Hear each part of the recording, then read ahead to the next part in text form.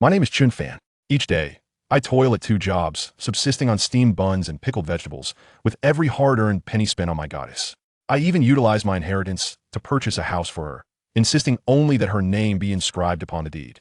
The goddess and her boyfriend brazenly occupied my home, and when I caught them in the act, they shoved me down the stairs. Yet here I am, reborn. Chapter 1. Just as I awaken to the system, you wish for my demise?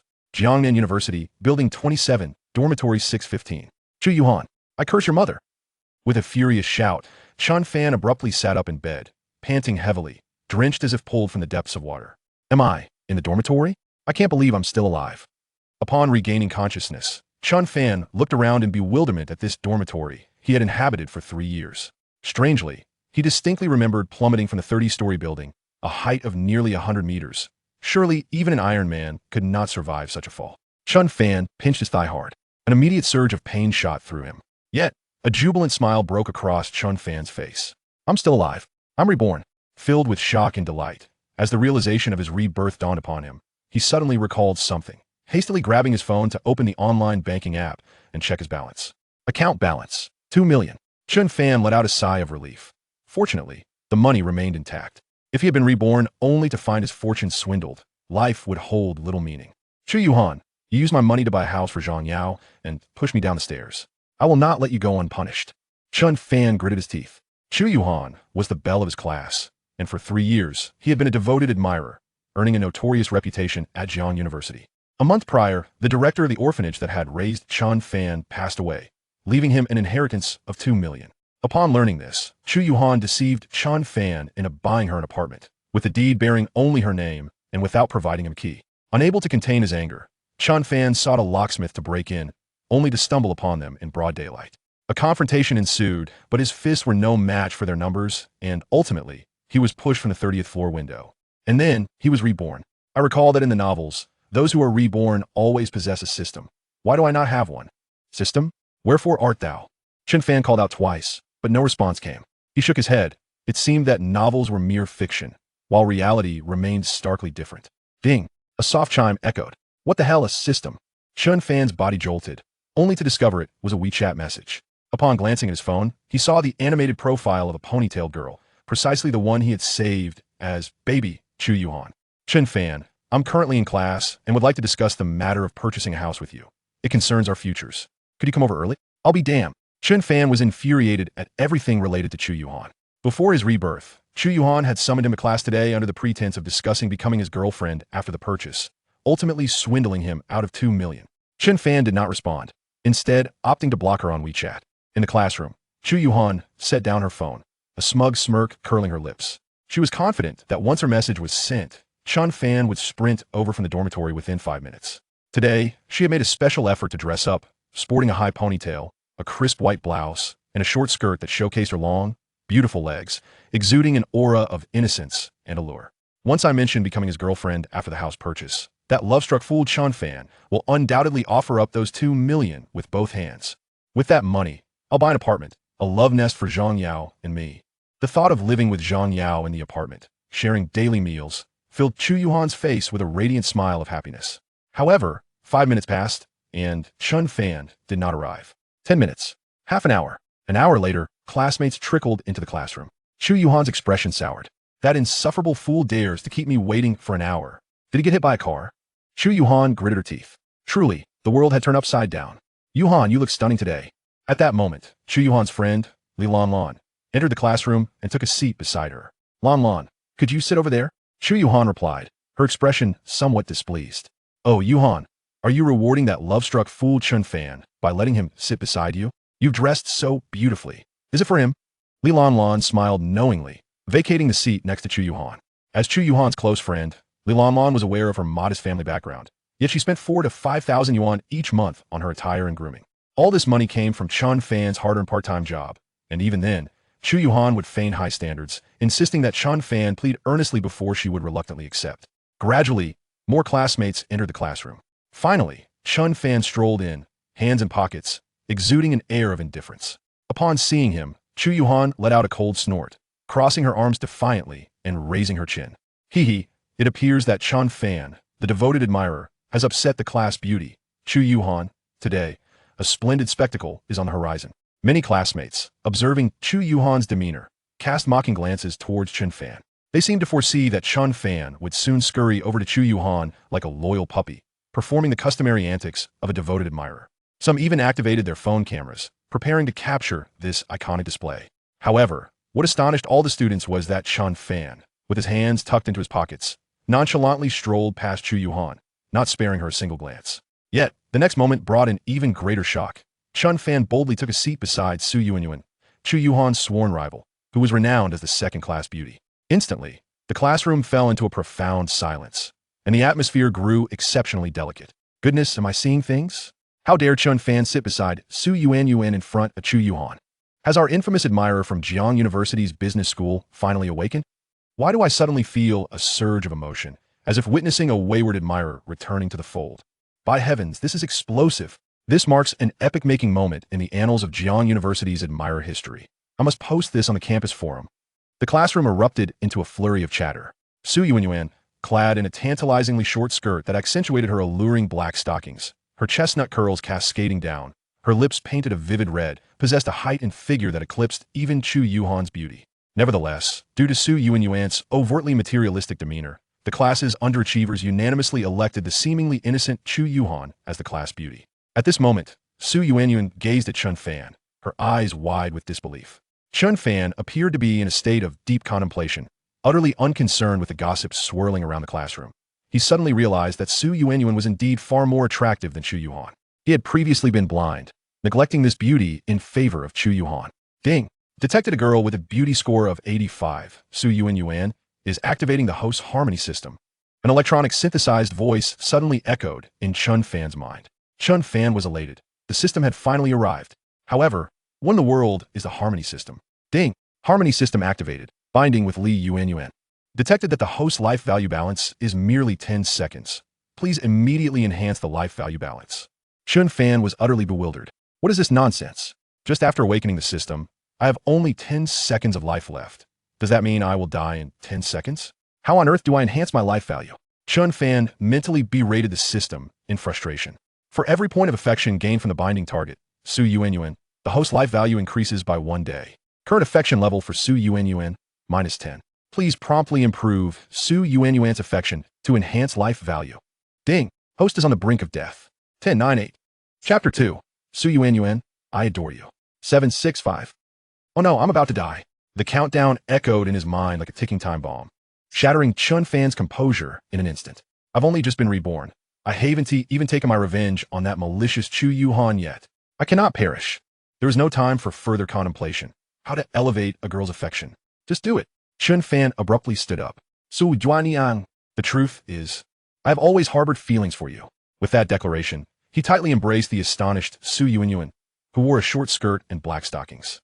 The classroom fell into a profound silence, every student petrified, mouths agape, as they beheld Chen Fan's audacious move. In that moment, it felt as though they were witnessing the most astonishing event in the world. At that instant, Chen Fan noticed a red plus sign and the number 11 materialize above Su Yuanyuan's head. An electronic synthesized voice echoed in his mind. Su Yuanyuan, affection level 11. Current affection level 1. Ding! Life value detected at 1. Please increase the affection level of the binding target to gain life value.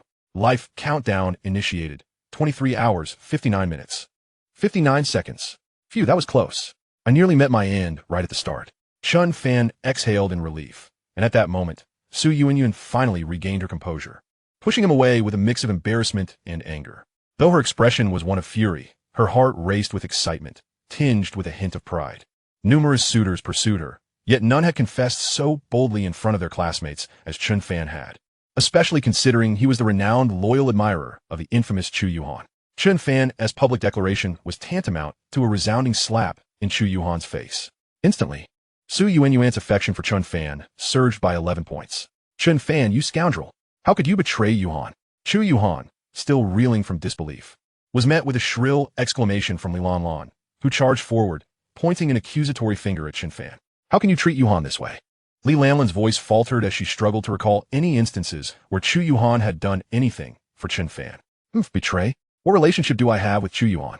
Are we boyfriend and girlfriend? You should ask her if she would admit to that. Chen Fan retorted coldly. You, ignoring the facts, Don't you have any faults?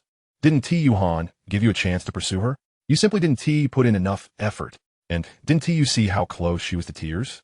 Li Lanlan quickly launched into her rebuttal. Chu Hehuan was indeed on the verge of tears, but not from sorrow. It was from humiliation. She never imagined Chen Fan would dare confess his feelings to her rival in front of the entire class, leaving her to ponder how this reflected on her reputation as the class beauty. Chu Hehuan glared at Chen Fan, awaiting his explanation. Yet, he chose to disregard her and sat beside Su Yuanyuan once more. This scene left the onlooking classmates in a state of shock. What's going on? Has Chen Fan had a change of heart? Hey, Chen Fan, why aren't you fawning over the class beauty, instead coming after me? Su Juanian in Guit, directing her gaze at him. Because she isn't as beautiful as you, Chen Fan declared loudly enough for the entire class to hear. Su Yuanyuan nodded in satisfaction, thinking to herself, this boy is quite perceptive. Then she feigned nonchalance as she cast a glance at the flustered Chu Hehuan. Chen Fan, don't think I'm not giving you a chance. You spent so much money trying to woo Chu Hehuan. Do you think you could pursue me with just sweet words? By the way, my SK2 skincare products are running low. You know what to do. Su Yuanyuan stated bluntly, fully aware of Chen Fan's financial situation. He could earn about 4,000 to 5,000 a month from his job, and a set of SK2 products cost roughly 10,000. He could probably manage to buy it if he borrowed some money. It's just a set of skincare products. No problem, I'll buy it right now. Chen Fan replied without hesitation. He was aware of the high price of SK2 products, as Chu Hehuan had long desired them. Yet he had never had the funds to purchase them due to his monthly expenses. However, at this moment, money seemed trivial compared to his life.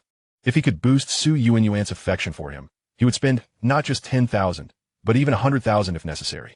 With that thought, Chen Fan abandoned his class and dashed out, as if fearing Su Yuanyuan might change her mind at any moment. His classmates were left in stunned silence, while Chu Hehuan was seething with rage. Hehuan, can you believe this? Chen Fan, that devoted admirer, has gone mad. He has actually go to buy a full set of SK2 for Su Yuanyuan. Li Lanlan exclaimed indignantly. Chu Hehuan ground her teeth in frustration, but remained silent. In the past, Chen Fan truly couldn't afford such luxuries, but now he had 2 million. How infuriating. She herself wouldn't splurge on SK2. Yet, she was convinced that Chen Fan's willingness to spend so much was a reaction to her recent indifference towards him. Unbeknownst to them, Chen Fan had already arrived at a large mall's SK2 counter. Ah, handsome, what brings you here alone today? Where's your girlfriend? The saleswoman, a poised woman in her 30s, recognized him instantly, having seen him many times when accompanying Chu Hehuan to the luxurious stores she frequented. I'd like to purchase some skincare products, Chen Fan nodded. Perfect timing. We just received a batch of small trial bottles, priced around 500 to 600 each. The saleswoman smiled as she produced a small bottle. Chen Fan was not a stranger to the store, and she could tell he was a student with limited means. No, I want a complete set, Chen Fan insisted, pointing at the beautifully packaged red box. You want that set? It costs over 9,000. The saleswoman looked at him incredulously. Ding, detected that the host is about to spend on the binding target, granting the host a beauty cashback feature. Name, Su Yuanyuan. Beauty score, 85. Cashback ratio, 11. Suddenly, the electronic synthesized voice reverberated in Chen Fan's mind again. Wow, cashback for beauty? So spending on Su Yuanyuan means a one-to-one return? That's like getting it for free. Chen Fan's initial hesitation was replaced by delight. Wait a minute, system. If the cashback for an 85 beauty score is one-to-one, then wouldn't a higher score yield even greater returns? Chen Fan pondered, his eyes brightening as he questioned the system. Ding. This system is the harem system. The higher the beauty score of the binding girl, the more life value gained from increased affection, and naturally, the cashback ratio is also higher. Chen Fan was elated. Incredible. If this is the case, then the more I spend on girls, the wealthier I become. Previously worried about how he would continue to increase girls' affection with only 2 million, Chen Fan now felt a surge of hope for the future. Young man, actually, those small trial bottles are quite cost-effective. The contents are essentially the same, the saleswoman remarked. Sensing his eagerness, the female sales associate stared at Chen Fan, momentarily frozen in disbelief, mistakenly assuming he was taken aback by the price. She hurriedly exclaimed, I'll take 2 sets, no, make it 10 sets. Chapter 3. If there's any left over, I'll use it for foot baths. Huh? The sales associate, convinced she had misheard, widened her almond-shaped eyes as she gazed at Chen Fan. Swipe your card. Chen Fan, without a moment's hesitation, produced a somewhat worn bank card that he had used for 6 or 7 years. Ding. The card was successfully processed. Simultaneously, a notification pinged on Chen Fan's mobile banking app, indicating a transaction of 980,000 yuan, with a remaining balance of 19.02 million. However, almost immediately, his online banking reflected a transfer of 980,000 yuan from an unknown account, restoring his balance to 20 million. To his astonishment, a cashback had indeed occurred. Chen Fan felt a surge of excitement within him. At that moment, the sales associate transitioned from confusion to sheer astonishment. She had never anticipated that he would actually swipe for nearly 100,000 yuan. Her demeanor towards him shifted to one of utmost respect. It seemed she had misjudged this seemingly ordinary yet handsome young man. He must be a low-key heir of considerable wealth, with 10 exquisitely packaged SK2 skincare sets in hand. As if he were making a purchase for resale, he glanced up and caught sight of the nearby Prada boutique. He had visited this store several times with Chu Yuhan, who had longed for one of the limited edition handbags within. She once declared that whoever bought her that bag would win her heart, though its price tag was a staggering 200,000 yuan. A smirk crept onto Chen Fan's lips as he recalled this, and he strode into the store. In the lecture hall, the teacher finished the class and exited. "Hey, Su Yuan, still waiting for Chen Fan to buy you that divine water?" Li Lanlan approached, speaking in a mocking tone, while Chu Yuhan stood by with her arms crossed, chuckling coldly. Meanwhile, classmates who had intended to leave the classroom were drawn back to their seats, pretending to study, eager to witness the unfolding drama. "Su Yuan, I advise you to go home and wash up early. Chen Fan has been pining for me for 3 years. I know his character better than anyone. If he were willing to buy you a set of SK2 skincare products, I would gladly relinquish the title of class beauty to you." Chu Yuhan sneered at Su Yuan. "Ha ha. Chen Fan eats steamed buns with pickles every day, spending all his money on Chu Yuhan, and yet she still foolishly waits for him." Many classmates whispered amongst themselves. Upon hearing this, Su Yuan's face darkened further. Listening to the gossip from Chu Yuhan, Li Lanlan, and her classmates, her heart sank to the depths of despair. At that moment, she wished she could vanish in a thin air. This Chen Fan is truly ruining me. Surrounded by laughter, Su Yuan felt a wave of indignation. Just then, the classroom door was suddenly kicked open. Chen Fan burst in, breathless, as the setting sun seemed to adorn him with a golden aura. "Yuan, I'm back," Chen Fan declared with a smile, striding directly toward Su Yuan. In that instant, Chen Fan's silhouette appeared to Su Yuan as a heroic savior, rescuing her from her plight. With a resounding thud, Chen Fan placed the 10 beautifully packaged SK2 skincare sets on the desk before Su Yuan. "What is all this? Why did you buy 10 boxes? Su Yuan stood up, her beautiful eyes widening, her breath quickening. Gasps erupted from the surrounding students. The SK2 set, with each box costing over 10,000 yuan, totaled a staggering 100,000. A girl exclaimed, gazing enviously at Su Yuan. "My goodness, that is so expensive." A boy, startled, hastily put down a box he had picked up to examine. At that moment, even Chu Yuhan was rendered speechless, doubting her own senses. While Li Lanlan stood with her mouth agape, eyes filled with astonishment.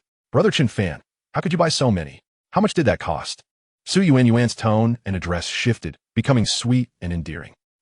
It's nothing of great value. If you buy in bulk, you can gift them to friends or classmates. If you truly cannot use them all, they can serve as foot baths. In my eyes, your feet are far more beautiful than someone else's face." Chen Fan remarked with a hint of implication. Valued at 100,000, and yet deemed insignificant? The other girls felt a pang of jealousy, regretting their earlier mockery of Su Yuan. Perhaps she might even share a set with them. "By the way, I noticed that bag of yours doesn't quite suit your elegance, so I picked up a bag for you while shopping." With that, Chen Fan produced the limited edition white Prada handbag. "Wow, what a stunning bag, and it's Prada!"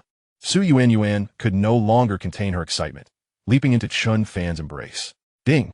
Su Yuan's affinity rating increased by 60. The system announced a reward of 60 life points to the host. The host's current life points stood at 608. Indeed, what a materialistic girl. A single bag had raised Su Yuan's affinity by 60, equating to an extension of Chen Fan's life by 60 days. That 300,000 spent was truly worthwhile. "Chen Fan, this bag must cost several thousand, right?" Su Yuan released Chen Fan, her admiration for the white handbag growing with each glance. Many girls, clearly more intrigued by luxury handbags, gathered around. Yet, they remained oblivious to the fact that at that moment, Chu Yuhan's eyes had turned red. Shock, confusion, jealousy, and rage erupted within her mind like a tempest. Chen Fan, how dare you buy that limited edition bag? It cost 200,000. Chu Yuhan shrieked, rushing toward Chen Fan with accusatory fervor. Heh, just 200,000. What's the issue if I bought it for you, Yuan? Chen Fan replied, nonchalantly brushing aside Chu Yuhan's hand. At that moment, the classmates who overheard Chu Yuhan's words were utterly stunned. A 200,000 yuan limited edition handbag. How could Chen Fan suddenly possess such wealth? Su Yuan's breathing became even more rapid. She took 2 steps back, crossing her arms protectively around the bag, warily regarding the crowd. Especially wary of Chu Yuhan and Li Lanlan. Su Yuan, you shameless girl, that bag belongs to me. Indeed, jealousy can drive one to madness. The sweet and innocent persona that Chu Yuhan had maintained in front of her classmates was entirely stripped away as she lunged at Su Yuan. However, Su Yuan had already anticipated this move. With a swift twist of her slender waist, she easily evaded Chu Yuhan, who stumbled and fell to the ground. Brother Chen Fan. The class beauty is looking quite frightening now.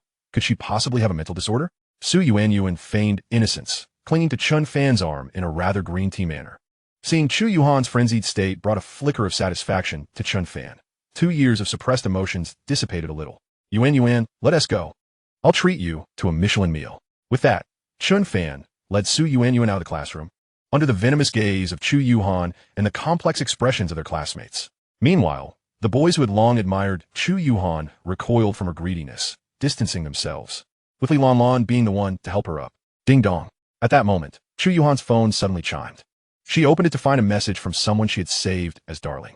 Dear Han, let's meet at the usual place tonight. Remember to wear a dress. Chapter 4. The expenditure is worthwhile. She truly has matters to attend to. In the small grove behind Jiang University, under the veil of night, Chu Yuhan lay weeping in the embrace of a tall, slender man named Zhang Yao, who was known as one of the 4 literary prodigies of the college. Both were classmates from a remote northern county and had already formed a bond during their high school years. The audacity of Chen Fan was intolerable. It was a provocation that could not be overlooked. Zhang Yao, filled with rage, struck the nearby tree trunk with force, causing a jagged splinter to pierce his hand, eliciting a grimace of pain. Zhang Yao, do not act impulsively. I know you are pained by my suffering, but if you lay a hand on that sycophant Chen Fan, the school will punish you. I'm already satisfied with your concern for me. Chu Yuhan, observing Zhang Yao's fierce expression, mistakenly believed he was ready to confront Chen Fan out of righteous anger, and her heart warmed as she held him tightly. Zhang Yao paused, momentarily taken aback. His anger was indeed genuine, but it stemmed not from Chu Yuhan's plight, but from the fact that Chen Fan had squandered 2 million yuan that he had intended to use for purchasing a home, wasting 30,000 in one fell swoop, which felt like a dagger to his heart. However, realizing Chu Yuhan's misconception, he quickly feigned sympathy. Hang, it is my inadequacy that has left you vulnerable to such treatment by that sycophant. Once we have a means, I will buy you SK2 and a bag worth 200,000. Perhaps we should forego that 2 million from Chen Fan. I cannot bear to see you endure such humiliation. Zhang Yao spoke with a pained expression. Is that truly how you feel, Zhang Yao? You are so kind to me, always considering my needs. Chen Fan pales in comparison to you. Chu Yuhan raised her gaze, looking deeply into Zhang Yao's eyes. Zhang Yao's heart tightened. He wished he could slap himself. Had he inadvertently led her to take his words seriously? Both he and Chu Yuhan came from modest backgrounds, relying on Chen Fan's wages for their daily expenses. Moreover, with Chen Fan's inheritance of 2 million yuan, if they could deceive Chu Yuhan into believing it was theirs, he could finally afford a spacious apartment. With a home, he could bring his rural parents to the big city, achieving glory for his family. However, before Zhang Yao could respond, Chu Yuhan inhaled deeply, as though resolute in her decision. Zhang Yao, for the sake of our bright future, I cannot give up on that sycophant Chen Fan. That 2 million is far too significant. With a house, we could remain in Jiangnan City after graduation, and our beautiful life would commence. Chu Yuhan spoke earnestly. All right, Han, I'm truly sorry for putting you in this position. It is indeed a sacrifice for our future happiness. But promise me, do not give yourself to him. Not even for a kiss, for you are mine. Zhang Yao said, having achieved his goal, while his hands began to wander restlessly over Chu Yuhan's form. Han, how about we find a place to stay together? Chu Yuhan suggested shyly. Her cheeks flushed. But, Han, booking a room costs money. Every penny we save now is a brick in the foundation of our future love nest. Besides, this secluded spot is filled with the essence of nature. Do you not find it more romantic? Zhang Yao replied, filled with anticipation. But they haven't bought it yet. Fear not, I shall take responsibility. A minute later, they parted ways and exited the grove. At that moment, a plump figure emerged from behind a tree, holding a camera that had been recording. Damn, This pair of lovebirds finished in under a minute. I almost didn't have time to start recording. A chubby figure darted away from the tree trunk. In the presidential suite of a five-star hotel, Chen Fan awoke early, perhaps due to exhaustion from the previous night, while Su Yuan remained fast asleep. It must be said that Su Yuan possessed a remarkable figure. She appeared slim in clothes and voluptuous when undressed, with a wasp waist and peach-like curves, and she practiced yoga exceptionally well. After smoking a cigarette, Chen Fan opened the system panel in his mind, and his information immediately appeared. Name, Chen Fan. Health, 805. Combat power, 01. Skills, none. Below the control panel's data was a redemption store. Upon entering the store, Chen Fan noticed an icon representing combat power lit up. The system explained that the average combat power of an adult male was 01, and within the redemption store, 10 health points could be exchanged for 01 combat power. This redemption feature was indeed appealing. With 100 health points, one could possess the strength to defeat 10 adversaries. Though such ability was currently unnecessary for him, Chen Fan closed the redemption store and turned his gaze to the still sleeping Su Yuan. After enjoying a meal at a Michelin-starred restaurant and purchasing numerous luxury items from LV, Gucci, and other renowned brand for Su Yuan, her favorability rating soared to 60, later skyrocketing to 80. In truth, gold diggers can be quite rewarding. The money spent was by no means wasted, perhaps due to her previous exhaustion. Su Yuan awoke languidly in the afternoon. After sharing lunch, Chen Fan escorted her back to her dormitory for a rest. Yuan, remember my words. Do not disclose our relationship. To the outside world, you must say you are my adopted sister. Chen Fan instructed her earnestly. Ugh, scoundrel. A passing girl in the dormitory overheard and cast a disdainful glance at Chen Fan. Brother Chen Fan, was my performance last night inadequate? I can also perform many traditional dances, Su Yuan said, her expression one of distress. At that moment, Su Yuan believed, even if Chen Fan did not acknowledge it, that he was undoubtedly a wealthy heir. His previous sycophantic behavior was merely a facade, akin to the trope seen in Korean dramas, disguising himself as an ordinary person in pursuit of love. With Chu Yuhan having heard him, he reverted to his affluent identity. For someone like Chen Fan, it was inconceivable to forsake an entire forest for a single tree. Therefore, she resolved to perform exceptionally well. Even as Chen Fan's clandestine lover, she would find satisfaction. After escorting Su Yuan back, the sky was dimming, and Chen Fan returned to his dormitory. Upon reaching dormitory 615, he was met with a delightful sight. The folding table in the center was set, adorned with a platter of peanuts, several cold dishes, and 2 bottles of liquor, his good friend and roommate. The plump Li Wei was already indulging in drinks. Why didn't you head to the club to hire some models today, fatty? Sneaking drinks here? Chen Fan chuckled as he sat down. Li Wei, chubby and dressed in Armani, was unmistakably a rich heir. Upon seeing Chen Fan enter, he immediately stood to close the door, locking it with great seriousness while gazing at Chen Fan with a hint of pity. Brother, I specially organized this gathering for you tonight. We shall get thoroughly intoxicated, Li Wei declared, pulling out his phone and starting a video. Chapter 5, Do Not Misunderstand. Brother Chen Fan has always been single, but promise me, do not give yourself to him, not even for a kiss, for you are mine. Zhang Yao, how about we find a place to stay together? Hannah, booking a room incurs a cost. Every penny we save now is a branch in the future construction of our love nest. Moreover, this location is secluded. Do you not find it more romantic? However, she did not purchase that. Then let us resort to our words. After the video concluded, Li Wei wore a grave expression, clutching the corners of the table, fearful that Chen Fan might, in a fit of rage, upturn it. To his astonishment, Chen Fan remained remarkably composed. Fatty, send me that video later, Chen Fan remarked nonchalantly. Brother, are you all right? Seeing Chen Fan's calm demeanor, Li Wei felt a surge of anxiety and reached out to touch Chen Fan's forehead. Brother, if you're truly upset, just let it out. No shame among brothers. If it gets unbearable, I'll take you to a few upscale clubs tonight and introduce you to some fresh faces. Don't you fancy pure girls like Chu Yuhan? I can get them to wear school uniforms. I assure you, none will be inferior to her. Noticing Chen Fan's continued lack of response, Li Wei began to panic. Regretting that perhaps Chen Fan had been too greatly impacted, his mental state in jeopardy. Brother, don't frighten me. Say something. Get lost, get lost. Chen Fan pushed Fatty's hand away, laughing as he scolded. Fatty, never mention Chu Yuhan's name to me again. This matter is closed, and I have no connection with her. Chen Fan spoke earnestly. Goodness, brother, it's been 3 years. You've finally come to your senses. Seeing that Chen Fan's expression was serious, despite his inner disbelief, Li Wei leaped up in excitement. Chen Fan shook his head with a smile, and then clinked glasses with Li Wei. They conversed extensively that night, and ultimately, Li Wei patted Chen Fan's shoulder, encouraging him to let him know if he fancied any girl, assuring him he would cover any financial shortfall. Chen Fan was deeply touched, and they both drank to excess. The next morning, Chen Fan, still drowsy, was suddenly awakened by commotion outside. What the heck? Is there an earthquake? Li Wei bolted upright, clad only in oversized shorts, his bare, plump torso exposed as he flung open the door, only to be taken aback. There stood a stunning beauty in a short skirt and black stockings, her figure curvaceous, smiling brightly at him, while behind her gathered a throng of onlookers from other dormitories. Excuse me, is Chen Fan residing in this dorm? Su Yuanyuan asked, her tone laced with concern. I called him, but he didn't answer. I messaged him on WeChat. Yet received no reply. I was worried about my elder brother Chen Fan. I apologize. As soon as she finished speaking, the crowd erupted in excitement. Goodness. This class flower has come looking for Chen Fan. The devil. Isn't he just a lovesick fool? How could he possibly know such a beautiful girl? And their relationship seems quite special.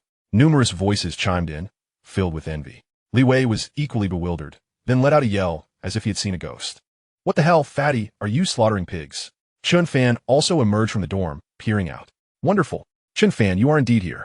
I was worried all night when you didn't reply to my messages yesterday, Su Yuanyuan exclaimed as she leapt forward to embrace him. Chen Fan glanced at his phone. And sure enough, there were 99 unread messages from Su Yuanyuan, feeling the envious glares of his classmates around him. Chen Fan adopted a stern expression and pushed Su Yuanyuan away. Mind your image. This is a boys' dorm, he admonished. All right, brother, Su Yuanyuan obediently nodded. Witnessing this scene, Li Wei was utterly dumbfounded, his mouth agape, as if to swallow an ostrich egg. Was this still his humble, lovesick brother? In just one night, he had secured a girl even more beautiful than Chu Yuhan. No wonder Chen Fan had shown no reaction upon seeing Chu Yuhan and that Zhang Yao from the literature department. At that moment, Li Wei felt both astonished and elated for Chen Fan's awakening.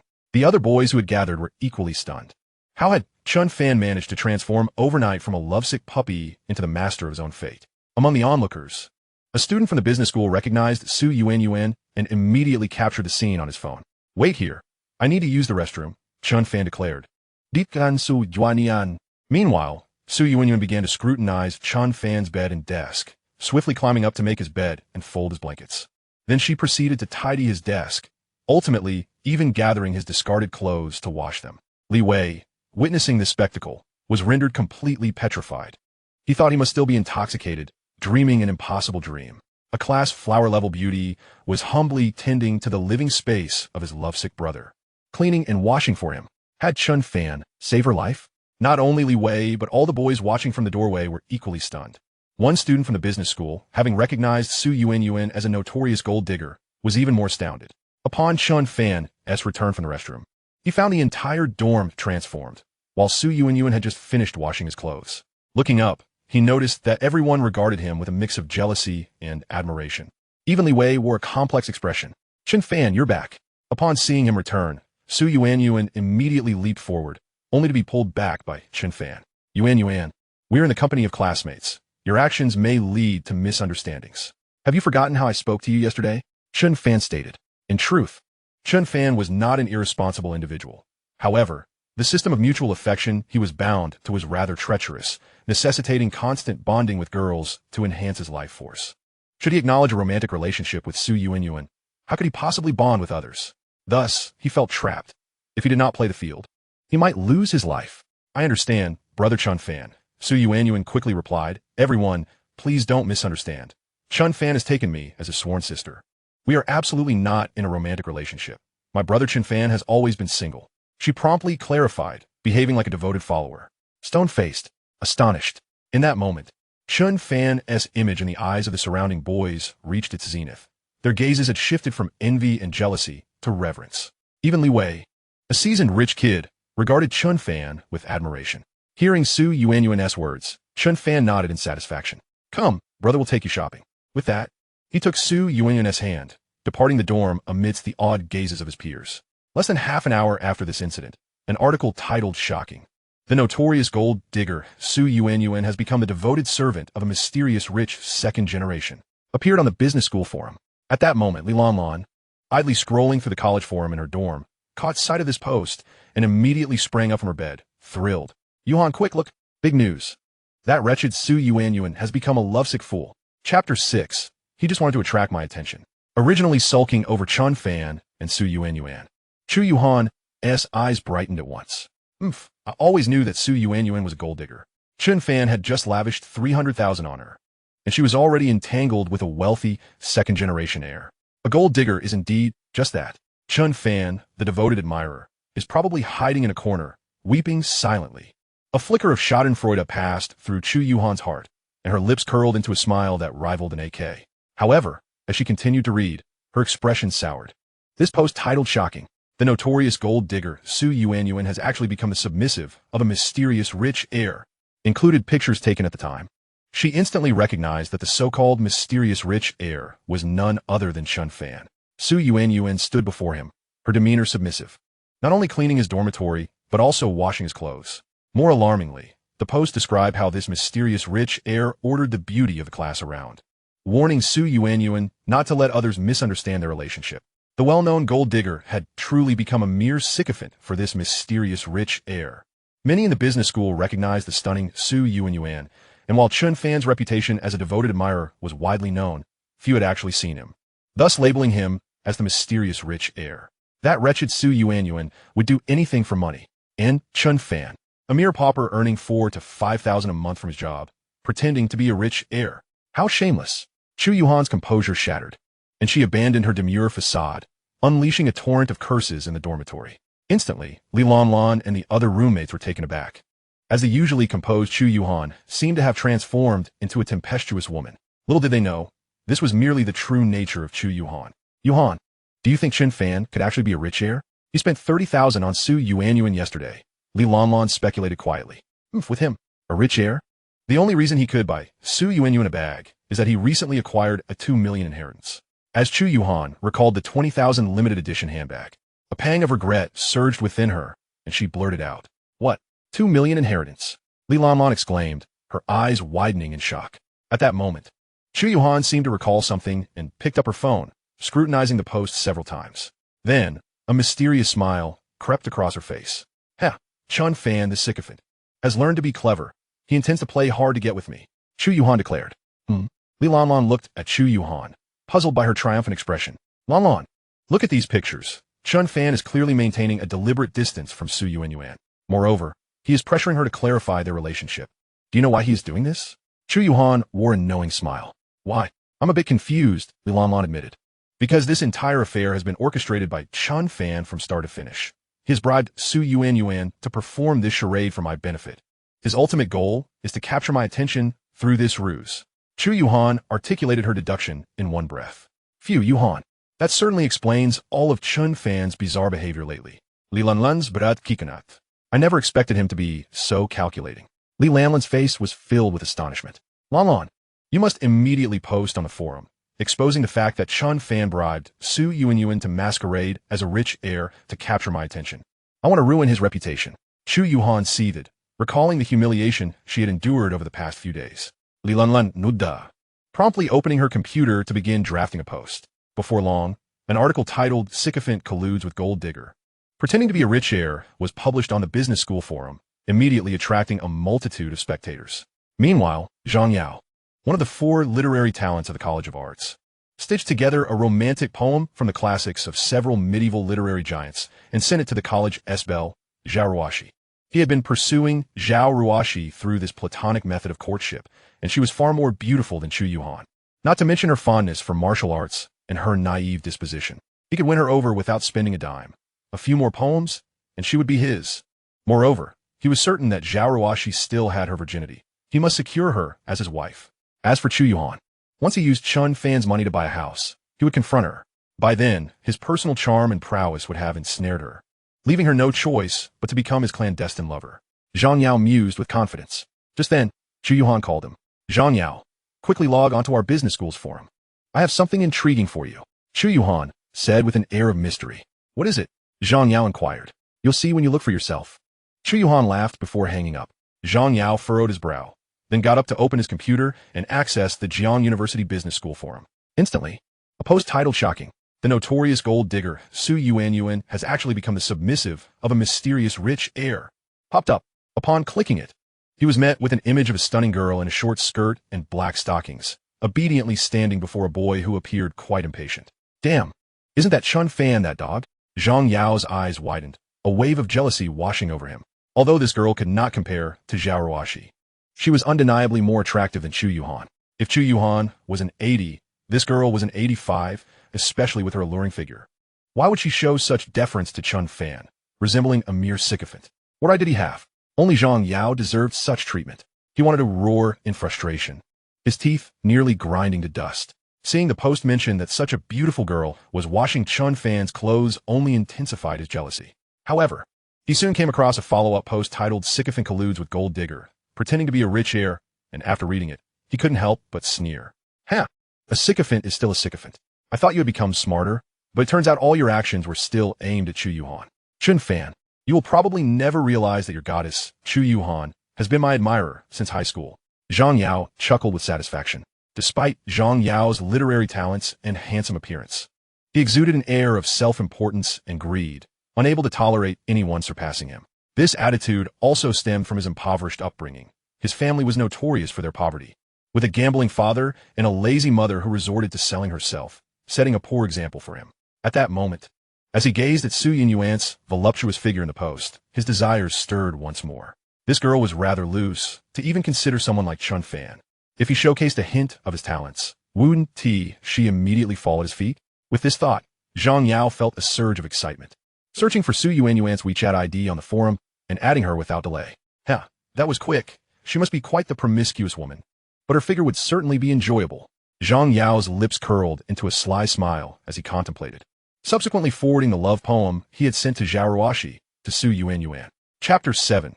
Su Yinyuan's affection, level 100 in Jiangnan City, at a Porsche dealership.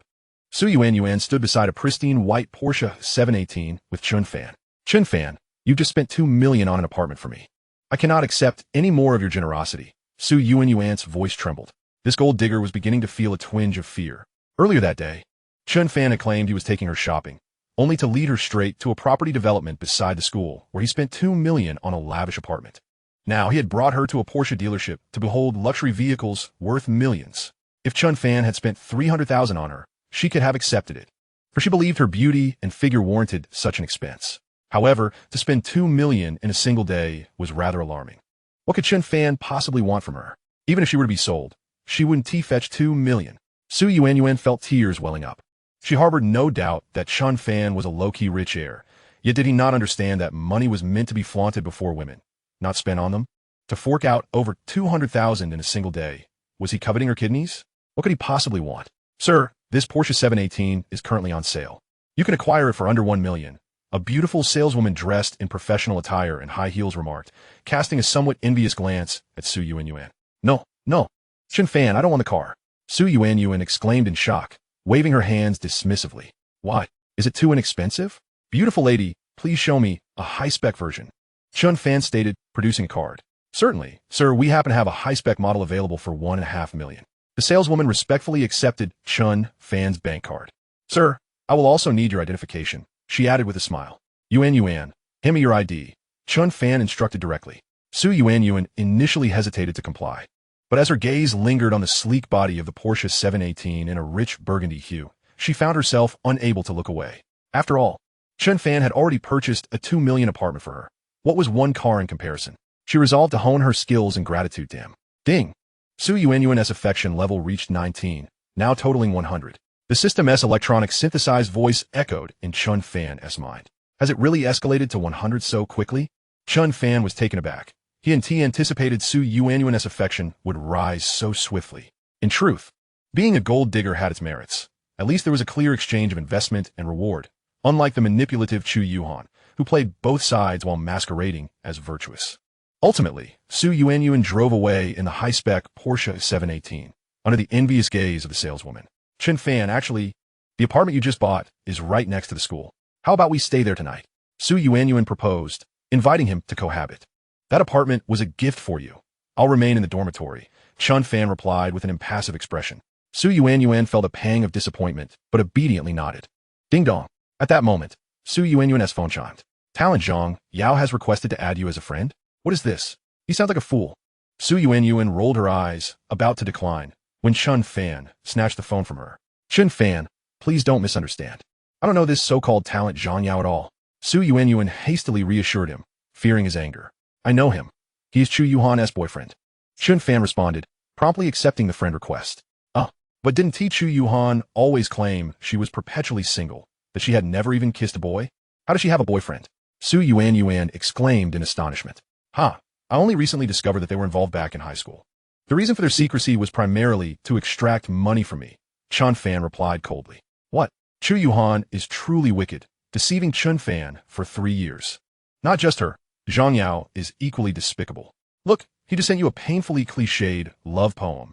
Chen Fan chuckled, reading the overly sentimental verse aloud to Su Yuanyuan. Ugh, how revolting. What a pathetic guy. Chen Fan, what does he mean by a platonic relationship? It simply means he wants to exploit you without any real commitment. Su Yuanyuan. Chen Fan. That evening, while Chen Fan returned to his dormitory, Su Yuanyuan was unwilling to do the same. She eagerly settled into her newly acquired apartment. Once she had tidied up her new abode and reclined contentedly on the sofa, her phone suddenly buzzed. Upon checking, she discovered a notification from a group chat she had joined previously, titled the Jiangda Beauty Union, comprised of the most attractive ladies from various departments at Jiang University. Seeing herself tagged, she noticed a link attached. Before she even clicked it, the chat was flooded with messages. Haha, Su Yuanyuan. This gold digger has latched onto a fake rich heir. How utterly laughable. Just 30,000, and she's already in this predicament. Clearly, she's never seen the world. Unlike my boyfriend, who spends over $1 million on me annually. Just yesterday, he bought me a 600,000 Mercedes. Moreover, it was rumored that Chen Fan had been a devoted admirer of Chu Yuhan for 3 years. How comical it was. This guy was merely a dog to someone else. Do you think Su Yuanyuan and Chen Fan have crossed any lines? The individuals speaking were all renowned beauties from various faculties, mostly of similar attractiveness to Su Yuanyuan. While a few department queens, though they were also observing, maintained their dignity and refrained from commenting. Despite this, Su Yuanyuan was seething, her eyes nearly brimming with tears from the humiliation. However, she held back her fury, gritting her teeth as she scrolled to the top and clicked on the link, determined to see what the post contained. Upon reading it, Su Yuanyuan's anger dissipated, replaced by a sense of amusement. That green TBTCH, Chu Yuhan claims that Chen Fan is merely a fake rich heir with only 2 million in assets. How utterly ludicrous. Just today, Chen Fan has already spent nearly 4 million on me. I can't wait to see her reaction when she learns the truth. Su Yuanyuan daset dausthi took a series of selfies in the car and then returned upstairs to photograph the apartment's interior and the property deed. After a moment's thought, she also captured screenshots of the chat messages Zhang Yao had sent her. The group continued to mock Su Yuanyuan, with some even proposing to kick her out of the chat. At that moment, Chu Yuhan spoke up in the group. Ladies, let us not speak ill of Su Yuanyuan. Perhaps her affinity for wealth stems from her family's hardships. Besides, she is, in fact, a victim in this situation. Chen Fan's character has always been questionable. Otherwise, I would not have rejected his advances for 3 years. Yuanyuan, when it comes to finding a boyfriend, monetary wealth is not paramount. Rather, character is key. Just like me, Chen Fan tried to entice me with that 2 million, but I resolutely turned him down. Chapter 8. Chu Yuhan's defenses crumble. Hey, that green tea bitch. Chu Yuhan, I truly wish to see her expression later. Su Yuanyuan, upon noticing Chu Yuhan's remarks in the group chat, couldn't help but let out a cold laugh before sharing a series of selfies featuring herself alongside luxury cars and property deeds. Sisters, what are you all discussing? It seems so lively. I just returned from shopping with brother Chen Fan, and today he gifted me a high-spec Porsche 718, which costs over 1.5 million. I don't really understand cars, and there are so many functions I'm unfamiliar with. Do any of you drive a Porsche? Could you possibly teach me? Oh, and brother Chen Fan knows I prefer living alone, so he also bought me a 2 million apartment, but I'm not fond of the decor style. I would appreciate your advice too. Oh dear, did I just reveal the property deed? It's terrible if my information gets leaked, and why can't I retract it? As Su Yuanyuan finished speaking, the once vibrant chat of the Jiangda Beauties Association fell into a profound silence. In the girls' dormitory, Chu Yuhan gazed at the sleek photos of the sports car, her eyes reddening as she beheld the burgundy interior. Especially upon seeing Su Yuanyuan's name glaringly inscribed on the property deed, it felt as though the sky had collapsed around her as she struggled to breathe from the heartache. How could this be? How could Chen Fan buy her a luxury car worth 1.5 million and a 2 million apartment? All of this should belong to me. Chu Yuhan murmured, tears cascading down her cheeks unbidden. She felt an overwhelming sense of injustice. Clearly, Chen Fan was her devoted admirer. Yet he had squandered such sums on Su Yuanyuan. At that moment, the image of her boyfriend, Zhang Yao, flitted through her mind. She recalled a sweltering summer, when Zhang Yao, in an effort to save money on a hotel, had taken her to a small grove, leaving her covered in mosquito bites and bruises, nearly caught several times. The following day, upon seeing her condition, Chen Fan had been deeply concerned, mistakenly believing she was having an allergic reaction and insisting on taking her to the hospital. Lack of comparison breeds no harm. At that instant, Chu Yuhan felt a flicker of realization. It seemed that Zhang Yao did not love her as she had imagined. Rather, it was Chen Fan, her devoted admirer, who had consistently offered her meticulous care and concern. At this juncture, the group chat buzzed again. Wow, Yuan, what a stunning car. Your boyfriend truly dotes on you. When should you take us for a drive? Yuan, those comments we made earlier were out of concern for your well-being. We just wanted to wake you up to the possibility of being deceived. It turns out we were the fools. It's all because of that Chu Yuhan spreading rumors. She claimed that Yuan has spent 4 million today, and Chen Fan is undoubtedly a genuine second-generation rich kid. The very individuals who had previously disparaged Su Yuan suddenly shifted their tone, showering her with flattery. Su Yuan, basking in their admiration, felt a swell of pride. Although the other beauties from various departments remained silent, they were now more attentive to the group messages, including Zhao Ruoxi. What a bunch of materialistic women. That Chen Fan is no gem either, pretending to be modest while flirting around. Unlike Zhang Yao, who has been pursuing me with unwavering devotion and romance, unsullied by worldly wealth. As she thought of Zhang Yao, Zhao Ruoxi's cheeks flushed. He had announced his intention to confess to her the following day, and she was prepared to accept his proposal to be his girlfriend. However, the group chat erupted again, and Zhao Ruoxi noticed it was Chu Yuhan speaking. Su Juaniang, your deception is rather convincing. The car and apartment must be rentals, the pictures likely edited. You overlooked a crucial detail. Chen Fan only has 2 million. How could he possibly spend 4 million on you? Is he receiving cash back or something? Chu Zuhan asa. Yet this time, Su Yuanyuan did not retort, as it was Jiang Yuchan, the beauty from the foreign languages department, who had remained silent until now, who spoke up. Su Yuanyuan's car is not a rental. That Porsche dealership is owned by my family, and I personally selected the interior and options for that high-spec Porsche 718. I initially intended to keep it for myself, but Su Yuanyuan purchased it. Furthermore, the apartment Su Yuanyuan resides in was developed by my uncle. I just confirmed that it indeed belongs to her. After Jiang Yuchan's statement, the chat fell silent once more.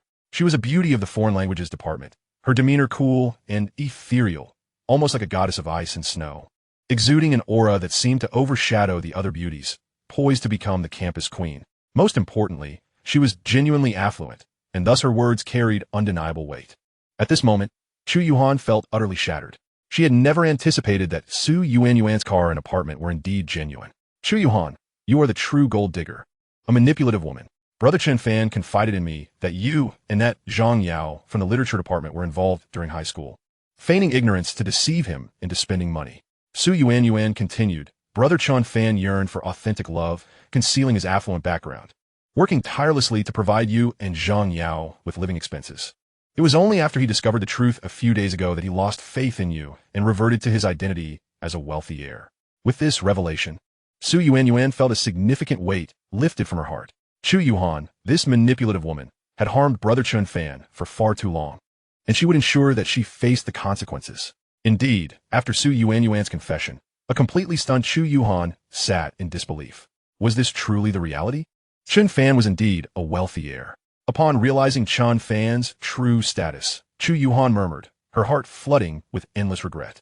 The petty behaviors she had once looked down upon now seemed endearing. He was so wealthy, yet he endeavored to maintain the facade of a modest person, likely fearing that she would feel inferior. Chu Yuhan, how foolish you have been. How deeply Chen Fan loves you. Why could you not perceive it? Tears streamed down Chu Yuhan's face as the meticulous care Chen Fan had shown over the past 3 years finally stirred her heart upon learning of his true identity.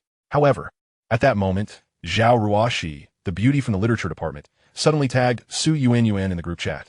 Su Juanian, if you and Chen Fan wish to retaliate against Chu Yuhan, that is one matter, but why drag an innocent person into this? Zhang Yao is one of the 4 literary talents in our department, recognized for both character and talent. I demand an immediate apology. Chapter 9. Binding Zhao Ruoxi. Su Juanian, I urge you and Chen Fan to apologize to Zhang Yao at once. Zhao Ruoxi typed furiously. The various beauties in the chat were left bewildered, particularly Su Yuan and Chu Yuhan. What was happening? Su Yuhan had yet to speak, yet Zhao Ruoxi from the literature department had interjected. Su Yuan was perplexed, but since she had spoken up, she resolved to continue.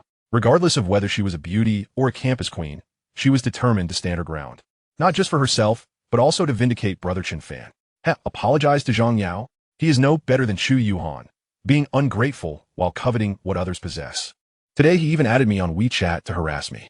I never imagined that your so-called literary talent would stoop so low. With that, Su Yuan directly shared screenshots of her chat with Zhang Yao in the group, disregarding the ensuing uproar, and retreated to her bed for a restful sleep. That night, Chen Fan enjoyed a sound sleep, but upon awakening, he was dismayed to find that his health points had dwindled to a mere 97. With a sigh of resignation, he lamented, "Alas, I truly do not wish to be a scoundrel." With Su Yuan already at full marks, he pondered where he could possibly find another high-scoring beauty. Although there were many stunning women at Jiang University, he had only ever focused on Chu Yuhan and was unfamiliar with the others. Perhaps it was best to have breakfast first. One needed sustenance to muster the energy to pursue romantic interests. With this thought, Chen Fan shook his head and descended the stairs. However, upon reaching the ground floor, he discovered a crowd gathered below. Intrigued, he moved closer to investigate. In the midst of the throng stood a tall, striking girl clad in a form-fitting black athletic outfit that accentuated her perfect curves. With her hair styled in a high ponytail and her exquisite face breathtaking enough to leave one breathless, she wore a frown that hinted at her ire. Gripping a long spear in her hand. Indeed, it was a formidable spear. Wow, what a beautiful girl. She's even more stunning than Su Yuan. Chen Fan's eyes lit up. At that moment, the girl wielding the spear caught sight of Chen Fan among the crowd, her almond-shaped eyes widening in surprise as she swiftly approached him. What on earth is happening? Is she coming for me? Chen Fan's eyes widened in astonishment as the fierce girl charged toward him, causing the onlookers to scatter in fear. In a flash, the girl reached Chen Fan, seizing his arm with both hands and executing a swift maneuver that sent him tumbling over her shoulder.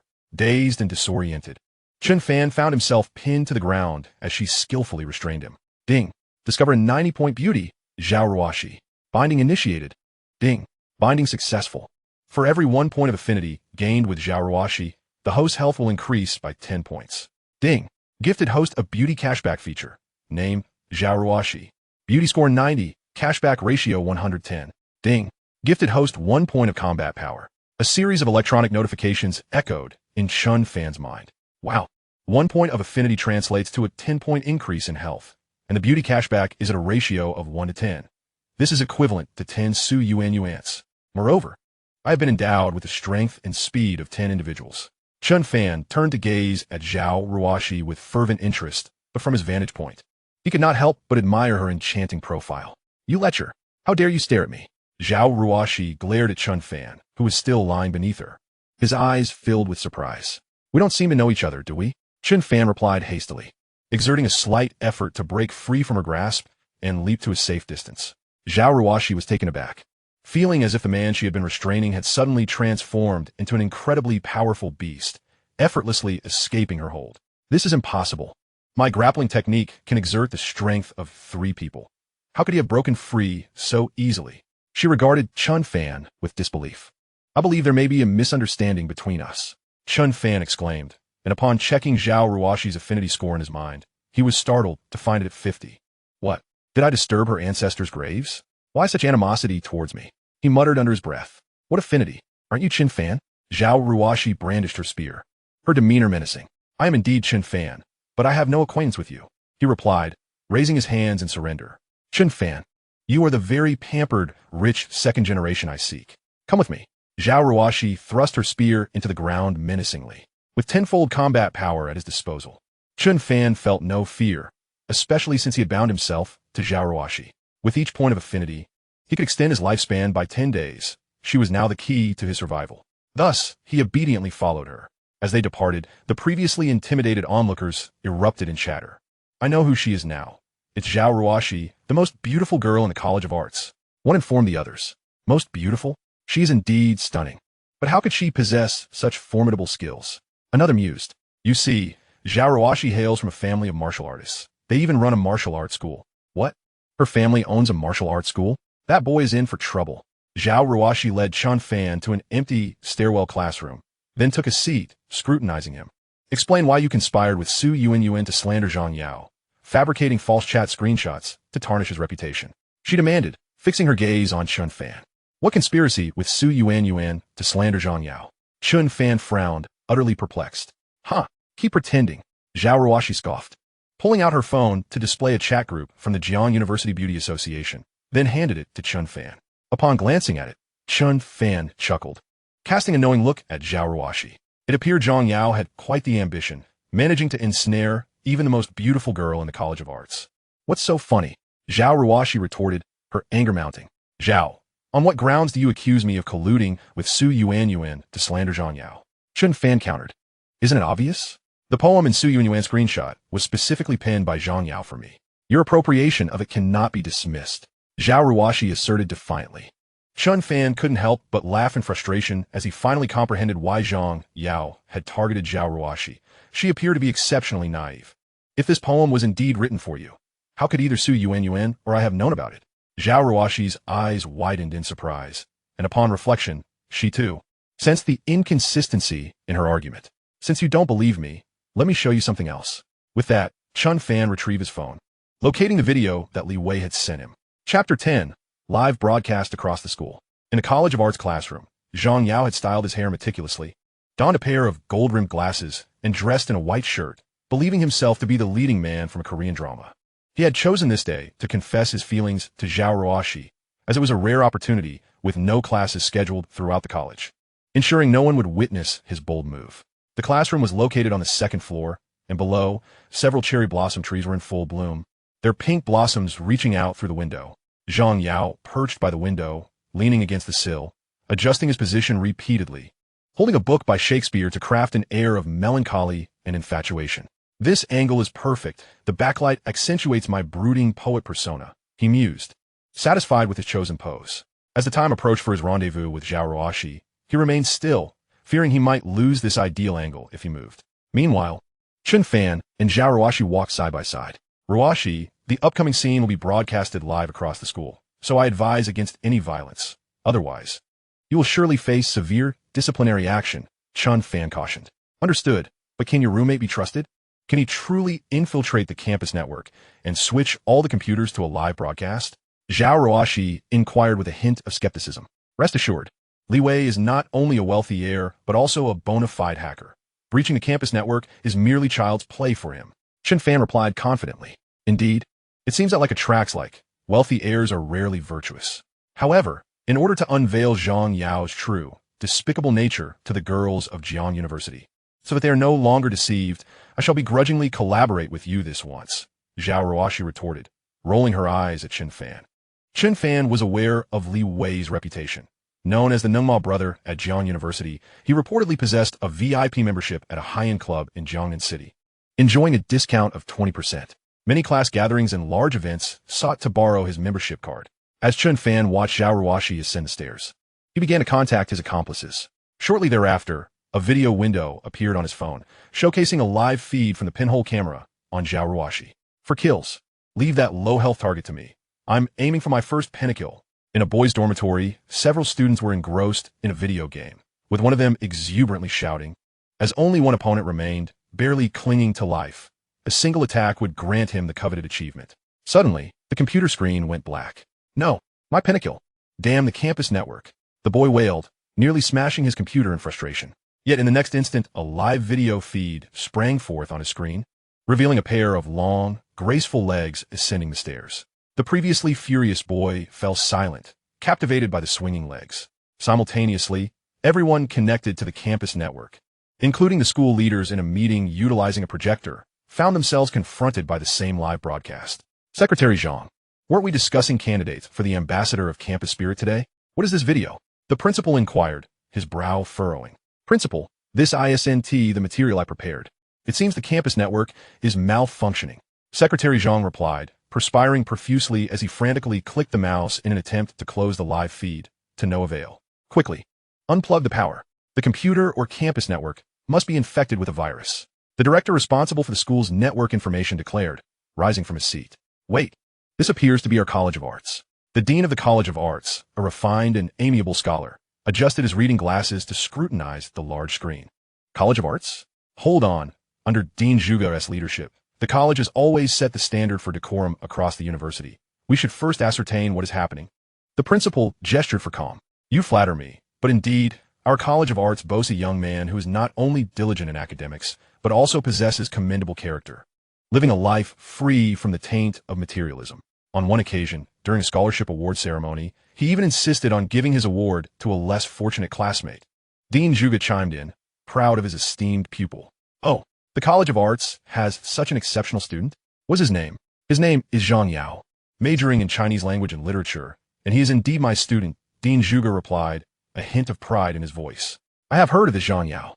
He is regarded as one of the 4 literary talents of the College of Arts. It is no surprise he is Dean Zhuge's student, the principal remarked. Secretary Zhang.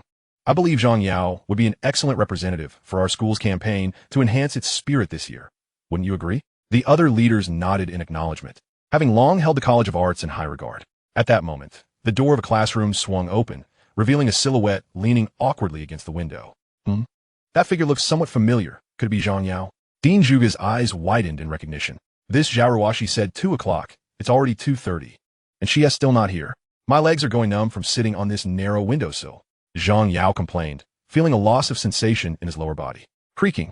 The classroom door opened, and Zhao Ruoxi entered, clad in a form-fitting black athletic outfit. Zhang Yao's eyes lit up. He had always seen her in cute, girlish attire. But today, in her sleek outfit, he realized just how stunning her figure truly was, even surpassing that of Su Yuanyuan.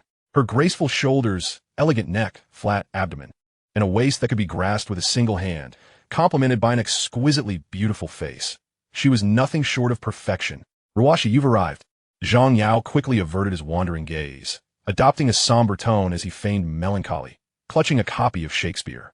Zhao Ruoxi frowned slightly. Zhang Yao's slender frame, combined with his slight hunch, made him appear rather pitiful as he curled up by the window. How could I have ever been interested in someone like him? Looking so frail and morose.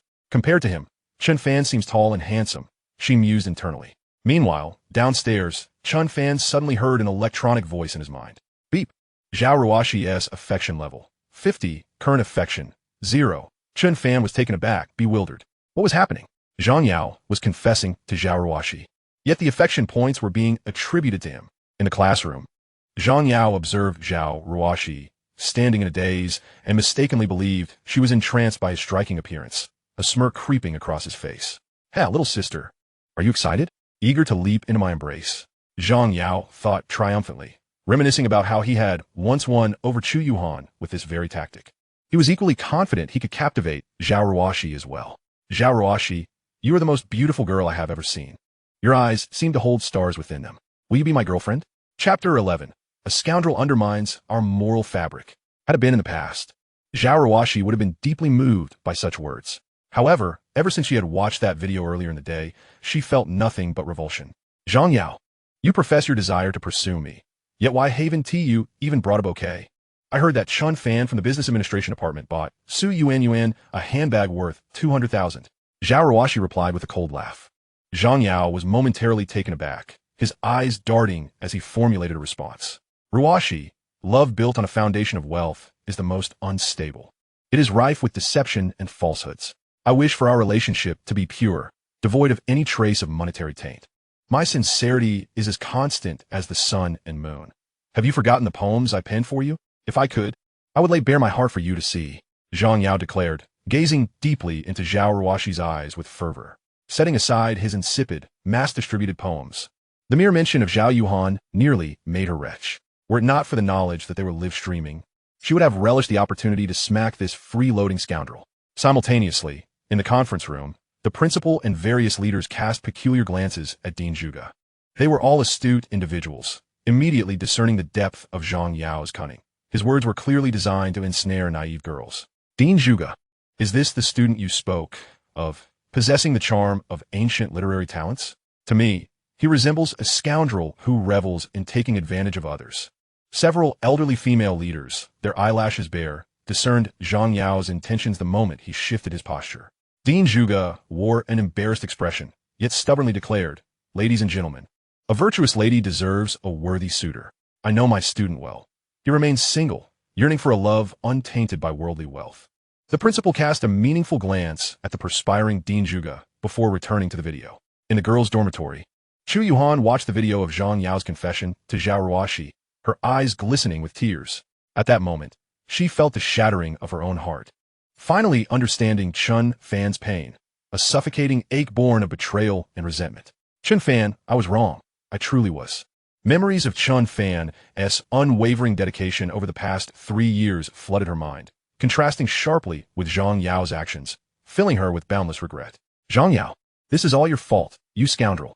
Chu Yuhan screamed in a frenzy. In the classroom, Zhang Yao continued his incessant attempts to persuade Zhao Ruoxi, yet with each word, her expression grew increasingly grim. Zhang Yao, you claim you've never had a girlfriend before? Ruoxi, I swear on my life. You're the only girl in this world who stirs my heart, the only one I wish to cherish for a lifetime. With that, Zhang Yao attempted to embrace Zhao Ruoxi like a protagonist from Korean drama, but she deftly evaded him. Oh really? Then who is Chu Yuhan? Zhao Ruoxi retorted with a cold laugh. Chu Yuhan, the mere mention of her name caused cold sweat to bead on Zhang Yao's forehead. Ruoxi, please don't misunderstand. Chu Yuhan and I are merely fellow townsfolk. There's nothing between us. If you don't believe me, I can block her contact right now. He hastily asserted. Enough. Zhao Ruoxi's fury boiled over. She had anticipated Zhang Yao's shamelessness, yet his audacity surpassed her expectations. While Chu Yuhan was no saint, the money she swindled from Chen Fan largely went to support Zhang Yao. What kind of scoundrel is he? This thought ignited a flicker of understanding and pity for Chen Fan within Zhao Ruoxi. Ding. Zhao Ruoxi's affection level 10. Current affection level 10. Host life value 100. Current life value balance 1975. Do I need to send this? Chen Fan was once again astonished. Is it true that your confession has this magical rebound effect? Zhang Yao, I implore you to keep confessing for a while longer. Zhang Yao, stop pretending. Look at this. Zhao Ruoxi furiously revealed her phone, opening the video Chen Fan had sent her. Meanwhile, Li Wei, who had been monitoring the situation, immediately inserted a video captured 2 days prior in the Grove into the live broadcast. Suddenly, the screen displayed Zhang Yao and Chu Yuhan in the Grove. Promise me, never give him your body, not even a kiss for you or mine. Zhang Yao had said, how about we get a room? Chu Yuhan had replied, getting a room costs money. Every penny we save now is a branch for our future love nest. Plus, this place is secluded. Don't you think it adds to the romance? But the Haven Tea bought that. Then let us use our mouths. At that moment, the conference room fell into a profound silence. The sound of a pin dropping could be heard. Salt. Utter disbelief. With a decisive move, Secretary Zhang yanked the power plug from the socket. All the school leaders, including the principal, turned their furious gazes toward Dean Zhuge. The latter trembled with indignation, nearly fainting from the humiliation. Today, he had lost face, having just nominated Zhang Yao as the school's ambassador for positive spirit, only to have such a scandal arise. If this were to leak, the entire Jiang University would become a laughingstock. This rascal has tarnished our reputation. I will cleanse our ranks. Dean Zhuge roared, storming out of the conference room. Principal, shall we continue this meeting? Secretary Zhang asked, wiping the sweat from his brow. What a disgrace. Immediately expel that so-called talented Zhang Yao and that Chu Yuhan. The principal slammed his hand on the conference table, picked up his thermos, and prepared to leave. As he reached the door, he suddenly turned back and arranged for the grove behind the school to be cleared immediately. In the classroom, Zhang Yao, watching the video playing on Zhao Ruoxi's phone, was drenched in cold sweat, his expression morphing into one of grotesque fury. Suddenly, he seized the phone from the table and smashed it onto the ground, shattering it to pieces. Zhao Ruoxi, I pursued you out of respect. But how dare you secretly film me? Zhang Yao spat vehemently. Zhang Yao, you finally revealed your true colors. Now, I eagerly anticipate everyone's reaction when they learn of your true nature. Zhao Ruoxi clenched her fists, wishing she could unleash a barrage of punches on Zhang Yao, had it not been for the ongoing live broadcast. Haha, Zhao Ruoxi, you overestimate yourself. I'm the dean's prize pupil. Now that your video is gone, do you think people will believe you or me? Zhang Yao laughed triumphantly. Just then, the classroom door was kicked open with a loud bang. Zhang Yao, you disgraceful wretch. Dean Zhuge stormed in, fury radiating from him. Dean. Zhang Yao was taken aback, shocked that the dean was here instead of at the meeting. Dean, let me explain. Zhao Ruoxi invited me to the classroom today, wanting to confess her feelings. I was merely advising her to prioritize her studies, he stammered. Zhao Ruoxi rolled her eyes in disdain, and Dean Zhuge sneered. I can't believe I regarded you as a promising student. You are nothing but a shameless rogue. Prepare to receive the school's disciplinary notice, Dean Zhuge said coldly. Without further ado, he ignored the stunned Zhang Yao and approached Zhao Ruoxi. And you, Zhao Ruoxi, you've done quite well. While most keep family disgrace private, you've turned it into a spectacle for the entire school. Now, shut off that camera, Dean Zhuge chastised. Zhao Ruoxi hadn't anticipated Dean Zhuge's arrival. She stuck out her tongue and hastily removed the pinhole camera from her chest. The moment Zhang Yao saw her take down the camera, it felt as if the sky had fallen. He slumped helplessly to the ground. It was over. Now the whole school knew his true nature. This incident caused an uproar throughout the school. Countless students flocked to the grove behind the school to take photos, dubbing it the Battle of Zhang and Chu site. The impact was so significant that it even trended on social media. However, the site was soon leveled by the school, which promptly expelled Zhang Yao and Chu Yuhan. Meanwhile, in the principal's office, the tall, square-faced Principal Li Wei reviewed the documents on Chen Fan and Zhao Ruoxi, seated next to Dean Zhuge from the College of Arts. You are Chen Fan. This matter is orchestrated by you, and Zhao Ruoxi is also your pawn, is she not? Li Weigong fixed his gaze on Chen Fan. Principal, this matter was discussed between Chen Fan and me. He did not deceive me. Before Chen Fan could respond, Zhao Ruoxi immediately stood up, her expression fraught with urgency. From a young age, her father had instilled in her the values of accountability and loyalty. This incident was, in fact, initiated by her, and she could not allow Chen Fan to bear the entire burden of responsibility. You foolish girl, what nonsense are you speaking? Dean Zhuge reprimanded, inwardly exasperated by Zhao Ruoxi's lack of awareness, failing to see that the principal was biased in this situation. I am not speaking nonsense. Technically, I am the mastermind. And Chen Fan was merely assisting me, Zhao Ruoxi asserted loudly. You. Dean Zhuge pointed at Zhao Ruoxi, shaking his head in disappointment. She was indeed an exceptional student, and he did not wish for her to face repercussions due to this incident. However, her stubbornness was truly overwhelming. At that moment, Chen Fan felt a wave of emotion swell within him. A beauty of Zhao Ruoxi's caliber stood up to defend him. Today, he would ensure she faced no penalties.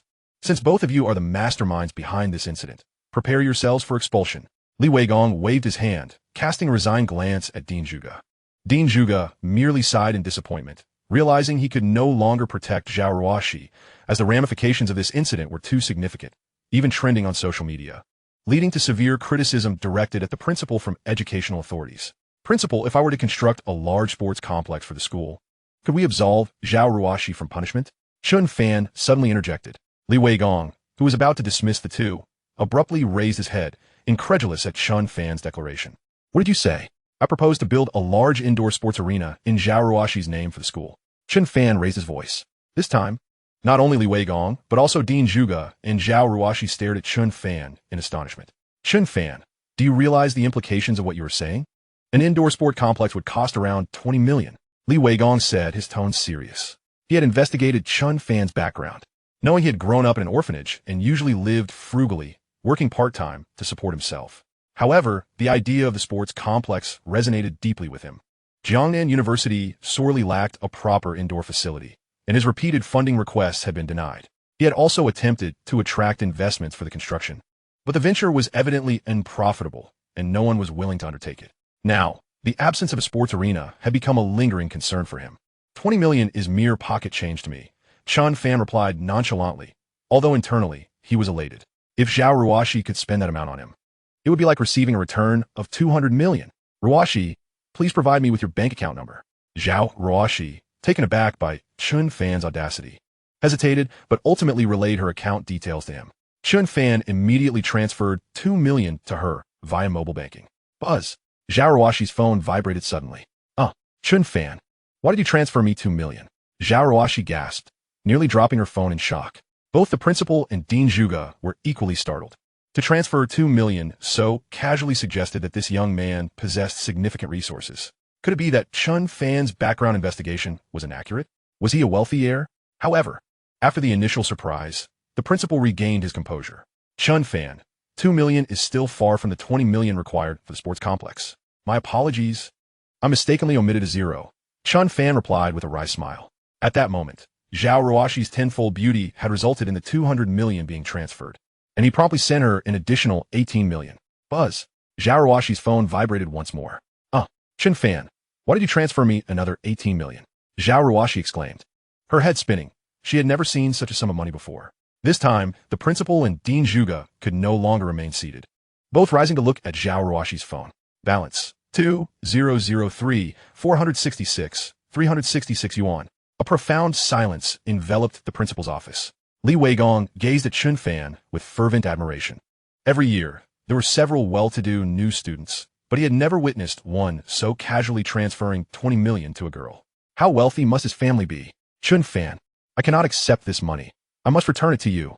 Zhao Ruoxi was genuinely startled by the 2 million and immediately sought to refund Chen Fan. Chen Fan, hearing this, was equally alarmed. No, you must not return it. If you do, I'll lose 200 million. He immediately signaled to Li Weigong. Classmate, this money absolutely cannot be refunded. Li Weigong understood Chen Fan's intention and swiftly moved in front of Zhao Ruoxi. But principal, how can I accept such a large sum from Chen Fan? Even if it were a donation for the sport complex, it should be made in Chen Fan's name. Zhao Ruoxi protested, shaking her head. Li Weigong, growing anxious as he failed to sway Zhao Ruoxi, turned to Chen Fan for assistance. Ruoxi, there are reasons behind my desire to donate the sports complex. To be candid, I am indeed from a wealthy family, but we prefer to remain low profile. If I were to donate in my own name, my family would face severe repercussions if discovered. Chen Fan, feeling helpless, fabricated a flimsy excuse. However, judging by Zhao Ruoxi's expression, she seemed to genuinely believe him. Zhao Ruoxi frowned, engaging in a mental struggle, but ultimately nodded in agreement, willing to accept the donation to spare Chen Fan from punishment. Seeing Zhao Ruoxi acquiesce, Chen Fan finally breathed a sigh of relief. Thankfully, his 200 million had not gone to waste. The most pleased of all was Li Weigong, who promptly made a call to convene a meeting regarding the design and construction of the sports complex, with Zhao Ruoxi as the donor entitled to various design options. After leaving the principal's office, Chen Fan departed first. However, as Dean Zhuge and Zhao Ruoxi were to attend the meeting later, the two made their way to the conference room. Even now, upon seeing the string of numbers in her banking app, Zhao Ruoxi was still somewhat bewildered. You silly girl. You must remember to express your gratitude to Chen Fan later.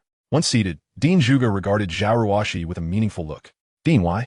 Zhao Ruoxi puffed her cheeks, feeling somewhat indignant. Ah, you see, I am merely assisting him. Why do you say that?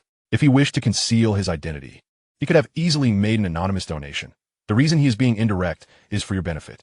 While you were in the restroom, Chen Fan also made a request of us. First, a dedicated martial arts training room must be designed on the top floor of the sports complex. Second, after you graduate, you may remain at Jiangnan University. Dean Zhuge smiled. Ah, everything he has done is for me.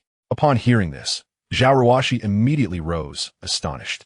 In my specially designed martial arts training room, I recalled mentioning to him during our conversation this morning that I had long envied the Jiangnan University of Sports next door for its dedicated martial arts hall.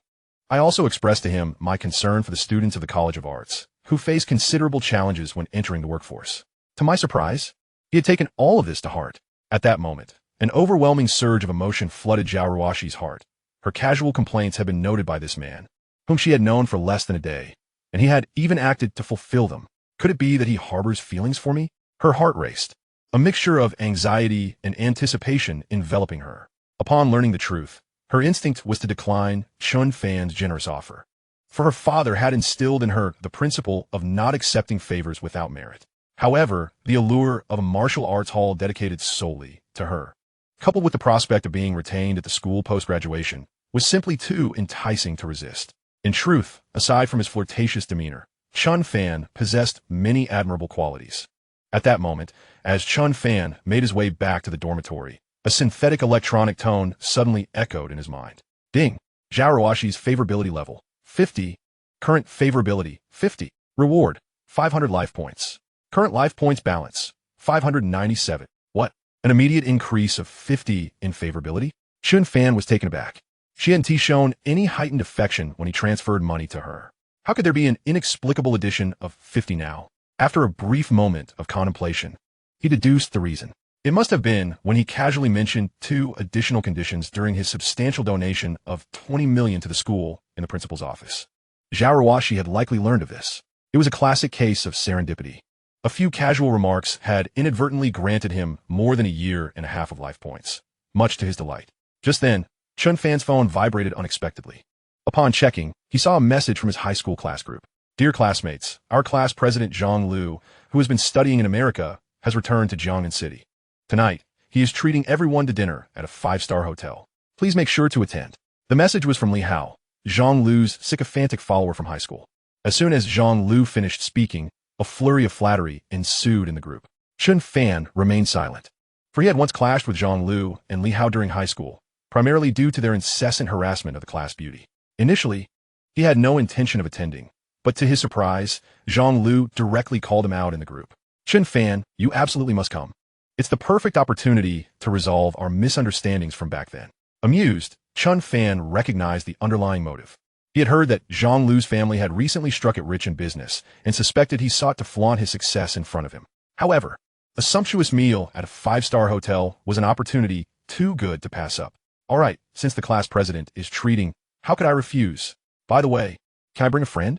Chen Fan promptly replied, eager to include Li Wei in the outing. Of course, Zhang Lu replied immediately. Chen Fan could easily envision the disdainful smirk on Zhang Lu's face. Following this, the group erupted in a chorus of adulation for Zhang Lu, which Chen Fan found tedious. He saved the address and returned to the dormitory. Li Wei, who had no plans for the evening aside from perhaps seeking out some models at a club or indulging in a spa treatment, suddenly became intrigued upon hearing about the class reunion. The Blue Ocean Hotel, a 5-star establishment, was conveniently located near the school. Chen Fan quickly summoned a shared electric scooter, and together with Li Wei, they made their way to the hotel. I say, Fatty, it's about time you shed a few pounds. This scooter is nearly out of battery before we've gone far. Chen Fan complained. Come on, Fanzi, don't be so ungracious. You were just bragging about your Ferrari, and now you're telling me to ride a bicycle to a party? Let us be sensible with our spending. Li Wei retorted with a laugh. Then why don't you rent another scooter? Now that would truly be a challenge for your chubby brother. I could drive a Ferrari with one hand. But riding a scooter? This is my very first time on 2 wheels. As they pedaled along, they arrived outside the Blue Ocean Hotel. Upon arrival, Li Wei was taken aback.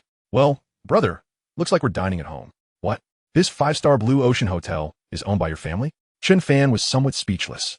Bringing a friend to dine at someone's own establishment felt rather awkward. What are you two doing? Shared electric scooters aren't allowed inside. Suddenly, a stern security guard, resembling a 5-star general, blocked their path. Damn it, stopped by my own family security? Li Wei felt utterly embarrassed, nearly ready to explode, but Chen Fan restrained him.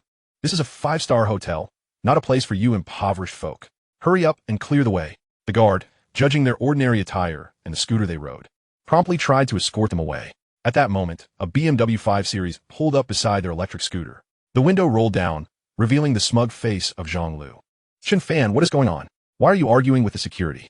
Before Zhang Lu could finish, Li Hao leaned over from the passenger seat, addressing Chen Fan with a sarcastic tone. Come on, Chen Fan, don't make things difficult for the security. After all, the Blue Ocean Hotel is a high-end establishment. Zhang Lu scrutinized Chen Fan from head to toe, a knowing smile creeping onto his lips. Look at you. You're driving a BMW, while I'm just a poor student riding a scooter. Chen Fan remained unfazed. He was now a bona fide billionaire. And with wealth came confidence. The opinions of others mattered little to him. Security, this is my classmate, not some idle drifter. I'm hosting a meal here today. Let them in. Zhang Lu casually slipped a bill to the guard, who immediately nodded in compliance. See you later. Zhang Lu waved dismissively, driving off in his BMW 5 Series. Damn it. I cannot tolerate this display of arrogance in front of me. Initially furious at being stopped by his own security, the sight of someone flaunting their wealth only intensified Li Wei's irritation. Fatty, remember they're here to spend money at your family's place. Just let it slide. Chen Fan clapped Li Wei on the shoulder, leading him inside. Zhang Lu's gathering was held in the Seaside Banquet Hall on the 2nd floor. And as Chen Fan and Li Wei entered, they noticed most of their classmates had already arrived. Ah, Chen Fan is here. Did that security guard give you a hard time? Li Hao, seated next to Zhang Lu, exclaimed loudly upon spotting them. Curious glances from his surrounding classmates turned towards Chen Fan. Li Hao, what happened? Can you fill us in on the drama outside? A female classmate inquired with interest. It's nothing major. Chen Fan was mistaken for an idle drifter by the security guard outside. Thankfully, Lu Gu and I arrived just in time.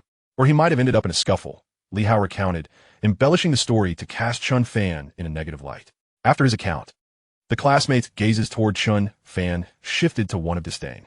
At that moment, the door to the private room swung open abruptly, revealing a striking girl adorned with exquisite makeup, clad in a white dress, none other than Wu Tian, the belle of Chen Fan's high school days. I'm so sorry for being late, everyone, Wu Tian said with a smile, her tone apologetic. Tian, over here. Chen Fan called out with a grin, recalling their shared desk during their school years, where he often assisted her with her studies. Their camaraderie had been solid, to the extent that Chen Fan had once fought Zhang Lu and Li Hao over her. However, to Chen Fan's astonishment, Wu Tiantian merely acknowledged him with a slight nod before bypassing the empty seat beside him and positioning herself next to Zhang Lu. Zhang Lu, thank you for inviting me despite past grievances. May I sit beside you? Wu Tiantian smiled at Zhang Lu, her voice warm and inviting. Of course. It's an honor to have the class flower sitting with me. Zhang Lu replied, his excitement palpable as he sprang to his feet, kicking Li Hao out of the way to make room for her. Witnessing this scene, the onlookers cast glances of schadenfreude in Chen Fan's direction, fully aware that he had once fought for her affection. Now, Wu Tiantian had chosen to sit beside Zhang Lu, a blatant affront to Chen Fan. He stood there momentarily stunned, his expression darkening. In the past, Wu Tiantian had been solely focused on her studies, her beauty pure and innocent. Chen Fan had regarded her as a sister. Yet, after 3 years of university life, it seemed she had undergone a transformation. Nevertheless, he shrugged it off, reminding himself that he was merely there to accompany his friend, the chubby one, for a meal. Soon, the dishes arrived, exquisitely presented and surprisingly lavish, featuring Australian lobster. The majority of their classmates were third-year students, many of whom were indulging in such high-end cuisine for the first time, and they began to lavish compliments on Zhang Lu. Bro, you're amazing. This is my first time eating lobster, one exclaimed. Indeed, Zhang Lu is now a veritable overseas returnee, the pride of our class. Another chimed in. His family's business is flourishing. Perhaps we'll all end up working for him after graduation. The boys rallied around Zhang Lu with praise, while the girls gazed at him with admiration and affection. Zhang Lu reveled in the adulation, particularly as Wu Tiantian, who had once ignored him, now served him tea and water, boosting his confidence. He frequently glanced at Chen Fan, his eyes gleaming with triumph and mockery. Zhang Lu, you know, that incident from back then was a misunderstanding. Chen Fan and I were merely desk mates. He misinterpreted my feelings, which is why he confronted you, Wu Tiantian suddenly interjected. Addressing Zhang Lu, a hush fell over the room as Chen Fan stared at Wu Tiantian in disbelief, feeling as though he no longer recognized her. It had been Wu Tiantian who had confided in him about Zhang Lu and Li Hao's incessant pursuit, which had disrupted her studies. Now, in her pursuit of the affluent Zhang Lu, she had seemingly betrayed him. Wu Tiantian caught Chen Fan's gaze, a flicker of panic crossing her beautiful eyes. But she quickly regained her composure. She had indeed changed. Upon entering university, she had come to understand the harsh realities of life, realizing that in this world, wealth was the ultimate truth. Zhang Lu was the only affluent individual in her vicinity, and she was determined to secure her place by his side. Oh, I must have been deluding myself, Chen Fan thought, his heart sinking. He had initially planned to surprise this girl, whom he had cherished like a sister, with a gift of a house or a car, but now he could only muster a cold smile. Chen Fan, I believe you owe Zhang Lu an apology. After all, you did strike him back then, and now he has graciously invited you to this 5-star dining experience to broaden your horizons, Wu Tiantian continued, her tone condescending. Ah, then I shall extend my gratitude to our illustrious class leader for this enlightening experience, Chen Fan replied, his smile devoid of warmth. Chen Fan, what is this attitude? Look at yourself, disheveled and dejected. Now compare yourself to Zhang Lu. Don't you feel like a failure? Wu Tiantian remarked, her eyes narrowing with disdain as she scrutinized Chen Fan. Ah, let us not be too hard on Chen Fan. He has had a rough time and lacks financial means. Besides, I'm not at all responsible for the expenses here. Zhang Lu feigned generosity. His mood elevated from both belittling Chen Fan and receiving the attention of his long-desired goddess. Ha ha, what a load of nonsense. I heard he has been a devoted lapdog at school for 3 years and just got dumped. Li Hao guffawed, igniting laughter among the group. Did you say he has been a lapdog for 3 years? The moment Li Hao's words escaped, the room erupted in excitement. According to my friend at Jiangda, Chen Fan has been working 2 jobs to support someone else while living on plain bread and pickles. Li Hao continued. Chen Fan, I never imagined you were this sort of person. I was skeptical of Wu Tiantian's claims, but now I believe them. You should apologize to Zhang Lu immediately, or you'll have to split the bill for this meal. Several classmates chimed in, admonishing Chen Fan. Let us not make it harder for Chen Fan. He is pitiful enough as it is, another classmate interjected, attempting to defend him. As Chen Fan stood there, surrounded by ridicule, Zhang Lu felt a surge of satisfaction, relishing in the revenge for past grievances. Yet, Li Wei, who had been simmering in anger, suddenly raised his head. What did you say? You eat here for free?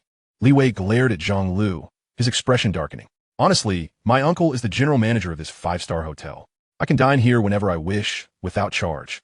Zhang Lu boasted, his pride evident. Damn it, I pay for my meals every time I come here. How can you claim not to? Li Bei snupped, anger rising as he felt humiliated before his friends, especially after being embarrassed by security. How dare you speak like that? You freeloader brought here by the useless Chen Fan. Who do you think you are? Li Hao shouted, pointing an accusatory finger at Li Wei. Others directed hostile glances at both Chen Fan and Li Wei, their expressions filled with contempt. Chen Fan, I never expected you to become this kind of person. Zhang Lu is kind enough to invite you to dinner. And instead of gratitude, you bring an outsider to disrupt our gathering. Wu Tiantian now stood, her face twisted in contempt as she scolded Chen Fan, genuinely looking down upon him. Chen Fan, you better rein your friend. We wouldn't want a single rotten apple to spoil the gathering of our classmates. Zhang Lu's expression hardened, sensing that Chen Fan and his freeloading friend were overstepping. All right, Zhang Lu, you shall soon discover who I am, Li Wei declared, picking up his phone and dialing a number. Where are you? Get over to the Seaside Hall on the second floor immediately. Without waiting for a response, he hung up, his demeanor resolute. Chen Fan shook his head, contemplating intervening to dissuade his friend from causing a scene. After all, they were merely high school classmates, and showing off wasn't a grave fault. However, given the implications for his friend's family business, he felt powerless to assist. 3 minutes later, a middle-aged man of average build, clad in a suit and drenched in sweat, hurriedly burst into the room. Young master. The man was none other than Zhang Tianpeng, Zhang Lu's uncle, who had rushed over after receiving a call from the chairman's son, Li Wei. Uncle. Upon seeing Zhang Tianpeng, Zhang Lu's expression changed dramatically, and he quickly rose to his feet. Zhang Tianpeng, noticing his nephew seated at the head of the table alongside Li Wei, felt a sudden wave of foreboding wash over him. Young master, I sincerely apologize for my tardiness. Without addressing his nephew, Zhang Tianpeng approached Li Wei, clasping his hands respectfully before him. Stunned silence. In an instant, everyone in the private room, except for Chen Fan and Li Wei, gaped in disbelief, their mouths agape as if they could fit a fist inside. Zhang Lu, in particular, trembled slightly. Who was this portly figure, brought here by Chen Fan, that even his uncle, the general manager of a five-star hotel, referred to as young master? Zhang Tianpeng, it seems you have quite the connections. I hear the Zhang family dines and lodges at the Blue Ocean Hotel for free. You're quite impressive, I must say. While my father and I still have to pay for our meals here. Li Wei slammed his palm onto the table in a fit of rage. Young master, this is surely a misunderstanding. Zhang Lu, what on earth is going on? Are you boasting again at the dining table?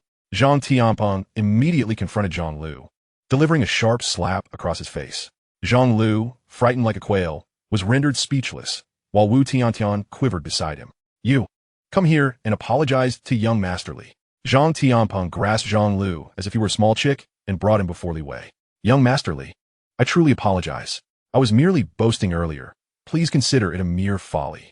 Zhang Lu lamented, his face a mask of despair, as he slapped himself twice, the remnants of his earlier bravado dissipating into thin air. Very well. Given that you are a classmate of my good brother, I shall not make things difficult for you. However, Zhang Tianpeng, I have already called my father. Tomorrow, the group will come for an audit, considering your years of service to the company. If you voluntarily disclose the issues and make amends, we can let this matter rest. Li Wei admonished Zhang Tianpeng while tapping the table. Zhang Tianpeng nodded repeatedly, wiping the sweat from his brow. Chen Fan, let us leave. I must say, your classmates are rather unimpressive.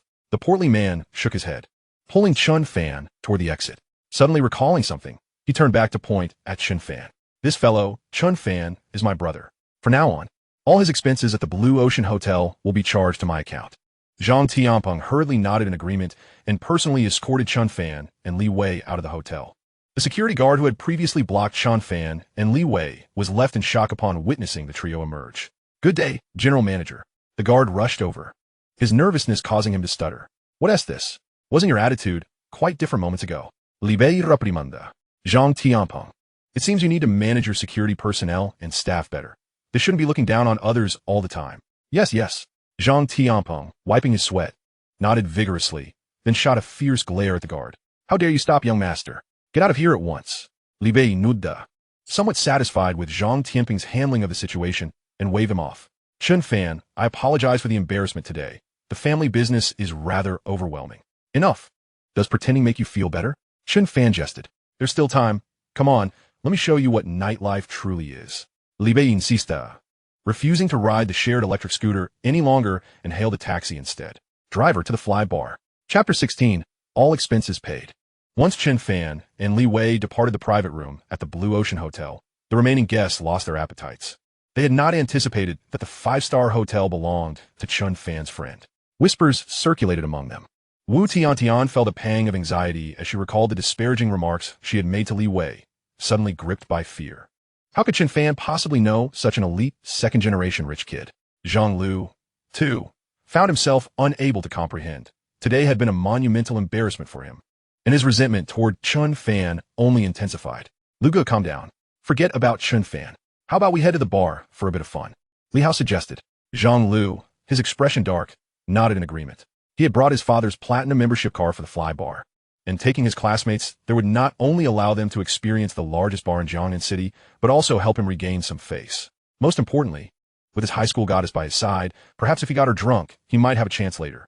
Upon hearing they were heading to the fly bar, excitement erupted among the group.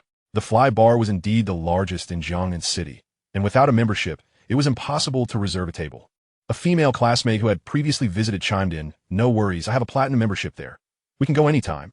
Zhang Lu laughed, "Hee, it's all good. I hold a platinum membership for that bar. We can go whenever we want." "Oh my goodness, a platinum membership at Fly? That must mean you've spent at least $1 million there," exclaimed the astonished female classmate. "$1 million?" The group gasped, their gazes fixed on Zhang Lu in disbelief. Wu Tiantian was equally shocked. Spending over $1 million at a bar indicated that the Zhang family's wealth was extraordinary, likely exceeding tens of millions. "Tian, shall we go to the bar for a bit of fun?" Zhang Lu ignored the others and focused on Wu Tiantian. As she felt the eager gazes of her peers upon her, Wu Tiantian's vanity was momentarily satisfied, and she leaned closer to Zhang Lu. "Zhang Lu, I'm all yours." Meanwhile, as Chen Fan and Li Wei arrived at the fly bar, several luxury cars, including Lamborghinis and Ferraris, whizzed past them. A group of young men clad in designer attire exited their vehicles. "Well, if it isn't the young model king. But it seems you'll be leaving empty-handed today." One of the young men, dressed head to toe in limited edition luxury brands worth millions, approached Li Wei. "Wang Zhe, what are you trying to show off in front of me?" Li Wei retorted, his expression darkening. "Hee, it's not about showing off. I'm just reminding you that I've booked the entire VIP section at Fly Bar today. If you want to enter, you'll have to settle for the common area." Wang Zhe declared arrogantly. "Wang Zhe, you may be a diamond member, but so am I. Why should I have to sit in the common area?" Li Wei was fuming. Today seemed to be a string of unfortunate events for him. He had nearly been kicked out of his own restaurant, and now he encountered a rival rich kid at the bar. "Hee, it's not me who booked the venue. It's the supreme member, Zhou Hongyuan," Wang Zhe said, his tone dripping with disdain, and a flicker of respect crossed his face at the mention of Zhou. Upon hearing Zhou Hongyuan's name, Li Wei's demeanor deflated. "Fatty, let us just settle for the common area. It sounds livelier," Chen Fan remarked, having never visited such a place, but reasoning that it would be just as noisy inside regardless of where one sat. It wasn't like they were watching a movie. "Hee, Fatty, your friend is quite perceptive." Wang Zhe smirked arrogantly as he led his entourage of wealthy youngsters into the bar. "All right, my portly friend, we're here to have some fun, so cheer up a bit," Chen Fan said, patting Li Wei on the shoulder. Li Wei remained silent, merely nodding sulkily. Observing his demeanor, Chen Fan suspected that Li Wei might create some trouble later, so he decided to call Zhao Ruoshi first. Initially, he held little hope. If all else failed, he could always reach out to Su Yuanyuan. To his surprise, Zhao Ruoshi readily agreed to come and even mentioned bringing a friend along. This thrilled Chen Fan immensely. If Zhao Ruoshi were to arrive, he wouldn't mind renting out the entire bar.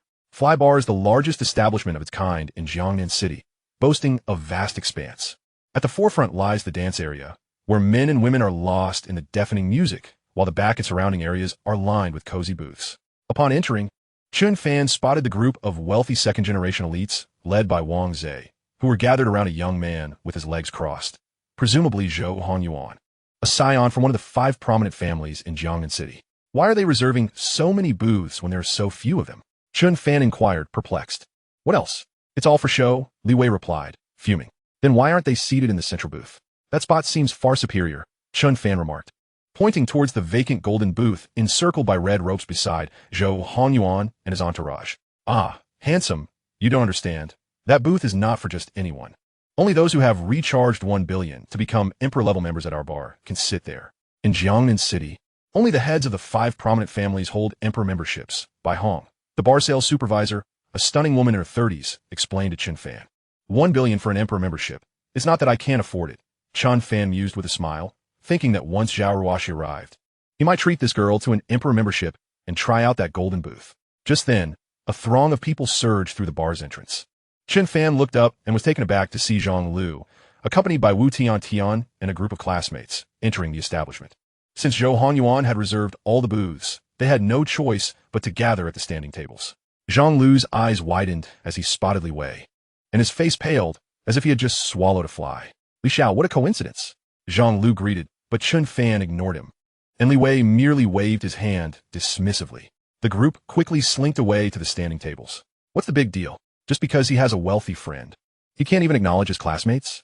What show-off? Does he really think he's part of the elite? Several classmates grumbled, displeased by Chen Fan's indifference. Wu Tiantian, too, felt that Chen Fan was being pretentious. She deliberately clung to Zhang Lu's arm, hoping to provoke Chen Fan, but to her chagrin, he never glanced her way.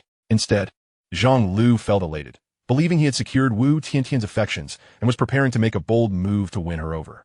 At that moment, Chen Fan's phone rang. He answered it and turned to wave at Zhao Ruoxi, who approached him hand in hand with a girl. Today, Zhao Ruoxi wore shorts that accentuated her slender, fair thighs, paired with a snug white top. Her luscious black hair was styled in a high ponytail, and her youthful charm, coupled with a hint of assertiveness, drew the gaze of many in the bar. Beside her stood a stunning girl in a white dress, exuding grace and beauty that rivaled Zhao Ruoxi's allure.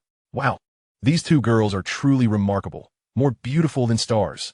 They must be from Li Wei's circle. Should I call them over to amuse young Master Zhou? Zhou Xiao, I brought a friend. I hope you don't mind, Zhao Ruoxi said as she and her companion made their way over.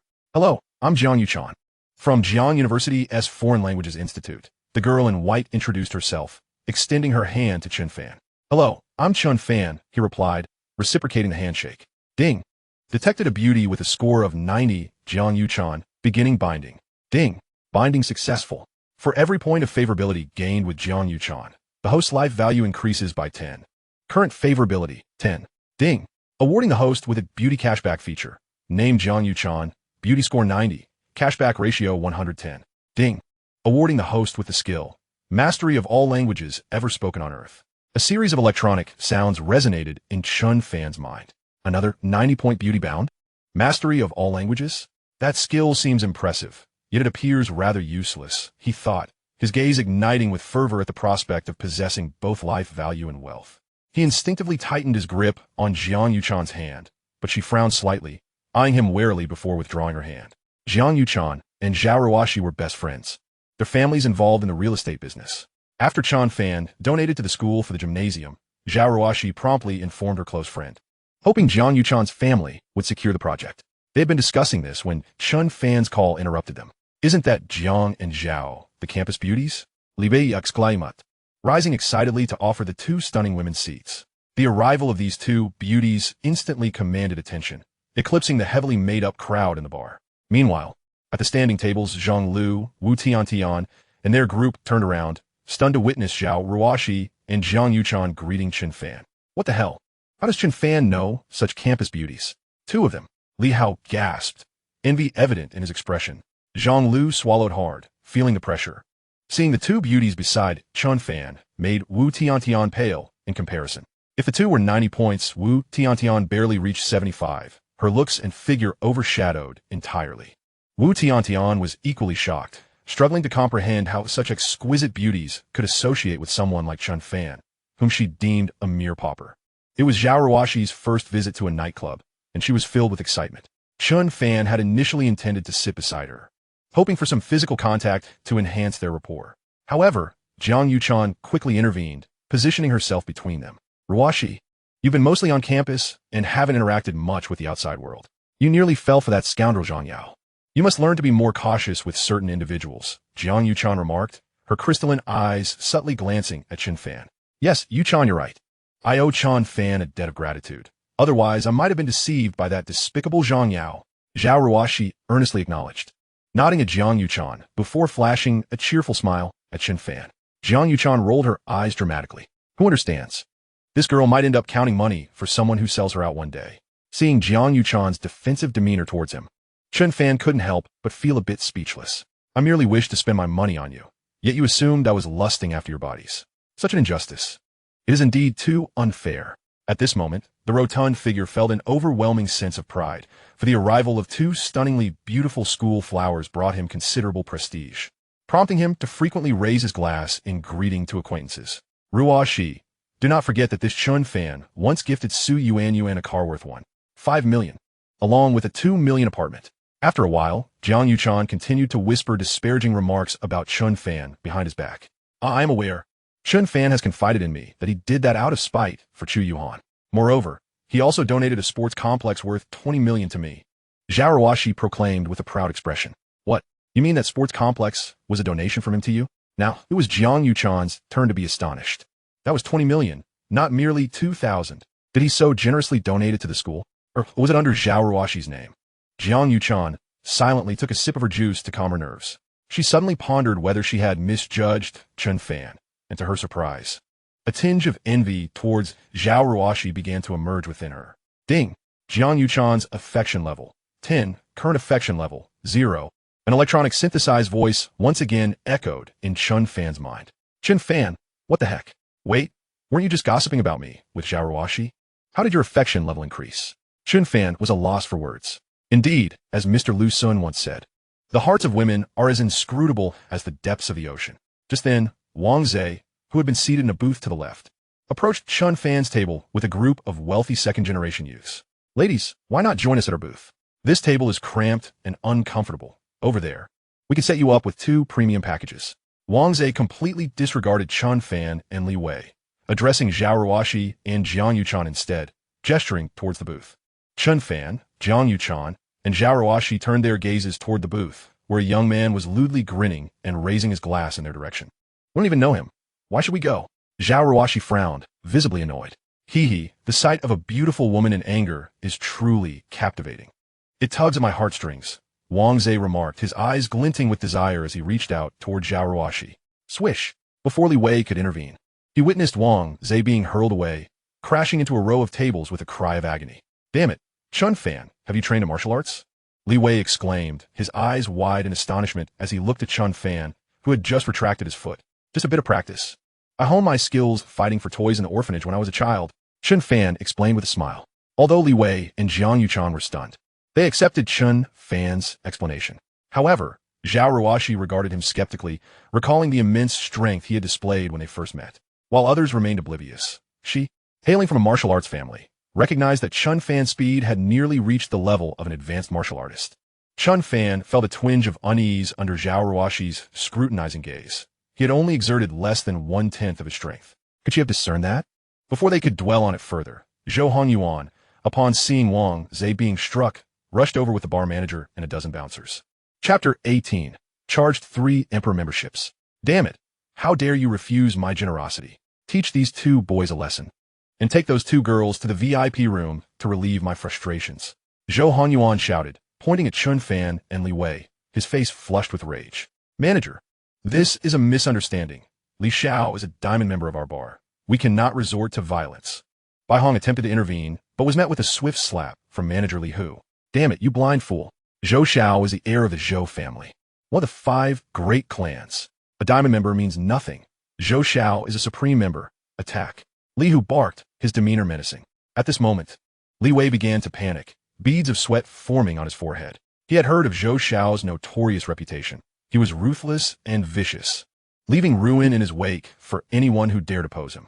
Most importantly, he was the young master of the Zhou family in Jiangnan City. A few tiers above Li Wei, the women he set his sights on often fell victim to his depravity. Chen Fan, we must hold them off while you and Zhao Ruoshi make your escape. In this critical moment, Li Wei gritted his teeth, a fierce glint in his eyes as he shouted at the oncoming bouncers. Wait! Just as both sides were about to clash, Chen Fan suddenly bellowed. Instantly, all eyes turned toward him. What is wrong, kid? Do you have any final words? Or are you planning to kneel and beg for Zhou Xiao's mercy? Wang Shi, having regained his composure, glared at Chen Fan with malice. Chen Fan ignored Wang Zhe, instead focusing on Bai Hong, whose face had swelled painfully from a slap. Sister Bai, in this bar, is it true that the more prestigious the member, the more authoritative they are? Why, yes. I'm sorry. Zhou Xiao is a supreme member, and I can't assist you, Bai Hong replied apologetically. Chen Fan waved his hand, and in the midst of the crowd's perplexed stares, he withdrew a card. Charge each of these lovely ladies an emperor membership, Chen Fan stated with an air of indifference. He was not incapable of dealing with the bar's thugs. Indeed, with his current combat prowess of 10, those muscle-bound bouncers were akin to 3-year-olds in his eyes, easily dispatched. However, this was a rare opportunity to spend money. What? An emperor membership? Bai Hong's eyes widened in disbelief as she gazed at Chen Fan. Ha ha ha, you gotta be kidding me. You think you can afford 2 emperor memberships? Do you even know how much one costs? Zhou Hanyuan laughed heartily, scrutinizing Chen Fan's attire. Li Wei, you're a gem, and your friend here is even more of a treasure. If you can purchase an emperor membership, I'll eat my own excrement upside down.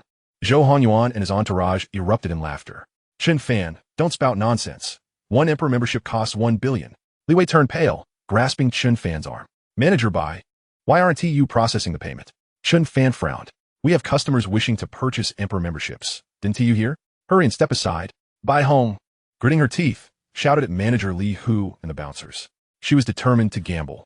Even though she herself did not believe that this seemingly unremarkable university student could possibly possess 1 billion. Yet, she resolved to take a chance. For far too long, she had endured the twisted rules imposed by Li Hu, suffering through his perverse whims, all because Zhou Hongyuan's father had once recharged an emperor membership here. Bai Hong, you filthy bitch, do you wish to die? Li Hu roared in anger, taken aback that a woman he typically tormented would dare to defy him. Make him charge it. Zhou Hongyuan, arms crossed, observed Chen Fan and his companions with amusement, truly doubting that a penniless student could conjure up 1 billion. Bai Hong returned 2 minutes later, accompanied by the accountant. The accountant's expression was devoid of emotion as she held the POS machine to process the payment. It must go through. Bai Hong's palms were slick with sweat, her heart racing with anxiety. If Chen Fan failed to secure the emperor membership, not only would they be finished, but she herself would also face dire consequences at the hands of Li Hu. Similarly, Li Wei, Jiang Yuchan, and Zhao Ruhan all anxiously gazed at the female accountant swiping her card, while Chen Fan nonchalantly sat there, indulging in a platter of fruits. Beep. The card was successfully processed. Phew. Bai Hong felt as though she had heard the most exquisite sound in the world. At that moment, her entire body softened, and she collapsed onto the ground. She had indeed swiped 1 billion. Li Wei and Jiang Yuchan's eyes widened in disbelief as they turned to Chen Fan. This. Li Hu was equally dumbfounded. Then he turned to Zhou Hongyuan. Zhou Hongyuan's face darkened, almost as if it could drip water. To think that this impoverished fellow, whose entire outfit barely amounted to 500 yuan, had actually swiped 1 billion. Wang Zhe and a group of wealthy second-generation elites exchanged astonished glances, their expressions reflecting sheer shock. Yet, the excitement did not cease there. Manager Bai, I meant for each of these 2 girls to have an emperor membership. Why did you only charge for 1? Oh, and please charge 1 for this chubby fellow too, lest he accuses me of favoring beauty over friendship. Chen Fan had just received a return of 10 billion from the billion he charged for Zhao Ruoxi. Money was no object at this point. Oh my goodness. Esteemed adoptive father, is that truly the case? Li Wei exclaimed, leaping up in excitement. No, I can't accept that. It's far too precious. Jiang Yuchan, alarmed, quickly waved her hands. Come now, Yuchan, you needn't refuse. Chen Fan is a modest rich heir who can only charge money in your name, or his family will hold it against him. You'll be doing him a favor. Before Chen Fan could speak, Zhao Ruoxi blinked her innocent big eyes and chimed in. This assist was absolutely perfect. At that moment, Chen Fan felt an overwhelming affection for Zhao Ruoxi if Jiang Yuchan did not agree. He would lose out on a return of 10 billion for nothing. Well, if that's the case, Jiang Yuchan secretly glanced at Chen Fan and nodded. Swipe, swipe, swipe. Soon, the female accountant, resembling an emotionless money-dispensing machine, processed another 2 billion. 3 emperor memberships were born. At this moment, Bai Hong was so exhilarated that she nearly fainted. Li Hu's face turned ashen. Having offended 3 emperor-level members, Bai Hong would surely become the new manager of the bar. And given the things he had done to her in the past, she would not let him off easily. Sure enough, moments later, after the accountant reported the situation to her boss, Bai Hong's phone rang immediately. Bai Hong, well done. From now on, you are the senior manager of Flybar, and the entire venue will be under your jurisdiction. A deep male voice came from the other end. Yes, boss, Bai Hong replied, her external speaker ensuring that everyone heard her. You lot, take Li Hu away. To dare offend our 3 emperor members, break his legs first. Bai Hong glared at Li Hu with a seething hatred. Xiao Xiao Zhou, save me. Li Hu's face was filled with terror as he knelt with a thud. However, no one paid him any mind. Bai Hong was now the boss. The security guards he had brought swiftly seized him and dragged him outside, and moments later, Anguished cries from Li Hu echoed from outside. All right, Chen Fan, is it? I will remember you. Zhou Hanyuan glared menacingly at Chen Fan, preparing to leave with Wang Zhe and the other wealthy second-generation elites. Are you leaving just like that? Now apologize to these two lovely ladies. Chen Fan remarked with a cold smirk. He had both wealth and strength at his disposal, and he was utterly unconcerned with the so-called 5 prominent families, or Zhou Xiao. Chen Fan, do you seek death? This is Zhou Xiao. Wang Zhe charged forward, pointing an accusatory finger at Chen Fan. Ha, if you hadn't come out, I might have almost forgotten your pathetic self. Didn't you just say you wanted to eat shit?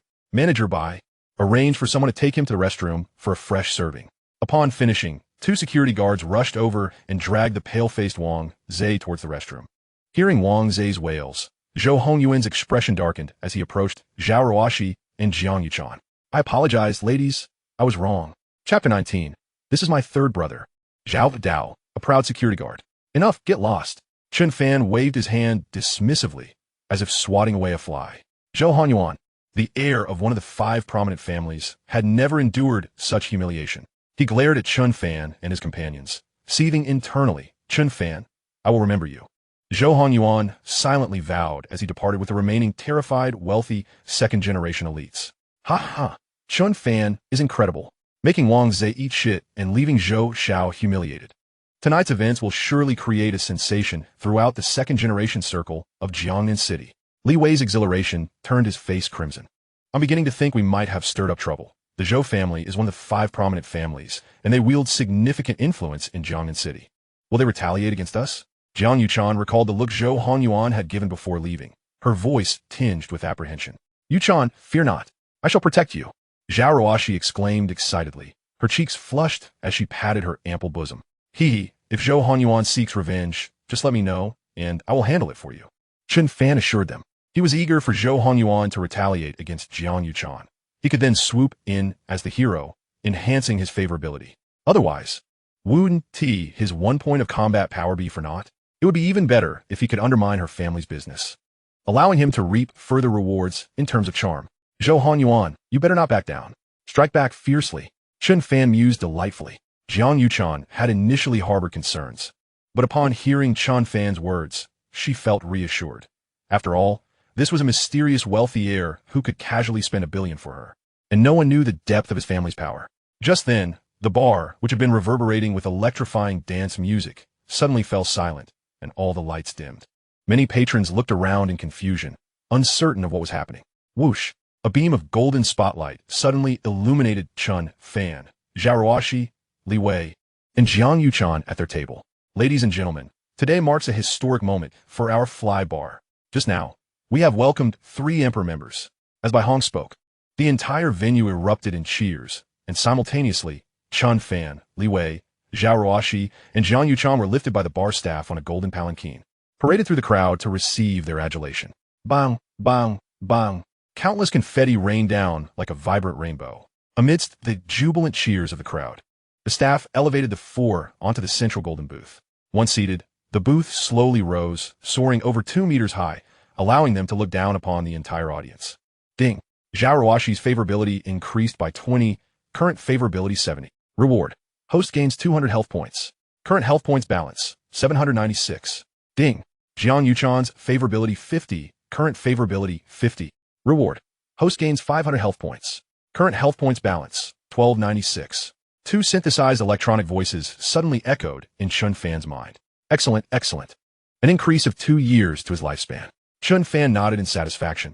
He had previously found this system somewhat lacking, but now he felt that this harmony system was exceedingly useful. Meanwhile, in the back of the bar, a man clad in a Versace suit, exuding an aura of menace, cast his gaze towards the golden booth that had risen in the center of the establishment. Beside him stood Bai Hong, respectfully awaiting his command. What brings this esteemed lady here? If the old man were to find out, it would be quite the predicament. The man, bearing a scar across his nose and an intimidating presence, muttered to himself, Bai Hong, do you reckon they just offended Zhou Hanyuan? Indeed, boss, just moments ago. Bai Hong replied with deference, recounting the recent events. The man in the Versace suit was Zhao Dao, the proprietor of Fly Bar and the underground enforcer of the Northern District in Jiangnan City. Upon hearing the details, Zhao Dao's expression darkened. The Zhou family is no mere member of Jiangnan's 5 great clans. Bai Hong, fetch me a set of security uniforms. Also, I have pressing matters to attend to. You will be in complete charge of the bar for the time being, Zhao Dao sighed.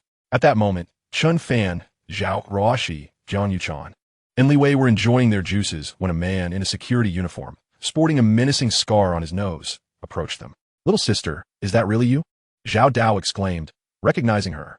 Sanga, Zhao Ruoxi jumped up excitedly, her mouth still full of fruit. Chen Fan, Li Wei, and Jiang Yuchan quickly rose to their feet. Sanga, I've heard my father speak of you working as a security guard, but I never expected to see you here. Zhao Ruoxi remarked to Zhao Dao. Well, I haven't been here long, always on a night shift. I'm actually contemplating resigning soon, Zhao Dao replied dismissively. Chen Fan, this is my older brother, Zhao Dao, a proud security guard. Zhao Ruoxi introduced him to Chen Fan. Upon learning that he was Zhao Ruoxi's brother, Chen Fan dared not be presumptuous and promptly shook Zhao Dao's hand. Zhao Dao scrutinized Chen Fan from head to toe. His attire was simple, yet he exuded a lavish aura, tall and handsome, quite the match for his little sister. Contemplating for a moment, Zhao Dao gripped Chen Fan's hand with a slight increase in pressure. Name, Zhao Dao. Age, 38. Combat power, 05. Instantly, Chen Fan's mind registered Zhao Dao's personal information. Slightly taken aback, Chen Fan realized Zhao Dao was no ordinary individual. His speed and strength were equivalent to the combined might of 5 men. What does 5 times the speed and power signify? For instance, if a normal person's sprinting speed in 100 meters is 20 seconds, Zhao Dao's would be merely 4 seconds, far surpassing even both. If a normal person's strongest punch equates to 100 kilograms, then his would be an astounding 500 kilograms. Such a person could easily triumph in a one-on-one confrontation. As Zhao Dao's fist tightened, nearly exerting twice the strength of an average adult, Chen Fan remained unfazed, his grip like a rock, rendering Zhao Dao's attempts futile. Could this young lad also be a martial artist? Zhao Dao's heart raced, contemplating employing greater force, but was interrupted by Zhao Ruoxi, who quickly intervened between them. Singo, what are you doing? Chen Fan is merely a student, Zhao Ruoxi complained. Hey, little brother. My apologies, but your grip is quite formidable. Zhao Dao scratched his head, feeling somewhat embarrassed. As a leader in the underworld, it would be quite humiliating if word got out that he had used force against a student. The group settled down. Zhao Dao abstained from juice, while Chen Fan ordered a bottle of Louis XIII for him. They began discussing the design and construction of the school's gymnasium. Ultimately, through Chen Fan's efforts, they successfully increased the gym's total budget to 50 million. I say, since Ruoxi understands design, Yuchan is knowledgeable in engineering, and Fatty's family is primarily in the building materials business. Why not establish a company together? And Sangu, you needn't continue as a security guard. I'll offer you a 10 stake and $1 million a year in salary. Join us. Chen Fan suddenly declared, surveying the group with solemnity. Upon hearing this, everyone was taken aback. Damn, Chen Fan, I've long harbored this idea. I want to prove my worth to that tyrant of a father. Li Wei exclaimed, eagerly rubbing his hands together. While even Zhao Ruoxi and Jiang Yuchan appeared eager, only Zhao Dao regarded Chen Fan with a knowing glance, as if perceiving him as a fool. For students teaming up with a security guard to start a company? Surely, he must be jesting. They would likely end up losing everything. Little did he know, this was precisely what Chen Fan wished to see. Combining Zhao Ruoxi's naive charm, Li Wei's youthful vigor, Jiang Yuchan's delicate grace, and the brawn of the burly security guard would spell disaster for a newly established company. It was nearly unfathomable how much they could potentially lose. But that was exactly the point. Chen Fan could then continually invest in Zhao Ruoxi and Jiang Yuchan, reaping returns based on their appearances. In other words, the more they lost, the more he would gain. I'll personally invest $1 billion for the initial capital. Of course, it will be under Ruoxi and Yuchan's names. After all, I prefer to maintain a low profile as a wealthy heir, Chen Fan stated. The rest of the group was left speechless. The more Zhao Dao observed Chen Fan, the more he felt at a loss for words, perceiving him as nothing more than a foolish son of a landlord. No, I absolutely cannot allow this boy to associate with Ruoxi. He might squander the family's fortune. Zhao Dao thought to himself. Chen Fan, there's no need to invest so much. The total cost of the gymnasium project is less than 50 million. Even if you were to cover it all, you wouldn't need $1 billion. Jiang Yuchan and Li Wei chimed in, both hailing from construction backgrounds. Precisely, starting a company is notoriously challenging, and investing such a sum without any challenge is utterly pointless. Zhao Ruoxi added, visibly frustrated. Ultimately, Chen Fan, with no other choice, agreed to invest 10 million each in the names of Jiang Yuchan and Zhao Ruoxi as startup capital, granting them 40 equity each while Fatty and Zhao Dao were offered 10 technical shares without financial investment.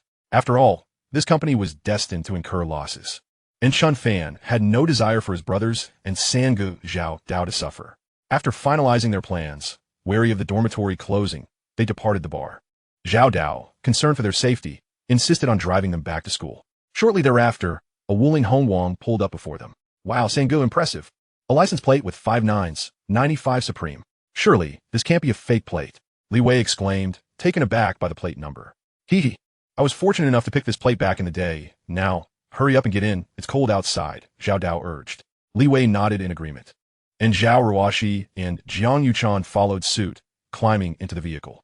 However, Chen Fan regarded Zhao Dao with a thoughtful gaze.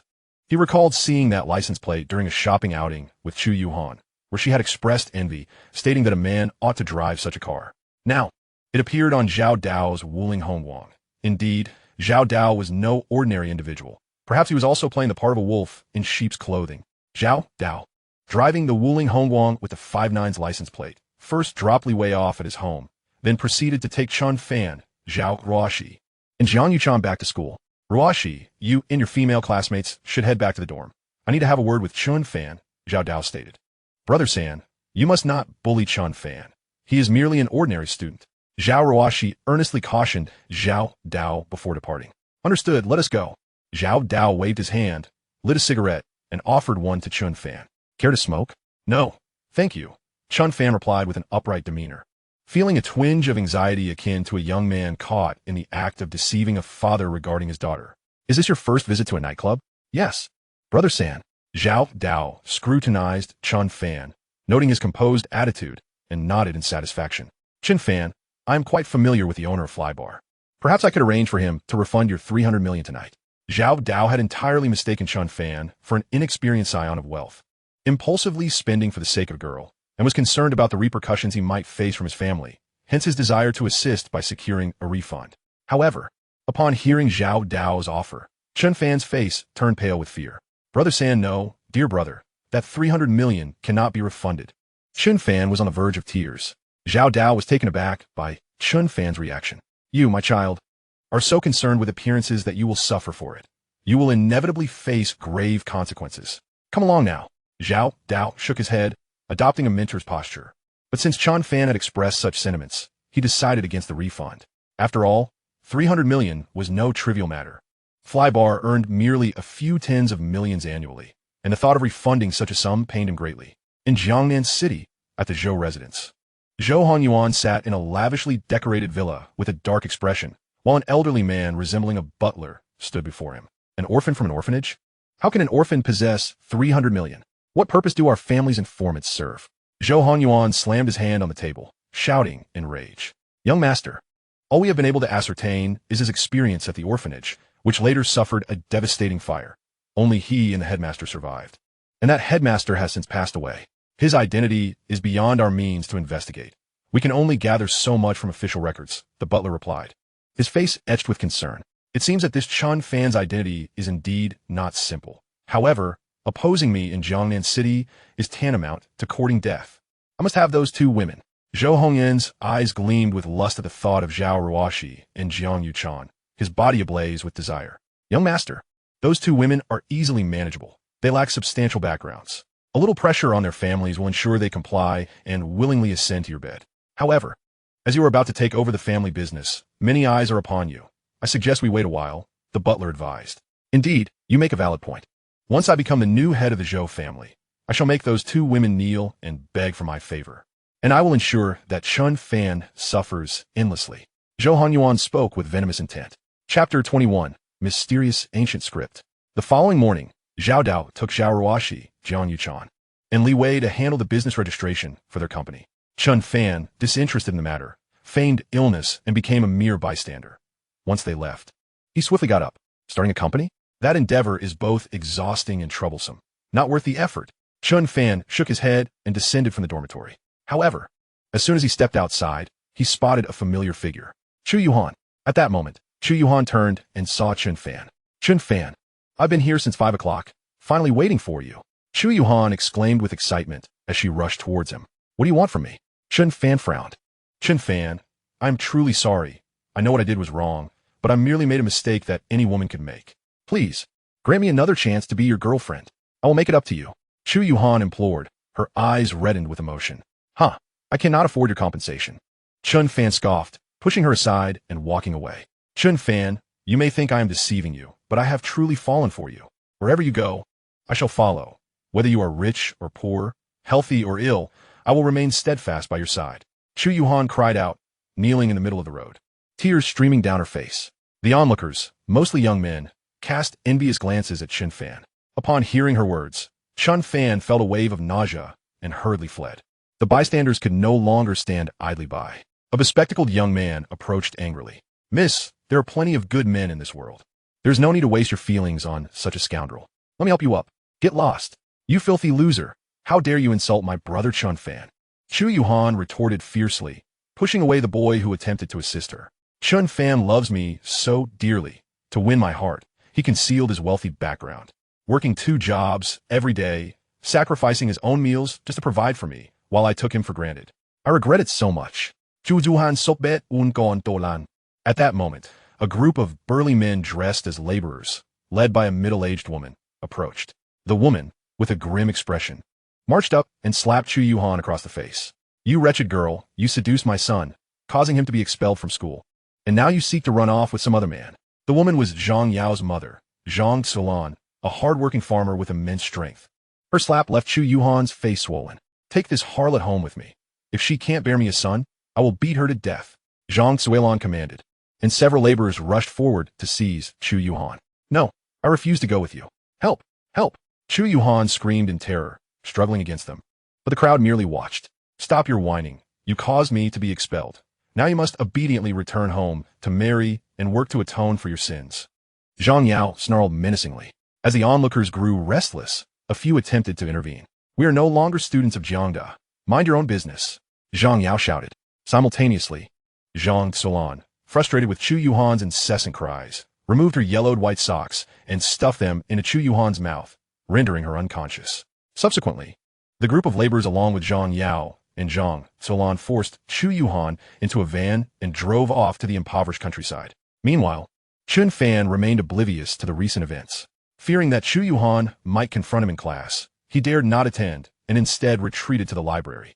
The Jiangda Library is the most extensive in Jiangnan City, boasting a vast collection of rare books, some dating back decades or even a century.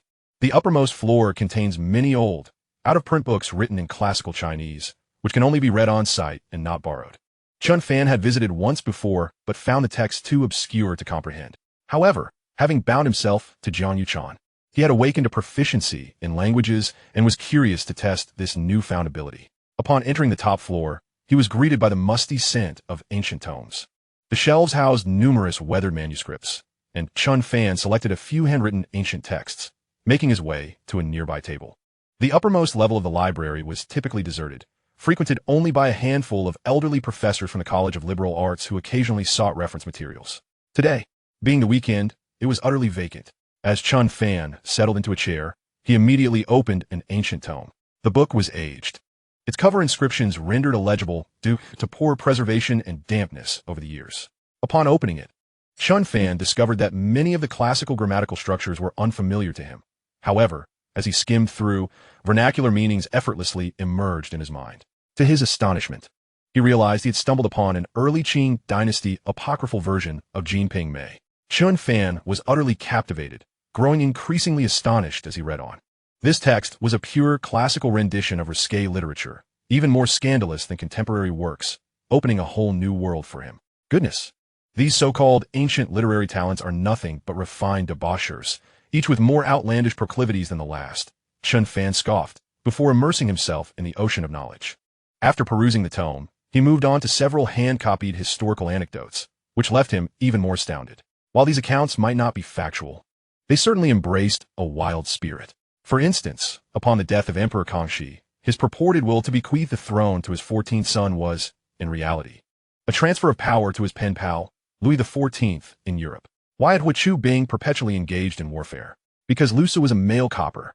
Additionally, the tale of Liu Bei's 3 visits to the thatched cottage was a pledge of devotion to Zhuge Liang, who only consented to emerge from retirement thereafter. Moreover, Liu Bei had deceived son Shangxiang in a marriage by claiming his second brother was unmatched in the world. It was only after the wedding that she discovered Liu Bei was referring to Guan Yu. After finishing these texts, Chen Fan felt as if his eyes might fail him. The absurdity was beyond belief. Just as he was about to leave, he caught sight of a sheet of white paper across the table. It bore an array of peculiar characters, some resembling Oracle Bone script and others akin to Qin Dynasty Small Seal script, instantly piquing his interest.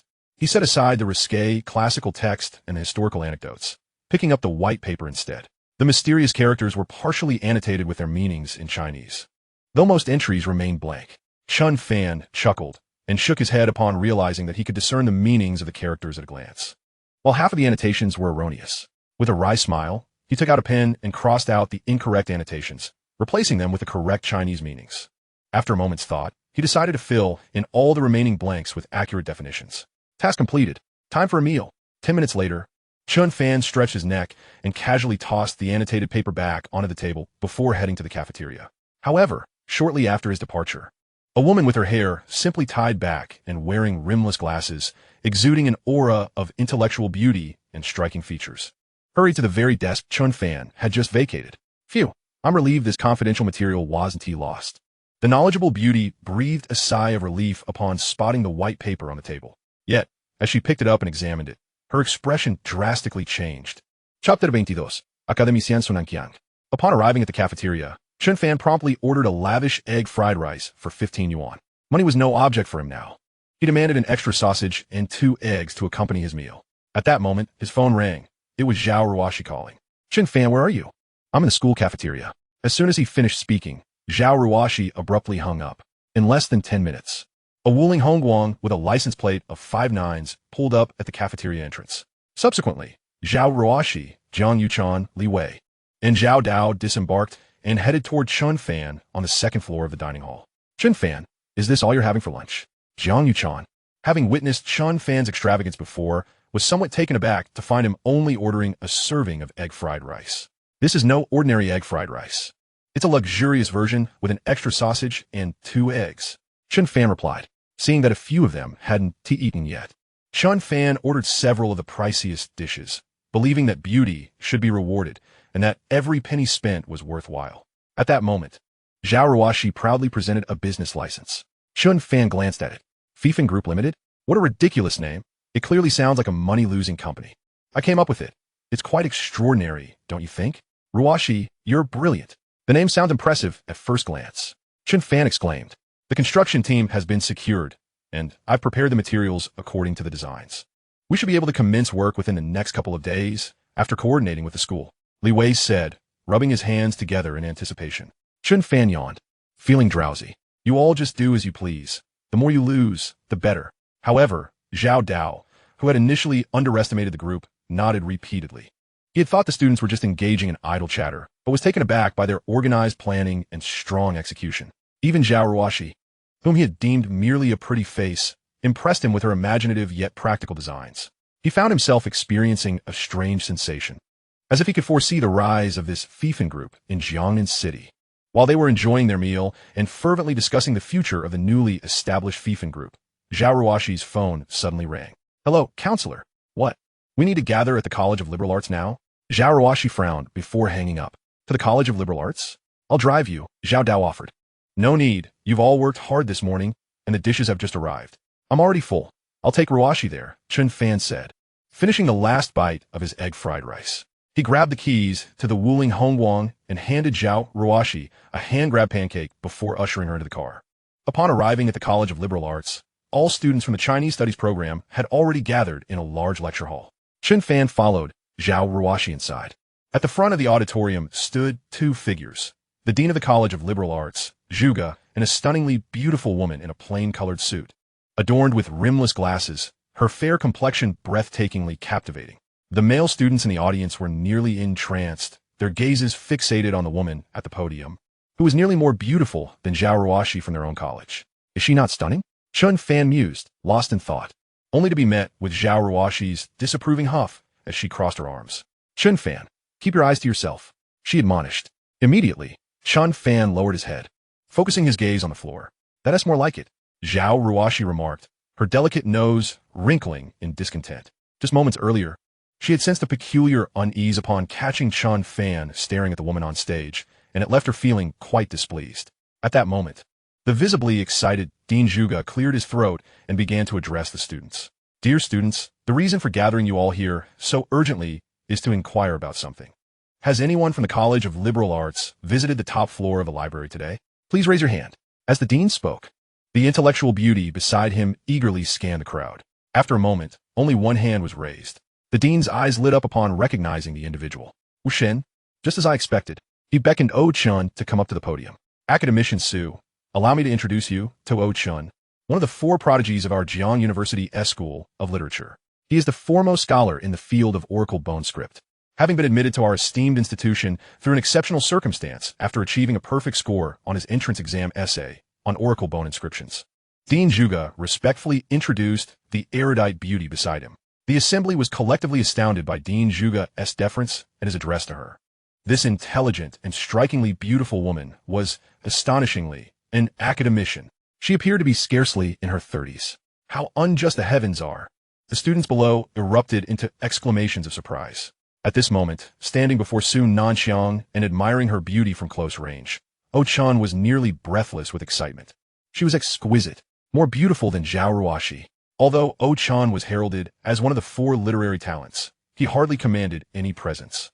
Primarily due to his lack of physical appeal, his bald head, cross-eyed gaze, and dark complexion were not flattering. Indeed, the decision to admit you under special circumstances was not mistaken. Wu Shen, who would have thought you could decipher ancient texts that even academician Su could not? Dites je remarque de produit, patin Wu Shen est schuldig. Classmate, these are ancient texts predating Oracle bone script and relating to prehistoric civilizations. How did you manage to decipher them? Su Nanxiang gazed at O Chan with excitement, her beautiful eyes betraying a hint of envy. However, O Chan was momentarily taken aback. Deciphering ancient texts? Who? Me? He was dumbfounded, having been engrossed in a palace romance novel on the first floor of the library, and had only ventured to the sparsely populated top-floor restroom. When had he deciphered any texts? Yet, seeing Dean Zhuge's expectant expression and the astonished gazes of countless classmates, particularly the admiring look from the stunning academician Su, O Chun gritted his teeth. Yes, it was indeed I who deciphered those texts. A wave of murmurs swept through the hundreds of literature students in the lecture hall, their gazes towards O Chun now filled with reverence. O Chun, you are the pride of our school of literature. No, the pride of Jiang University. Dean Zhuge declared emphatically, slapping his shoulder. O Chun, you are remarkable. I wish to allow you to directly conclude your undergraduate studies and be admitted to my Master and doctoral program as my direct disciple. Su Nanxiang expressed with genuine emotion. Upon hearing Su Nanxiang's words, O Chan was nearly overwhelmed with excitement, almost losing control of himself. Direct admission to a combined Master and doctoral program? This was an extraordinary stroke of fortune. He felt as though he were dreaming. Meanwhile, Zhao Ruoxi looked at O Chun with admiration and envy. Truly, he is one of our school of literature's 4 prodigies. Having gained admission to Jiang University based on a perfect Oracle bone essay, and now he has earned the favor of the esteemed academician Su, becoming her protege. Is this what genius looks like? Zhao Ruoxi murmured. Utter nonsense. The 4 prodigies of the school of literature all share the same shortcomings. Chen Fan scoffed, rolling his eyes. He was not particularly annoyed by O Chan's impersonation. Rather, he felt somewhat relieved. If it were discovered that a mere business management student like himself could decipher such advanced ancient texts, it would be indefensible. If he were to be taken as a protege by academician Su for graduate studies, there would be no time left for dating. TCH, you're just envious of O Chun's talent, Zhao Ruoxi retorted, casting a disdainful glance at Chen Fan, prompting several girls from the literature department to regard him with scorn. Just then, a bespectacled staff member rushed in, excitedly holding up a USB drive. Dean Zhuge, the surveillance hard drive from the top floor of the library has been repaired. Ha ha. Thank you, Director Li, but it is no longer necessary. We have already identified the individual. Dean Zhuge replied with a smile. Identified already? Director Li was taken aback.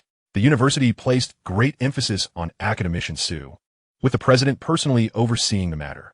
Director Li had hurriedly visited numerous repair points, and although he had only managed to fix the surveillance at the top floor entrance, there were only 2 individuals who had entered the library that morning besides academician Su.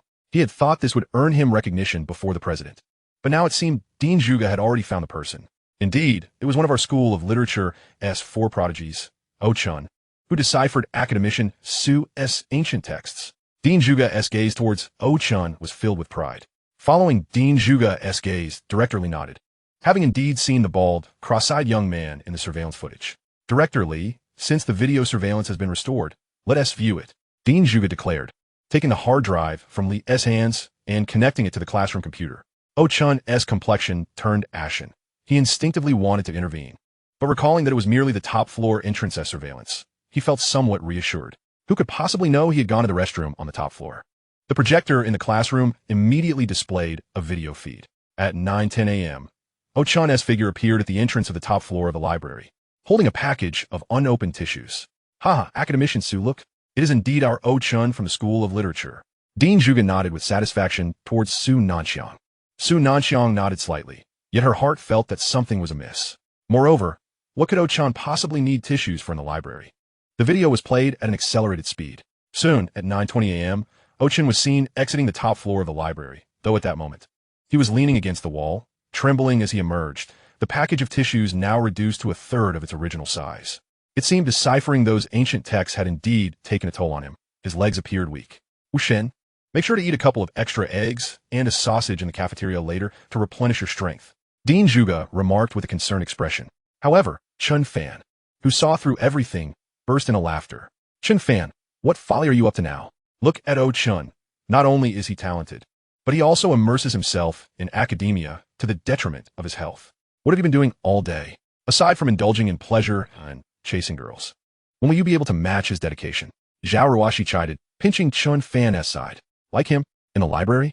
I think not." Chen Fan replied with a laugh. "You infuriate me." Zhao Ruoshi's face flushed with embarrassment, and she spat in frustration. Meanwhile, the girls from the literature department, filled with admiration for Chun, turned to glare fiercely at Chen Fan. "Academician Su, what do you think?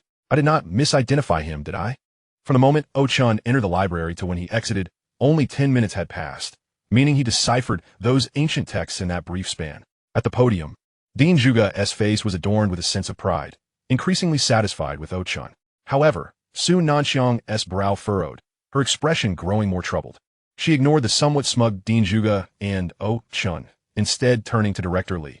"Director Li, besides myself, was there anyone else who entered the top floor of the library this morning?" Academician Su, there was indeed one other student," Director Li replied, somewhat puzzled, not understanding why she was still inquiring when they had already identified Chun as the one who deciphered the texts. Upon hearing this, Su Nanxiang's eyes brightened. "Quick, continue the playback for me." Although Director Li felt somewhat perplexed, he continued to fast-forward the video. Meanwhile, Chen Fan, sitting beside Zhao Ruoshi, suddenly widened his eyes as a realization dawned upon him. "Oh no, the truth is about to be revealed. I must flee." As soon as Chen Fan uttered those words, he attempted to escape, but was promptly seized by Zhao Ruoshi. "Where do you think you're going? Sit still and learn from the talented Chun." Zhao Ruoshi firmly grasped Chen Fan, pressing his head onto her smooth, slender thigh. With no alternative, Chen Fan complied and lay there obediently. In the classroom, apart from Chen Fan and Su Nanxiang, everyone else gazed in confusion at Su Nanxiang, who was incessantly fast-forwarding the video. At precisely 9:40, Su Nanxiang's graceful figure appeared at the entrance of the top-floor library. Shortly before 10 o'clock, a young, handsome boy with his hands in his pockets whistling appeared in the video, only to exit at 10:20. "Found him. That's him." A spark of excitement ignited in Su Nanxiang's beautiful eyes as she pressed the pause button, magnifying the boy's face. "Is this Chen Fan?" Dean Zhuge instantly recognized him, his eyes widening in astonishment. "Academician Su, there must be a mistake. Although this student entered the top-floor library, he is from a school of business administration and cannot possibly decipher ancient texts." "Chun, speak up. You are the one who deciphered Academician Su's ancient texts." Dean Zhuge exclaimed anxiously, seizing the flustered Chun. "Yes, it was indeed me," Chun said, bracing himself. "Humph, Dean Zhuge. I believe it's high time your School of Literature addressed the issue of academic dishonesty. Furthermore, regarding this so-called four great talents, such a character warrants expulsion." With her scholarly background, Su Nanxiang spoke rather directly. Upon hearing this, Dean Zhuge flushed with indignation, disregarding status to defend his proud protege. "Academician Su, I admit I am far inferior to you in academic prowess, but when it comes to recognizing talent, I have far more experience. I know exactly what kind of person this student is. Dean Zhuge retorted coldly. Oh Chen is lying. Before Su Nanxiang could respond, Director Li interjected, pointing at Oh Chen. Oh Chen left the library at 9:20, while academician Su arrived at 9:40. He could not have deciphered the ancient texts left by academician Su. The true decipherer is the individual in the video. Upon hearing this, everyone in the classroom suddenly comprehended, and the lecture hall erupted into a cacophony of voices. Wu Shen, you deceitful traitor, do you have no shame? Shameless. Dean Zhuge felt a wave of darkness wash over him, staggering back a few steps as if about to spit blood.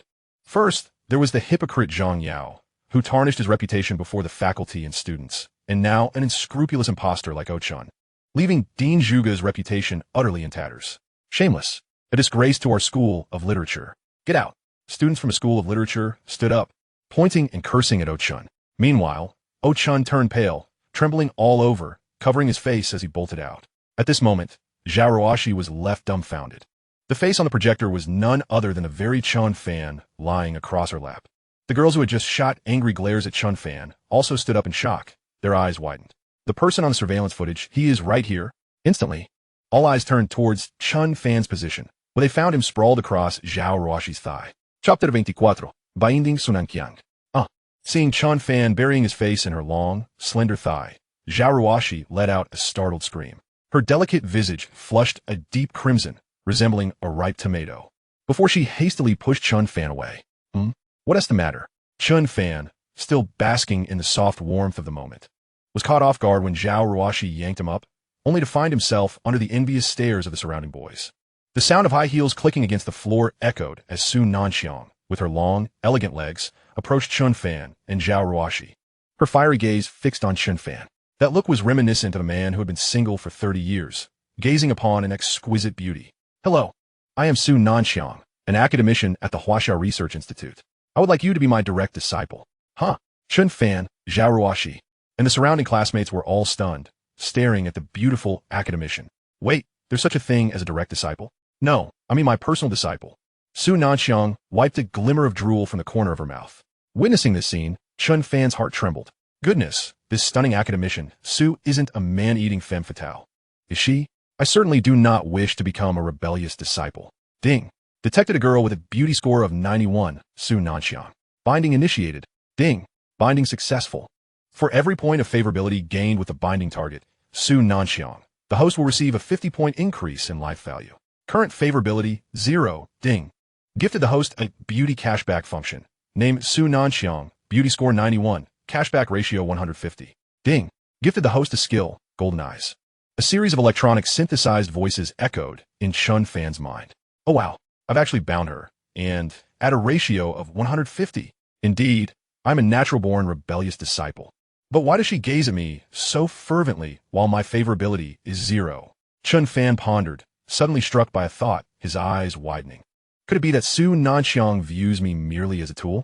I know some researchers are quite fanatical, consumed entirely by academic pursuits, devoid of any emotional connection. Su Nanxiang's fiery gaze remained fixed on Chen Fan, nearly sparking with intensity. She noticed Chen Fan standing there in a daze, mistaking his silence for reluctance, and recalled seeing him with his head nestled on the thigh of the nearby beauty. Suddenly, Su Nanxiang seemed to have an epiphany. Her beautiful eyes glimmered as she sat beside Chen Fan, performing an action that left Dean Zhuge and Director Li in shock, while igniting envy in the hearts of all the boys present. You like legs, don't you? Your teacher also has long legs. Why not try and see if it's comfortable? If you become my disciple, you can rest your face on your teacher's legs every day. As she spoke, Su Nanxiang pulled Chen Fan closer, pressing his head on her long, straight legs.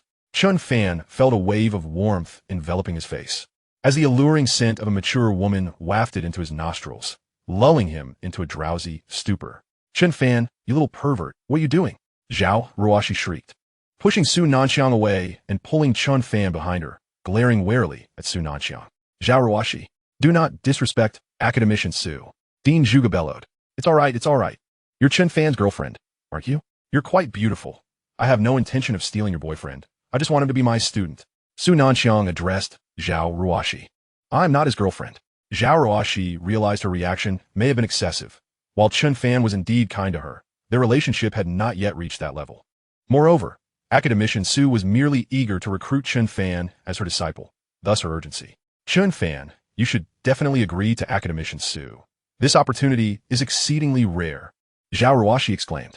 As long as you are willing to follow me, you can bypass your master's degree and proceed directly to your doctoral studies. Pack your things and come back to Xianjing with me. Su Nanxiang's beautiful eyes blazed with fervor, almost wishing to abduct Chen Fan with a sack at that very moment. Chen Fan shivered inexplicably, thinking, damn it, how could a notorious lecher like him face such a stunning beauty as Su Nanxiang? He felt akin to a timid little rabbit. Academician Su, I believe it would be prudent to take it step by step. I would prefer to complete my undergraduate studies before pursuing my doctorate with you. Chen Fan hastily replied. After all, Zhao Ruoshi and Jiang Yuchan's fledgling company had just started, and to abandon it before it even incurred losses would be an immense folly. Well, finishing your undergraduate studies first is also acceptable. Su Nanxiang frowned slightly, but ultimately nodded in agreement. Chen Fan sighed in relief. Zhao Ruoshi also exhaled, as did countless envious male students from the College of Arts. Then I shall remain at Jiang University. This way, you can complete your undergraduate studies while also becoming my apprentice. I happen to have some matters to attend to in Jiangnan City as well, Su Nanxiang continued. The crowd dispersed, leaving only Dean Zhuge and Su Nanxiang in the lecture hall. Academician Su, although Chun has committed the shameless act of impersonation, he is nonetheless a rare talent within our College of Arts. I will resign from my position as dean, and I hope you can grant him another chance and prevent the principal from punishing him. Dean Zhuge implored, appearing as though he had aged a decade. He was acutely aware of Su Nanxiang's formidable capabilities, not only as a prominent archaeologist at the Huaxia Research Institute, but also of the terrifying influence she wielded. Since you found someone capable of deciphering my ancient script, manage the others as you see fit. I wish to be alone for a while. Su Nanxiang, resembling an icy beauty, waved her hand dismissively, prompting Dean Zhuge to leave with a palpable sense of relief. For a student from the business school to decipher ancient text is akin to a prodigy among prodigies in archaeology. Why was such brilliance not bestowed upon me? Su Nanxiang clenched her delicate fist. Having exhibited extraordinary talent in the field of ancient literature since childhood, she now harbored an overwhelming desire to possess such gifts. How I long to acquire Chen Fan's talent. Su Nanxiang's heart raced, her tongue darting across her lips. Since I cannot possess his talent, I shall claim him instead, bending him to my will, so he belongs solely to me. Su Nanxiang murmured softly, growing increasingly exhilarative.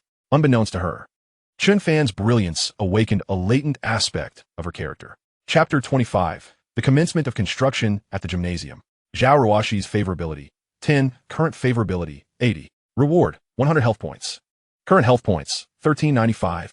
As Chen Fan strolled along the path, a synthesized electronic voice suddenly echoed in his mind. What's going on? He turned to Zhao Ruoshi beside him, wondering if she was awestruck by his talent. What are you staring at? Zhao Ruoshi replied, her cheeks flushing slightly. By the way, how did you decipher academician Su's ancient script?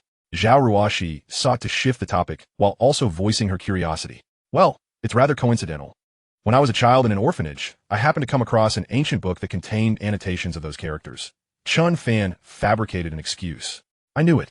How could someone so frivolous, with a head full of romantic pursuits, possess such talent? Zhao Ruoshi, for reasons unbeknownst to her, felt a wave of relief, as if this seemingly aimless Chen Fan now belonged to her once more. Chen Fan refrained from retorting and instead escorted Zhao Ruoshi back to her dormitory before returning to his own. At 9 o'clock that evening, just as Chen Fan lay down, a notification pinged on his phone. Upon checking, he discovered a friend request. Chen Fan, I am your mentor, Su Nanxiang. The profile picture depicted a woman's silhouette against the sea. Intrigued, Chen Fan clicked on the image and was instantly captivated. A slender figure adorned in a sea blue gown stood serenely by the azure waves, her delicate ankles and graceful feet visible, a breathtaking sight even from behind. He promptly accepted the request. Su Nanxiang was a stunning beauty, scoring a remarkable 91 in attractiveness, and with her 20-fold health points. The prospect of becoming her apprentice thrilled him despite its moral implications. An impish smile crept across Chen Fan's face as he pondered this enticing prospect. Yet, he remained oblivious to the dread that awaited him in the future. After accepting the request, a message promptly arrived, as if Su Nanxiang had been waiting on the other side. Chen Fan, you are my first disciple, and I wish to present you with a gift. I will send you some images. Let me know which design you prefer. With that, Su Nanxiang forwarded a series of photographs. Chen Fan opened them, taken aback. The so-called necklaces appeared rather peculiar. Have you made your choice? Once you do, I will have one custom made for you in 24K gold. Sonankyangin Kwayev, 24K gold. Chen Fan's eyes widened with excitement at the mention of the precious metal, completely overlooking the oddity of the designs. After all, who would refuse gold? He selected the largest piece and sent his choice back. On the other end, Su Nanxiang anxiously awaited his response, her heart racing. The reason she chose such necklaces stemmed from something she learned on a certain forum, symbolizing the first stage of her intentions. She worried about how Chen Fan might react. Would he be difficult to train in the future? She pondered nervously. However, within a minute, Chen Fan sent back an image. Wonderful. I never anticipated such smooth sailing. Su Nanxiang felt an exhilarating rush, realizing that her extensive research on the forum had not been in vain. She was now ardently eager to possess Chen Fan. Now, please send me a selfie, Su Nanxiang instructed through a voice message, her tone carrying a hint of commanding allure. Chen Fan frowned upon hearing her request. Why do you want my photo? He thought.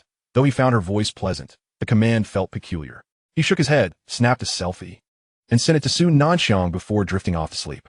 Meanwhile, Su Nanxiang gazed at the photo, a smile curving her lips. She opened a photo editing app and humorously superimposed Chen Fan's head onto that of Corgi, setting it as her new profile picture. The following morning, Zhao Ruoshi called. Chen Fan, hurry up. Construction on the gymnasium begins today, and we're all here. All right, I'm on my way. Chen Fan sluggishly got out of bed, brushed his teeth, washed his face, and had breakfast before making his way to the site of the former Zhang Chui battle. At that moment, within the smoke-filled office of a vice principal, a burly man adorned with gold chains and dragon tattoos fumed. That girl Zhao Ruoshi and those students dared to defy your authority and handed the project to someone else. Do they really think principally can protect them? I'll take care of them. Li Weigong is of no consequence now. My nephew, Zhou Honyuan, has assumed the position of head of the Zhou family. He has already made arrangements with the higher-ups, and soon Li Weigong will be forced into early retirement, allowing me to take his place. From now on, Jiangda will be dictated by me, Wu Peng, declared Wu Peng, the vice president in charge of school logistics, his face radiating arrogance. The bald, portly man known as Long Air was equally elated. Having followed Wu Peng, he knew that with one person's rise, all would flourish. Henceforth, wouldn't all projects within the school be under his purview? And any student girls he fancied would be his to pursue. Yet he pondered. The gymnasium was a donation from Zhao Ruoshi. If they ruined it, who would finance their endeavors? Wu Peng, reclining with crossed legs and a cigarette in hand, mused aloud. Then I'll go intimidate them, rendering them incapable of commencing work. It is imperative we secure this project. You will oversee the construction while I will handle the inspection. From his 50 million project, we should net at least 40 million. Wu Peng asserted. 40 million. Long Air licked his lips, his eyes sparkling with avarice, before reaching for his phone to contact his subordinates. Hey, gather 50 brothers with tools and wait in front of Jiangda. Smash all those construction vehicles. Long Air commanded, hanging up as he prepared to leave. By the way, that girl named Zhao Ruoshi is quite appealing. Get a hotel room and bring her to my chamber. I want both her money and her person. Wu Peng leered, emboldened by the imminent announcement of his principalship. He had even compiled a list of the attractive female teachers and students within the school. Meanwhile, outside the school, a dozen excavators and dump trucks were parked, while Zhao Ruoshi and Li Wei were registering the vehicles with the security guards. Jiang Yuchan was inside the school, organizing the layout, while Zhao Dao was outside escorting building materials and had yet to return. Suddenly, a fleet of unmarked vans appeared, and dozens of men clad in black, wielding machetes and clubs, leapt out, charging towards the excavators and dump trucks, as well as Zhao Ruoshi. Chapter 26, Trouble Arises. Smash all of these. And over 50 armed henchmen surged forward, violently demolishing the construction vehicles, dragging the drivers from their seats and subjecting them to brutal beatings. The security guards, witnessing the chaos outside, wore expressions of panic and hastily attempted to call for backup. However, Wu Peng emerged, asserting, "This is a matter outside the school. You are not permitted to intervene." The guards, recognizing their supervising vice president, obediently set down their radios. "Stop! What are you doing?" Zhao Ruoshi exclaimed, her eyes filled with fury as she witnessed the frenzied destruction. In an instant, she dispatched several attackers with swift movements. Li Wei charged in, relying on brute force despite lacking combat skills, knocking down a few assailants, but he was soon encircled by Long Air's men. This girl must be Zhao Ruoshi. She's quite skilled. Don't use weapons. If you mar her face, I won't spare you, Long Air remarked, observing Zhao Ruoshi as she held her ground against a dozen attackers. "Boss, this girl is too fierce. Our brothers have already sustained injuries." One of the henchmen, clutching his groin in pain, reported. Long Air's eyes glinted with malice as he turned his gaze towards Li Wei. Bring that fat pig over here. Li Wei, besieged by 7 or 8 men, lay on the ground bloodied and battered. Following orders, several black-clad thugs dragged the injured Li Wei to Long Air's feet. Girl, if you don't cease, your friend may lose his life. Long Air brandished a dagger menacingly near Li Wei. Ruashi, don't mind me, run. Li Wei, bloodied and bruised, shouted desperately. You gluttonous fool. I warned you to keep your mouth shut. Long Air's eyes gleamed with cruelty as he plunged the knife into Li Wei's thigh. Li Wei's eyes widened in agony, his bloodied visage contorting in pain, yet he bit down hard on his lip to suppress any sound so as not to alarm Zhao Ruashi. But Zhao Ruashi witnessed the horrific scene. No, stop. Her eyes welled with tears upon seeing Li Wei's anguished expression, and she immediately ceased her resistance. Although Li Wei appeared to be a lecherous, rich heir, Zhao Ruashi had come to know him as someone who valued friendship deeply. They had become both business partners and good friends. 2 burly men swiftly restrained Zhao Ruashi's hands and brought her before Long Air and Wu Huaxing. Ha! This girl is quite the spirit. After Vice President Wu plays with her, I shall teach her how to be a compliant woman. Gesturing for the others to tape Zhao Ruashi's mouth and usher her into a Mercedes, driving off into the distance. Inside the dining hall, Chen Fan, leisurely enjoying his breakfast, was suddenly jolted by his phone ringing. Chen Fan, trouble has arisen. Hurry to the west gate of the school, came Li Wei's weak voice. After uttering this, the line fell silent. A chill coursed through Chen Fan as an ominous premonition gripped him. The west gate of the school was mere steps from the dining hall, and he quickly arrived at the entrance. Not far from the gate lay several mangled excavators and dump trucks, alongside a number of drivers lying in pools of blood. The school gate stood firmly shut, with armed security guards wielding rubber batons, shields, and forts barring anyone from exiting. I demand you open the gate now. Do you not comprehend human language? Have you not seen the injured outside? Principal Li Weigong, accompanied by the school doctor, pointed at the guards and the burly head of security, Director Li of Logistics. Principal Li, please do not burden me. Vice President Wu just called, warning us of gang violence outside. We must secure the gates to protect the students within. Director Li of Logistics replied with a forced smile. Fully aware that the official announcement had just come through, and Li Weigong was no longer the principal, Wu Peng now held the position of Jiangda's president. You. Li Weigong's face twisted in rage, rendering him momentarily speechless. What? You thought you were still the principal? If you don't leave now, we may just include you in the beating. The head of security, a loyal subordinate of Wu Peng, jeered at Li Weigong. Fine, fine. But there is a student outside who is gravely injured. If we do not provide medical aid soon, he will bleed out. I implore you, allow the school doctor to attend to him. Li Weigong, glancing at Li Wei lying in a pool of blood, felt a rush of urgency. Suppressing his fury as he softened his tone. Implore me? Principal Li, is this truly how you plead? Director Li observed with a smirk. To beg, one must kneel. The head of security laughed heartily. Li Weigong's expression shifted through a spectrum of emotions as he trembled uncontrollably. Ultimately, in a desperate attempt to save Li Wei outside, he prepared to bend his knee. However, a powerful hand caught him, stopping him in his tracks. Turning around, he was met with a face as dark as the depths of water. Chen Fan? Principal Li, speaking to these dogs in human language is futile, Chen Fan declared. Who the hell left their pants unzipped, exposing such a sight? The head of security bellowed. Upon noticing that Chen Fan was merely a student, he lunged forward, reaching for Chen Fan's neck. He is a student of Jiang University. Do not lay a hand on him, Li Weigong exclaimed in astonishment. The head of security stood nearly 2 meters tall, weighed over 200 pounds, and was said to be a formidable fighter. Typically, 3 or 4 individuals could not approach him without consequence, and being caught by him would undoubtedly result in severe repercussions for Chen Fan. However, Chen Fan merely scoffed, extending his hand to seize the massive fist of the head of security, and with a gentle yet forceful twist of his right hand. Crack. The sharp sound resonated in the ears of Li Weigong, Director Li of Logistics, and the surrounding security personnel. The head of security's face instantly contorted in agony as he collapsed to the ground, having had his wrist gruesomely broken by Chen Fan. Li Weigong was stunned. Director Li was stunned. The security personnel were stunned. They had not anticipated that a student could so effortlessly break the wrist of a man who resembled a human titan. What are you all standing around for? Get over here. If anyone escapes, you all will be out of a job tomorrow.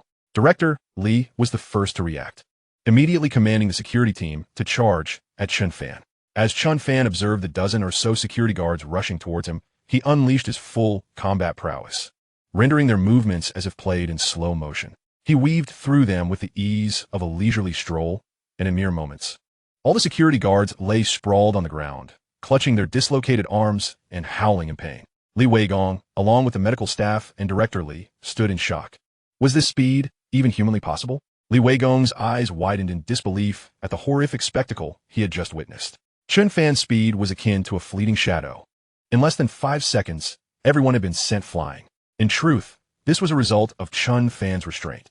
Had he unleashed his full speed and strength, equivalent to that of 10 men combined, he could have easily dispatched the entire group in the blink of an eye. Open the door.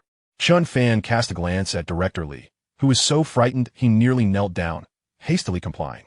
The school medical staff rushed out to check on Li Wei and the drivers, tending to their wounds. Just then, a Wuling Hongguang with the license plate 99999, accompanied by several trucks transporting building materials, arrived at the school gate. Chapter 27. Wu Peng becomes Wu Yeye. What is happening? Where's my sister? Zhao Dao leapt from the vehicle, furrowing his brow as he glanced at the bandaged Li Wei. At that moment, Chen Fan approached. Fatty, are you alright? Do you need to go to the hospital first? I'm fine, don't worry about me. You all go save Zhao Ruoxi. She has been taken away by those thugs, and that Wu Peng. Li Wei replied, his face smeared with blood, recounting the events to Chen Fan and Zhao Dao. Damn it, how dare they touch my sister? I'll chop him up. Zhao Dao erupted with a fierce killing intent, causing the temperature around him to drop several degrees. He was about to jump back into the vehicle when Chen Fan seized him. Third brother, calm down. We still don't know their location. After saying this, Chen Fan turned to Director Li, Wu Peng's lackey. Tell me, where are they now? I don't know, Director Li stammered, feigning ignorance. But Zhao Dao was not as patient as Chen Fan. Brandishing a dagger, he grabbed Director Li and slashed it across his face. Blood. I am bleeding. Help me. Director Li shrieked like a pig being slaughtered. Damn it, speak up. If you don't, the next cut will be to your throat. Sensing Zhao Dao's chilling aura and the emotionless gaze in his eyes, Director Li had no doubt that Zhao Dao would indeed kill him in the next moment. I'll tell you, Principal Wu must have taken Zhao Ruoxi to the luxury hotel run by Long Air. Director Li collapsed to the ground, confessing. Chen Fan, let's go. Zhao Dao commanded. Go ahead, Chen Fan. Quickly save that girl. I'll handle things here. Li Weigong nodded solemnly. Rest assured, Principal Chen, Wu Peng won't easily take my position. Chen Fan declared before turning to leave. Kid, why aren't you getting in the car? Are you planning to run there? Zhao Dao shouted. Third brother. There is no time. I truly have to run. With that, Chen Fan left behind a fleeting shadow, vanishing before Zhao Dao's eyes. What the hell? That speed, could he be a grandmaster? Zhao Dao's eyes widened in shock. In all of Jiangnan City, the only true grandmaster was his reclusive godfather. How could this young man possibly reach such heights? But there was no time for further contemplation. Chen Fan's matters could wait. The priority was to rescue Zhao Ruoxi. The Wuling Hongguang accelerated, tearing down the road in pursuit of the direction Chen Fan had vanished. Luxury suite, top floor, Houting Hotel. Wu Peng and Long Air leered at Zhao Ruoxi, bound hand and foot. Brother Wu, this little girl is quite a catch. She is probably still a virgin. Long Air licked his lips. Hee, after I'm done with her, I'll let you have your fun for a couple of days. Wu Peng leered. Upon hearing this, Zhao Ruoxi's eyes blazed with fury, her delicate body twisting and struggling as muffled sounds escaped her sealed lips. Hee, all right, Brother Wu. Be sure to train this little wild horse while I keep watch downstairs. Long Air, thrilled at being part of the plan, exited and closed the door behind him. As soon as Long Air left, Wu Peng could hardly contain his impatience and began to undress. Listen well, little beauty, I am now the principal of Jiang University. If you serve me well and become a member of my harem, you will enjoy countless benefits. However, if you disobey, Wu Peng was left in nothing but his underwear as he lunged towards the terrified Zhao Ruoxi. But at that moment, bang, the door was kicked open with a resounding crash. Chen Fan entered with a stormy expression. Zhao Ruoxi seized the opportunity while Wu Peng was momentarily stunned, swiftly escaping his grasp and jumping behind Chen Fan. With a slight application of force, the ropes binding Zhao Ruoxi were instantly severed. Chen Fan, tears filled Zhao Ruoxi's beautiful eyes, resembling a wronged child as she threw herself into his embrace. Zhao Ruoxi affection level 10. Current affection level 90. Reward, 100 life points. Current life points balance, 1494. Ding. Congratulations to the host for achieving an affection level of 90 with Zhao Ruoxi. An additional reward of 20 billion has been granted. Current balance, 21.9 billion. An electronic synthesized voice resonated in Chen Fan's mind. Damn, an additional reward of 20 billion. Not bad. All right, Ruoxi, it's all over now. Chen Fan gently patted her back. Damn it, how could Long Air be so careless as to let someone break in so easily? Wu Peng, disturbed during an important moment, was instantly filled with rage. Cursing inwardly as he scrutinized Chen Fan. Are you the wealthy second-generation heir? Chen Fan, having made quite a name for himself at Jiang University over the past month. Wu Peng recognized him. Chen Fan cast a disdainful glance at the lewd man clad only in a pair of briefs, a cold smile gracing his lips. Indeed, that would be me. Huh. If that's the case, this will be easy. I am Wu Peng, the president of Jiang University, and I hereby command you to leave at once. Wu Peng barked, adopting an arrogant demeanor as he pointed at Chen Fan. Huh. What a wretched creature you are to hold the position of president. Chen Fan retorted, stepping forward. What do you intend to do? I warn you, take another step, and I will immediately expel you and revoke your student status. Wu Peng stumbled back, a flicker of fear crossing his face. Chen Fan's earlier kick that had sent the door flying indicated he was no ordinary opponent. Let us see if you can truly become president first. Chen Fan advanced and delivered a flying kick that shattered a dozen of Wu Peng's ribs. This was a merciful act on Chen Fan's part. Had he unleashed the full force of his kick, Wu Peng would have been left utterly incapacitated. Wu Peng cried out in agony, nearly losing consciousness. How dare you treat me this way? I am the president.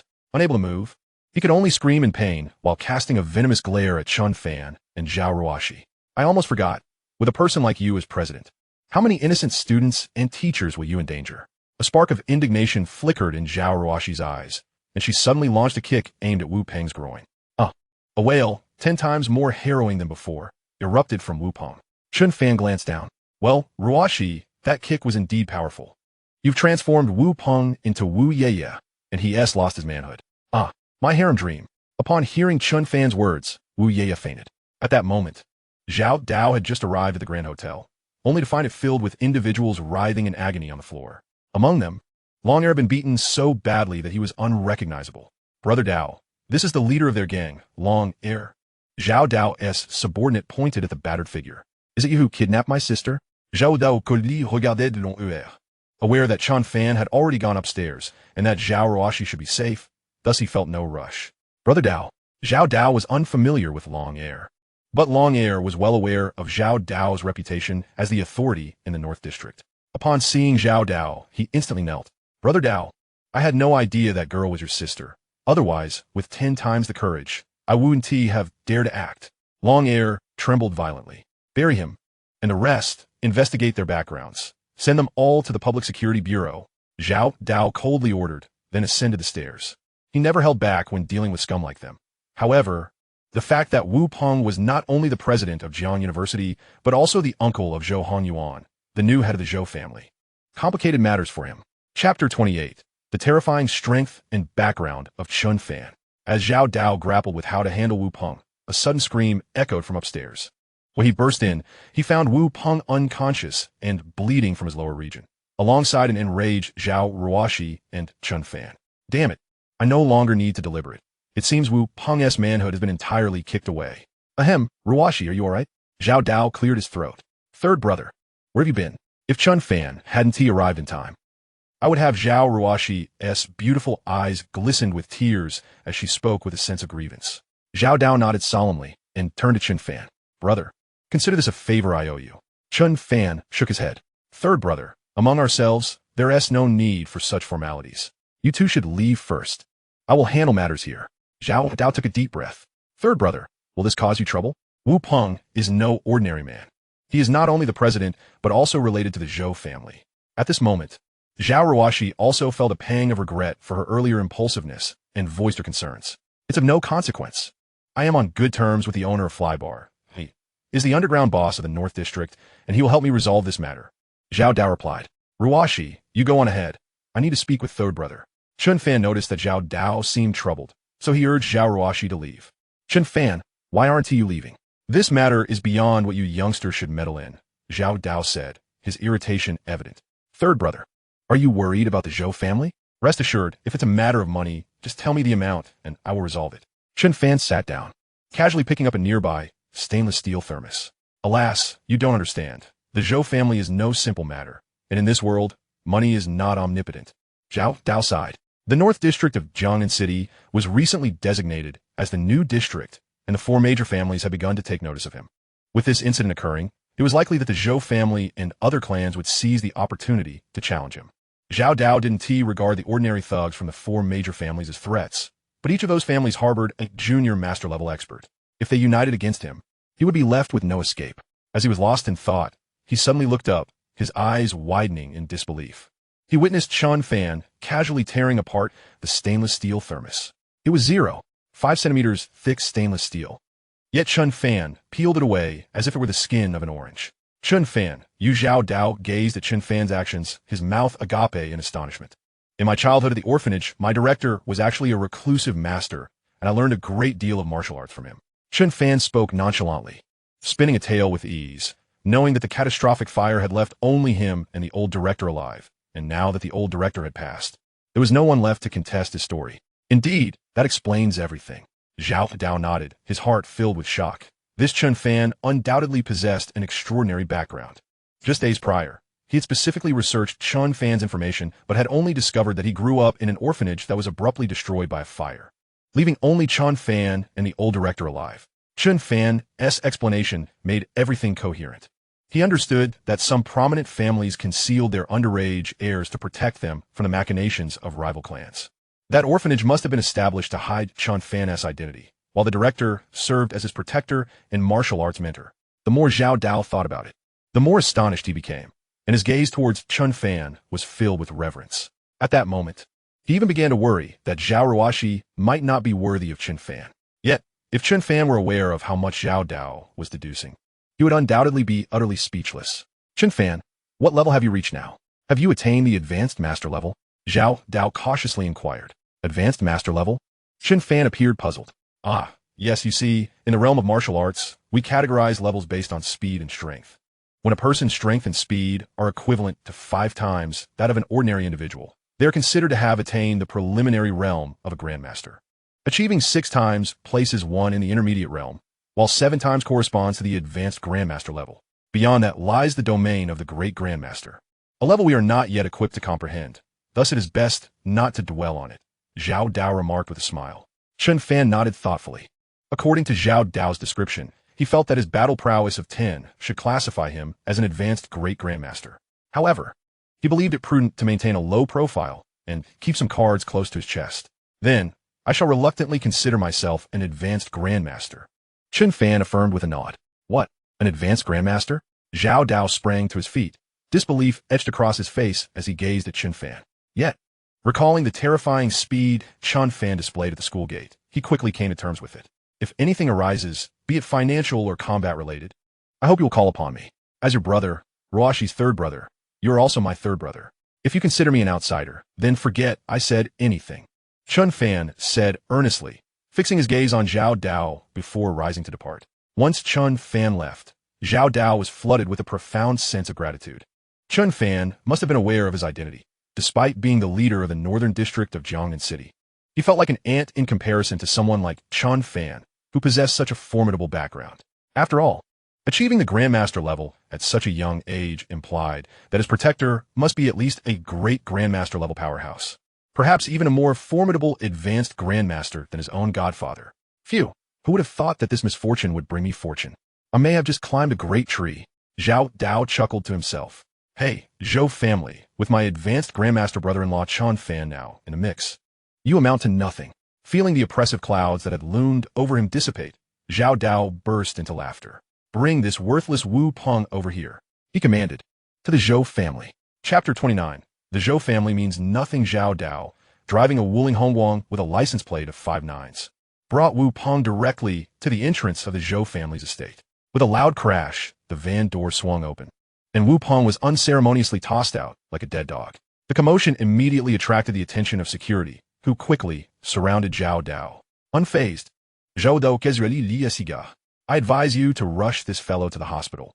Otherwise, not only will he lose his manhood, but he may also lose his life. The noise at the entrance soon drew the attention of the Zhou family members, including Zhou Hanyuan, who stepped outside. Uncle, Zhou Hanyuan exclaimed, staring in shock at the gasping Wu Peng sprawled on the ground. Hey, Zhou Xiao, you needn't call him uncle anymore. You should refer to him as Andy. This scoundrel attempted to kidnap and abuse a female student and has now been rendered incapable. I thought such a scumbag must be related to your Zhou family. so I kindly brought him back for you. I had no idea he was your uncle." Zhao Dao grinned widely. Zhou Hongyuan and the butler who had followed him froze, their eyes drawn to the pool of blood beneath Wu Peng. Both men instinctively shielded their groins, gasping in shock. "Zhao Dao, do you understand the consequences of provoking our Zhou family? Even if you possess some power in the northern district, before our Zhou family, you are merely a larger-than-average ant," Zhou Hongyuan said coldly. "I indeed dare to provoke your Zhou family. You mean nothing?" Zhao Dao spat defiantly, hurling a glob of phlegm onto Zhou Hongyuan's Versace suit before getting into his car and driving away. Zhao Dao, I will kill you," Zhou Hongyuan roared in anger. "Master, do not act impulsively. Your father and the family ancestor are in seclusion. Your most pressing task is to secure the development rights for the 2 financial and commercial centers in the northern district at the auction in a week's time." Butler's son urged softly. "I understand, but I cannot swallow this humiliation. Being insulted by a student named Chen Fan was one thing, but now this Zhao Dao has come to provoke me." Zhou Hongyuan slammed his fist against the door in frustration. "Just endure for another month. Once your father and the ancestor have absorbed their treasures, your father will become an advanced grandmaster, and the ancestor will elevate to a preliminary great grandmaster. At that point, crushing Zhao Dao and that Chen Fan will be as simple as squashing an ant. We shall unify Jiangnan City, forcing the other 3 great families to bow before us." Butler's son advised gently. "I understand, Butler's Sunday. I, Zhou Hongyuan, am not one to disregard the bigger picture. Let them prance around for a couple of days. I will personally kill Zhao Dao and that Chen Fan." Zhou Hongyuan vowed with venomous eyes. "What shall we do about your uncle?" Butler's son inquired, glancing at the barely alive Wu Peng on the ground. "Quickly get him to the hospital. Even if he has but a breath left, he must still serve as principal. After all, if the new campus of Jiang University in the northern district is built as a high-end villa area, the profits could reach hundreds of billions." Chen Fan accompanied Zhao Ruoshi to the hospital to visit the chubby Li Wei, who had already arrived. "Fatty, you're not in any serious trouble, right?" Chen Fan asked, carrying several boxes of supplements as he walked in. "What could possibly happen to me? I was like an ant swatted aside. You should have seen me take on 20 of them," Li Wei boasted, trying to sit up to brag, but the movement tugged at his wounds, causing him to gasp in pain, his chubby face quivering. "Sit down, don't move." Chen Fan quickly pressed him back down and recounted the events of saving Zhao Ruoshi. "Well done. That scoundrel Wu Peng deserves to be made a eunuch. Otherwise, who knows how many teachers and female students he would torment." Li Bei exclaimed indignantly. "But how could Principal Li, who performed so brilliantly, be replaced by that scoundrel Wu Peng? This matter likely pertains to the Zhou family. The northern district is now being developed as the new area of Jiangnan City, with significant investments planned, including the new campus of Jiang University. The Zhou family must have recognized the commercial value of the new campus and used their connections to elevate Wu Peng to principal, allowing them to gradually encroach on its resources. I estimate the profits could even reach over 100 billion. Jiang Yuchan analyzed, adjusting her exquisitely framed glasses. Everyone nodded in agreement. The northern district being designated as the new area of Jiangnan City was no longer a secret. Almost all business moguls in Jiangnan City were positioning themselves to partake in this trillion-yuan project, although they aspired to venture into the northern district. Their newly founded extraordinary group was merely a fledgling company. If they attempted to enter, they would be devoured by those billion-dollar capitalists, leaving nothing behind. However, their reluctance did not preclude others from daring to dream, such as Chen Fan, whose eyes suddenly brightened. The new area is filled with capital moguls. Won't that lead to significant losses? Such a lucrative opportunity for losses is rare indeed. I have made up my mind. Our extraordinary group will venture into the northern district, Chen Fan declared. Venture into the northern district? Li Wei and Jiang Yuchan exclaimed in shock, while Zhao Ruoshi wore an excited expression. Chen Fan, don't act impulsively. The northern district is not a place for newly established companies like ours to meddle. There. 100 billion in assets is merely the entry ticket. Jiang Yuchan quickly cautioned. If you truly wish to go to the northern district, I can speak to my father and see if he can help us secure some small projects. Li Wei, anxious not to disappoint Chen Fan, hurriedly remarked that his father, Li Daxiong, had amassed assets reaching hundreds of billions and had recently entered the North District. However, even so, they merely trailed behind those prominent families, merely sipping the broth of their successes. No need for that. Have you all forgotten? I am, in fact, a super-rich second-generation heir. Chen Fan replied with a smile. Chen Fan, this is not a matter of just a couple of billion. This is a business that easily amounts to hundreds of billions. Regardless of how grand your family is, it would be impossible for you to gather such an amount to dip your toes in. Even my father requires partners to enter the fray. Libe yadbiza ernasli. Though usually unreliable, he was exceedingly cautious when it came to such monumental business ventures. Chen Fan remained silent, merely focused on transferring funds. Ding dong, ding dong. The text message alerts from Zhao Ruoxi and Jiang Yuchan chimed almost simultaneously. Both ladies, perplexed, opened their phones. 2 seconds later, Jiang Yuchan let out a scream, leaping up with a look of terror directed at Chen Fan.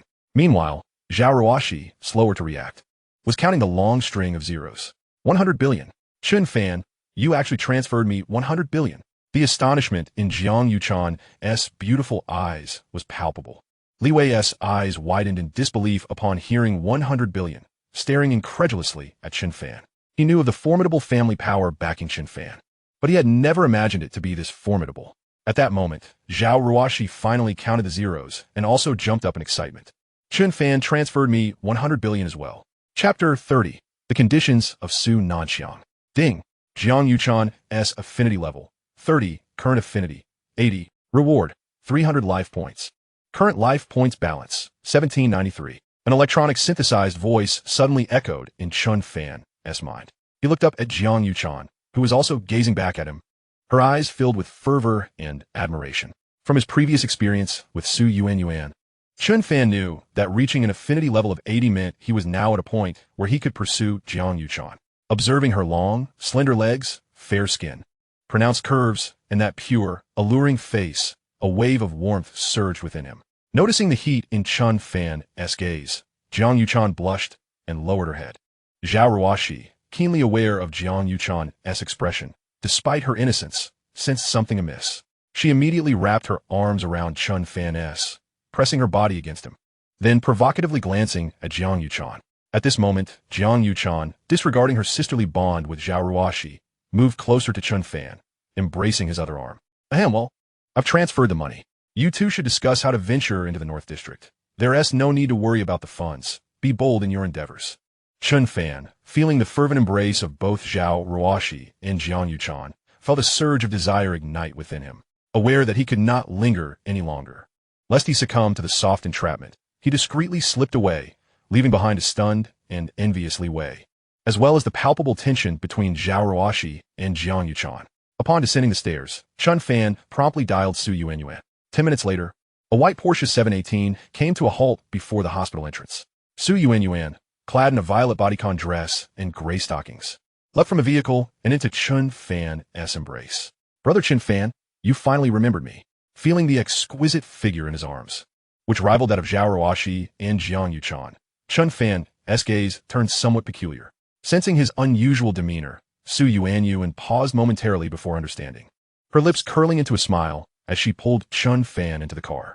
As Chen Fan took the wheel, Su Yuanyuan did not remain idle. Upon arriving at her apartment, she showcased her newly acquired skills and various yoga techniques, leaving Chen Fan dazzled.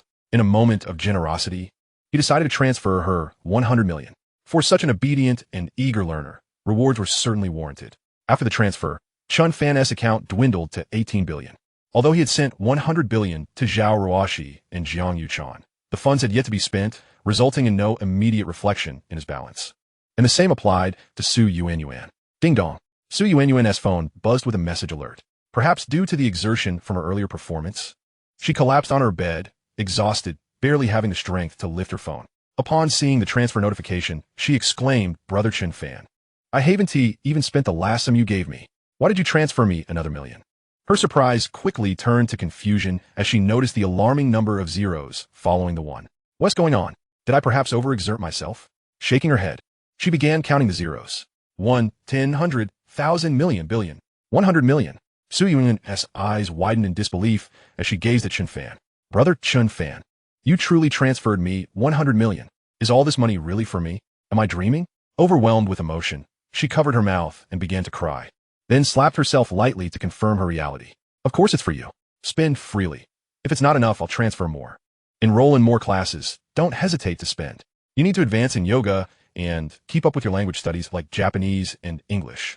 Chen Fan gently patted Su Yuanyuan's head, emphasizing his sincerity. Rest assured, Brother Chen Fan, I will study diligently, and the next time you see me, it will be a brand new experience. Su Yuanyuan zetponde entusitasti, noding ferventin, Such a teachable child. Chen Fan nodded in satisfaction. At that moment, Chen Fan's phone rang. Hello. Chen Fan, I've gathered the information you requested. It was the Zhou family from Jiangnan City who leveraged connections to appoint Wu Peng as the president of Jiang University. Came the refined voice of Su Nanxiang from the other end. Is there a way to resolve this? If that scoundrel Wu Peng becomes president, Jiang University will surely descend into chaos. If money is needed to smooth over connections, I can provide it. Chen Fan furrowed his brows, recognizing the gravity of the situation. There's no need for funds. I can arrange for a call to be made from Xia Jing's side.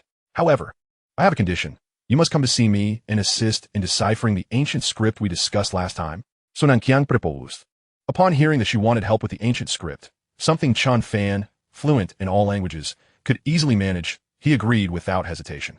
Following the location provided by Su Nanxiang, he drove away in Su Yuanyuan's car, within a luxurious villa in Jiangnan City. Specifically prepared as accommodation for Su Nanxiang by Jiang University, she hung up the phone, her eyes sparkling with excitement. At that moment, her heart brimmed with anticipation and nervousness. After about 15 minutes, ding-dong, the doorbell rang, and Su Nanxiang hurried to open the door. Teacher Susu? Chen Fan's eyes widened at her appearance. She was clad in a white shirt, a super short A-line skirt, black stockings, and red high heels, her hair elegantly styled. Chen Fan, coming quickly. Su Nanxiang peeked outside to ensure no one was watching, then swiftly locked the door behind him. Come, put on this necklace. You chose it yourself, didn't you? Before Chen Fan could react, Su Nanxiang produced a necklace crafted from pure gold, the very one he had selected online. What on earth is happening? Chen Fan was utterly dumbfounded. Ah, splendid. Truly beautiful. My precious disciple. From now on, you belong to me. Su Nanxiang exclaimed excitedly, playfully tapping Chen Fan on the head. By the way, change into those clothes, she directed, pointing at the outfit draped over the sofa. Chen Fan was left utterly astonished. It seemed rather extravagant for such an intellectual beauty like Su Nanxiang to indulge in such antics. But he was just an ordinary person. Chen Fan, you would want Wu Peng to become the principal, would you? Think of your little girlfriend. Noticing Chen Bal's hesitation, Su Nanxiang smirked. Her tone laced with a hint of threat. With a swift motion, Su Nanxiang approached Chen Fan, her long, elegant legs gliding toward him. Yes, that's more like it. She beamed at the transformed Chen Fan, her eyes sparkling with delight, before planting a kiss on his cheek. Ding! Su Nanxiang's affection level, 30. Current affection level, 30. Reward, 1,500 points of life value. Current life value balance, 3,293. An electronic synthesized voice suddenly echoed in Chen Fan's mind. Wow, just by changing clothes, my affection level increased by 30 points. Is Su Nanxiang's charm truly that potent? After the initial shock, Chen Fan felt a surge of joy. An increase of 1,500 days of life was a splendid return, and even if he were to play the devoted admirer, it would be worth it. Moreover, with a captivating woman like Su Nanxiang, countless men would envy his situation. So what if I'm a devoted admirer? I have experience in this. Observing Su Nanxiang with her alluring legs crossed in black stockings, Chen Fan lunged forward to massage her legs. Master, from now on, I shall be your cherished disciple. You must take good care of me. Su Nanxiang's beautiful eyes widened in surprise, her body trembling slightly. Each of Chen Fan's words ignited a frenzy within her every nerve cell. In that instant, her heart raced, and her brain surged with dopamine. Ding! Su Nanxiang's affection level, 30. Current affection level, 60. Reward, 1,500 points of life value. Current life value balance, 4,793. Another 1,500 days of life value added. Chen Fan was elated. Just one Su Nanxiang was worth more than all his other binding targets combined. He contemplated stoking the flames further. If the affection level surged to 80, he could outright become her reverse disciple. Shortly after, Chen Fan saw Su Nanxiang bashfully rush to the restroom. When she emerged, she had changed into a new pair of black stockings. My precious disciple, there's still something I need you to do. The ancient script you deciphered last time was only half completed. I need you to tackle the other half as well. With that, Su Nanxiang stood up and retrieved 2 pieces of fabric, the material of which was unknown, from the room. These fragments were damaged, and only half of the ancient characters were legible. These pieces of fabric had cost a fortune, unearthed from an ancient imperial tomb, and barely 100 words were discernible. Despite my years of research, I have only deciphered a few characters, yet you managed to decode half of it in less than 10 minutes. Efforts pale in comparison to talent. Su Nanxiang remarked with a wry smile, her gaze toward Chen Fan filled with envy. However, after a moment, Su Nanxiang's expression brightened. But now, I am your master, and your talent. And indeed, you yourself belong to me. Her eyes gleamed with fervor as she regarded Chen Fan. Isn't this just 2 pieces of tattered cloth? What is so worthy of study? Chen Fan remarked, taking the 2 worn pieces of fabric with a look of curiosity. Just then, as his hands brushed against the damaged fabric, his pupils transformed into a golden hue. Almost instantly, a mysterious stream of golden runes emanated from his eyes and merged into the tattered fabric, causing the damaged areas to gradually mend themselves. How could you possess the legendary golden eye divine ability? Su Nanxiang was utterly astonished, her beautiful eyes wide with disbelief as she stared at Chen Fan. Oh, you know the golden eye? Now, it was Chen Fan's turn to be surprised. He hadn't expected Su Nanxiang to be familiar with such a divine ability. Yes, I once read about it in the archaeological records of Senior. It was documented within the tomb of an ancient emperor. It is said that those with the golden eye possess a very unique physique, one that may not manifest even once in a millennium. They can see through illusions, perceive objects, and even restore all damaged treasures. Su Nanxiang's voice trembled with excitement. Chen Fan's expression turned peculiar. He wasn't a natural golden eye wielder. This was merely an additional reward from the system bound to him. Of course, he would never disclose this to her. Chen Fan, you must never reveal your golden eye ability in front of others. Otherwise, you'll be treated as a tool for your entire life, locked away from the world, never to see the light of day. Su Nanxiang's beautiful eyes flickered as she spoke in a tone laced with intimidation. Chen Fan nodded in agreement, understanding the adage that a man without guilt may suffer for his treasures. He realized that he had inadvertently activated the golden eye in front of Su Nanxiang. He would simply be more cautious in the future. Seeing Chen Fan's understanding, Su Nanxiang felt a surge of delight.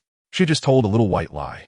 If others were to discover Chen Fan's golden eye physique, it would surely cause a sensation throughout China. Countless families would vie for his favor, treating him as an esteemed guest, and the women within those families would line up to bear his children, hoping to inherit the legendary golden eye lineage. Thus, to keep Chen Fan all to herself, Su Nanxiang had employed a clever ruse. Let us put that aside for now. Since I have completed the ancient characters in the photograph, let us decipher these texts, Chen Fan declared as he began to translate the inscriptions. 5 minutes later, he had translated the entirety of the 2 ancient texts. The celestial mountain refining Qi Master's blessed realm.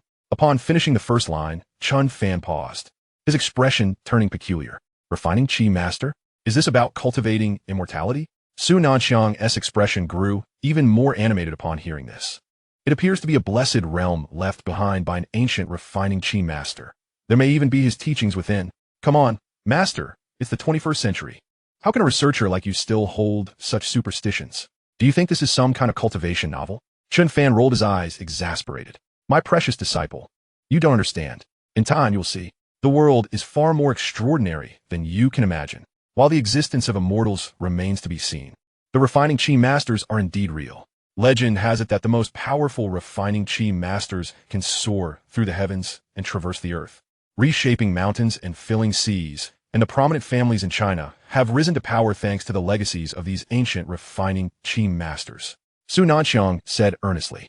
Chen Fan merely scoffed, choosing not to voice his thoughts. He was a staunch materialist. Meanwhile, Su Nanxiang's excitement only grew as she retrieved a map of Jiangnan City. Chen Fan, you're indeed a local of Jiangnan City, are you not? I have successfully located the celestial abode of the Qingshan alchemist, to my astonishment. It lies right within Jiangnan City. Can you show me where it is?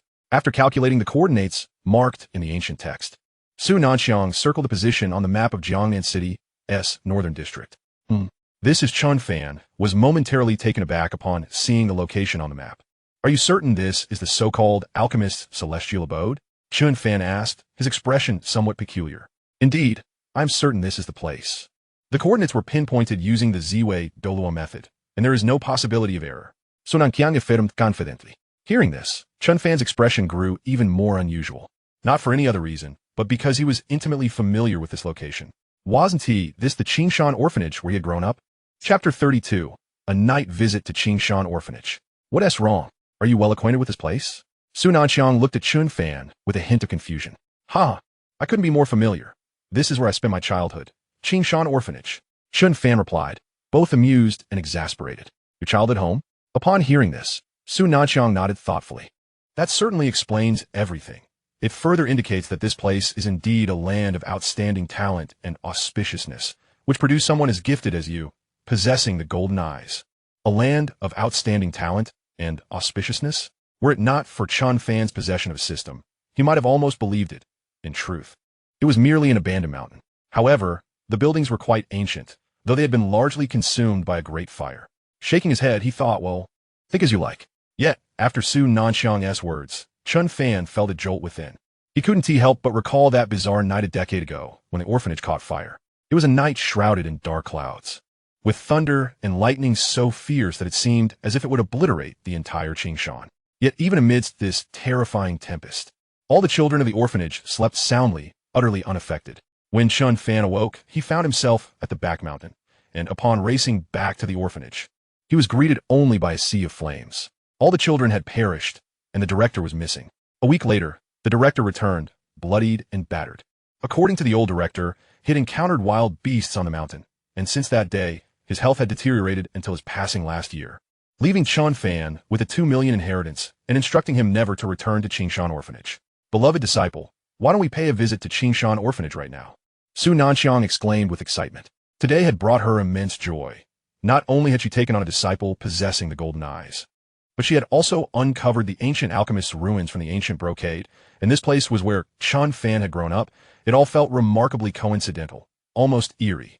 The Xia family of Jiangsu, should I, Su Nanxiang, acquire the methods of those alchemists, the day I achieve mastery will mark the downfall of your Xia family. As Su Nanxiang thought of her mother's tragic fate, her fists clenched, and a fierce glint of vengeance ignited in her intelligent eyes. Well, a visit to Qingshan Orphanage wouldn't be amiss. It's not far at all.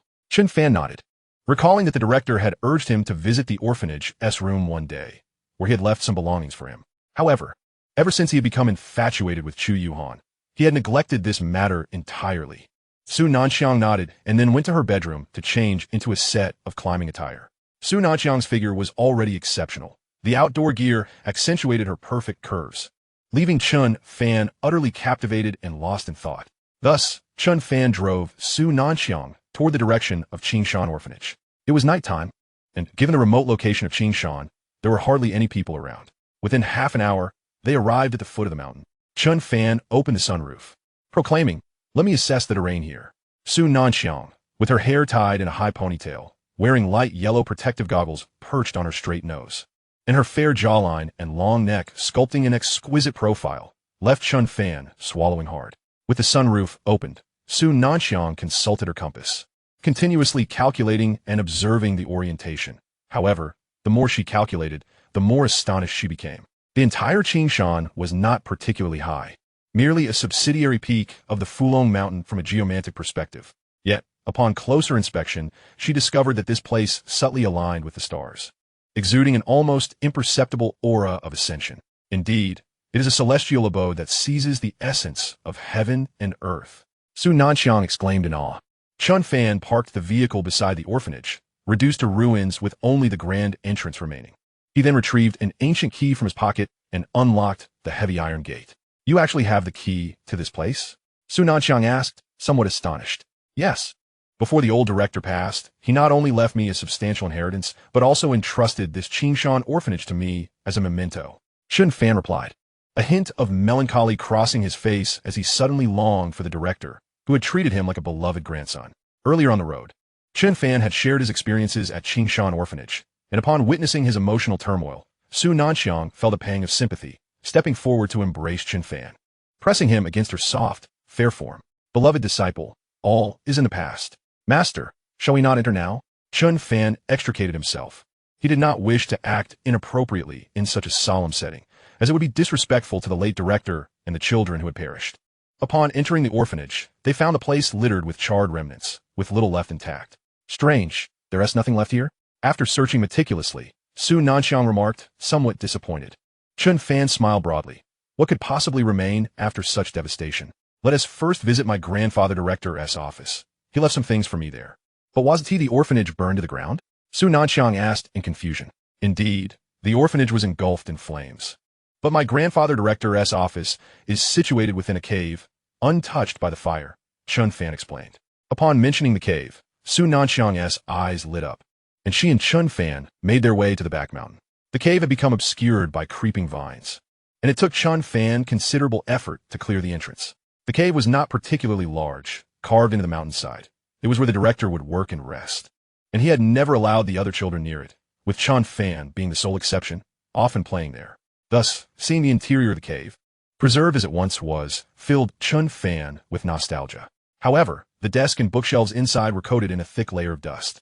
On the desk lay a large red wooden box. Upon opening it, Chen Fan found it filled with clothes from his childhood, along with a wave drum he had cherished most as a child. In that moment, Chen Fan felt a rush of emotion, regretting his lack of gratitude, lamenting that he had not been there for the one who had cared for him like a true grandfather during the years he had pursued Hehuan. Chen Fan, you really are a piece of work, he chastised himself, slapping his own face with fervor. At that moment, Su Nanxiang, who had been engrossed in studying the arrangements within the cavern, accidentally jostled a bookshelf. A thunderous rumble echoed from behind them. As an immense sound of stone slabs grinding against one another reverberated through the air. To their astonishment, the stone wall that had been there all along parted to reveal a passageway tall enough for a person to enter. What is this? Chen Fan and Su Nanxiang exchanged glances, both recognizing the shock reflected in each other's eyes. My dear apprentice, I suddenly feel that your grandfather, the dean, is no ordinary man. A mere stone chamber conceals a secret passage. Perhaps it leads to the fabled realm of the Qing Shan alchemists. Su Nanxiang exclaimed, a glimmer of excitement and anticipation gracing her countenance. Chen Fan, however, furrowed his brow slightly. Over the years, even until his death, the dean had never mentioned this hidden passage. This suggested that whatever lay within might not hold treasures, but rather pose potential dangers. Yet, driven by curiosity and the enigmatic circumstances surrounding the Great Fire and Zhang Shufeng's peculiar hand injury, he stepped into the passage alongside Su Nanxiang. The passage was long, shrouded in an oppressive darkness. When Su Nanxiang switched on the headlamp atop her head, the surrounding scene filled both with an eerie dread. The passage was littered with the bones of animals and humans alike. Some skeletons even emitted a faint glow reminiscent of jade, indicating that their former owners were not of ordinary stature. However, as they ventured further, the passage widened, revealing an increasing number of remains. And those behind seemed even more extraordinary, radiating a golden light. Ultimately, before them stood a magnificently crafted bronze temple, enveloped in a web of golden nets, upon which mysterious runes flickered. These are formation patterns. Su Nanxiang gasped upon seeing the dense array of golden symbols. Formation patterns? What are those? Resembling a spider's web and shimmering? Chen Fan inquired, his curiosity piqued as he reached out to touch them. Do not move, Su Nanxiang exclaimed, reaching out to stop him. But it was already too late. A powerful suction swept over them, drawing both Chen Fan and Su Nanxiang into its depths. Buzz. When they opened their eyes again, they found themselves surrounded by countless identical paths, each leading to the same eerie scene. We have stumbled upon a celestial realm of an ancient alchemist capable of setting up formations. Su Nanxiang exclaimed, her heart racing. This formation sounds impressive, but it lacks lethality. Chen Fan remarked, this is an illusion formation. While it cannot directly harm us, it can trap us here indefinitely. Look at those bones outside. They are likely the remains of those who perished trapped within. Su Nanxiang rolled her eyes. Alas, I acted recklessly this time, dragging my precious apprentice into this predicament. She turned to Chen Fan and asked, do you have any wishes, even if... Are you serious, master? Chen Fan stood up intrigued. Yes. Su Nanxiang's cheeks flushed slightly. After all, she did not want her beloved apprentice to depart this world with regrets. 2 days later, Chen Fan donned his clothes. My dear apprentice, you are truly remarkable. Even if I were to die now, I would have no regrets. Su Nanxiang said coyly. With me around, how could that happen? I will lead you to the legacy of this ancient alchemist. With that, Chen Fan playfully patted Su Nanxiang's silky form and wrapped his arm around her waist. His golden eyes glimmered, and beams of gold shot forth, dissolving the surrounding illusions until only a path leading to the bronze temple remained. As Su Nanxiang beheld the path before them, her beautiful eyes widened in realization. How could I have forgotten that my apprentice possesses the power to see through everything with those golden eyes? Yet she was relieved to have forgotten. Otherwise, she might not have known just how formidable her apprentice truly was. Soon, they arrived inside the bronze temple, adorned with intricate carvings of dragons and phoenixes, exuding an ancient and vibrant essence. Upon entering the grand hall, they found only a single jade platform, atop which sat a skeleton radiating golden light. We found it. The remains of this ancient alchemist are still here. The legacy must be preserved as well. Su Nanxiang's excitement caused her body to tremble slightly. Chen Fan also directed his golden eyes toward the golden skeleton, instantly acquiring information about it in his mind. Identity: skeleton of the alchemist Qin Shan, 6,000 years ago. Rank: great being. Master: what does great being signify? Chen Fan asked, puzzled. A great being represents an ancient realm of alchemy. According to ancient texts, the alchemical realms are first divided into innate and acquired. Innate refers to the realm one can reach purely based on natural talent, without any cultivation methods. Categorized into martial master, grandmaster, and great grandmaster. Acquired refers to realms achievable through ancient cultivation methods. Sense Qi, condensed Qi, Qi Lake, Qi Sea, and great being level, Su Nanxiang explained. So many realms. Chen Fan was genuinely astonished. Based on Zhao Dao's previous assessment, his current combat power should be at the pinnacle of the great grandmaster level. He had thought himself invincible, only to discover he was merely a novice. It seemed he would need to exercise more humility in the future. Chen Fan, look, there appears to be something on that jade platform. Su Nanxiang suddenly exclaimed with delight.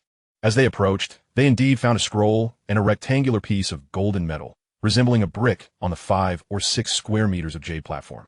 As they drew near, a soothing sensation enveloped them, as if a faint spiritual energy was penetrating their bodies. This jade platform is a treasure, Chen Fan declared. Yes, if I'm not mistaken, this is a spirit stone formed from condensed spiritual energy. The power of this formation is also sustained by it. However, judging by its condition, it likely has little energy left, perhaps only enough for a few more months.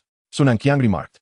Chen Fan nodded, then picked up the ancient scroll, which was inscribed with complex ancient characters and various postures for channeling energy into the body. He translated it into modern text and handed it to Su Nanxiang. Fantastic! I have obtained the great being level energy channeling technique. All my years of relentless study of ancient texts have led to this moment. Su Nanqiang exclaimed, her heart brimming with joy as she carefully stored the scroll away. Dear apprentice, all of this is thanks to you. Her gaze toward Chen Fan grew dreamy. 2 hours later, Chen Fan put on his clothes once more. Chen Fan, are you truly not going to cultivate here? Ancient texts record that dual cultivation between men and women enhances the process significantly, and this spirit stone is a supreme treasure, coupled with this great being level technique. We could swiftly reach the acquired realm. Su Nanxiang's attire barely concealed her form, revealing her long, elegant legs, her complexion flushed, and her alluring gaze as captivating as that of a beguiling serpent. Chen Fan shook his head, declining the proposal. Not to mention the reliability of this energy channeling method. I possess a system that allows me to exchange life force for combat power at will. With the time spent on arduous training, it would be far more advantageous to engage with a few charming maidens, thereby significantly enhancing one's combat prowess. Ultimately, the consensus was reached. Su Nanxiang would remain behind to cultivate the Qin Shan Qi gathering technique using the spirit stones, emerging from seclusion only when the essence within the stones was fully depleted. Meanwhile, Chen Fan took possession of a block of golden unknown metal resembling a brick and exited the formation. This hefty brick, far denser than gold, was hypothesized by Su Nanxiang to be a form of celestial iron. Its proximity to the scroll of the Qin Shan Qi gathering technique suggested that its worth was undoubtedly on par with it. Chen Fan found it convenient to carry, slipping it into his pocket as a makeshift weapon. Upon exiting the illusionary formation, he made his way directly back to the office of the dean, Zhang Chufeng. He rummaged through the place thoroughly, yet found nothing of consequence. The severe injury the old man sustained years ago, coupled with the fire at the orphanage, was surely no coincidence.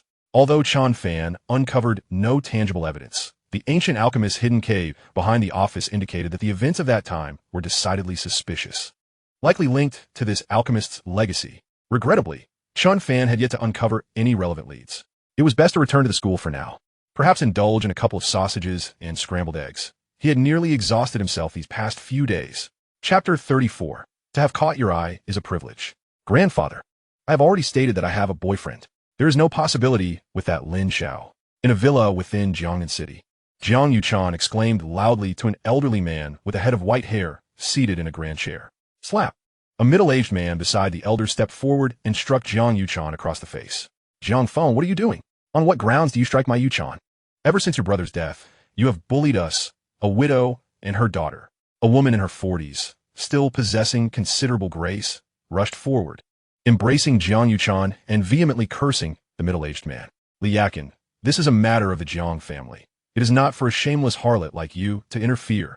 Speak another word, and I shall ensure that grandfather takes away your Porsche dealership. Jiang Yuchan's uncle had yet to speak, but a young man with a nonchalant demeanor beside him pointed at Li Yakin and berated her. Jiang Chun, I am your aunt. How can you speak to me in such a manner? Moreover, that dealership was left to Yuchan and me by her father. Upon hearing that her and Jiang Yuchan's lifeline, the dealership, might be taken, Li Yakin's heart filled with dread. What is yours? Grandfather has yet to divide the family. All the assets of the Jiang family belong to him. Jiang Chen scoffed. And you, Jiang Yuchan, do not overestimate yourself. The Lin family is 100 billion family. For Lin Xiao to take notice of you is your fortune. Jiang Chun turned to Jiang Yuchan again. What is 100 billion in assets? My boyfriend has transferred 100 billion to me. Jiang Yuchan retorted. Ha, you crack me up. 100 billion transferred to you? Jiang Yuchan. What are you besides this pretty face? Jiang Chen laughed so hard he nearly rolled on the ground, while Jiang Yuchan's uncle merely smirked, as everyone treated Jiang Yuchan's statement as a mere jest. Yuchan, Lin Xiao is young and accomplished. His family background is formidable. The Lin family will participate in the construction of the Jiangnan district, and if you were to become involved with him, our Jiang family would ride on the coattails of the Lin family, multiplying our assets manifold. The elder of the Jiang family, Jiang Huayin, finally spoke. Dad, you know what kind of person Lin Xiao is. He is notorious for debauchery. I beg you, for the sake of your deceased son, spare Yuchan. Li Yakin pleaded through tears. Li Yakin, I forgot to mention, Lin Xiao is not just interested in your daughter Jiang Yuchan. He has taken quite a fancy to you as well, wanting both of you to serve him. You shameless wretch. Li Yakin's face flushed crimson. Mom, let's go. We don't want the dealership anymore. From now on, we sever ties with the Jiang family. Jiang Yuchan declared, filled with indignation, pulling Li Yakin to leave. At that moment, two burly men in black blocked their path. Yuchan, our Jiang family has not mistreated you too. We have cared for you for so long. And now is the time for you to contribute to the Jiang family. After saying this, Jiang Huayuan clapped his hands, and the two men in black immediately restrained Jiang Yuchan and Li Yakin. Let us take them to the fly bar. We must not keep Lin Xiao waiting. With that, Jiang Huayuan, along with Jiang Feng and Jiang Chun, escorted the two women into a business Mercedes. Initially, Jiang Yuchan struggled fiercely, but upon learning their destination was the fly bar, she calmed down. After all, Chen Fan had once achieved imperial membership there, and the senior manager, Bai Hong, was familiar with her. Grandfather, you have never been to the fly bar, have you? It is the most popular nightclub in Jiangnan City. Jiang Chun remarked enviously. As long as you young folks enjoy it. I primarily wish to speak with young Master Jiang to see if I can obtain a ticket for the upcoming land auction in the North District. Dad, that won't be easy. It is said that only those with over 100 billion in verified assets are eligible for a ticket. Jiang Feng frowned slightly, feeling his father's ambitions were somewhat fanciful. They'll depend on Yuchan and Yakin. If they can enter the auction, they will meet numerous influential figures. Jiang Huayuan said, his eyes filled with aspiration. What Jiang Huayuan did not know was that at that very moment, Jiang Yuchan had a ticket for the North District auction tucked away in her pocket. Even more unbeknownst to him was that today's decision would lead to immense regret in the days to come. The car sped along, reaching the fly bar in less than 15 minutes. Lin Xiao, the eldest son of the Lin family, stood at the entrance of the bar, scanning the area eagerly until he spotted the Jiang family's business Mercedes and rushed over. Hello, Lin Xiao. I am Jiang Huayuan, the head of the Jiang family. Jiang Huayuan said, adjusting his attire and extending his hand with a broad smile. However, Lin Xiao merely nodded and bypassed him, leaving Jiang Huayuan feeling quite embarrassed. Though he dared not speak further. Jiang Chun, where are your sister and your aunt? Don't tell me you forgot to bring them. Lin Xiao glared at Jiang Chun, his expression unfriendly. I brought them, young Master Lin. These two charming ladies are in the car. Jiang Chun nodded eagerly, then pulled Jiang Yuchan and Li Yakin from the vehicle. The moment Lin Xiao laid eyes on Jiang Yuchan and Li Yakin, a glimmer of lust ignited in his gaze. Wonderful, truly a mother-daughter pair. Come, let's go inside and discuss. With that, Lin Xiao led Jiang Chun, Jiang Huayuan, and Jiang Feng into the fly bar. At the entrance, a facial recognition system was in place, and as the group stepped inside, it scanned Jiang Yuchan's face. Suddenly, the booming music ceased and the lights dimmed, causing a stir among the patrons. A spotlight illuminated Jiang Chun, Jiang Yuchan, Li Yakin, and the other members of the Jiang family, capturing the attention of thousands in the venue. Let us warmly welcome our imperial member to the venue. Today, all consumption is at a 20% discount. A booming voice resonated from the speakers, and the lights flickered back on. With a loud bang, Countless confetti rained down from above, and the crowd erupted in cheers. Indeed, Lin Xiao is remarkable, an imperial member of the Fly Bar. Jiang Chan exclaimed, excitement coursing through him. Chener, what is an imperial member? Although Jiang Huan did not fully comprehend the situation, he was nonetheless astonished by the grand welcome ceremony, and he felt an immense respect for this young Master Lin. Grandfather, you are unaware that the Emperor membership signifies that young Master Lin has spent over 100 million here. Jiang Chan exclaimed excitedly. What? 100 million spent at a bar? The total assets of the entire Jiang family do not even amount to that. Jiang Huayuan was taken aback. Yet his heart surged with joy. It seemed he had indeed aligned himself with the right person. He had not anticipated that the Lin family possessed even greater strength than he had imagined. Yuchan, Yakin, did you witness this? This exemplifies young Master Lin's power. Do not act foolishly. Serve him well, and you both shall surely be grateful to us in the future. Jiang Huayuan instructed Jiang Yuchan and Li Yakin. Jiang Yuchan remained silent, merely casting a cold smile at them. At that moment, the most bewildered was Lin Zhe. When had he become an Emperor member? Could it be that his father had recharged his card? Yes, it must be so.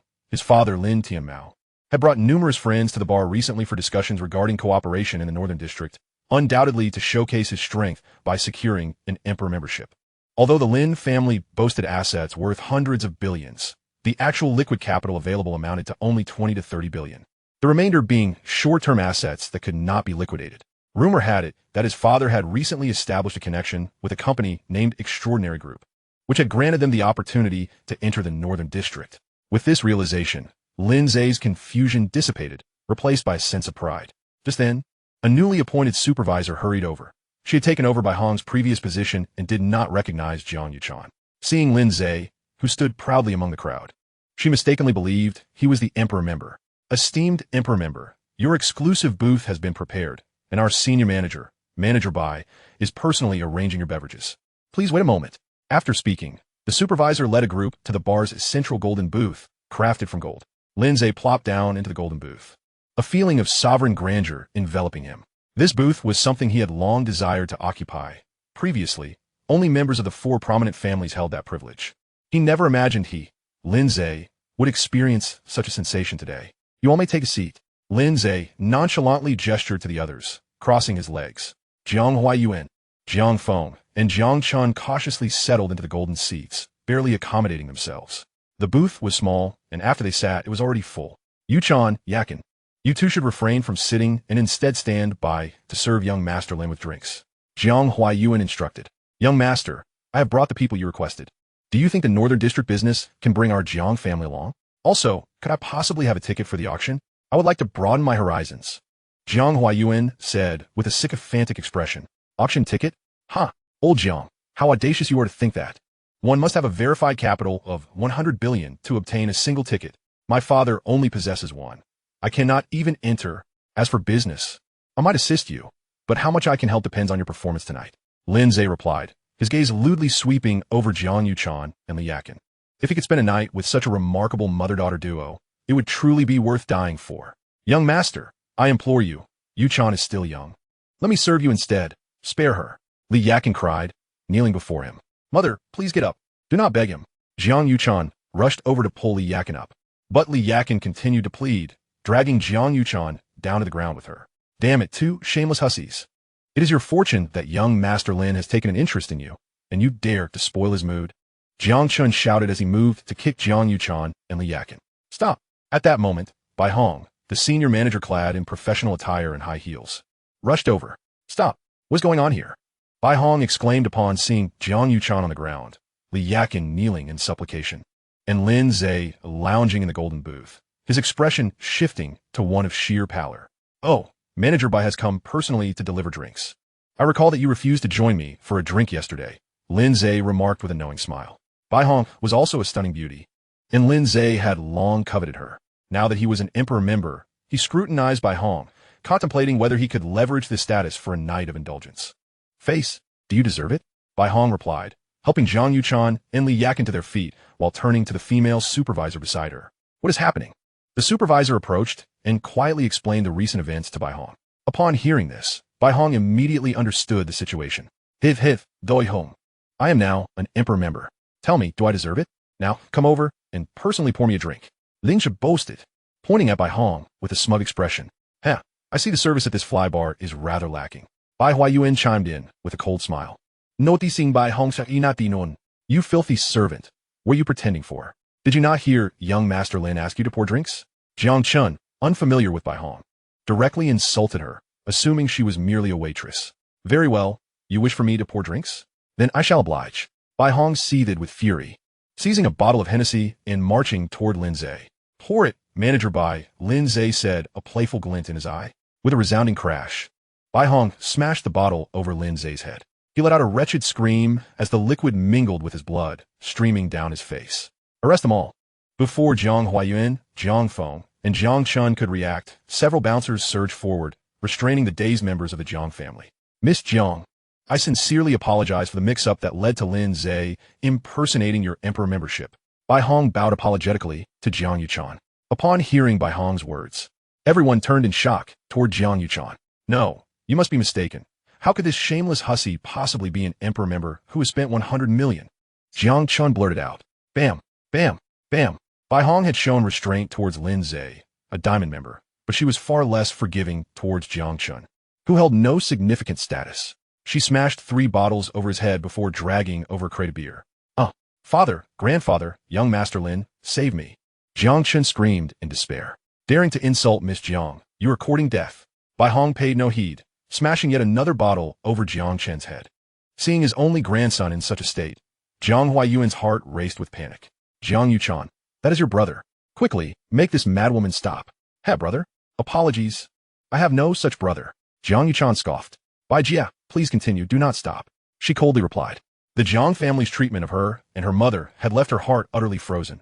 All that remained was an unending bitterness towards the Jiang family. You unfilial daughter. If you do not cease this, I shall seize your and your mother's 4S shop, expelling you both from the Jiang family to wander the streets as beggars. Jiang Huayuan's breath quickened with anger as he pointed accusingly at Jiang Yuchan and Li Yakin, threateningly declaring, Yuchan, perhaps we should let this go. Without that 4S shop, how are the two of us supposed to survive? Li Yakin's fear was palpable. Stop, Sister Bai. Please don't hit anymore. Upon hearing this, Bai Hong ceased her aggression, allowing Jiang Huayuan and Jiang Feng to exhale in relief, while they tenderly lifted the unconscious Jiang Chun into their arms. Jiang Yuchan, I, as the head of the Jiang family, hereby inform you that you and your mother have been expelled from the Jiang family. Jiang Huayuan shouted furiously, pointing at Jiang Yuchan. Didn't T-Dad just agree to this? Li Yakin blea the souffle. Sister Bai, my mother and I did not occupy that imperial VIP seat today. It was these few individuals who did. What do you intend to do about it? Jiang Yuchan remarked, witnessing Jiang Huayuan's ruthlessness. Bai Hong immediately understood. Jiang Yuchan had no intention of letting these individuals off the hook. In truth, even though Jiang Yuchan was an imperial member, she had already done enough at this point. However, the connections of Chen Fan, Zhao Ruoxi, and the owner Zhao Dao behind Jiang Yuchan were anything but ordinary, and moreover, this incident was originally a mistake on her part. Oh, so this imperial VIP seat wasn't reserved by Miss Jiang, but by you few? Bai Hong said with a knowing smile. It's just one VIP seat you occupied. I can cover the cleaning and sanitation fee with a mere 100,000. Jiang Huayuan coldly retorted, preparing to leave with Jiang Feng and Jiang Chun. 100,000 is hardly sufficient. Occupying this imperial VIP seat costs at least 100 million. Bai Hong replied with a smile, as several bodyguards stepped forward to block their path. Of course, you can settle this with young Master Lin. Each family can contribute 50 million. Hardly a hefty sum. What? 50 million? Are you robbing us? Jiang Feng exclaimed angrily, while Jiang Huayuan's face darkened to an extreme. Isn't Jiang Yuchan some sort of imperial member? She is also part of the Jiang family. This money can be placed on her account, Jiang Huayuan asserted, acknowledging that while the Jiang family had assets exceeding 1 billion, they could only muster 200 to 300 million in cash at most. That won't do. Have you forgotten? You've just expelled Miss Jiang from the family. Bai Hong continued, if you lack the funds, then we shall take an arm and a leg from each of you. Upon finishing her words, a bodyguard immediately brandished a cleaver. Jiang Huayuan was filled with regret. Young Master Lin, this mess was instigated by you. You must save us, Jiang Huayuan implored, fear evident in his eyes as he stared at the cleaver. Isn't she an imperial member? My father Lin Tianmao has assets worth 100 billion. He will be here soon to settle this. Lin Zhe, while clutching his head wound, glared venomously at Bai Hong and Jiang Yuchan. Upon hearing this, Bai Hong's brow furrowed. She hadn't anticipated that Lin Zhe was the son of Lin Tianmao, a man of substantial influence with 100 billion in assets. This was indeed troublesome. Before Jiang Yuchan and Bai Hong could contemplate further, a middle-aged man, accompanied by several bodyguards, rushed toward them. Dad!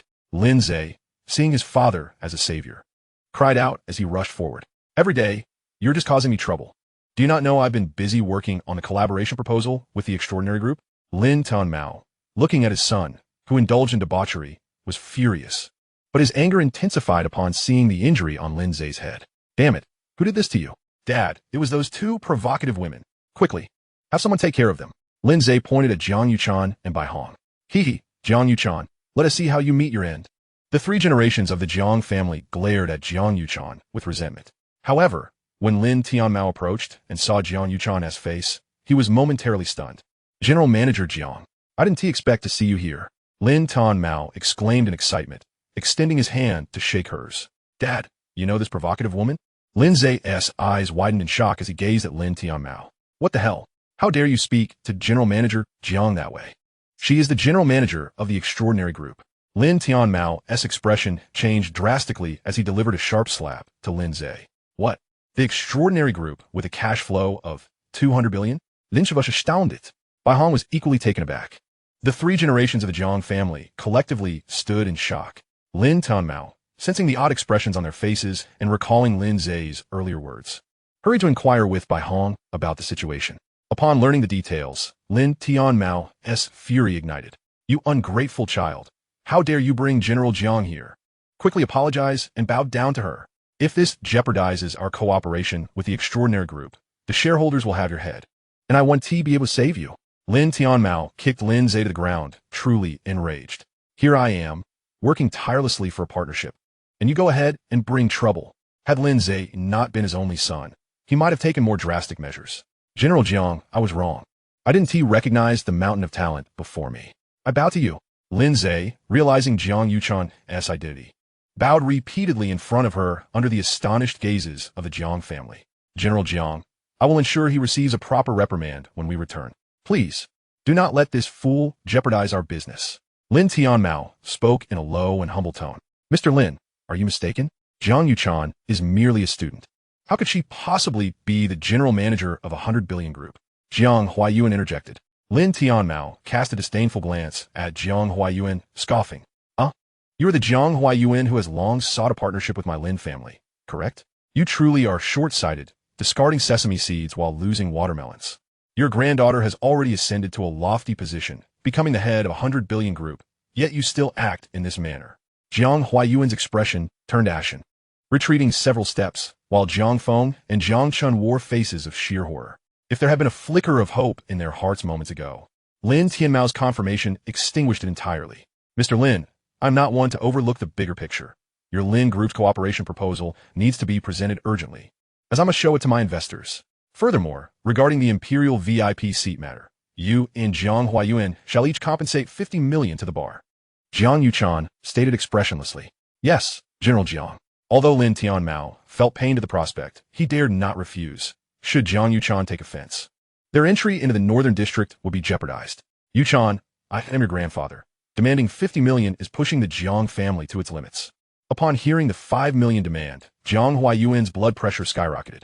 Although the total assets of the Jiang family reached 1 billion, producing 50 million in cash at once would not only thwart their Northern District ambitions, but also jeopardize their regular business due to a broken cash flow. Jiang Huayuan, you have already expelled my mother and me from the Jiang family. Whether the Jiang family thrives or withers is of no concern to me. With that, Jiang Yuchan took Li Yakin by the hand and exited. As Jiang Yuchan and Li Yakin departed the bar, Lin Zhe, who had been seething with frustration all night, stood up angrily, seizing a bottle and approaching the Jiang family. Damn it, you fools dare to make me offend General Jiang. I'll make you pay. The bar echoed with cries of agony. After leaving the bar, Jiang Yuchan called Chen Fan. What? You and your mother have been expelled from the Jiang family? Left homeless? Is there such a fortunate turn of events? Chen Fan, who was initially napping, instantly perked up upon hearing this news. After all, wasn't this a splendid opportunity to spend money? A fortunate turn of events? Jiang Yuchan was momentarily taken aback, her beautiful eyes widening in confusion.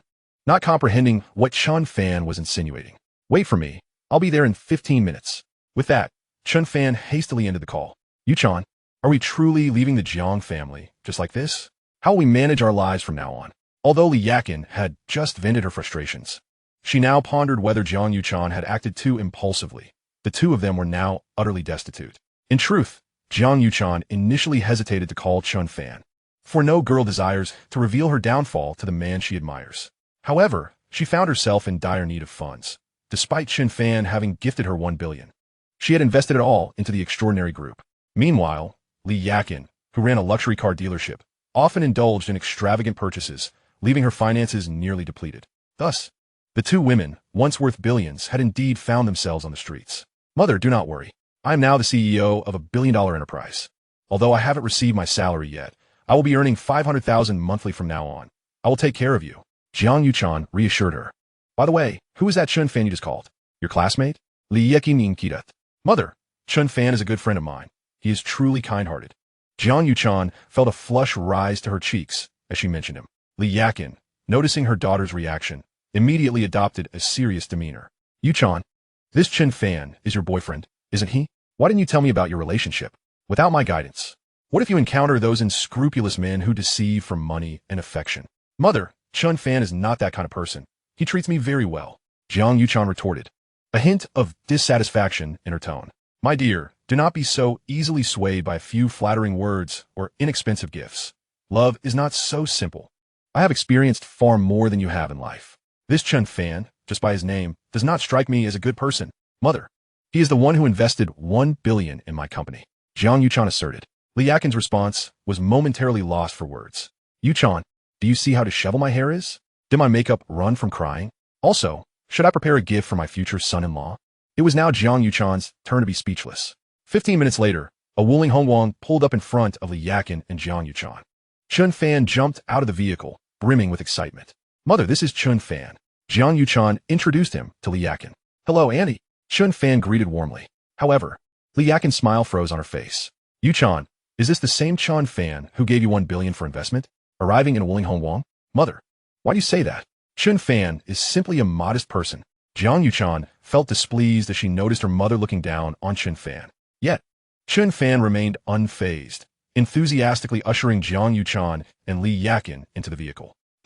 Actually this car belongs to a friend of mine, Chen Fan explained, glancing at Li Yakin, who, though in her 40s, exuded a certain elegance.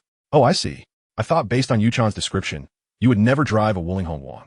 Li Yakin's expression softened a bit. As the owner of a Porsche dealership, she had never been in such a humble vehicle.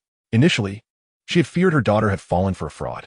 Indeed, I usually do not drive a Wuling Hongwang. I take taxis since I don't own a car. Chen Fan admitted. Chen Fan, where are you taking us? Aren't we supposed to rent a house first? The rent here isn't cheap. Jiang Yuchan questioned. Rent? What do you mean? You are an executive at my extraordinary group. Naturally, I will provide you with a house. Chen Fan declared. What? A house? Jiang Yuchan gasped in astonishment. Li Yakin smirked, thinking that this was all a pretense. A Wuling Hongwang boasting about providing a house in the most luxurious area of Jiangnan City? She was convinced that Chen Fan was a fraud, perhaps in cahoots with someone at the sales department, ensuring that by the time they arrived, all the houses would be sold out. She was determined to expose him and reveal his true nature to Jiang Yuchan. Chen Fan, isn't this a bit inappropriate? What if Rawashi finds out you're buying me a house? Wouldn't she be upset? Jiang Yuchan said teasingly. Why would she be upset? If necessary, I'll buy her a house as well. Chen Fan replied, bewildered. Jiang Yuchan felt a sweet sensation in her heart, realizing that Chen Fan cared for her enough to risk Rawashi's displeasure. Her cheeks flushed, igniting Li Yakin's irritation. Chen Fan drove directly to the high-end villa area. Yujing Mountain Villa in Jiangnan City.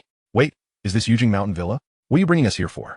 Li Yakin recognized the location, knowing it was the most prestigious villa area in Jiangnan City, with properties worth over 1 billion. She had attended a high school reunion here before and was awed by its palace-like opulence, dreaming of owning a villa there one day.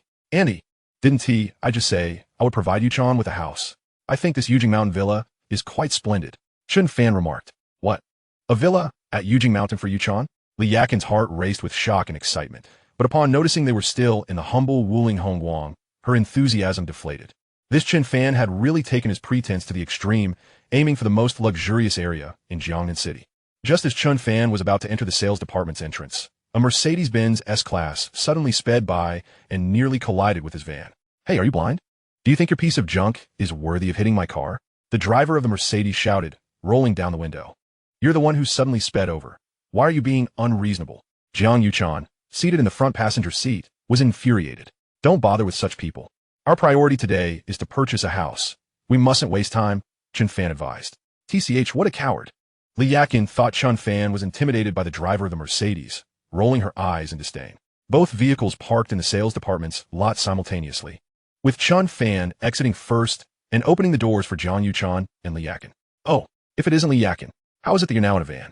As Li Yakin and Jiang Yuchan stepped out, a woman, clad in a black dress and adorned with jewelry, linked arms with a middle-aged man and approached them from the S-Class. Are you Zhang Huilan? Li Yakin widened her eyes, speaking with a hint of disbelief. What, Zhang Huilan? That name sounds dreadful. After graduating from high school, I went abroad for further studies, and now everyone calls me by my English name Luna. Zhang Huilan's expression shifted as she replied. With a transformation like that, your mother must recognize you. The two of you were quite close in high school, weren't you? Chen Fan, eyeing Zhang Huilan's internet celebrity look, remarked to Jiang Yuchan. What do you mean by close? This woman frequently plotted against my mother out of jealousy for her beauty during high school. He continued, as for studying abroad after high school, she merely spent 2 years washing dishes in America. Jiang Yuchan said indignantly, Yakin, are you here to purchase a property? The houses at Yujing Mountain Villa aren't cheap. Each one costs at least 100 million. Zhang Huilan surveyed Li Yakin, Jiang Yuchan, and Chen Fan with a knowing expression. Li Yakin felt utterly embarrassed. Her eyes darted as she prepared to fabricate a story to hastily exit. But at that moment, Chen Fan spoke up. Yes, we are indeed here to buy a house, he declared. Li Yakin, incensed, stamped her foot and shot him a fierce glare. It was bad enough that he had embarrassed her by arriving in a van. Now he had to pretend as well. If Zhang Huilan saw through the ruse, she would be utterly humiliated. Yet, with Chen Fan having already spoken, she had no choice but to follow him and Jiang Yuchan. Meanwhile, Zhang Huilan whispered a few words to the driver of the Mercedes, then linked her arm with that of the middle-aged man, walking ahead with an air of triumph. Welcome. Several female sales representatives rushed forward, eagerly offering tea and refreshments to Zhang Huilan and the middle-aged man, while not one approached Chen Fan, Jiang Yuchan, or Li Yakin. The sales team had just seen them disembark from a Wuling Hongguang van. What's going on? No one is attending to us? Chen Fan frowned. Huh, you're so poor you drive a van, and you expect us to serve you? Do you think you deserve it? Scoffed several saleswomen, rolling their eyes. Zhang Huilan, along with the middle-aged man, turned back to cast a mocking smile at Li Yakin, Jiang Yuchan, and Chen Fan. Witnessing this scene, Li Yakin felt an overwhelming urge to sink into the ground, her opinion of Chen Fan plummeting further.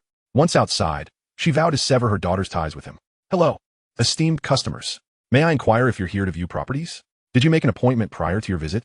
Just as everyone was ignoring Chen Fan and his companions, a girl in a floral dress approached. Clearly an intern, she was not even wearing the standard black stockings and high-heeled uniform. No appointment, Chen Fan replied. That's fine. I'm the intern Hulanlan. If you don't mind my lack of experience, I can guide you through our properties at Yujing Villa. Chapter 38. ISNT, their more expensive option? Shall I take you to view the model first? It will give you an overview of the layout of Yujing Villa. Hulanlan didn't truly believe that these individuals could afford the villas, but she could not bear to witness the sales team's superficial judgments and the cold mockery from Zhang Huilan and the middle-aged man. Thus, she intended to take them to the model display to escape the situation momentarily. Upon hearing this, Li Yakin was eager to leave and hastily tried to pull Jiang Yuchan towards the model, only to be stopped by Chen Fan. No need for such trouble. Just tell us which one is the most expensive. Chen Fan, clearly wanting to support Li Yakin's facade, said loudly. However, as soon as the words left his mouth, the entire sales office fell silent for a few seconds before bursting into laughter. This is hilarious. A guy who drives a van has the audacity to ask for the most expensive villa. Does he not know that even the cheapest villa at Yujing Villa costs 100 million? Who gave him the courage? The sales representatives erupted into laughter, pointing at Chen Fan. Li Yakin's face visibly darkened. Yuchan, let us go. When we get home, you must cut ties with this fraud. With that, Li Yakin pulled Jiang Yuchan, intent on leaving. Mom, Chen Fan is here to help us buy a house. How can you speak of him like that? Jiang Yuchan retorted angrily, shaking off Li Yakin's grip. Chen Fan stood beside them, feeling speechless. I was trying to support you. It's one thing not to appreciate it, but how can you call me a fraud? At this moment, however, Zhang Huilan approached with the middle-aged man and the sales supervisor, Mr. Huang. Oh, Yakin, your son-in-law is quite extraordinary. He has the gall to demand the most expensive villa right off the bat. What filial piety, Zhang Huilan remarked. The priciest villa is centrally located in Yujing Villa, spanning 2,000 square meters, with a total price of 500 million. Li Yakin responded, only 500 million? Is it not a more expensive one? Chen Fan frowned. This time, not only were the sales representatives amused, but even Hulan Lan found herself speechless, thinking Chen Fan was exceedingly pretentious, unable to back down even when given an out. Young man, do not let your ignorance become your capital. Yujing Villa is the premier villa district in Jiangnan City, and the central building is the epitome of luxury, Mr. Huang sneered. Do you even comprehend what 500 million means? In cash. It would take you 3 days to count it. The middle-aged man beside Zhang Huilan also mocked him. Who uses cash nowadays? It's all bank transfers. Chen Fan looked at the middle-aged man as if he were simple-minded. Fine, I'd like to see if you can come up with this 500 million. The middle-aged man huffed. His name was Wang Chung, a small company owner with assets in the millions. He could not afford a villa at Yujing, but to deceive the sophisticated Zhang Huilan into bed, he had colluded with Mr. Huang, who had just informed Zhang Huilan that the property she was interested in had already been sold. Is there truly no more expensive option? Chen Fan asked Hulan Lan, a hint of reluctance in his voice. No, this one is indeed the most expensive. Hulan Lan replied, somewhat exasperated. All right then, I'll take this one. Let us process the payment. Chen Fan said, a touch of disappointment in his tone as he pulled out a card. Huh? You can't process such a large amount with a card. Hulan Lan exclaimed, still wishing to give Chen Fan an out. For who would believe a university student in casual attire, driving a van, could afford a 500 million villa? Huh? Who says you can't? Yujing Villa has special arrangements with the bank for high-value POS systems. We can process transactions up to 1 billion. Mr. Huang sneered as he snatched the card from Chen Fan's hand, inputting a string of zeros into the POS machine. Instantly, aside from Li Yakin and Hulan Lan, everyone turned their heads away, not wanting to hear the dreaded sound of insufficient funds. Beep. Transaction successful. An electronic voice announced. Li Yakin spun around, staring incredulously at Chen Fan. Zhang Huilan was stunned. Wang Chung was astonished. Sales supervisor Mr. Huang was shocked. Hulan Lan was left speechless. All the sales representatives were taken aback. A profound silence enveloped the sales office. Had it truly succeeded? Li Yakin felt as though she were ensnared in a dream. Impossible. How could a mere van driver possess 500 million? Zhang Huilan exclaimed, springing to her feet. You must be colluding to deceive me. This must all be a fabrication. Zhang Huilan accused Li Yakin and Chen Fan, pointing her finger at them. Not all, madam. Who do you think you are to conspire against you? Chen Fan retorted. His use of madam struck a nerve, causing Zhang Huilan to falter. Wang Chung, this scoundrel has insulted me. Have him dealt with. She urged Wang Chung, gripping his arm. Wang Chung wore a pained expression. After all, this was a man who had casually spent 500 million on real estate. He undoubtedly had formidable backing, and it would be more likely for him to eliminate Wang than the other way around. Just then, a portly gentleman in a sharply tailored suit rushed in, flustered. Who's wooling home Wang? Is that by the entrance? Mine. What's the matter? Chen Fan replied, striding over. What? You are Zhao Dao, Brother Dao? How can you be so youthful? The man said with deference. Brother Dao, I am Chen Fan, but Zhao Dao is my elder brother, Chen Fan clarified. Oh, so you're Brother Fan. Greetings. I am Shun Xinghua, the sales manager at Yujing Manor, he said, promptly extending his hand. Oh, are you well acquainted with my brother? Chen Fan inquired, puzzled. Zhao Dao had previously worked as a security guard. Why was the sales manager so respectful upon hearing his name? Ah, I cannot dare to aspire to such heights. Brother Dao is the underground figurehead of the entire northern district. I have long admired him, and upon seeing Brother Dao's license plate, I rushed over. Manager Shin replied, rubbing his hands together. Underground figurehead of the northern district? Chen Fan was taken aback. While he suspected Zhao Dao's identity was not simple, he never imagined he was the underground overlord of the northern district. Li Yakin and Jiang Yuchan shared similar astonishment. Li Yakin remained relatively composed, while Jiang Yuchan, recalling that she frequently dined with a man of such stature, covered her mouth in shock. At that moment, Manager Shin noticed the peculiar expressions on everyone's faces and promptly called Hulan Lan aside. After hearing about the earlier events, he delivered a resounding slap to Supervisor Huang's face. Damn it, are your eyes blind? How dare you disrespect Brother Fan? Are you seeking death? You need not come to work tomorrow. No, you can leave today. Hulan Lan will take over your position. Manager Shin declared. Supervisor Huang had already felt his legs weaken upon learning that Chen Fan was Zhao Dao's brother, and now, Hearing Shun's words felt like a reprieve. Just then, Wang Chung suddenly seemed to have an epiphany and bolted outside. No, stop. Don't damage that Wuling Hongguang. Chapter 39. This house is too large. No man is safe. Huh? Damage the car? Chen Fan, Shun Xinghua, and the others were taken aback and hurriedly followed him outside. Although the Wuling Hongguang was not particularly valuable, it was borrowed from someone else. If it held special significance for Zhao Dao, it would not merely be a matter of money. However, upon reaching the outside, everyone was left dumbfounded. The windows of the Wuling Hongguang were shattered, the tires punctured, and the body distorted. Boss, who does this van driver think he is? As per my sister-in-law's instructions, I have smashed it. The driver of a luxury car proclaimed triumphantly. Brandishing a wrench, Wang Cheng's face turned pale, and he fell to his knees in terror. It's over. Shen Xinghua's expression mirrored his fear. Only Zhang Huilan maintained her disdainful demeanor. So what if it's a van? It's been smashed. Worst case, Wang Chung can just buy them a new one. You insolent wretch, be quiet. Do you have any idea what trouble you've caused? This is Brother Dao's car. We might lose our lives over this. Wang Chung rushed over and slapped Zhang Huilan, sending her false nose askew. Loss of life. Zhang Huilan saw the seriousness in Wang Cheng's demeanor and began to feel fear. How dare you smash Brother Dao's car? You truly do not know the gravity of your actions. Shen Xinghua quickly directed a few tall security guards to restrain Wang Chung, Zhang Huilan, and the driver. Brother Fan, how should we handle this? Shen Xinghua turned to Chen Fan. How to handle it? The car is already smashed. What can be done? Chen Fan regarded the terrified Wang Chung and Zhang Huilan without an ounce of sympathy. Such people only bully the weak. This was purely a case of their own making. Thus, Chen Fan promptly called Zhao Dao and explained the situation. What? They smashed my car? Zhao Dao was equally speechless. If word got out that a driver had vandalized his vehicle, he would lose face in Jiangnan City. You handle this as you see fit. Just leave the car there. But remember to retrieve the license plate. After hanging up, Chen Fan approached Wang Chung. You should compensate Zhao Dao 200 million. Chen Fan believed that since Wang Chung could afford to buy Zhang Huilan a mansion worth over 100 million, he could pay a bit of money to learn a lesson. Thud. To Chen Fan's surprise, Wang Chung knelt down.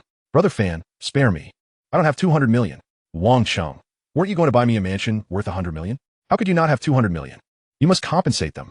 Zhang Huilan urged anxiously. Yes, Brother Fan, it was this wretched woman who instructed the driver to act. This has nothing to do with me. Besides, I truly don't have 200 million. The house purchase was merely a scheme between me and Supervisor Huang to deceive Li Huilan. Wang Chung continued to bow before Chen Fan. What? Wang Chung, you dare to deceive me? Zhang Huilan was instantly shocked. Yakin, we have been high school classmates for 3 years. You must help me.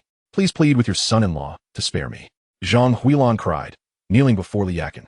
Seeing Zhang Huilan begging at her feet, Li Yakin felt a wave of satisfaction wash over her, and her fondness for Chen Fan surged. Yet deep down, her kind nature prevailed. Despite Zhang Huilan's past grievances, she felt a twinge of compassion. Chen Fan, what do you think? Li Yakin asked, casting an awkward glance at him. Chen Fan immediately grasped her intent. Since Aunt has spoken, let us waive the 200 million. However, without a vehicle, it will be difficult to get around. Upon hearing Chen Fan's words, Wang Chung snatched the keys from the driver and reverently handed them to Chen Fan. Brother Fan, since you've spared us, how can we allow you to take a taxi home? This Mercedes S-Class shall serve as my compensation to you. Chen Fan nodded, accepting the keys without further comment. Wang Chung and Zhang Huilan expressed their profound gratitude as they departed. At that moment, Li Yakin's spirits soared. Although she had been ousted from the Jiang family, her daughter's friend had just gifted her an Jiang Yuchan a mansion worth 500 million. Furthermore, seeing Zhang Huilan, who had bullied her throughout high school, begging for mercy on her knees only enhanced her satisfaction. The more she looked at Chen Fan, the more appealing he became. Were it not for his connection to her daughter, she might have even considered pursuing him herself.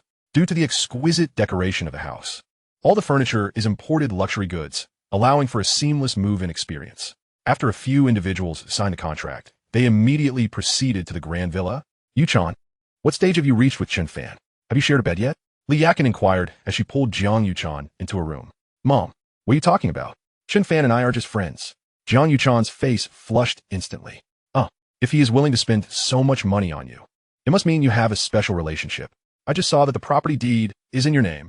Plus, you are so beautiful and have such an amazing figure. How could he possibly resist? Li Yakin exclaimed in astonishment. Mom, Chen Fan is wealthy and handsome. He certainly does not lack for girlfriends. The girls around him are no less impressive than I am, Jiang Yuchan said, lowering her head, feeling somewhat dejected. Yuchan, you really don't understand. It's perfectly normal for a superior second-generation rich like Chen Fan to have multiple partners, now that your mother and I have been cast out by the Jiang family. Chen Fan not only does not look down on us, but has also purchased a mansion worth 500 million for us. Where else could you find such a man? Tonight, you must sleep with Chen Fan. If you don't, I will personally take action. Back in my day, I was the campus belle, and I've maintained my appearance quite well over the years. Who knows, Chen Fan might be interested in a change of taste. Li Yakin said, smirking with a flirtatious glint in her eyes. Mom, Chen Fan is mine. You cannot steal him. Jiang Yuchan exclaimed in a fluster. All right, I won't compete with you.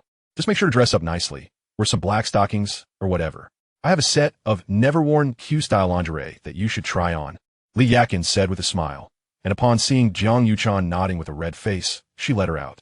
At that moment, Chen Fan was examining the interior decor of the house. When he saw the two of them coming out, he immediately approached them.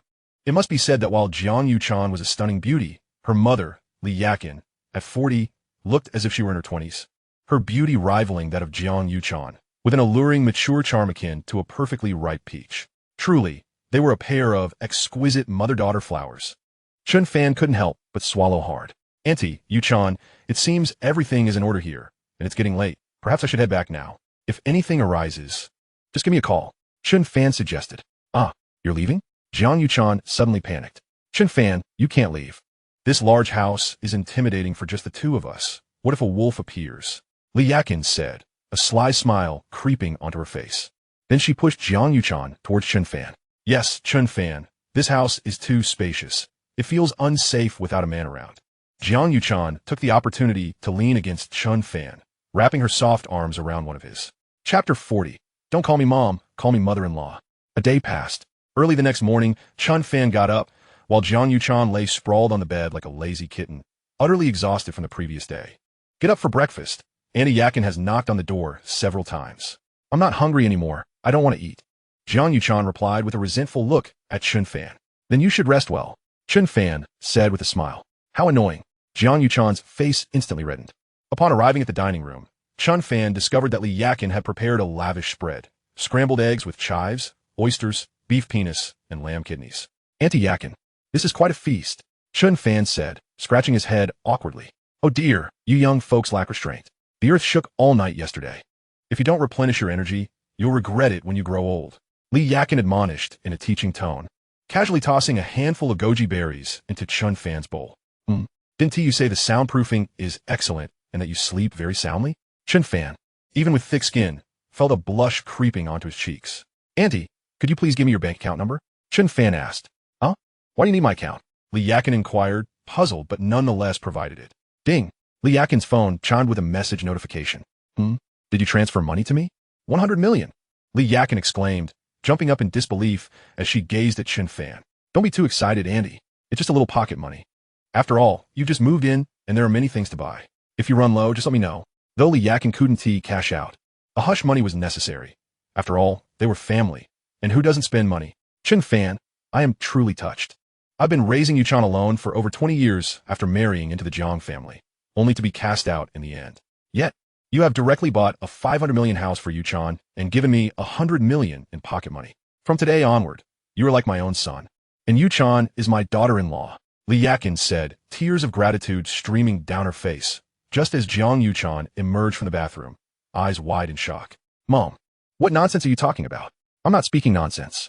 From now on, Chen Fan is my son, and you needn't call me mom anymore. Just call me mother-in-law, Li Yakin said with utmost seriousness. Jiang Yuchan, black question mark face. I grew up in an orphanage, so from now on, Auntie Yakin, you will be my godmother. After saying that, Chen Fan transferred another 100 million to Li Yakin. Li Yakin nearly fainted with excitement upon seeing 200 million resting in her account. My good son, you are such a wonderful child. I know you have many girlfriends outside. Yuchan, I'll keep an eye on her for you. Feel free to explore outside. I'll ensure that your home remains a sanctuary. Mom, why are you turning against me? I'm your daughter. Jiang Yuchan protested, displeased. Just you wait. If you don't take good care of Chen Fan, I won't hesitate to deal with you, Li Yakin said with a smile, serving Chen Fan food while glaring sternly at Jiang Yuchan. After a delightful breakfast, Chen Fan intended to return to his room for a bit more rest when his phone rang. Hello, master. How is the training going? Chen Fan asked as soon as he answered the call. My precious disciple, everything is going smoothly here, but I need your assistance with something. The sultry voice of Su Nanxiang resonated on the other end. Your senior sister, Sun Siyuan, is arriving in Jiangnan City from Xiaojing today. Please pick her up and settle her into my villa. Just picking someone up? That's a trivial task. Chen Fan replied. By the way, your senior sister is highly skilled in medicine. Since you've been dating several girlfriends lately, I'm concerned about your health. Have her help you with some adjustments once she arrives, Su Nanxiang said earnestly. Huh? What? Adjust my health? Chen Fan's eyes widened in disbelief. But the call had already ended. Before long, Su Nanxiang sent Chen Fan the flight information via WeChat, along with a message featuring an adorable anime girl avatar. After adding her as a friend, Chen Fan drove toward the airport. Meanwhile, at the Wang family estate, one of the 4 prominent families in Jiangnan, a procession of luxury cars, including Bentleys and Maybachs, was heading toward Jiangnan City Airport. Bentley and Maybach led the way, with a Rolls-Royce Phantom in the center, inside which sat a strikingly handsome and tall young man alongside a girl whose beauty and stature rivaled that of Su Nanxiang. Brother, is the person we're meeting today truly that significant? Even all the elders of the family have turned out, along with you, the new head of the Wang family. When those renowned international doctors visited back in the day, they only sent a butler to greet them, the girl inquired, puzzled. You Wuzlabia Yan. You are unaware of the importance of this occasion. The individual arriving is not just anyone. She hails from the illustrious Sun family of the Hua Xiao medical kings. Had it not been for the benevolent ties our ancestors forged with the Sun family, it would be impossible for us, the Wang family, to summon her. Moreover, it is said that this Sun Siyuan is an extraordinary beauty. Wang Tung replied, licking his lips. Well then, perfect. While Sun Siyuan is here to treat grandfather. You should win her over and make her my sister-in-law. Wang Yuyan teased with a mischievous smile. I would certainly wish for that. If I could marry someone from the medical king family, our Wang family would ascend to great heights. Unlike our current decline, if grandfather does not pull through this time, our stock prices will plummet, and our projects in the North District may become unattainable, potentially relegating us to a second-rate family in Jiangnan City. Wang Tung sighed. However, I'm most concerned about you. Some of the old-timers in the family are contemplating betrayal and aligning themselves with the Zhou family, even considering offering you to Zhou Honyuan. Wang Tung seethed through clenched teeth. Brother, I would rather die than be wed to that despicable scoundrel. Wang Yuyan's exquisite face paled instantly. Rest assured, even if it costs me my life, I will not permit you to marry into the Zhou family and become Zhou Hongyuan's plaything. Wang Tung declared, his fists clenched tightly. Since their parents perished in a car accident during their childhood, they had grown up together, making Wang Yuyan the most cherished person in Wang Tung's heart. The Wang family's convoy sped through traffic lights, swiftly arriving at the airport. Just then, Wang Ting noticed a brand-new Wulin Hongguang van parked at the front of their convoy, resembling a lead vehicle and instantly diminishing the convoy's prestige. Chapter 41. Senior sister Sun Siyuan little brother. Here, 1,000 yuan. Kindly move your van to a different location. As soon as Chen Fan stepped out of the car, a driver dressed in a suit and white gloves approached him. Chen Fan turned to glance at the luxurious convoy behind him. I've encountered a tycoon, he mused. However, 1,000 yuan was too good an offer to refuse. Despite having over 6 billion in his account, who could ever complain about having more money? This van was freshly purchased by Chen Fan. Merely a practical vehicle he had grown accustomed to, capable of transporting both people and goods. Just like that, he earned 1,000 yuan right after acquiring it. He promptly parked the van behind the convoy and sent a photo of the vehicle and license plate to Sun Siyuan. Inside the Rolls-Royce Phantom, Wang Tung seized the opportunity to impart wisdom to Wang Yuyan. Sister, do you see? When out in the world, it is wise to resolve matters with money wherever possible. He appears modestly dressed and drives a van, indicating he is likely impoverished and under considerable stress. If you were to stoop to his level, it might just be the last straw, leading him to inflict harm upon you. This is what we call the principle of retreat for the fortunate. Wang Yuyan nodded in understanding, her gaze towards her brother filled with admiration. At that moment, a stunning beauty in a beige trench coat and high heels, tall and graceful, with cascading curls tied up elegantly, emerged from the exit, captivating countless men along her path. She's here. Wang Tung's eyes lit up as he hurriedly took Wang Yuyan's hand and descended from the car to welcome Sun Siyuan. Although Sun Siyuan wore a snug black mask that concealed much of her face, her beautiful eyes and flawless forehead revealed the exquisite beauty concealed beneath. Dr. Sun, I am Wang Tung, the head of the Jiangnan Wang family, and this is my sister Wang Yuyan. Our grandfather specifically sent us to welcome you. Upon witnessing Sun Siyuan's ethereal demeanor akin to that of a snow goddess, Wang Teng's heart raced. This girl was truly exceptional, even more beautiful than his sister. Wang Yuyan's eyes sparkled with admiration. Beauty is not only adored by men, but also appreciated by women. However, Sun Siyuan merely nodded, her gaze lingering on Wang Yuyan for a moment before scanning the surroundings. Then, she spotted Chen Fan, who was swaying nearby while holding 2 ice creams, occasionally glancing their way. You, my wayward apprentice, why aren't you coming over here? Sun Siyuan recognized Chen Fan from his photographs and found his obliviousness both amusing and infuriating.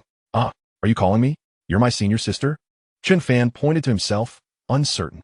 He had seen Sun Siyuan's avatar, depicting her as an adorable cartoon girl, and assumed she was a cute JK lowly. To his surprise, she turned out to be a high-cold beauty, seemingly even more stunning than Su Nanxiang. Ding! Detected a girl with a beauty score of 92, Sun Siyuan. Binding commenced. Ding! Binding successful. Each increment of 1 in affection for Sun Siyuan increases the host's life points by 100. Current affection, 10. The host receives a beauty cashback feature. Name, Sun Siyuan, beauty score, 92, cashback ratio, 1100. The host receives the skill, Ghost Gate, 13 needles.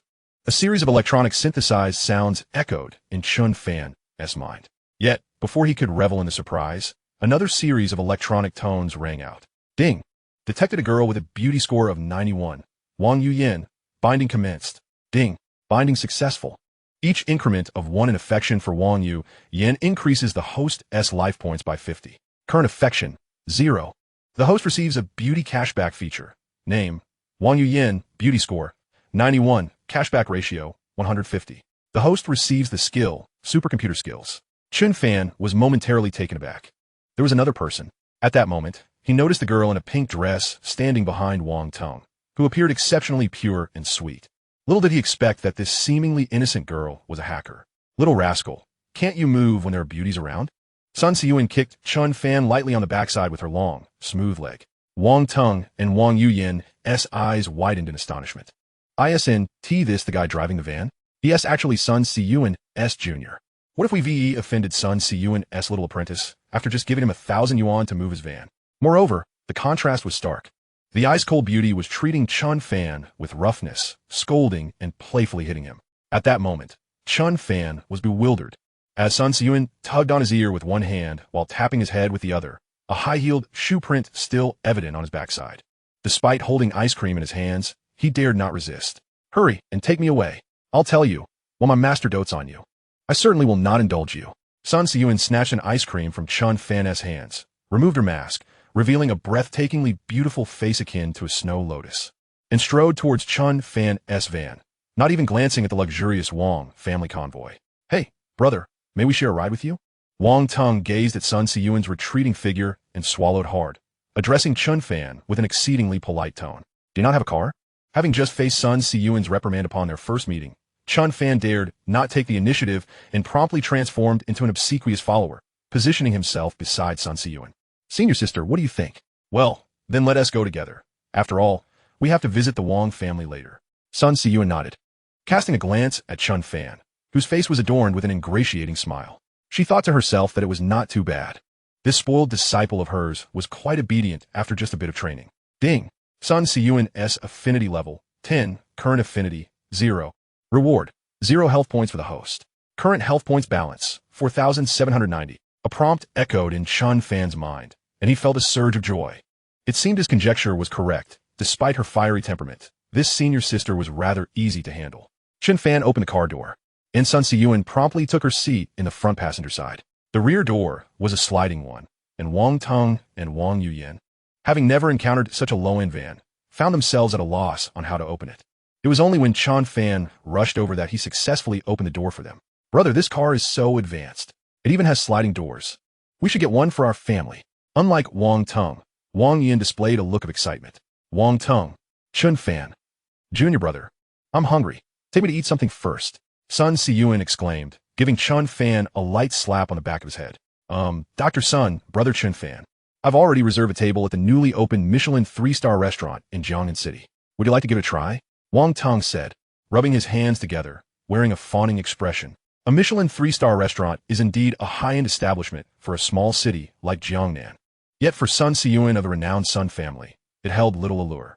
In Zijing, the private chefs of the Sun family are masters of various cuisines. Junior brother, are you not a local of Jiangnan as well? Are there no distinctive restaurants you could recommend? Sun Siyuan turned to Chen Fan. There are. I'm quite familiar with food. I'll take you to Aunt Fat's for beef tripe in the North District. Chapter 42. The First Hot Pot Experience.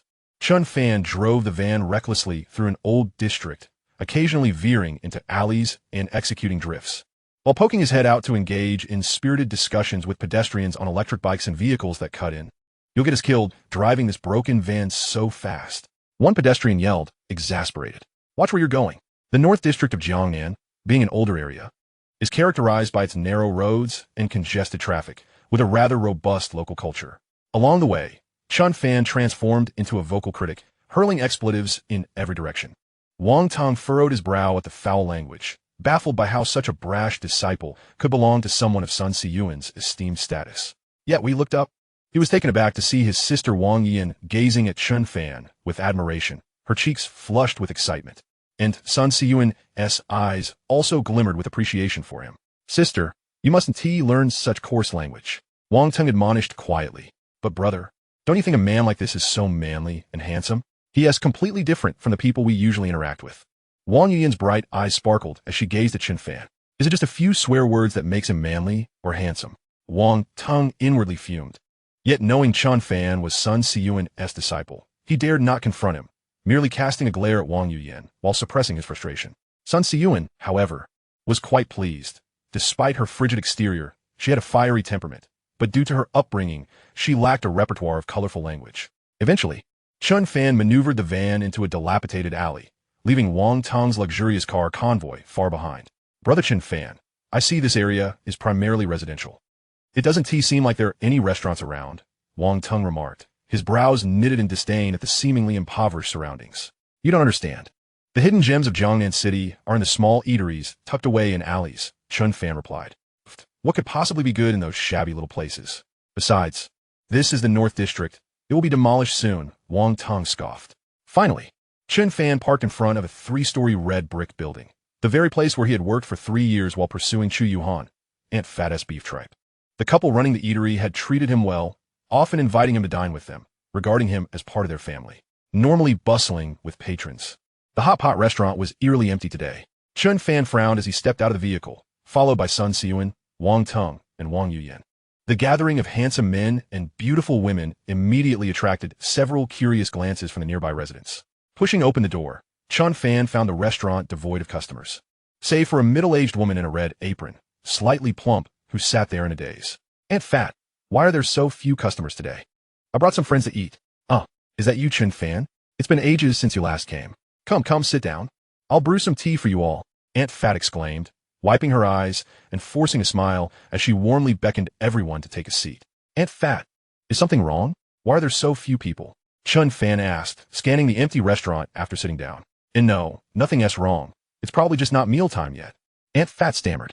Chen Fan nodded slightly, choosing not to press further, as every family has its own struggles. Soon the hot pot arrived, along with 3 portions of beef tripe, fresh slices of beef and lamb, handmade beef balls, and all the specialties available. As the bubbling pot of chili and Sichuan peppercorns swirled along with the various ingredients, Wang Tong's brow furrowed. He picked up a slice of beef with his chopsticks and, much to Chen Fan's astonishment, popped it directly into his mouth. This beef truly has character. It's sliced thinly and slightly frozen, locking in moisture and flavor, tender and succulent, completely devoid of any signs of cooking, comparable to a Michelin 3-star chef's craft. Wang Tong's eyes lit up as he gave Aunt Fat a thumbs up. You child, how could you eat raw meat? Aunt Fat exclaimed in shock, quickly grasping Wang Tong's neck to make him spit out. You're killing me with laughter. Have you never eaten hot pot before? Chen Fan chuckled until tears nearly streamed from his eyes, noticing Wang Yuyan looking at him with confusion. Smack! Sun Siyuan delivered another slap to Chen Fan's head. Quickly explain how to eat this. Chen Fan stared in disbelief at the group. It was astonishing to witness, in the 21st century, 3 individuals who had never encountered hot pot. Thus, he began to instruct them as if teaching elementary students, first tossing some beef rolls and lamb rolls into the pot, followed by a slice of beef tripe. Cooking beef tripe requires precision, If not done correctly, it becomes tough and unappetizing. Chen Fan explained, deftly swirling the tripe in the pot before pairing it with rich sesame sauce and placing it in his mouth. A wave of savory, spicy, and aromatic flavors exploded on his palate. Ah, delightful. This is the taste. Chen Fan squinted his eyes in bliss. Is it really that delicious? Let me try. Wang Yiyan blinked her beautiful eyes, emulating Chen Fan's actions. Wow, this is incredibly delicious. I've never tasted anything so exquisite, she exclaimed, fanning her mouth excitedly. Sun Siyuan, having finished her meal, was equally dazzled and couldn't put her chopsticks down. Brother Wang Tung, why don't you give it a try? Chen Fan suggested. I usually only eat my steak medium rare. How could overcooked meat possibly taste good? Wang Tung scoffed, shaking his head dismissively. 10 minutes later, observing the trio devouring their food with fervor, Chen Fan ordered several plates of beef tripe and beef, particularly noting Wang Tung, whose eyes were fixated on the pot, nearly rolling back in bliss. Oh, this is so delicious, brother. What kind of life have we been living all these years? Wang Yiyan cried, overwhelmed with joy, her dress visibly straining against her burgeoning belly. Sun Siyuan remained silent, solely focused on her meal. Ding. Sun Siyuan's favorability, 20. Current favorability, 20. Reward, 2,000 life points. Current life points balance, 6790. Ding. Wang Yiyan's favorability, 20. Current favorability, 20. Reward, 1,000 life points. Current life points balance, 7790. An electronic voice echoed in Chen Fan's mind. What a bargain. A single hot pot meal has earned me 3,000 life points from 2 stunning beauties. At that moment, a commotion erupted outside the hot pot restaurant. Bang! With a resounding crash, the entrance was violently kicked open. A burly man clad in a black tank top, adorned with tattoos of dragons and tigers, swaggered in, flanked by a gang of thugs wielding clubs. Aunt Fat, have you made up your mind? If you don't sign the contract today, I'll smash your establishment. Chapter 43. A snack street for your sister. The imposing figure and his entourage instantly captured the attention of Chen Fan, Wang Tung, Sun Siyuan, and Wang Yiyan. Brother, these people look terrifying, Wang Yiyan said, her voice laced with fear. Don't worry, sister, son the divine doctor. Our Wang family's bodyguards will arrive shortly. Wang Tung reassured them, though unease simmered within him. At that moment, Aunt Fat emerged from the kitchen, wiping her tears. Please don't disturb the customers. I'll sign, all right? She sobbed. You all keep eating. I'll go check, Chen Fan said, rising to his feet. I'll accompany you, Wang Tung declared, eager to maintain his composure in front of the beautiful Sun Siyuan. Aunt Fat, what is going on? What contract? Let me see, Chen Fan said, snatching the transfer contract from Aunt Fat's grasp. Who the hell are you, pretty boy? This is none of your business. The tattooed thug, Zhang Hu, shouted, pointing a baseball bat at Chen Fan and Wang Tung. Chen Fan remained unfazed, while Wang Tung, as the head of the prominent Wang family, bristled at the insult. How dare you speak like that? Wang Tung retorted. You little brat. Not only will I curse you, but I'll also beat you up. Zhang Hu swung the baseball bat towards Wang Tung's head.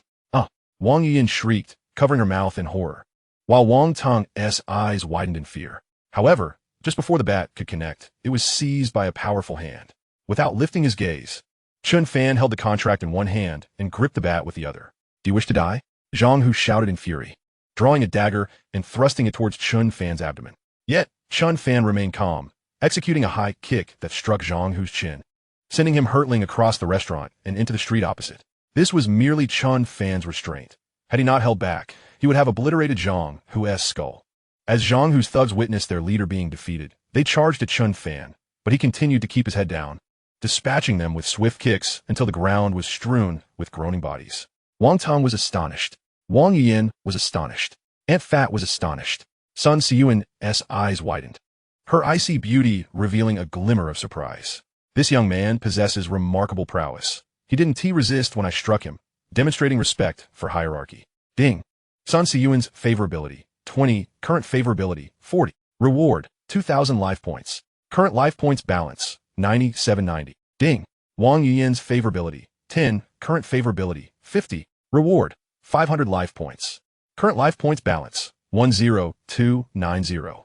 The synthesized voice echoed in Chen Fan's mind. Brother, your skills must be those of a high-level martial artist, Wang Tung exclaimed, excitement evident in his voice. The Wang family, though financially comparable to the other prominent families, lacked the number of skilled practitioners. Their strongest member, his grandfather, had reached the level of an intermediate master but was gravely ill. If he did not recover, not only would their ambitions in the northern district be thwarted, but they might also face annihilation from the other three families. Thus, they desperately sought Sun Siyuan's assistance to extend his life. A martial artist? I'm a grandmaster, Chen Fan declared. Wang Tung scoffed. Please, you flatter yourself. Is there even a grandmaster in Jiangnan City? Besides, you don't seem to be older than me. Aunt Fat. You're selling this 3-story building for only 200,000. This land must be at least 1,000 square meters, especially with the Northern District planning a new area soon. It could easily fetch 5 million. Chen Fan remarked, his brow furrowed. Of course I know, but the Zhou Group has hired a group of thugs to pressure us into signing the transfer contract. Anyone who refuses will have their limbs broken. My uncle is still lying in the hospital, Aunt Fat said, wiping her tears. The Zhou Group? Chen Fan pondered, familiarity sparking in his mind. The Zhou Group is the company of Jiangnan's foremost family, the Zhou family, Wang Tung explained. Zhou Hanyuan. Chen Fan finally recalled the young Zhou he had disciplined at the fly bar. Yes, Zhou Hanyuan has taken over the family business and is now the new head of the Zhou family, Wang Tung confirmed. Nodding slightly, Chen Fan immediately dialed a number. Shortly, Zhao Dao's vehicle arrived. Coincidentally, instead of the S-Class Mercedes that Wang Chung had compensated him with, he drove a van identical to Chen Fan's. Damn it, this is outrageous. The Zhou family dares to wreak havoc on my turf. Zhao Dao cursed as he directed his men to remove the Zhou Group thugs. Upon seeing Zhao Dao, Wang Tung's eyes widened. Brother Dao, how come you're here? Zhao Dao nodded. He recognized Wang Tung as the head of the Wang family, a notable figure in the business world and a member of the elite club at his bar, having some acquaintance with Wang Tung's grandfather. Third brother, Wang Tung is my friend. We came over for a meal and encountered these individuals from the Zhou family pressuring someone to sell their house. Chen Fan recounted the events. The Northern District is about to undergo development. While several prime locations are being auctioned by the Yi family, the surrounding areas permit private transactions. Recently, several prominent families have been acquiring the adjacent land. Zhao Dao remarked with a grave expression. If it's permissible to buy and sell, then as long as the price is fair, there is little to argue. However, the Zhou family offering 200,000 for something worth 5 million is nothing short of robbery. Chen Fan nodded, then suddenly turned to Wang Tung. Wang Tung, is your family interested in the street market in the Fat Annie district? Upon hearing this, Wang Tung's eyes immediately brightened. He was indeed interested. Once this food street is demolished, it will transform into a pedestrian avenue, with a future value of at least several billion.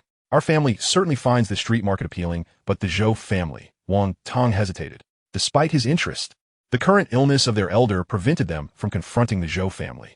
Are you afraid of the Zhou family? That could be easily resolved. I will purchase it and then gift it to Sister Yu Yin, Chen Fan boldly declared, though internally he was calculating furiously. You want to gift me a street market? Wang Tung stared in disbelief at Chen Fan, unsure of his intentions. Acquiring this street would cost no less than 500 million. Did he truly possess such wealth? Moreover, although they had enjoyed a meal together, was this man truly attempting to pursue his sister? Wang Tung became cautious. Yu Yin, too, widened her eyes in astonishment. No one had ever gifted her something so extravagant. But could Chen Fan really afford it?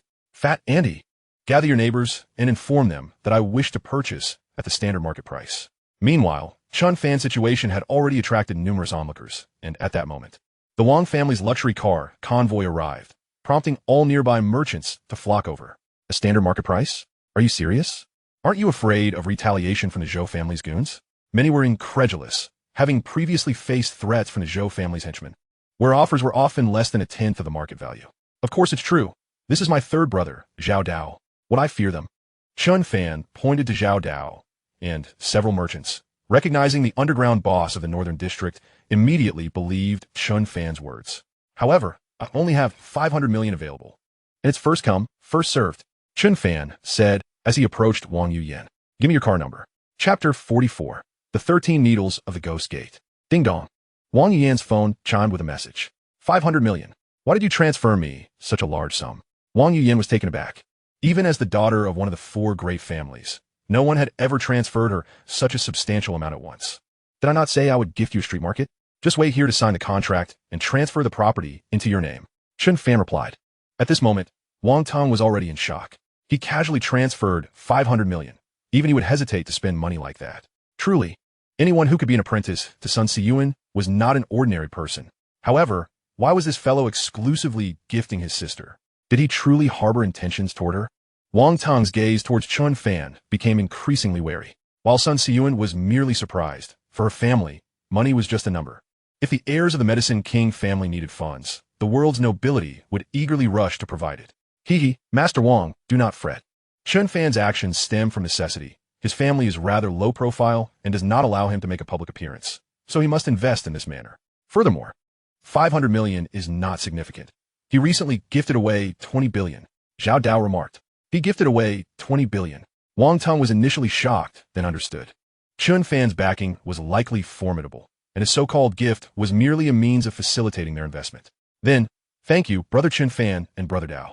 We can negotiate the profits from this venture later, Wang Tong thought joyously. This street market could potentially earn billions, and with Zhao Dao's presence, it was akin to picking up money. All right, Yin, since Chen Fan has said so, you stay here and sign the contracts with these merchants. We will return to the Wang family. Wang Tong instructed. Yes, brother, you can rest assured. I will handle everything here. Also, Brother Chen Fan, if you feel uneasy about transferring money to me, I can draft an IOU for you. Wang Yuyan was thrilled at the prospect of assisting her family in business and felt immense gratitude towards Chen Fan. Not for any other reason than the trust he placed in her by transferring 500 million after just one hot pot meal. Oh no, I told you the street market is a gift for you. If you need more money, just ask me later. Didn't we just add each other on WeChat? Chen Fan was startled. He had just received a transfer of 25 billion. Was she trying to rob him of it with an IOU? The group exited the Fat Annie's beef hot pot restaurant, and the three of them climbed into the van. Wang Ting noticed a brand new Wuling van parked nearby. Are the big shots these days so low-key? Is the van the new trend? I guess I need to replace my Rolls-Royce Phantom with a Wuling van when I return. Wang Tong silently resolved. Chen Fan drove the Wuling van to the Wang family estate. At first, the security at the estate's entrance refused to let them in. But when Wang Tong rolled down the window, the guard nearly lost control of himself. What the hell? The head of the illustrious Wang family returning in a van. Upon reaching the villa at the center of the estate, an emaciated, white-haired elder was being supported by someone, waiting there. Grandfather, why did you come out? Wang Tong dismounted in a rush, hurriedly supporting Wang Zhenhai. Is Dr. Sun here? Wang Zhenhai asked, coughing as he approached. Old Master Wang, there is no need for such formality. I've often heard my grandfather speak of you, Sun Siyuan replied, stepping forward and exchanging pleasantries. Once Wang Zhenhai was brought inside, Sun Siyuan checked his pulse and furrowed her brow. The pulse was erratic, akin to a sudden storm against the window, fluctuating in urgency, reminiscent of withered vines entwined. Struggling to advance, Sun Siyuan frowned. While other doctors might overlook such a pulse, as a descendant of the medicine god, she immediately recognized it as a sign of poison entering the heart's channels. Meanwhile, Chen Fan strolled about the room, occasionally examining the murals and potted plants. Siyuan, if there is an issue, please speak frankly. I've endured this hidden injury for years and am grateful to have made it this far. Wang Zhenhai sighed, observing Sun Siyuan's troubled expression. Old Master Wang, if you were to pass away in this family, who would benefit the most? Sun Siyuan refrained from stating it outright. Are you implying? A glimmer of insight suddenly flashed in Wang Zhenhai's eyes. Based on my previous diagnosis and treatment, you could have lived for at least 5 more years. However, it has only been a year, and your body has deteriorated due to an unknown toxin to a state that is beyond remedy, Sun Siyuan stated candidly. What? You mean someone has poisoned my grandfather? At this moment, Wang Ting finally grasped the gravity of the situation, rising abruptly with an expression of fury. It must be my 4th granduncle. He has been in close contact with the Zhou family recently. Wang Tong slammed his palm against the table. Tung-er, do not be disrespectful in front of Siyuan. Wang Zhenhai admonished sternly. Siyuan, how much longer can I survive? Wang Zhenhai, accustomed to facing great storms, momentarily revealed a flicker of sorrow in his gaze, only to regain his composure. 2 days. That is if I administer the 3rd needle of the Ghost Gate, Sun Siyuan sighed. 2 days. The auction event hosted by the Yi family is just 2 days away. The Zhou family certainly plays a cunning game, Wang Zhenhai scoffed. The Wang family and the Zhou family have been sworn enemies, and the injuries Wang Zhenhai sustained were inflicted by Zhou Hongyuan's grandfather during a confrontation years ago. If I could master the 4th needle of the Ghost Gate, I could expel the toxin from Grandfather Wang's body, and by the 5th needle, he would be restored to his peak condition. But alas, I am merely a collateral member of the Yaowang clan, and I am permitted to master at most 3 needles. Sun Siyuan said, somewhat dejected. Upon hearing this, everyone's expressions, save for Chen Fan's, turned somber. The 13 needles of the Ghost Gate? I could perform that. Chen Fan exclaimed. His spirits lifted as he had been yearning for someone to test his new skill, the 13 needles of the Ghost Gate. Hey, you little rascal. What nonsense are you spouting? Sun Siyuan chastised, giving Chen Fan a light slap on the back of his head. No, senior sister, I truly can. My family members know how to perform the 13 needles of the Ghost Gate as well. Chen Fan fabricated with ease. Sun Siyuan was so exasperated that she almost laughed. In the entirety of Huaxia, and indeed the world, who did not know that the 13 needles of the Ghost Gate were exclusive to the Yaowang Sun family. To claim that your family could also perform, it was nothing short of ludicrous. Both Wang Teng and Wang Jinhai shook their heads. While they might have believed Chen Fan on other matters, they could not accept that he possessed the skills of the 13 needles of the Ghost Gate, a renowned secret technique understood by the elite of Huaxia to belong solely to the Yaowang family. Seeing the disbelief in their eyes, Chen Fan said no more. Without waiting for a reaction, he seized the silver needle box that Sun Siyuan had opened. With a swift motion, Chen Fan's hands became a blur as he deftly inserted the silver needles into Wang Junhai's acupoints at various angles and sequences. Chen Fan you. Sun Siyuan began to protest, but upon witnessing his technique, her expression transformed into one of astonishment. Indeed, it is the 13 needles of the Ghost Gate. First needle, second needle, third needle, fourth needle, fifth needle. Chapter 45. Let the bullets fly for a while. All done. After executing the fifth needle, Chen Fan halted his actions. Since Sun Siyuan had previously mentioned that administering the fifth needle would restore Wang Junhai to peak condition, the room fell into a profound silence, with everyone gazing at Chen Fan as if he were a monster, especially Sun Siyuan, whose eyes reflected unrestrained shock as she looked at Chen Fan. Why are you looking at me like that? Old man, I've already restored your body to its prime. How about taking a few steps? Chen Fan said nonchalantly. The system had granted him the 13 needles of the Ghost Gate, and he had only used the fifth needle with barely any exertion. It was hardly a challenge. Even Wang Junhai, who had weathered countless storms, was deeply astonished at this moment. During Chen Fan's administration of the needles, he felt the long-lost strength within him rapidly returning. The hidden injuries that had tormented him day and night vanished entirely. At that moment, he felt rejuvenated to the prime of his 40s. Simultaneously, years of accumulation erupted, and the bottleneck he had long been unable to break through shattered, his aura becoming more robust than ever. I have broken through to the advanced master realm. Wang Jinhai was overjoyed. He looked at Chen Fan with immense excitement. Little divine doctor, please accept my gratitude for this life-saving grace. Wang Jinhai knelt on both knees, bowing deeply to Chen Fan, and Wang Teng, equally ecstatic, followed suit. Chen Fan's 13 needles of the Ghost Gate not only cured Wang Junhai of the deadly poison and old wounds, but also enabled him to break through to the advanced master level, revitalizing the Wang family, which was on the brink of destruction at the hands of the Zhou family, and propelling it to new heights. The power dynamics in the entire Jiangnan city would be irrevocably altered as a result. Chen Fan sidestepped their kneeling forms and assisted them back to their feet. What are you doing? I am merely a friend to both Wang Teng and Siyuan. Besides, my senior sister is your junior. This is nothing for me. Just a trivial effort. Chen Fan waved his hand dismissively. Such a great favor cannot go unacknowledged. From now on, should my little benefactor require anything, the Wang family is at your service. Wang Jinhai trembled with excitement, earnestly promising Chen Fan, while Wang Teng gazed at him with profound gratitude. Old Master Wang, Wang Teng, please keep Chen Fan's use of the 13 needles a secret. Otherwise, he will face relentless pursuit from the Yaowang Sun family. Sun Siyuan's expression turned grave as she spoke. If this matter is leaked by Teng'er or me, may heaven strike us down. Wang Junhai and Wang Teng solemnly vowed, fully aware that the 13 needles of the Ghost Gate were a closely guarded secret of the Yaowang family. Should it be discovered that an outsider had mastered it, the consequences would be dire. Chen Fan, while it may be inconvenient for you to disclose the family behind you, I know it must be connected to someone significant. However, please do not reveal anything about that person, not even to your senior sister, Sun Siyuan said earnestly, looking at Chen Fan. Chen Fan found himself at a loss for words. The conversation seemed to drift far from the topic, but he could not disclose that it was a reward bestowed upon him by the binding system. He could only nod helplessly. Sun Siyuan acknowledged his nod, considering the matter settled. Grandfather, let's go and capture that traitor, fourth granduncle. Wang Teng exclaimed, rising with impatience. Not so fast. Let the bullets fly for a while. Go and spread the word that I'm gravely ill and that a family meeting will be held tonight. I wish to see just how many have sided with the Zhou family. Wang Jinhai's expression turned frigid as he spoke. Meanwhile, at the Zhou family estate, Zhou Hanyuan sat in the main seat, beside him a middle-aged man clad in traditional attire.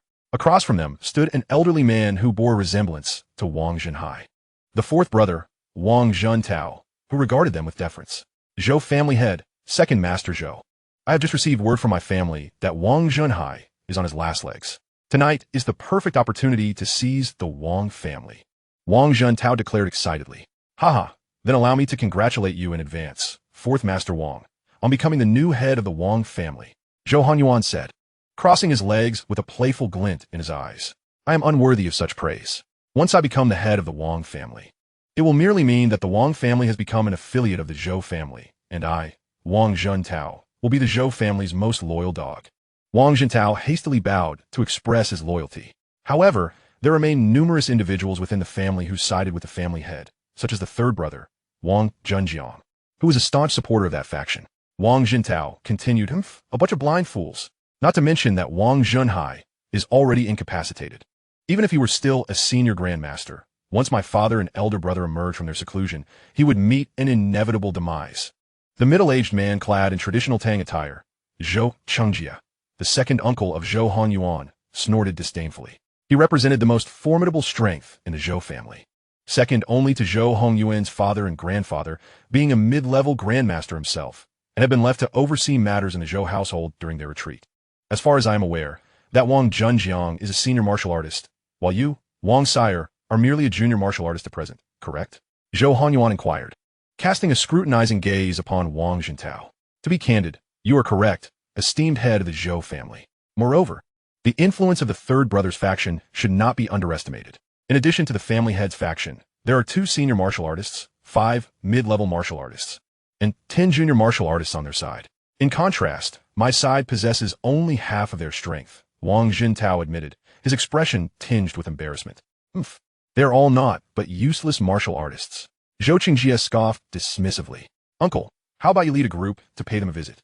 A sickly camel is still larger than a horse. The Wang family still possesses assets worth hundreds of billions. If these resources were to benefit our Zhou family, once my father and grandfather emerge, we would have both financial and martial prowess at our disposal, allowing us to dominate the entire northern district, leaving other families in the dust. Zhou Hanyuan declared with unbridled ambition. Very well, I shall take a trip, Zhou Chengjie agreed. Upon hearing this, Wang Zhentao's heart soared with joy as he envisioned himself ascending to the throne of the Wang family. Thank you, head of the Zhou family and second Uncle Zhou. Once this matter is accomplished, I, Wang Zhentao, shall undoubtedly pledge my allegiance to the Zhou family. Furthermore, as soon as I assume the position of family head today, I will promptly send Wang Yuyan to serve you. Prepare to enjoy your evening, Wang Zhentao said with an ingratiating smile. Zhou Hongyuan's eyes gleamed with lascivious anticipation at the mention of Wang Yuyan, for she was the most beautiful girl he had ever encountered. At the mere mention of her name, his second brother stood up. Ha ha, then I shall count on the head of the Wang family. Summon all martial artists of the Zhou family to gather, and additionally prepare a large bell for Wang Zhenhai's funeral. Chapter 46, The Bell for You. Grandfather, I just received news that shortly after Wang Zhentao arrived at the Zhou family, they have begun to assemble their forces. Moreover, Wang Zhentao's faction has also started to mobilize, resulting in a conflict with third uncle and our side. Wang Tung rushed in, reporting urgently. Alas, it is indeed the fourth son. They say the eldest brother is like a father. How much effort I expended to nurture him. Yet he has proven to be utterly inept and has resorted to treachery against the Wang family. Wang Zhenhai lamented, his face a portrait of sorrow and frustration. Pardon me for troubling you, esteemed Miss Sun and Sir Chun. Our family is indeed in dire straits. There may be significant developments tonight within the Wang family, and I fear it may present dangers. Might you consider taking your leave for the time being? Although he had regained the strength of a senior grandmaster, even with the 2 from the Zhou family in seclusion, the remaining forces were not to be underestimated, especially since nearly half of the Wang family's power had defected to the Zhou family. Thus, the outcome of this battle was uncertain. Even if victorious, it would likely be a Pyrrhic victory, and he feared that a moment's negligence could lead to harm for the 2. Not at all. It is an opportune moment for us to witness the unfolding spectacle. And, old man Wang, please refrain from calling me Sir Chun. How could I then enjoy playful moments with Wang Tung and Yuyan? Chen Fan replied with a chuckle. Rest assured, Grandpa Wang, Chen Fan is quite capable. You need not worry about us, Sun Siyuan added. At that moment, the sound of an approaching car echoed from outside. The young lady has returned. Someone shouted. The group immediately stepped outside, where they beheld a van coming to a halt.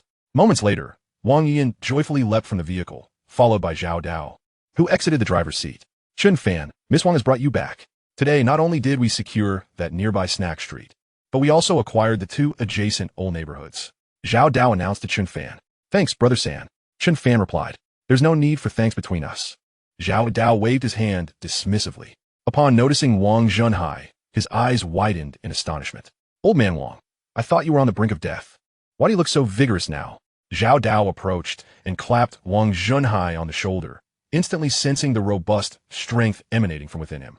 Zhao Dao's gesture was exceedingly casual, yet Wang Zhenhai, the de facto leader of the Wang family, did not take offense. Rather, he felt a sense of delight. Zhao Dao was the underground overlord of the entire northern district, a powerhouse at the senior grandmaster level, and his status was not far inferior to that of the 4 great families of Jiangnan.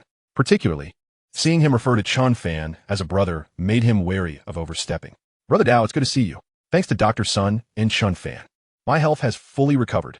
However, with your esteemed status, it is inappropriate for you to personally escort my granddaughter back, Wang Zhenhai said, clasping his hands in respect. Wang Tong quickly stepped forward to relay the day's events to Wang Zhenhai. After hearing the details, Wang Zhenhai's eyes sparkled with intensity. He glanced at the flushed and excited face of Wang Yuyan, then at Chen Fan, his expression shifting to one of understanding. It seemed that Chen Fan harbored some feelings for his granddaughter. Although Teng'er mentioned that Chen Fan had many girlfriends, he recognized that a scion from a family not weaker than the Yao family was a substantial match for Wang Yuyan, even if it meant elevating her to the status of a concubine. Moreover, he had saved his life, thereby altering the fate of the entire Wang family. Brother San, do not rush off just yet. There will soon be a captivating spectacle to behold, Chen Fan remarked. A spectacle? What kind of spectacle? Zhao Dao inquired, puzzled. We are all family here, so there is no need for embarrassment. My 4th uncle intends to lead the experts from the Zhou family to assault the Wang family and seize the position of family head, Wang Tong replied, his tone laced with resentment. Oh, the Zhou family is coming too?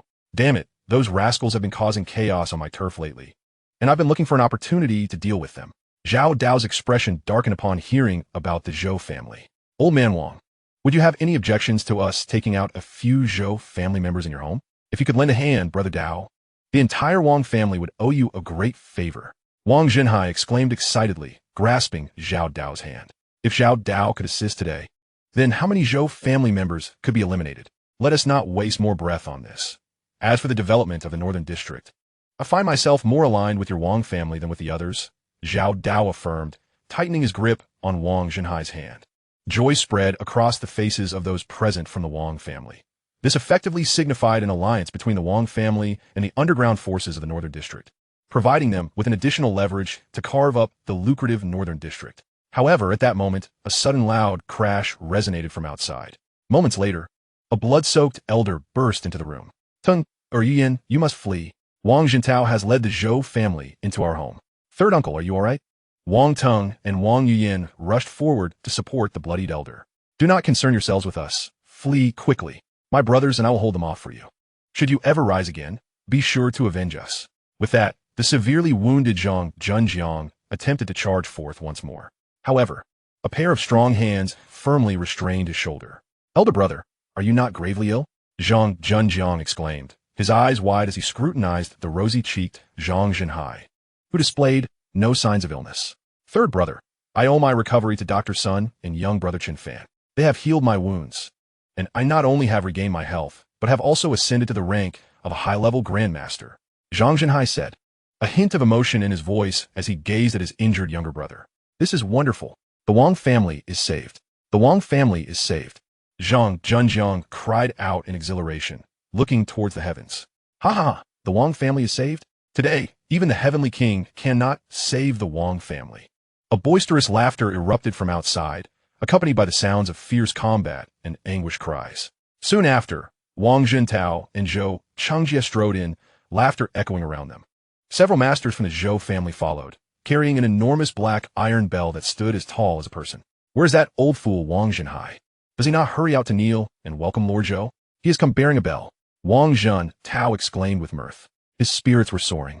For just moments ago, Zhou Changjie, along with 2 low-level grandmasters and over 30 high-level martial artists from the Zhou family, had stormed into the Wang residence.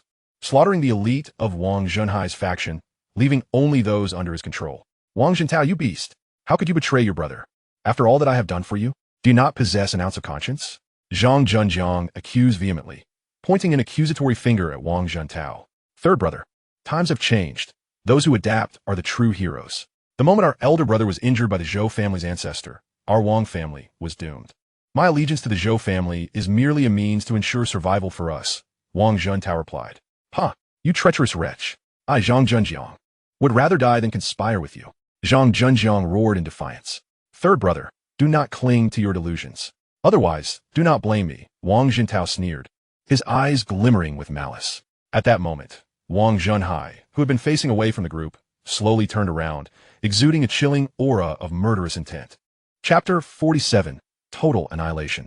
Ah, elder brother, no, it cannot be. I used the most insidious poison available. How can you still stand? Wang Jintao said in utter disbelief, retreating several steps in terror. Wang Jintao, what is the meaning of this? Did you not assure us that the old man would not survive the night? Zhou Chengjie inquired, his expression turning grave. Wang Jinhai's prowess was on par with his own, and he was aware that the latter possessed greater combat experience. It must be a last burst of vitality. Yes, that is it. A final flicker before death. Wang Jintao exclaimed, pointing at Wang Jinhai, for he had personally witnessed Wang Junhai consume the poison and could not fathom anyone surviving it. A final flicker? Wang Jintao, you're truly blind to your own demise. With that, Wang Junhai stomped his foot on the ground, causing the floor to shatter, leaving only an afterimage behind. Crack! With a series of bone-crunching sounds, Wang Jintao's limbs were shattered, collapsing to the ground like a lifeless dog. Boom! Wang Jinhai clashed palms with Zhou Chengjie, producing a resounding explosion. Wang Jinhai remained unmoved, while Zhou Chengjie stumbled backward, blood oozing from the corner of his mouth. You have broken through to the high-level Grandmaster. Zhou Chengjie gasped in shock. Having only recently entered the middle Grandmaster realm, he was already no match for Wang Jinhai, and with the latter's newfound strength, he stood even less of a chance. Zhou Chengjie realized that their plan to seize control of the Wang family had utterly failed. However, he still had 2 low-level Grandmasters and over 30 high-level martial artists with him, and while they might not be able to kill Wang Jinhai, escaping unscathed was still within reach. Old man Wang, consider yourselves fortunate this time. I shall take my leave, Zhou Chengjie declared, preparing to turn away. Lord Zhou, save me. Wang Jintao, his limbs broken and lying on the ground, pleaded in agony. You worthless fool, you nearly cost me my life. Zhou Chengjie, already brimming with rage from Wang Junhai's earlier strike, kicked out at Wang Jintao's heart. Wang Jintao's body flew several meters, a gaping wound now puncturing his chest, and he died instantly. Jintao, Wang Jinhai roared, his fury palpable. Despite Wang Jintao's treachery against their family, Wang Jinhai had never intended to kill his own brother. How what? Old man Wang, you should be grateful that I rid you of your traitorous kin. Furthermore, I advise you to remain calm. Outside, I have 2 low-level Grandmasters and over 30 high-level martial artists from the Zhou family. Zhou Chengjie taunted coldly. Apologies, but your Zhou family's experts are no longer present. As Zhou Chengjie's words fell, Zhao Dao, covered in blood, strode in with a sinister grin. Zhao Dao, how did you get here? Zhou Chengjie's face paled in alarm. He had wondered why the Zhou family's experts had not rushed in despite the commotion. Now, it dawned on him that they had all been slain by Zhao Dao. Zhao Dao, do you truly wish to wade into the murky waters of the Wang family and oppose the Zhou family? Zhou Chengjie demanded. While opposing the Zhou family, your kin have been wreaking havoc on my territory, slaughtering many of my brothers. Today, I shall settle the score, Zhao Dao replied. Not wasting breath, he struck towards Zhou Chengjie with a swift palm. Poof! Zhou Chengjie attempted to block with both hands, but he was no match for Zhao Dao's strength and was sent flying, coughing blood, with Wang Jinhai in front and Zhao Dao behind. Zhou Chengjie found himself in a dire predicament. Damn it, this is just my luck. I'm going to be done in by Wang Jintao. Zhou Chengjie's expression darkened, and suddenly, he lunged towards a strikingly beautiful woman who resembled an ice-cold goddess. Don't move. If you do, I will kill her, Zhou Chengjie warned, his gaze darting nervously around. Zhou Chengjie, do not act recklessly. She is from the Yao Wang family. Harming her will have consequences you cannot bear. Wang Jinhai shouted in alarm. Chen Fan slightly furrowed his brow, as he had just been chatting with Jiang Yuchan, Zhao Ruoxi, and Su Yuanyuan on WeChat, and had not noticed that Sun Siyuan had been captured by Zhou Chengjie. What? A member of the Yao Wang family? Zhou Chengjie exclaimed, realization dawning upon him. It became clear why the critically ill Wang Junhai had miraculously recovered overnight and even surpassed his previous limits. If a member of the Yao Wang family had intervened, it was no longer surprising. Old Wang, immediately clear the area and prepare a vehicle for me. If that girl from the Yao Wang family dies within your clan, your family shall also face inevitable destruction. Zhou Qingjie gritted his teeth as he spoke. He certainly did not dare to kill Sun Siyuan. He was merely gambling. As soon as Zhou Qingjie's words fell, Wang Qingjie and Zhao Dao found themselves in a quandary. Zhou Qingjie was the third most formidable expert of the Zhou family. Should they succeed in eliminating him tonight, coupled with the loss of other Zhou family experts, it would severely weaken the Zhou family, a rare opportunity to inflict significant damage. However, they could not afford to disregard Sun Siyuan's safety. Wang Junhai squinted, summoning all his combat prowess, his right foot subtly twisting. Old Wang, I advise you against any rash actions. At this distance, unless you're a Grandmaster level expert, you stand no chance of rescuing her from my grasp. Zhou Qingjie sneered. Wang Junhai's heart sank. He recognized the truth in Zhou Qingjie's words. Unless he was a Grandmaster level master, there was no way to save Sun Siyuan within the reaction time of a master level expert. Just as the situation reached a stalemate and both Wang Junhai and Zhao Dao contemplated retreating, Chen Fan, acutely aware of the urgency, deftly manipulated his phone, sending heartfelt goodnights and affection to 3 women in rapid succession before concluding the conversation. Phew, that was exhausting. Chen Fan sighed as he set his phone down, only to vanish from his spot in an instant. The next moment, he appeared behind Zhou Qingjie, producing the golden brick he had acquired from the ancient alchemist and striking it against Zhou Qingjie's skull. Bang! Zhou Qingjie, a mid-level master, widened his eyes. His legs kicked out, and he collapsed into unconsciousness. Crap, did I hit him too hard? I'm still just a student. Chen Fan exclaimed, startled. He is not dead, but he may as well be a vegetable. Sun Siyuan retorted with irritation. Though Chen Fan had saved her, she was acutely aware that while she was being seized by Zhou Qingjie, he had been preoccupied with his phone. However, aside from Sun Siyuan, the other members of the Wang family gazed at Chen Fan in sheer disbelief. A Grandmaster. Chapter 48. Senior sister, you must learn computer science. Why the surprise? Didn't I tell you all before that I'm a Grandmaster? Chen Fan looked at the Wang family members with bewilderment. But bro, how old are you? Already a Grandmaster? Wang Tung stared at Chen Fan, envy washing over him. At this moment, not only Wang Tung, but even Wang Junhai wore a complex expression after their initial shock. These so-called pinnacle figures of power in Jiangnan City had yet to reach such heights in their entire lives. While a young man in his early 20s had effortlessly achieved it, was this the foundation of those illustrious families? How powerful must the true rulers within those families be? Perhaps the Jiangnan 4 great families seem like a joke in their eyes. No, I must seize this opportunity to ally with Chen Fan as powerful family. Even if I can't wed him, having a descendant from him would suffice. Wang Junhai's gaze fixated on Chen Fan and Wang Yiyan, his mind already formulating plans. Indeed, achieving the Grandmaster realm at this age is quite impressive, nearly on par with the typical level of the direct descendants of the Yao family. Sun Siyuan nodded in agreement, her beautiful eyes flashing with a hint of brilliance. Now that the matter with the Wang family is settled, why don't Siyuan and my little brother Chen Fan stay in my Wang family for a couple of days?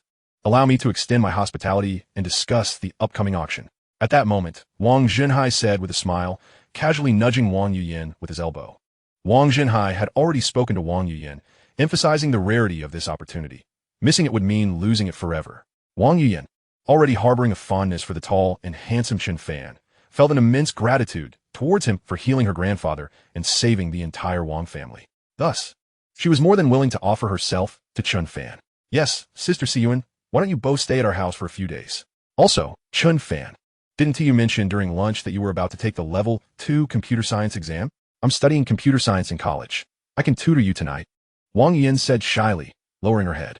Chen Fan's eyes brightened at her words, his gaze sweeping over Wang Yiyan's long, beautiful legs, her slim waist, and the curves accentuated by her dress.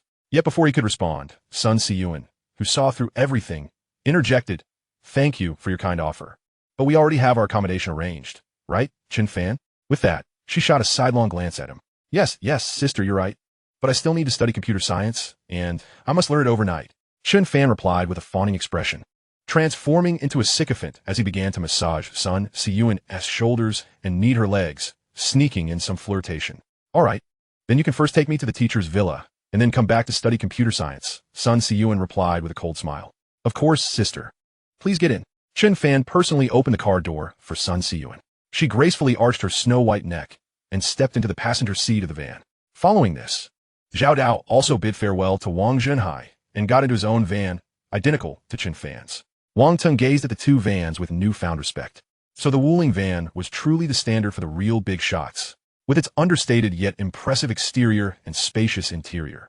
He finally recognized the gap between himself and the true elites. Listen up, sell all those Rolls Royces and Bentleys.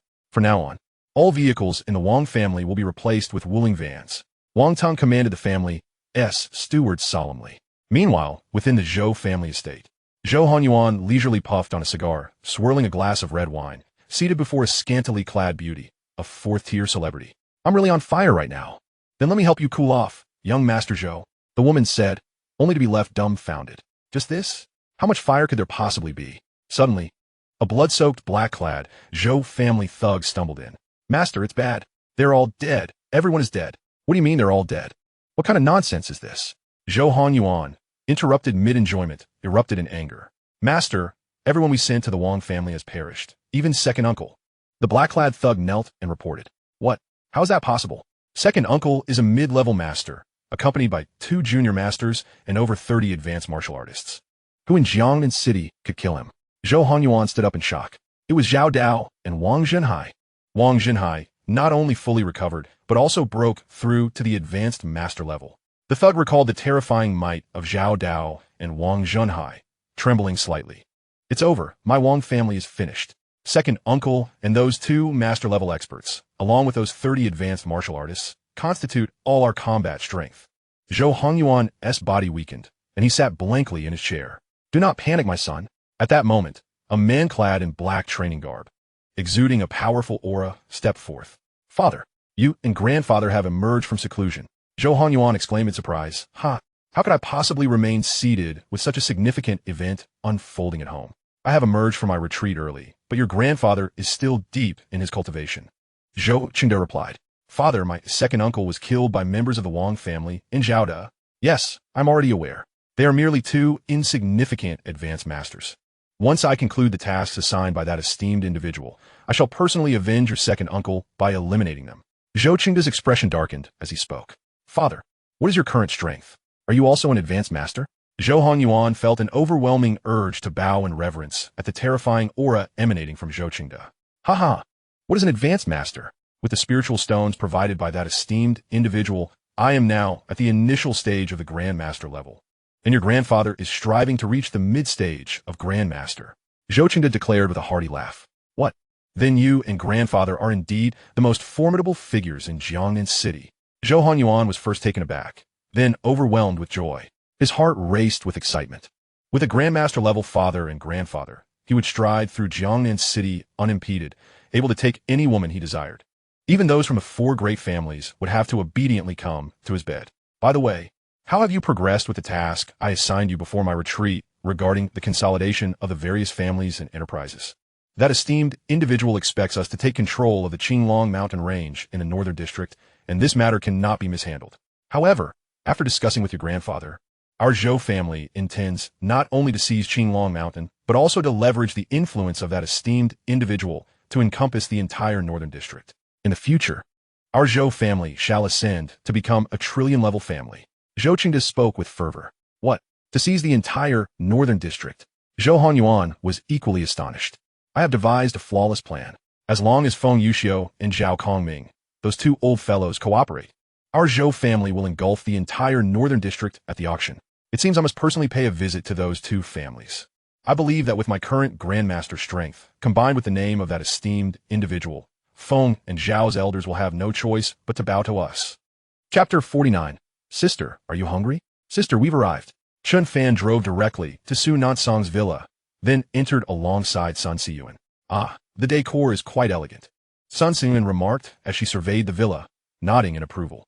At that moment, her peripheral vision caught sight of some equipment on the sofa, along with a pair of obviously worn stockings, causing her brows to arch in surprise. She never expected the usually aloof and intellectual beauty, Teacher Su, to indulge in such playful activities behind the scenes. Images of Su Nansong in gray stockings and a seductive outfit, looking like a docile little cat, flooded Sun Siyuan's mind. No wonder Chen Fan became her rebellious disciple. Even she, as a woman, found herself stirred by the thought, nearly losing control. However, she was unaware that she had mistakenly reversed Chen Fan's and Su Nansong's roles in her imagination. Suddenly, Sun Siyuan's expression turned peculiar. Chen Fan, wait here for a moment. I need to use the restroom, she said, her cheeks slightly flushed as she walked into the bathroom. Chen Fan nodded, feeling a sense of déjà vu wash over him. As the scene mirrored his previous encounter with Teacher Su, once in the bathroom, Sun Siyuan finally exhaled in relief. Sun Siyuan, how could you fantasize about doing that with Teacher and Chen Fan? What difference is there between you and Chen Fan as a rebellious disciple? She slapped her beautiful face in frustration. This Chen Fan, I must give him a thorough lesson later. She directed her anger toward Chen Fan. Surveying the bathroom, she noticed a purple silk robe belonging to Su Nansong hanging nearby, and without hesitation, she slipped it on and emerged. Sister, why are you wearing teacher's clothes? You look beautiful. Chen Fan instinctively started to utter a classic line from Temptation of Going Home, but quickly caught himself. Nevertheless, Sun Siyuan, clad in the purple silk robe, was undeniably breathtaking, beyond the power of mere words to describe. If the Sun Siyuan in a trench coat was a snow lotus goddess untouched by the mundane world, then in her silk nightgown, she transformed into an enchanting temptress. Her beautiful eyes sparkled like the spring waters of the Seine, her luscious red lips bloomed like roses, and her long, slender legs could elevate any man's blood pressure, while her lofty demeanor could drive all men to madness. What are you looking at? Is being a rebellious disciple not enough for you? Do you wish to be a rebellious brother as well? Sun Siyuan sneered at Chen Fan.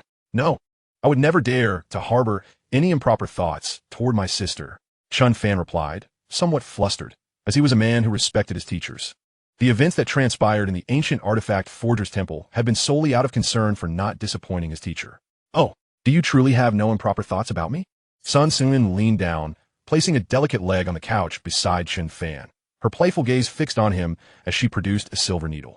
Following her line of sight, Chen Fan glanced at his right pocket, which was bulging, and was momentarily taken aback. Sister, are you hungry? I have some ham sausages. Sun Siyuan was momentarily stunned, realizing this bold fellow dared to tease her. Ha, indeed, I am quite hungry. Sun Siyuan smirked, swiftly and accurately stabbing the silver needle into Chen Fan's bulging right pocket. However, the anticipated scream from Chen Fan did not occur. Did I miss the acupoint? Or is his pain tolerance unexpectedly high? How could he endure this without a sound? A flicker of confusion crossed Sun Siyuan's beautiful eyes, and she promptly jabbed him several more times. Sister, don't bother. This is a Shuanghui brand sausage produced in accordance with national standards, absolutely safe to eat. Chen Fan exclaimed as he pulled out a Shuanghui ham sausage filled with needle holes from his right pocket. Truly impressive, sister, as expected from someone of the medicinal family. Your food safety awareness is commendable.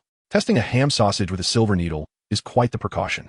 Now it was Sun Siyuan's turn to be dumbfounded. It really is a ham sausage. At that moment, Sun Siyuan noticed the bulging left pocket of Chen Fan's pants and smirked again. Aha, I've got you now. A triumphant smile crept across her lips as she aimed the silver needle toward the left side. Puff, puff, puff. Chen Fan remained expressionless. Sun Siyuan's face suddenly displayed a look of bewilderment. This was impossible. It shouldn't be happening. She felt as if she encountered the greatest mystery in her 10 years of practice. Using a silver needle on this acupoint should induce excruciating pain, almost akin to childbirth. How could Chen Fan endure it without uttering a word? Sister, is the Shuanghui brand sausage not to your taste? No worries. I have a Jinluo one in my left pocket. It's also a reputable brand. Chen Fan grinned as he retrieved a Jinluo ham sausage from his left pocket. Sun Siyuan instantly lost her composure. Where on earth are you hiding these? She exclaimed. Sister, this isn't appropriate. I am your junior. Chen Fan widened his eyes in shock. I'll count to 3. Swish. Sun Siyuan was startled, quickly covering her mouth to suppress her scream. This is 2. Sister, what Master said is indeed correct. Your issues are quite significant. External methods like silver needles can no longer resolve them. Sun Siyuan swallowed hard, speaking seriously. What shall I do, sister? I still have so many girlfriends to care for. Chen Fan feigned a look of panic. Little did I expect that Sun Siyuan would also have her day of being a spirited sister. Sun Siyuan, with her enchanting eyes, chimed in, ding. Sun Siyuan's affection level, 30. Current affection level, 70. Reward, 3,000 life points for the host. Current life points balance, 13289. 2 hours later, Chen Fan appeared at the Wang family estate, within Wang Yuyan's boudoir. Brother Chen Fan, you look rather fatigued. Will you still be able to study computer science tonight? Wang Yuyin inquired, her cheeks flushed. She had taken a special rose milk bath that evening, adorning herself in a cool and alluring spaghetti strap nightgown. Her hair styled in twin ponytails, her exposed skin as smooth as freshly shelled eggs, radiating a sweet fragrance. Study, of course we must study. Computer science is of utmost importance. I shall not sleep until I learn. Chen Fan declared resolutely, then opened his laptop and, with his bound divine computer system, effortlessly accessed various websites. Yuyin, shall we begin our studies from the Western regions or the Japanese and Korean sectors? Chen Fan asked. Upon seeing the educational videos displayed on the screen, Wang Yuyin's face blushed even deeper. Then it shall be up to you, Brother Chen Fan, she replied softly, her shyness evident. Let us start with the domestic sector. It is more suited to our constitution. Agreed. Ding. Wang Yuyin's affection level, 30. Current affection level, 80. Reward, 1,500 life points for the host. Current life points balance, 14789. Chapter 50, Yi Family Auction. 2 days swiftly passed, marking a day of great significance for the entire Jiangnan city. On this day, the most prestigious Yi Family Auction House in all of Huaxiao was scheduled to hold an auction in Jiangnan City. The Yi Family Auction House boasts connections directly to the upper echelons of the Huaxiao military, with its business encompassing antiques, jewelry, and substantial land transactions. For the forthcoming land transfer in the Northern District, the Jiangnan City authorities had no choice but to entrust the auction to the Yi Family Auction House to ensure fairness.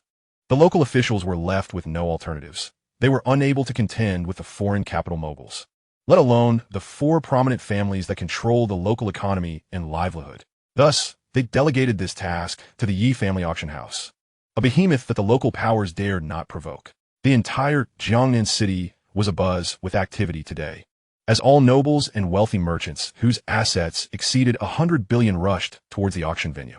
Many affluent individuals from surrounding cities also made their way there, for although the Northern District's land was designated solely for local enterprises, the Yi Family Auction House was set to auction not only the Northern District's land, but also many other treasures. Meanwhile, all the significant figures of the Wang family were preparing for the event.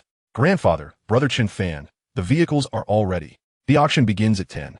We can set off, Wang Tong exclaimed, pointing to the fleet of shiny new Wuling vans before Wang Jinhai. Wang Jinhai responded with a hint of resignation. Tengya, while it's commendable to learn from Brother Chen Fan, strive to absorb his essence rather than merely mimic his surface-level actions. You must understand that we are not the only family attending the Yi family auction. There will be prominent figures and wealthy merchants from several nearby cities, including some of my friends. You are making me. Wang Jinhai sighed, unsure of how to continue. Despite his humble lifestyle and aversion to ostentation, the Wang family was one of the 4 prominent families in Jiangnan City.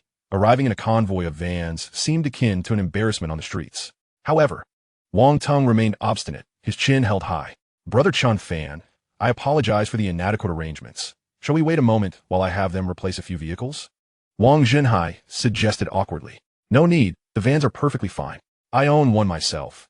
They are practical for transporting both people and goods, Chen Fan replied nonchalantly, then hopped into the van. Seeing that Chen Fan had boarded, Wang Jinhai withheld further objections, casting a glare at Wang Tong before leading the family into the van. Brother Chen Fan, do return early. I am eagerly awaiting your return. We have much knowledge from the Western and Japanese Korean sectors yet to explore, Wang Yin called out, clad in a red dress. Rest assured, I shall return and we will study to our heart's content, Chen Fan assured her. All these exchanges were overheard by Wang Tong, who perked up his ears. The Western sector? The Japanese Korean sector? Even someone like Chen Fan, a master of the Ghost Gate's 13 acupuncture needles, was still eager to learn. A flicker of admiration surged within Wang Tong. Indeed, success is no accident, and one must take small steps to achieve great distances. He resolved to diligently study the Western and Japanese Korean sectors upon his return. Sun Siyuan did not accompany them, as Chen Fan had imparted the methods for the 4th and 5th needles of the Ghost Gate's 13 acupuncture needles to her, leaving her engrossed in research and disinterested in the auction. On their way to the auction, the portly Li Wei called Chen Fan. On the line, Li Wei was brimming with enthusiasm, stating that he and Jiang Yuchan, along with Zhao Ruoxi, had already set out, vowing to make a grand impression at the auction, proving to his father that one should not underestimate the youth. By the way, old Master Wang, I just remembered that I don't have ticket. Chen Fan suddenly recalled. Haha, no worries. The main participants in this auction are our Jiangnan's 4 prominent families. So the Yi family auction house has provided us with a special green channel, Wang Junhai chuckled. Before long, the Wang family's convoy arrived at the plaza in front of the auction venue. The square was filled with luxury cars, resembling a grand auto show. Even the Mercedes S-Class paled in comparison, as the majority of vehicles were Bentleys and Rolls-Royce Phantoms. Thus, as the Wang family's fleet of shiny new Wuling vans entered the venue, they immediately drew the attention of nearly everyone present. Ha ha ha, this is too hilarious. Which bumpkin decided to bring a fleet of vans to the Yi family auction? It's utterly laughable, exclaimed one wealthy businessman, worth billions. Indeed, today, many affluent merchants from out of town have arrived. This is a disgrace for us Jiangnan residents. How did the security allow them to enter? Laughed another. Among the crowd, a few individuals stood not far from the van convoy, seemingly embroiled in a heated argument, including Li Wei, Jiang Yuchan, and Zhao Ruoxi. You ungrateful wretch. Not only do you neglect your studies to frequent clubs, but you dare to come here and cause a ruckus. Do you even know where you are? If anything goes wrong, I want to be able to save you. Li Wei's father, Li Maogu, a middle-aged man of similar stature, scolded him vehemently. Ha! You, my tormentor. Who says I am here to cause trouble? I, along with my friends, have come to bid on land for development. Li Bei Radurka, clad in a colorful striped polo shirt and sunglasses, hands in his pockets, exuding an air of arrogance. Just you? And these two little girls? Do you know how much capital is needed to enter the auction? A minimum of 100 billion. The combined funds of me and your cousins barely reach that amount. Li Maogu shouted furiously. How dare you, you wretched father? I can tolerate your insults directed at me, but should you dare to insult my friends, I will take decisive action, Li Wei declared, rolling up his sleeves. Oh dear, look at what you've done to this boy, brother. He has become utterly reckless and oblivious to the world around him, chimed in a slender woman adorned in opulent jewelry, who was none other than Li Wei's second cousin. Li Yan, unlike our Su Lei, who at a mere 20 has already taken the reins of our family business and is flourishing. I foresee that the family legacy will be entrusted to Su Lei, for if it were to fall into Li Wei's hands, it would surely be squandered. Li Yan proclaimed with a smug expression, while her tall and handsome companion, Su Lei, sneered derisively at Li Wei. Damn it, Li Yan. Don't think for a moment that I'm unaware of your ambition for our family's business. It's been evident for quite some time. Li Bei Radurta abominably. You insolent wretch, do you not know how to speak? That is your aunt, Li Mao Guo exclaimed, his blood pressure surging as he shook his head in despair. He had contemplated nurturing his son, but seeing him squander his days in nightclubs made him feel that Li Wei was simply beyond redemption. In contrast, his nephew Su Lei, young yet accomplished, had been managing the family business with finesse at such a tender age. A realization dawned upon him. Rather than watch his hard-earned legacy dissipate in Li Wei's hands, perhaps it would be wiser to entrust it to Su Lei. Father, the biases within one's heart are akin to insurmountable mountains. I wish to convey to you that your son has undergone a transformation. My friends and I shall shine brilliantly in this forthcoming Northern District development. Li Wei, noticing the despondent expression on Li Maoguo's face, approached and patted his shoulder. Ha! Cousin, spare us the pretense. Everyone in the family is well aware of your true character. And as for these two lovely ladies, they would be better off with me than following you.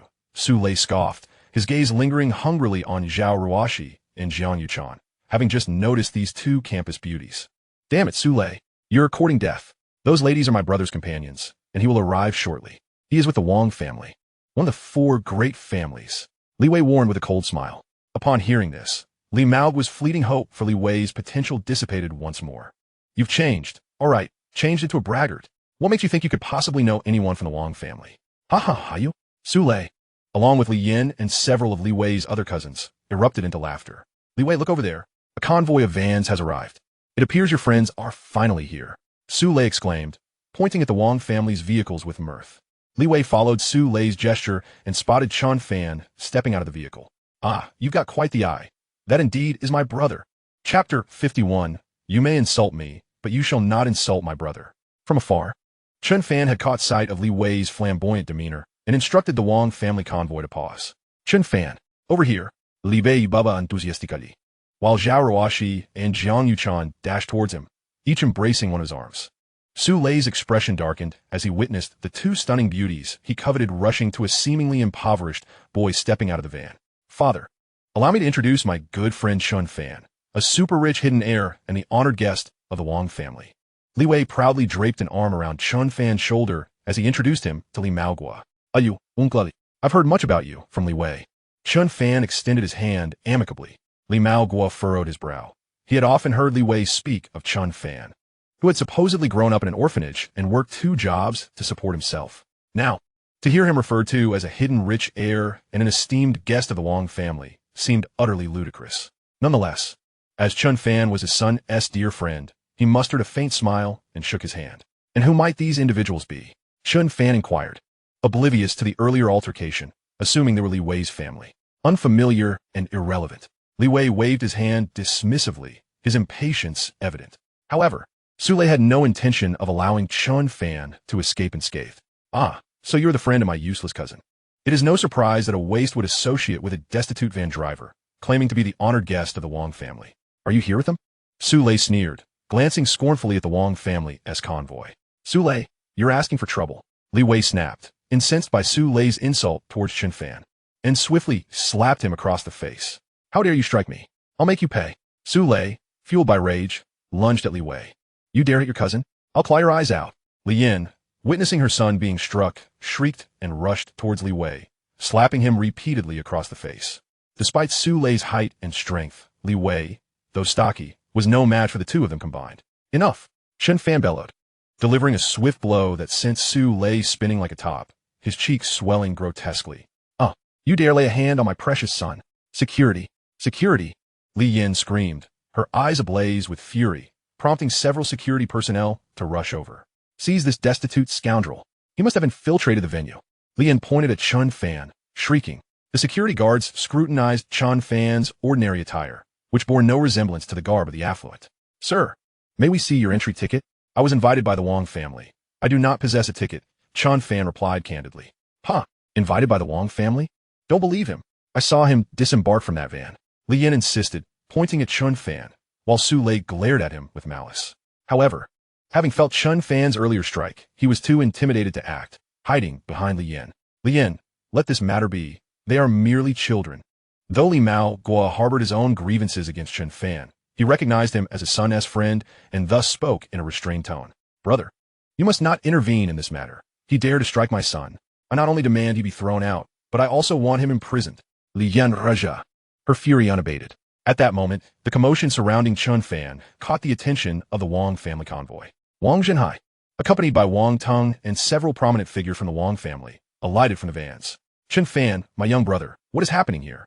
Wang Zhenhai inquired, his brow furrowed. Who the hell are you, old man? Mind your own business, or I'll ensure you meet your end. Li Yan spat, directing her ire at Wang Zhenhai, believing him to be Chen Fan's ally. However, as soon as she finished her tirade, she sensed an unsettling shift in the atmosphere.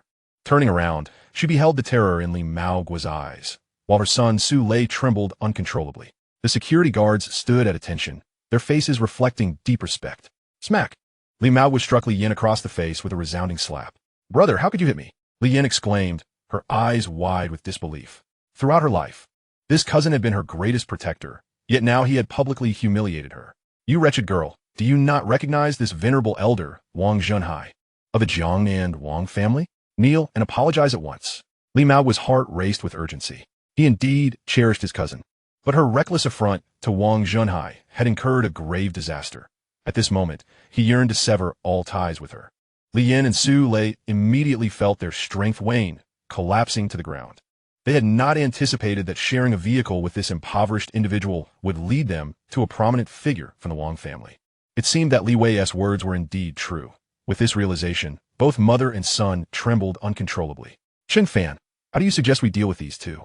Wang Zhenhai was being berated by a shrew, and should this news spread, his reputation would be irrevocably tarnished. However, since these individuals were evidently connected to Chen Fan, he felt compelled to heed Chen Fan's guidance. Li Wei, these 2 are your relatives. What do you propose? Chen Fan turned his gaze towards Li Wei. At this moment, all eyes were fixed upon Li Wei, who felt overwhelmed by the attention, as if he had reached the pinnacle of his existence. Observing the anxious Li Mao Guo and the terrified Li Yin and Su Lei kneeling before him, a smirk crept across Li Wei's face. Father, do you now believe my words? My brother Chen Fan shares an extraordinary connection with the Wang family. Li Wei declared with pride, directing his words at Li Mao Guo. I believe. This time, I was wrong. Please, plead with Chen Fan and the elder Wang for mercy. Spare your cousin and cousin once. Li Mao Wu astili imprudat. I warned you. While insults directed at me may go unpunished, Disrespecting Chen Fan and the elder Wang is tantamount to courting death. Li Wei retorted, then turned to Chen Fan.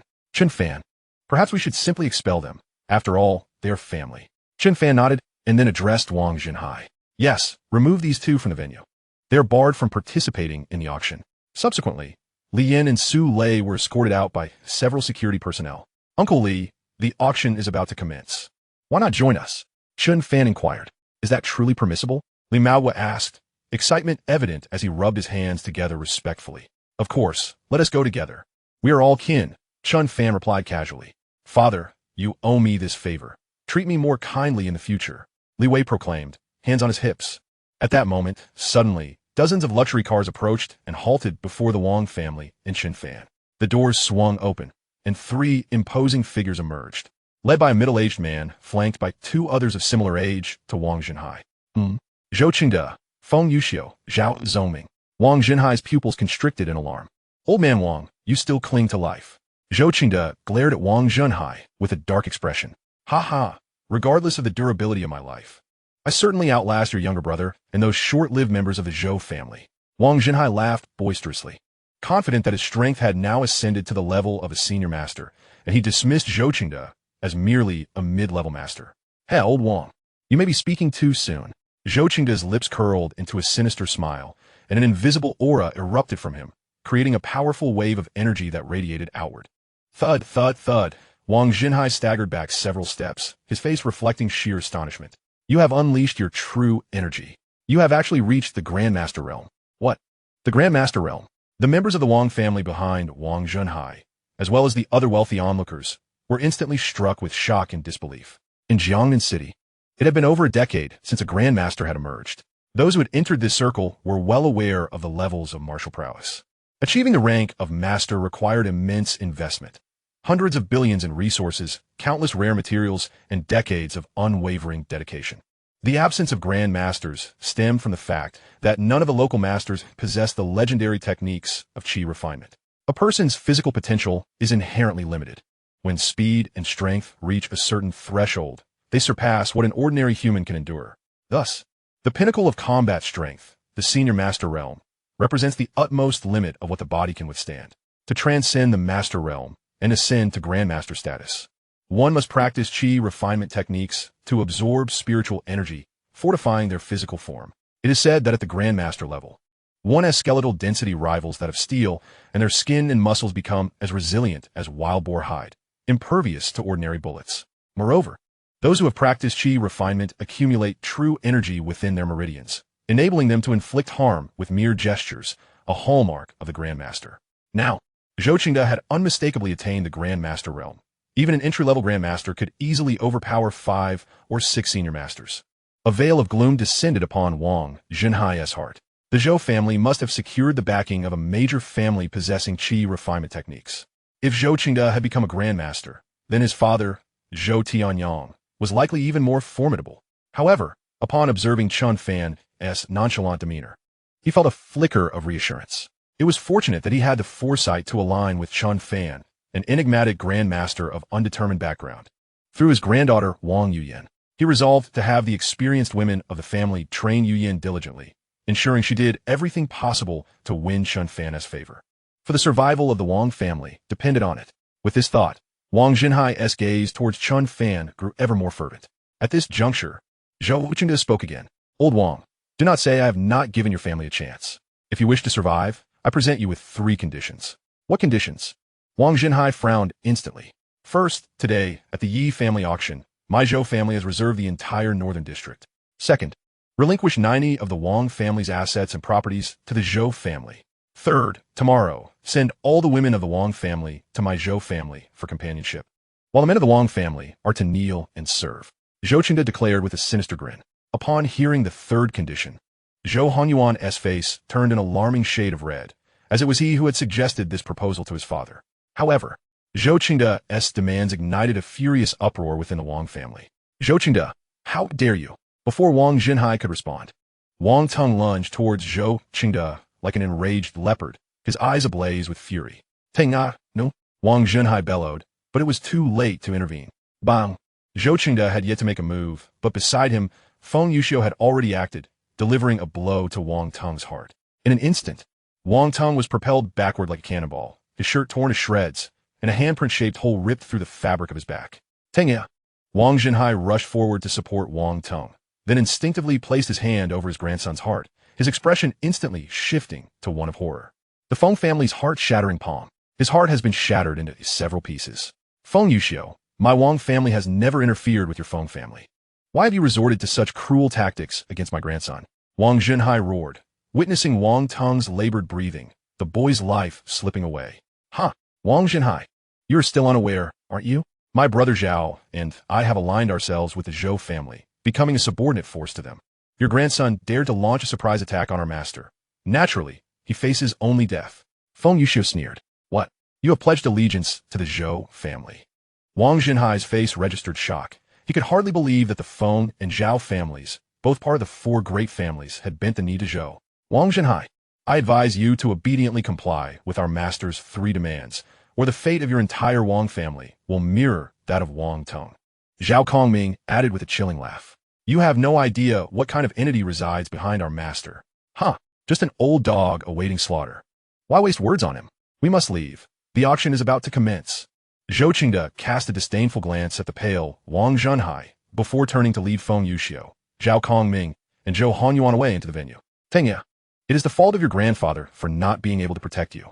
Wang Zhenhai gazed at Wang Tung, whose pulse was nearly gone, tears streaming down his face, making him appear a decade older. Wang Tung was his only grandson, and the thought of sending a white-haired man to mourn a black-haired one filled his heart with anguish. Do not cry for too long, or he may truly perish. Suddenly, the calm voice of Chen Fan echoed in Wang Zhenhai's ear, breaking through his sorrow. Young brother Chen Fan, what do you mean? Wang Zhenhai's eyes widened in surprise as he looked at Chen Fan. What do you mean? Have you forgotten how I healed you? Quickly, get him into the van. If his last breath escapes, even the Ghost Gate 13 needles won't save him. Chen Fan rolled his eyes in exasperation. Inside the van, as Chen Fan administered the 4th needle, Wang Tung gradually awakened. Chen Fan, grandfather, he murmured, his pallor still evident. Do not speak. You need a rest. In a month, you shall fully recover, Chen Fan instructed. Wang Zhenhai approached, placing his hand over Wang Tung's heart once more, his face reflecting disbelief.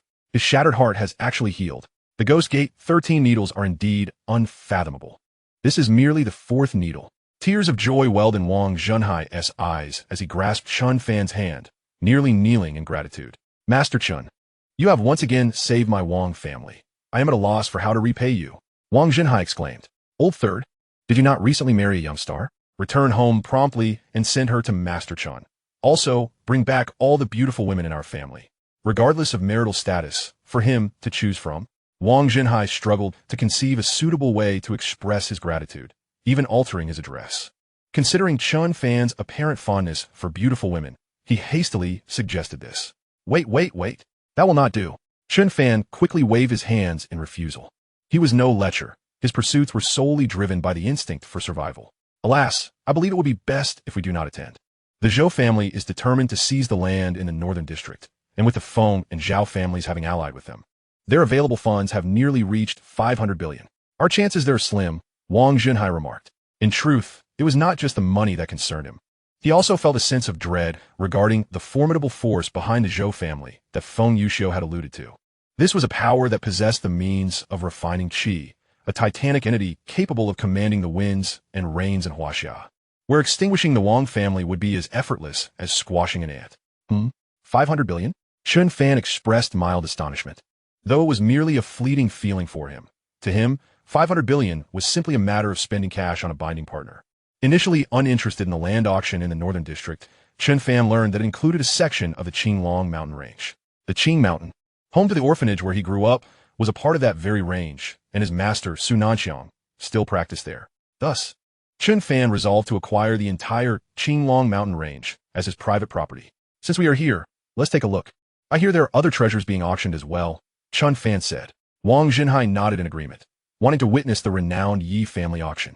He first dispatched someone to take Wang Tung back to the Wang family before leading Chen Fan, Li Wei, Zhao Ruoxi, Jiang Yuchan, and others through the green passage reserved for the four great families into the auction venue.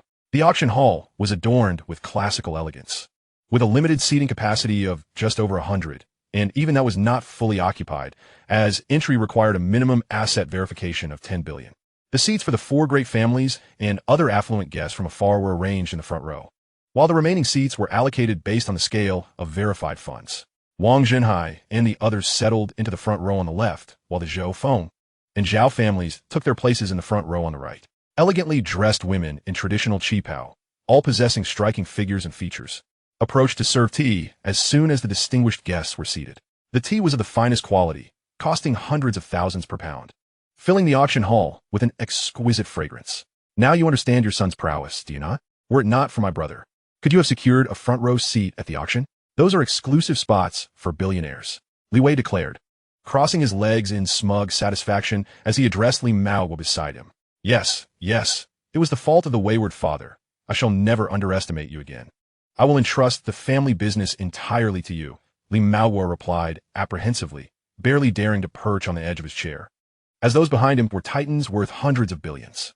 However, those once unreachable titans of large companies and conglomerates, seeing Li Mao was seated at the same table as the Wang family's ancestor, suddenly offered him flattering smiles, leaving Li Mao utterly astonished. At that moment, Chen Fan noticed that the center of the front row was entirely vacant, turning to Wang Junhai with a puzzled expression. Old Master Wang, why is the central position in the front row empty? Even the 4 great families can only sit at the sides. Is there someone of even higher status coming? Wang Junhai nodded, then shook his head. It is this way. At the Yi family's auction, regardless of how wealthy a tycoon or political figure you are, you may only occupy the sides of the front row. The central position is reserved solely for those from families with the means of refining qi, who possess the backing of titanic powers. Oh, then today, we shall have the opportunity to see what those titanic families are like. Chen Fan spoke with great interest. I fear you may be disappointed, Chen Fan. An auction held in a small place like Jiangnan City, while it may feature some fine items, is unlikely to attract the attention of those eminent families, hence their absence, Wang Junhai explained with a smile. Oh, I see. Chen Fan nodded in understanding. To the entirety of Huaxia, Jiangnan City was indeed an inconspicuous little town. Despite its relatively favorable location, a mere few hundred kilometers away, stood Tianhai City, the foremost international metropolis of Huaxia, rendering Jiangnan devoid of any developmental resources and making it appear no more than a remote township in the eyes of Tianhai. Before long, the venue began to fill, signaling the imminent commencement of the auction. At that moment, a commotion erupted at the entrance. In strode an elderly man clad in a martial arts robe, his white beard and hair giving him an ethereal presence, leading a tall, elegant woman adorned in a flowing white gown with an ancient charm, her face veiled, yet her graceful demeanor and enchanting eyes suggested an unparalleled beauty concealed beneath the fabric. The faint fragrance of orchid and musk emanating from her further ignited the ardor of the billionaires present, who were accustomed to the company of model-like figures and campus beauties, having even supported several young stars. Yet, in comparison to this veiled lady, they appeared as mere trivialities. As the crowd stood in reverence, none dared show disrespect, for leading the lady was none other than Yinan Tian, the head of this auction hosted by the Yi family. Chapter 54. Ancient Alchemical Formulas. Yinan Tian acknowledged the standing billionaires with a nod before escorting the veiled woman to the central seat of the front row. Chen Fan, seated at the edge of the first row, was close enough to catch a whiff of the captivating aroma. Miss Jiang, your presence graces us. I apologize for my inadequate reception. Is this seat acceptable for you? Yinan Tian respectfully guided Jiang Qingyi to the center of the front row. Hey, Uncle Ye. You are too courteous. Xin Yao and I share a sisterly bond. Today marks her inaugural hosting of the auction, and as her elder sister, I must come to support her. Jiang Qingyi responded, her voice as melodious as pearls cascading onto jade. Today as auctioneer was Yi Xin Yao, Yi Nanshan's granddaughter and Jiang Qingyi's dear friend. Miss Jiang, could it be that she hails from the Jiang family of Tianhai? Wang Junhai, who had been listening intently, widened his eyes in disbelief at the mention of Jiang Qingyi. Does old Wang recognize her? Chen Fan pondered, intrigued. The veiled lady exuded an aura that suggested she was at least on par with Sun Siyuan, an embodiment of beauty. I am hardly deserving of acquaintance with anyone from the Jiang family, and to be treated with such respect by the Yi family. This woman must indeed belong to the Jiang family of Tianhai. Wang Junhai remarked. Oh, is the Jiang family that formidable? Chen Fan inquired. Of course.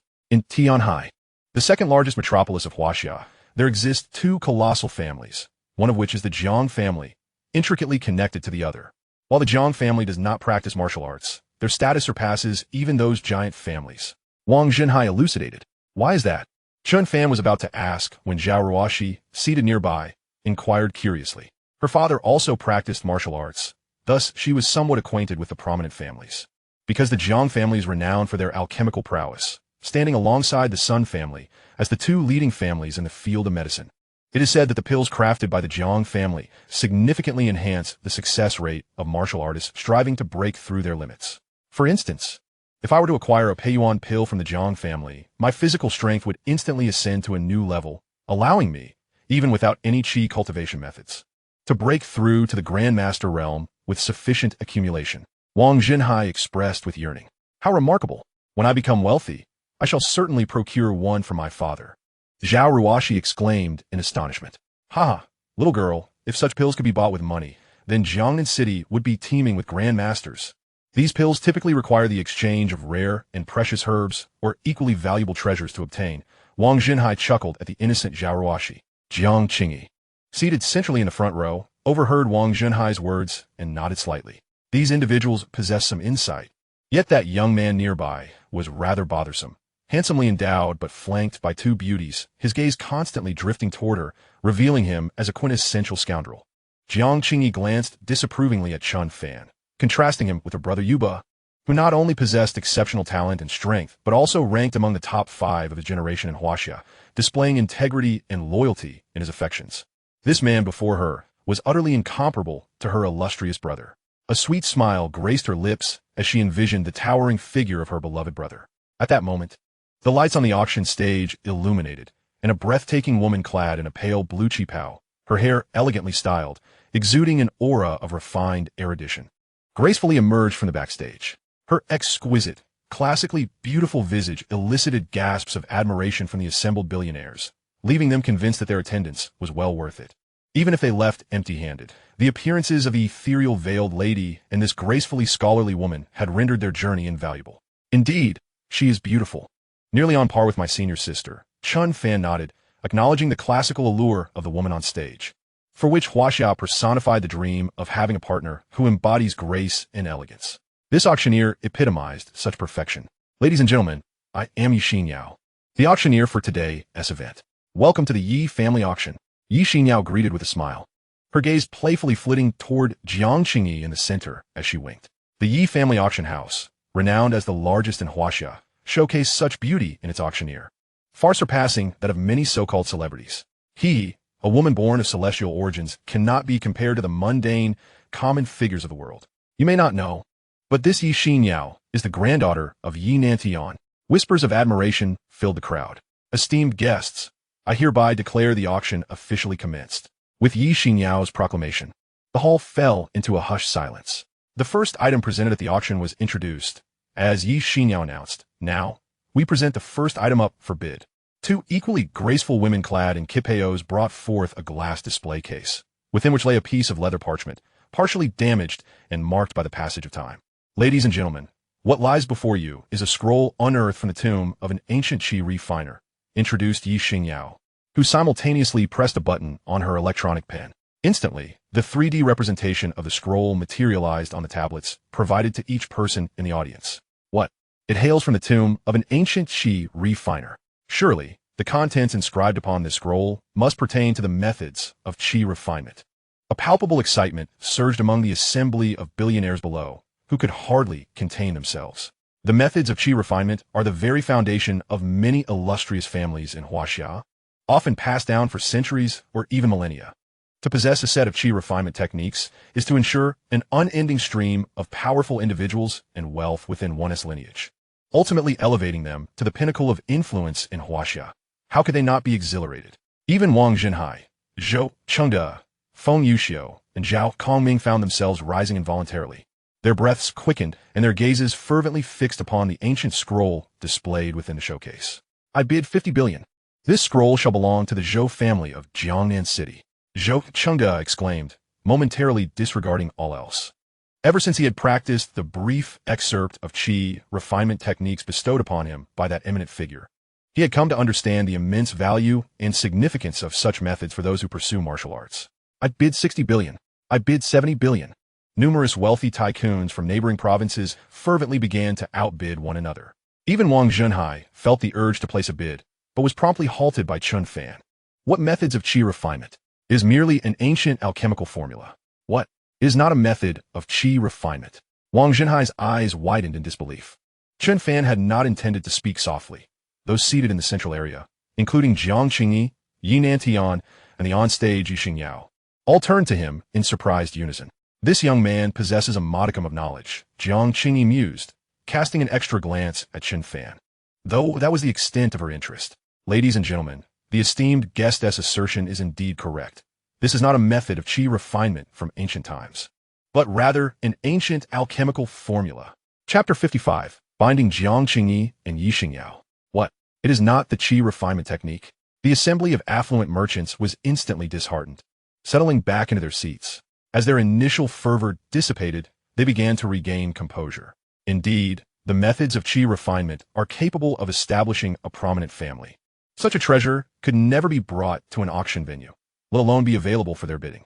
Although this scroll may not represent a method of qi refinement, our Yi auction house had previously presented it to the esteemed Jiang family for appraisal by their masters, and it is undoubtedly a highly valuable alchemical formula. However, the ancient script inscribed upon it remains indecipherable to this day, which is why we have chosen to auction it, starting at a price of 5 billion. Upon hearing this, a chorus of wealthy merchants shook their heads in disapproval. An alchemical formula, particularly one that is indecipherable, holds no value for them. It cannot be liquidated or enhance their families with powerful individuals, rendering it utterly useless.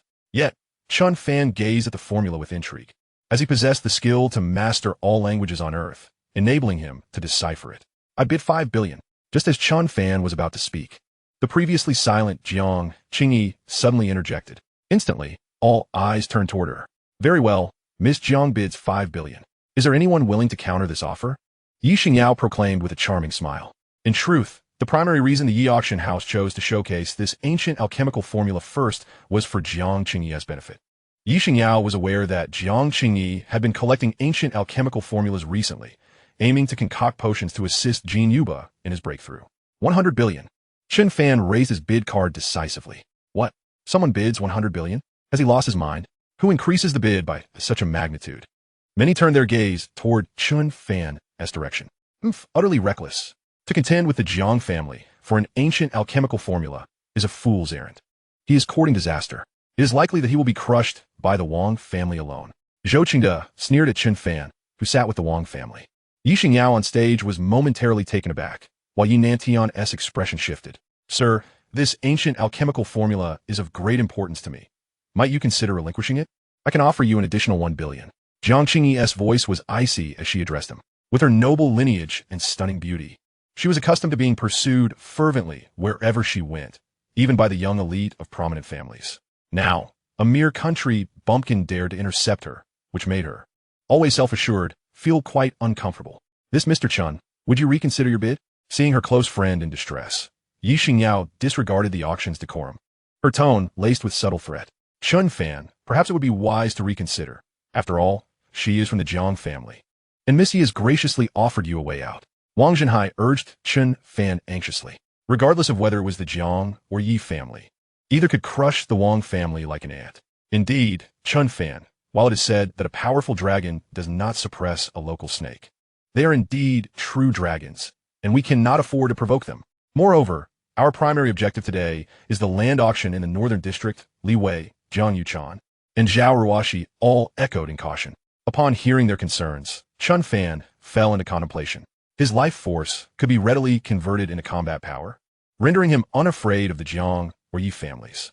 However, he was acutely aware that his friends could suffer repercussions due to his actions. Ding! Detected the presence of a 92-point beauty Jiang Qingyi. Binding initiated. Ding! Binding successful. For every point of favor gained with the bound target, Jiang Qingyi, the host's life force increases by 100 points.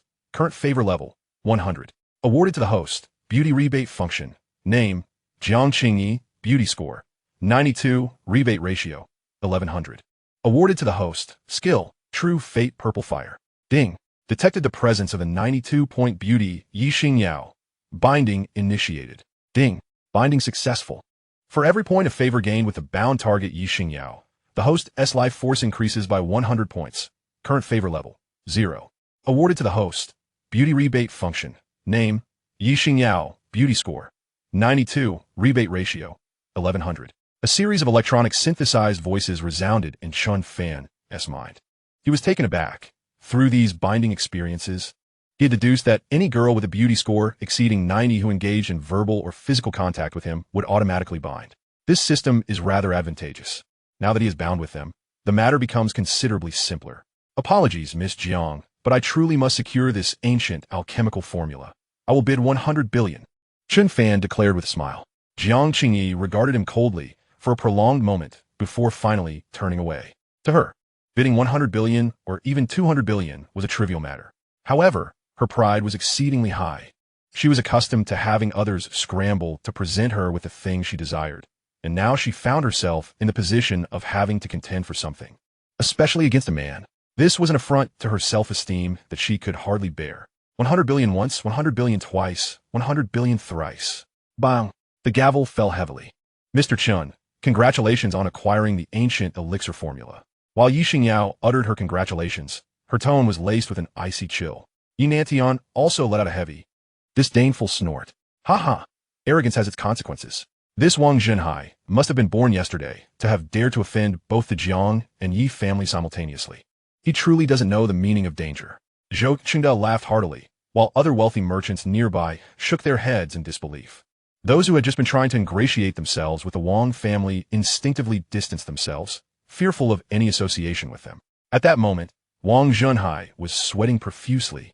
Yet with Chen Fan having secured the ancient formula, he dared not utter a word, instead praying that Chen Fan's family could withstand the might of the Jiang and Yi families. As the crowd mocked Chen Fan and the Wang family, Chen Fan examined the ancient scroll he had just obtained, swiftly translating its contents and committing them to memory. Suddenly, he stood up and, under the gaze of the assembled crowd, approached Jiang Qingyi. Greetings, Miss Jiang. This ancient elixir formula was specifically auctioned for you, a token of our first meeting. A woman as ethereal as you should not be sullied by mundane matters such as wealth. Hence I, Chen Fan, have taken the liberty to present it. Ding! Jiang Qingyi's favorability increased to 100, current favorability, 0, host current life value, 14,789. Ding! Yi Xingyao's favorability, 20, current favorability, 20. Host rewarded with 2,000 life value points. Host current life value, 16,789. Chapter 56, A Return of 10 Trillion. A profound silence enveloped the venue as all present were left astounded by Chen Fan's audacious maneuver.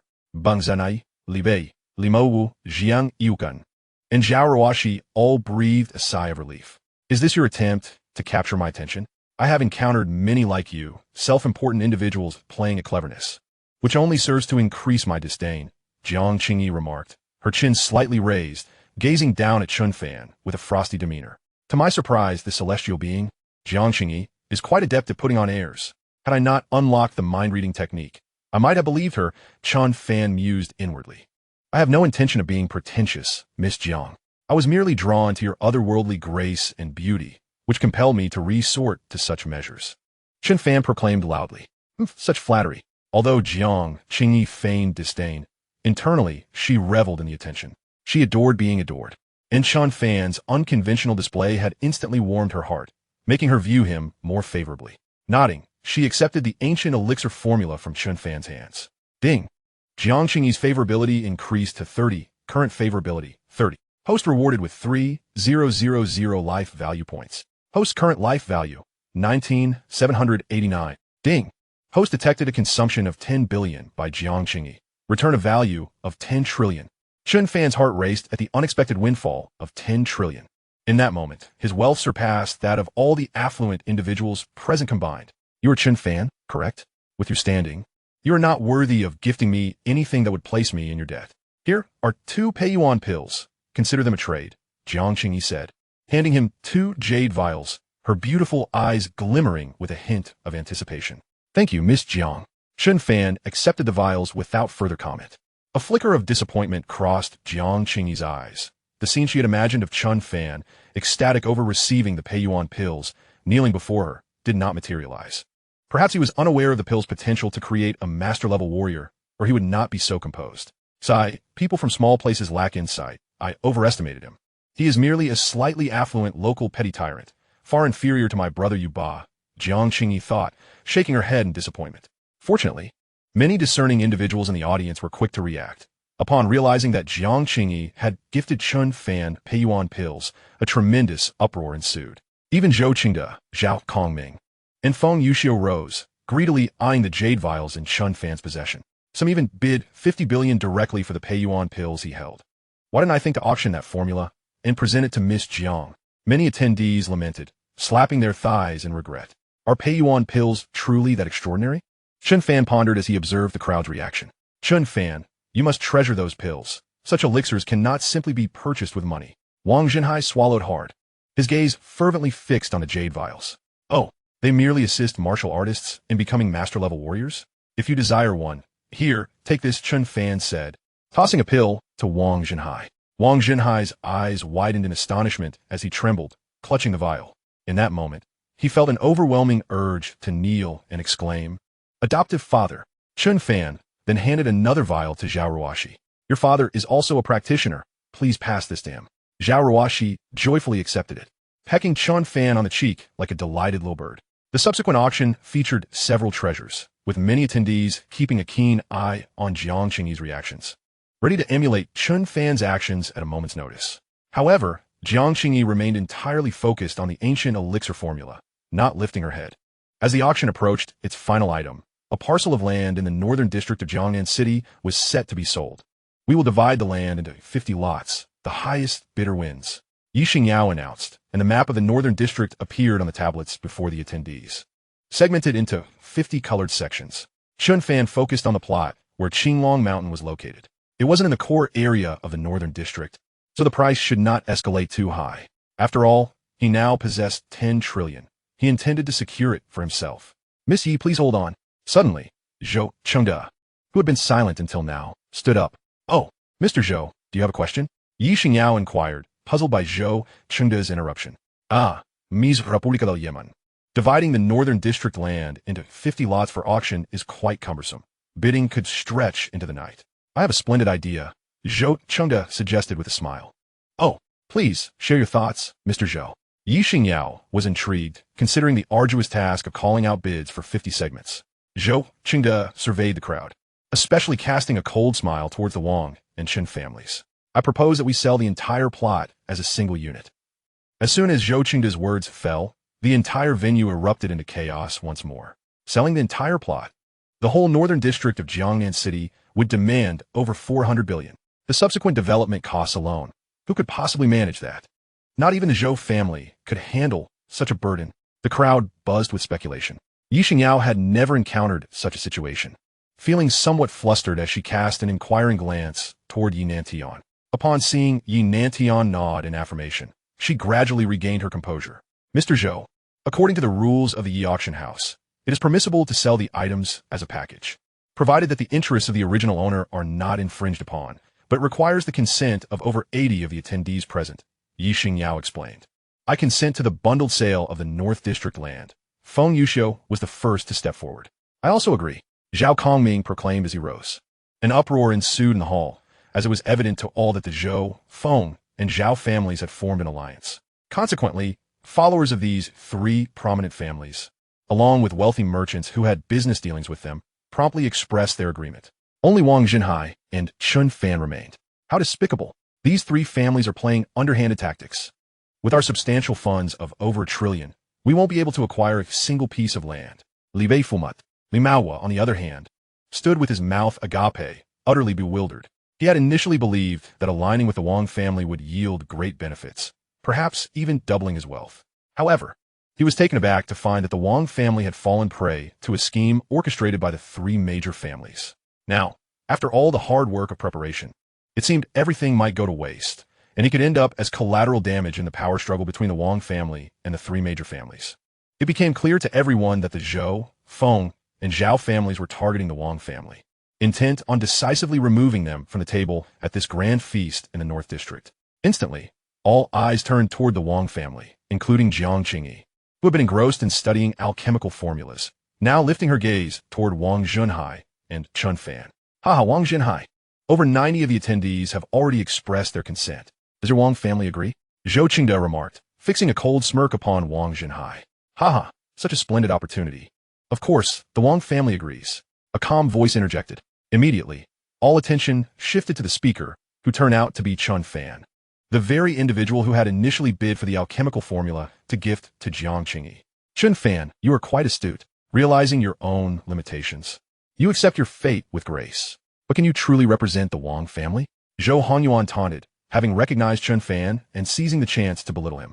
Haha, it seems the Wang family is on the decline, resorting to self-sabotage by letting a mere outsider, who relies on petty tricks, take the helm.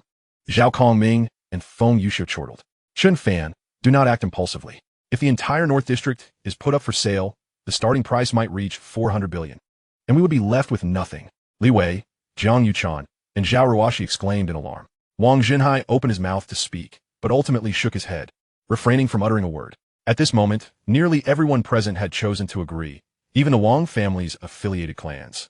Upon witnessing the united front of the three major families, realized the impending doom of the Wang family and scattered like leaves in the wind. Thus, whether or not the Wang family consented had become irrelevant. Chen Fan's direct acknowledgement of their exit was indeed forthright. Chen Fan's stance reflects that of the Wang family. We, the Wang family, agreed to the auction of the entire North District. Wang Junhai finally conceded, albeit with a hint of resignation in his voice. With Wang Junhai's declaration, it dawned upon the auction attendees that the Wang family was irrevocably finished, forever estranged from the North District, and they might even face expulsion from the four great families of Jiangnan. The former affiliates of the Wang family felt a wave of relief, grateful for their timely betrayal. Otherwise, they would have faced ruin alongside the Wang family. Originally anticipating some intriguing developments, the swift surrender left many disappointed. So this is how it ends? Truly a pitiable figure, inferior even to my brother Jean Yuba's little toe, Jiang Qingyi mused, casting a glance at Chen Fan before shaking her head and dismissing him from her thoughts. Very well, since all esteemed guests of the auction have consented, we shall proceed with the overall auction of the North District land. Yi Xingyao acknowledged Wang Junhai's input with a nod. Brother Chen Fan, let us depart. There is nothing of interest left to witness, Wang Junhai stated, rising to leave. Wait a moment, Chen Fan interjected. Wang Junhai revealed a bitter smile, questioning what they were waiting for. Was it to see others jubilantly win the bid? Wasn't that tantamount to inviting humiliation? Nevertheless, as Chen Fan had spoken, he dared not oppose his wishes and reluctantly sat back down with the Wang family. Now, I declare the auction for the North District land of Jiangnan City officially commenced. The starting price is 450 billion. As Yi Xingyao's words echoed through the hall, a collective gasp resonated. Even those prepared for such a figure felt parched and their hearts racing. Esteemed guests, the coastal North District of Jiangnan City has the potential to evolve into a comprehensive port city in the future, holding immense promise. It may even rival Tianhai in a few decades. This opportunity is not to be missed. I urge everyone to bid enthusiastically. Ye Vingya Konjvudit. And all present nodded in agreement. Although the North District was predominantly an old urban area, the ease of demolition and development, coupled with its natural port position, indeed made it likely to become the next Tianhai city in the years to come. However, the staggering starting price of 450 billion left these wealthy merchants with no means to compete. Instantly, all eyes, including those of Yi Xingyao, Jiang Qingyi, and the Wang family, turned toward the Zhou family. Dad, let me place a bid. Zhou Hanyuan exclaimed, feeling exhilarated at the sight of the two beautiful women, Yi Xingyao and Jiang Qingyi, urging his father Zhou Qingde for permission. Very well, let us reserve this opportunity, worthy of being recorded in the annals of Jiangnan, for you. Zhou Qingde felt an immense sense of pride, having not only fulfilled the task assigned by a prominent figure, but also effectively dismantled the Wang family, leaving them to grovel at the feet of the Zhou family in the future. Simultaneously, Feng Yuxiu and Zhao Kongming regarded his scheme with admiration, viewing it as a flawless trap that left the Wang family with no escape. I bid 450 billion. Zhou Hanyuan raised his paddle, exuding confidence as he surveyed the room with disdain. Given his handsome appearance and tailored suit, even Jiang Qingyi and Yi Xingyao spared him an extra glance.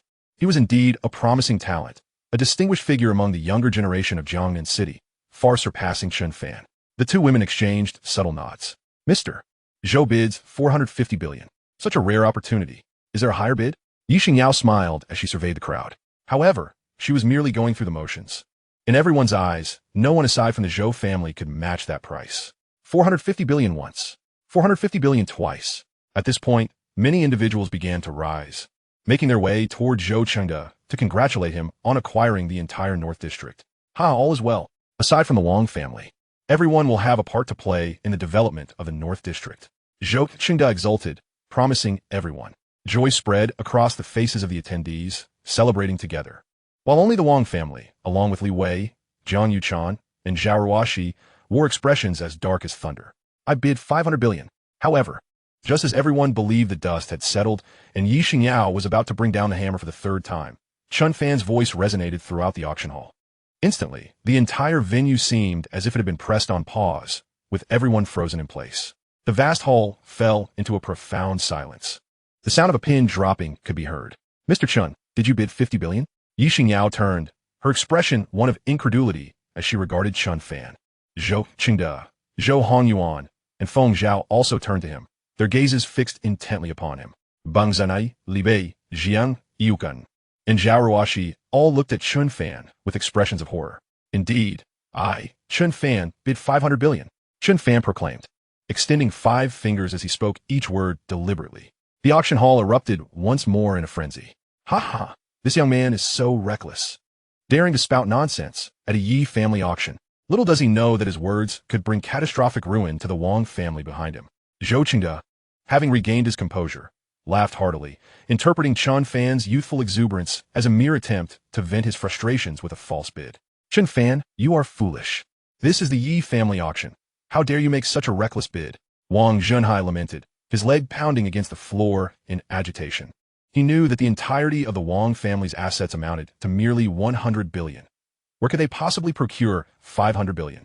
Yet he also understood that at a Yi family auction, a false bid that could not be paid would lead to a reckoning from the Huaxiao War Department, where not only would all assets be seized, but the entire family would face imprisonment.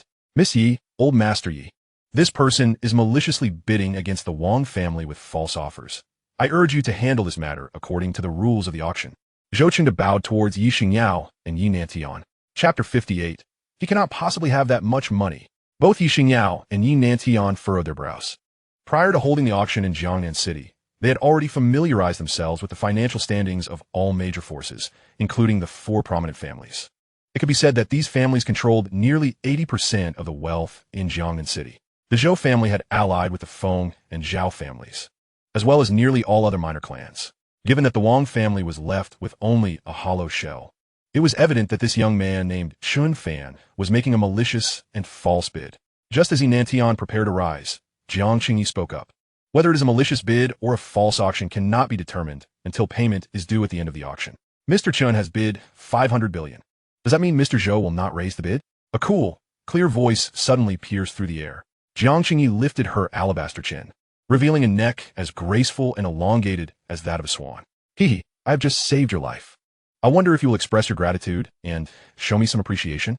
Jiang Qingyi cast a sidelong glance at Chen Fan, feeling perturbed that her earlier gift of 2 bottles of Peiyuan pills had failed to achieve the desired effect of impressing him. Yi Nantian and Yi Xingyao were momentarily taken aback. Indeed, the auction had not yet concluded. With Chen Fan's bid of 500 billion, perhaps the Zhou family, intent on acquiring the land, would respond with an even higher offer. Miss Jiang makes a valid point. Let the auction continue. Yi Nantian declared immediately. In an instant, all present were rendered speechless by this unexpected turn of events. Zhou Hongyuan was left dumbfounded, while Zhou Chengde, Feng Yuxiu, and Zhao Kongming wore expressions that fluctuated between hope and despair. The Zhou family found themselves caught in a predicament. If they refrained from bidding, the Wang family would face ruin due to their inability to pay, but the task assigned by that influential figure would remain unfinished, resulting in dire consequences for the Zhou family. However, if they did bid, they would have to offer a sum exceeding 500 billion, which could potentially drain their resources and expose them to the risk of a financial collapse. Watching the Zhou family members wearing expressions of utter defeat brought immense satisfaction to Wang Zhenhai, Li Wei, Jiang Yuchan, and Zhao Ruoxi, who felt exhilarated by the turn of events. Ha ha ha, Chen Fan, it seems you have executed a brilliant strategy.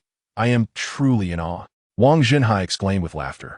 Brother, you are incredible. Let the Zhou family pay an additional 500 billion for their arrogance.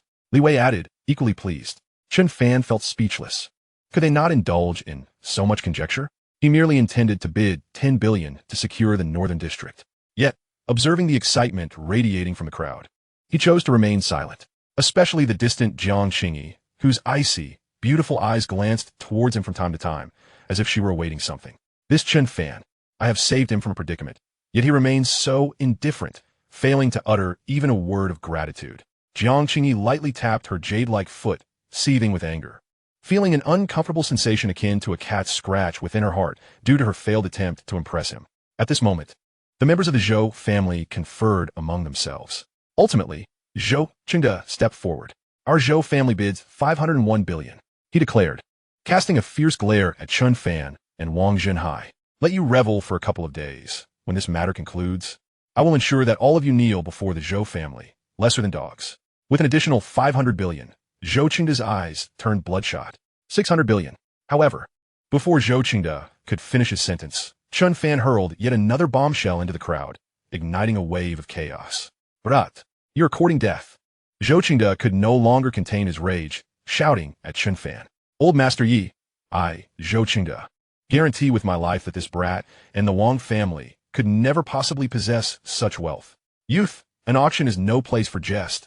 Once a price is bid, one must bear the consequences. Zhou Qingde directed towards Yi Nantian. Even Yi Nantian's expression shifted. The first increase of 500 billion, followed by a second increase of 1 billion, was no longer bidding. It was sheer folly. Should this information circulate, others might assume that Chen Fan was merely a pawn employed by the Yi family to inflate the auction price. Isn't an auction merely a matter of the highest bidder winning? I believe this land is worth 600 billion in my eyes, so I bid 600 billion. Is there a problem? Chen Fan nonchalantly crossed his legs, speaking with an air of indifference. Beside him, Wang Zhenhai, Li Wei, Jiang Yuchan, and Zhao Ruoxi wore tense expressions, pulling at Chen Fan, all feeling that he had overstepped.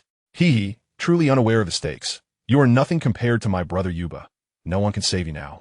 Jiang Qingyi shook her head, having assisted Chen Fan once already. If he chose to court disaster, she could offer no further aid.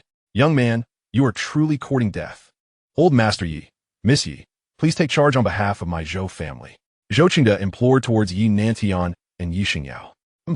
Our Yi family auction has always been fair and just. The highest bidder wins.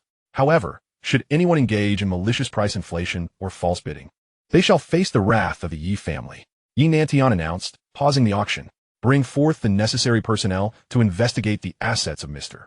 Chen and the Wang family. With a wave of his hand, several individuals from the Yi family auction house promptly opened encrypted laptops, beginning to connect with their internal intelligence agency. The Yi family shares a close relationship with the War Department, with their internal information system directly facilitating information exchange with various departments across Huaxia.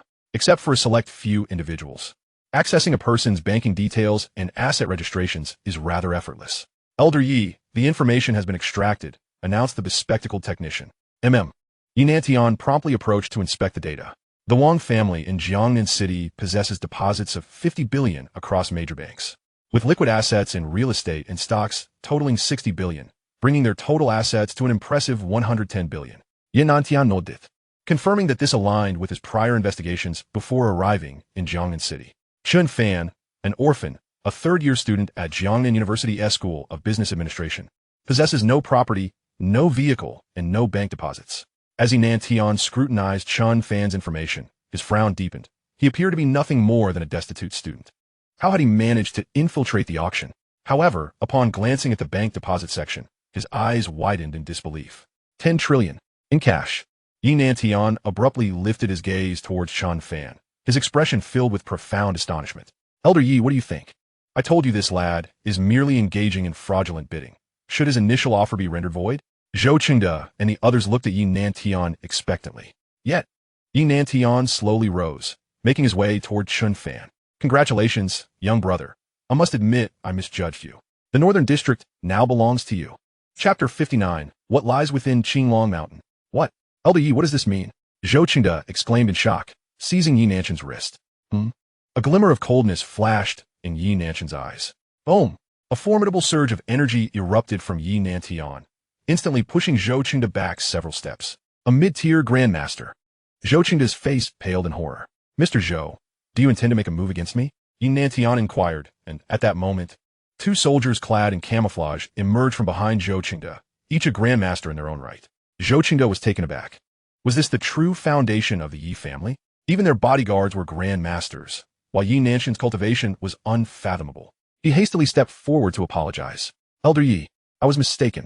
I simply do not comprehend why you claim that the Northern District belongs to this young man. Could it be that he truly possesses 600 billion? You are indeed correct. Mr. Chun possesses a staggering 600 billion. Yi Nanshan's proclamation sent shockwaves throughout the venue, plunging it into chaos. How is this possible? Isn't he affiliated with the Wang family? Their total assets hardly exceed 120 billion. He doesn't even appear to have graduated from university. How could he amass such wealth? A chorus of incredulous voices erupted, as no one could fathom that this young man could possess wealth nearly equivalent to that of all the families in Jiangnan City combined. The primary concern was that if this young man successfully secured the Northern District, they would be forever barred from this lucrative opportunity, especially considering their recent actions against the Wang family. At that moment, Wang Zhenhai's eyes widened, his mouth agape, caught in an incredulous state of shock. Li Bei, overwhelmed with excitement, leapt onto a table. Chen Fan is my brother. Isn't this incredible? Soon, the entire Northern District will be ours. Li Maowo was equally exhilarated, nearly fainting at the thought that his son's good friend had single-handedly acquired the Northern District, which meant his own wealth would multiply exponentially, not merely a few times, but by dozens. Who exactly is my brother Chen Fan? How could he possibly have 600 billion? Zhao Ruoxi and Jiang Yuchan exchanged glances, each recognizing the tinge of inferiority and despondence in the other's eyes. I never anticipated this lad truly possessed 600 billion in cash. Perhaps he is merely a proxy for some colossal power. Yet, in comparison to my brother Yuba, he hardly measures up. Jiang Qingyi scoffed at Chen Fan's sudden prominence. Eventually, Yi Nantian raised his hand, silencing the fervent discussions and doubts, and stepped onto the auction stage. If no one bids higher, I shall finalize this deal, Yi Nantian declared, casting a glance at Zhou Qingde. Zhou Qingde's teeth clenched, blood seeping from his gums as he balled his fists, while Feng Yuxiu, Zhao Kongming, and Zhou Hanyuan wore expressions of bitter resentment. Yet, 500 billion was their absolute limit. Even if they liquidated all their assets, they could not muster 600 billion. Damn it. Who is this kid? Zhou Qingde seethed, frustration boiling over as he realized their grand plan to seize the Northern District had crumbled, alongside their chances of acquiring Qinglong Mountain, which was required by their superior. Zhou Qingde's eyes blazed with fury. He wished he could strike Chen Fan down on the spot. However, in the Yi family auction, he dared not act rashly and ultimately had to concede. Bang! The gavel fell, and the Northern District was successfully claimed by Chen Fan. That night, at the Zhou family estate in Jiangnan, Zhou Qingde had smashed everything within reach to smithereens. Father, let us not hesitate any longer. Let us storm the Wang family tonight and eliminate Wang Zhenhai and that Chen Fan. Zhou Hanyuan gestured across his throat. Absolutely not. If they all meet misfortune right after the auction, the Yi family will certainly not let us off the hook. Zhao Kongming interjected to halt him. Zhou Qingde's eyes burned red as he downed a large swig of liquor. Yi Nantian is nothing but a pawn. He is merely a distant branch of the Yi family. Otherwise, he wouldn't have been dispatched to this impoverished Jiangnan city. The real concern is the Wang family and that Chen Fan. Although he is merely a student, his ability to produce 600 billion in cash suggests a formidable force backing him. Zhou Qingde's expression darkened with uncertainty. We have sent people to investigate. According to the data, this Chen Fan did indeed grow up in an orphanage, but 5 years ago, a fire consumed the entire establishment, leaving only him and the elderly director alive. The director, too, passed away not long ago due to illness, Feng Yuxiu reported. Raised in an orphanage? How could an orphan possess 600 billion in cash? The fact that we cannot uncover his background only indicates that the force behind him is far more powerful than ours, potentially a major player. This matter has exceeded our capacity to influence. We shall await the patriarch's return to make a decision, Zhou Qingde stated gravely. Indeed, I share your suspicions. At today's auction, that prominent figure from the Danwang Jiang family was seen flirting with Chen Fan, consistently supporting him throughout the bidding process, suggesting a possible collusion between them. It is conceivable that the Northern District's land had been predetermined for them. Zhao Kongming speculated astutely. Damn it! What seemed like an effortless task has been thwarted by this unexpected development. Zhou Qingde smashed his cup against the ground. We should never have proposed the auction of the entire Northern District. At least then we could have secured Qinglong Mountain to appease Lord Jin. Feng Yuxiu lamented with a sigh. Wait, You mentioned that Lord Jean insisted we must secure Qinglong Mountain, while the force behind Chen Fan is also intent on acquiring the northern district. Zhao Kongming suddenly narrowed his eyes, his tone taking on an air of mystery. Zhou Qingde, Zhou Hanyuan, and Feng Yuxiu exchanged glances, their eyes lighting up with realization. This Chen Fan was undoubtedly here with intentions directed towards Qinglong Mountain, as they shared silent understanding. A question echoed in their minds. What secrets lay hidden within Qinglong Mountain? Just as they pondered this enigma, a thunderous crash erupted from the Zhou family's courtyard. Haha! Who would have thought that I, Zhou Zhixiong, would directly break through to the pinnacle of the Grandmaster realm? The heavens are set to elevate my Zhou family. Following this, a figure moved with astonishing speed, leaving a flurry of afterimages in the air, arriving before Zhou Qingde and the others in the blink of an eye. Qingde, what is happening here? Zhou Zhixiong's gaze fell upon the nearly demolished building, his eyes narrowing. A potent aura, even more formidable than that of Yi Nantian, emanated from him, causing those within the room to feel as though a colossal weight pressed down upon their chests, making it difficult to breathe. Father, you truly succeeded. You have broken through to the pinnacle of the Grandmaster realm. Zhou Qingde and Zhou Hanyuan stood up, excitement palpable in their voices. Feng Yuxiu and Zhao Kongming also rose, hands respectfully clasped before them, their expressions laden with reverence. Years of accumulation, combined with the breathing techniques imparted by young Master Jean, have allowed me to shatter 3 significant barriers. Zhou Zhixiong declared proudly, stroking his beard. The Qinglong Mountain in the northern district of Jiangnan City has been secured. I trust. From now on, erect barriers to block all entrances to Qinglong Mountain and dispatch reliable family experts to guard it, awaiting young Master Jin's arrival. However, as he finished speaking, he sensed an unusual tension in the atmosphere. Is something amiss with Qinglong Mountain? Observing the hesitant expressions of those present, a sense of foreboding crept into Zhou Zhixiong's heart. Father, a young man invited by the Wang family has acquired the northern district of Jiangnan City for 600 billion, Zhou Qingde said with a bitter smile. Zhou Hanyuan immediately stepped forward, elucidating the situation to his grandfather. One audacious Wang family, and what a bold Chen Fan. No matter who stands behind you. To covet young Master Jin's fortune is tantamount to courting death. Zhou Zhixiong's fury ignited, and he struck a nearby marble column with his palm. Boom! Dust billowed as the sturdy marble pillar shattered into fragments. Hiss! Is this still a human? The force was comparable to that of cannonball. Fear flickered in the eyes of Feng Yuxiu and Zhao Kongming. Let us proceed to the Wang family and demand the surrender of Qinglong Mountain. Zhou Zhixiong commanded. Father, but they have just acquired the land from the Yi family auction. Will this provoke Yi Nantian? The Wang family has slain my son and scores of Zhou family masters. What does it matter if they compensate me for a northern district? What can Yi Nantian say about it? Besides, Yi Nantian is merely a branch of the Yi family, sent to Jiangnan City as punishment for his errors, should trouble arise. Young Master Jean will stand in support. Zhou Zhixiong dismissed the concerns. With his newfound strength, his ambitions swelled. If he could successfully manage the Qinglong Mountain affair, young Master Jean would bestow upon him the next level of breathing techniques, potentially allowing him to surpass the Grandmaster realm. At that juncture, even amidst the gathering of formidable powers in Tianhai City, there would undoubtedly be a place for Zhou Zhixiong and the Zhou family. Simultaneously, within the Wang family estate, glasses clinked as Wang Zhenhai, Zhao Dao, Li Wei, and Li Maohua toasted to Yi Nantian, who sat at the head of the table. The head of the Wang family and esteemed guests are far too gracious. The northern district of Jiangnan City holds great promise, and the Yi family has dispatched me to reside here. I shall be relying on your continued support, Yi Nantian replied with a smile. Although he had been sent to Jiangnan City as punishment for a mistake, Yi Nantian did not consider himself to be one who could be associated with a small family like the Wang family. His attendance at the banquet was primarily due to Chen Fan. The 1 trillion in Chen Fan's bank account had not particularly astonished him. What truly astounded him was that even with his access to the intelligence system of the Huaxiao War Department, he could not uncover Chen Fan's true identity. Only that he was an orphan from Jiangnan City. Only the prominent figures of the major families remained undiscoverable to him, which spoke volumes. Where is that young brother Chen Fan? Ye Nantian Sudendi Inuited. Oh, Elder Yi, it's like this. Chen Fan is about to take his level 2 computer examination and is likely engaged in studying programming with my granddaughter. I believe it's some European and American curriculum.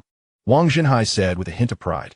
European and American, indeed. They're quite advanced in computing, Yi Nantian remarked, though inwardly bemused. With a fortune in the billions. Why pursue a level 2 computer certificate? It seemed quite absurd. However, Yi Nantian, seasoned in his ways, quickly deciphered the underlying meaning. Wang Zhenhai was leveraging his granddaughter to align with Chen Fan and the forces behind him. Yet, such maneuvering was commonplace among these great families. Some would even go so far as to offer their wives for the sake of advancement. At that moment, a commotion erupted outside the estate, followed by a resounding crash. Boom! The heavy door, weighing over 100 pounds, was sent flying by a single punch. Ha ha! Wang Zhenhai! Why was I not invited to this celebration? Zhou Zhixiong strode in, flanked by Zhou Chengde, Feng Yuxiu, Zhao Kongming, and a host of powerful figures from the three major families. Oh, Elder Yi is present. Perfect. Elder Yi, please act as a notary for me today. Zhou Zhixiong, upon spotting Yi Nantian, showed no sign of respect, pulling out a chair and seating himself with an air of arrogance. Zhou Chengde, Feng Yuxiu, and Zhao Kongming crossed their arms, casting disdainful glances at the Wang family members. Zhou Zhixiong, with Elder Yi here, do you dare to act recklessly? Are you seeking death?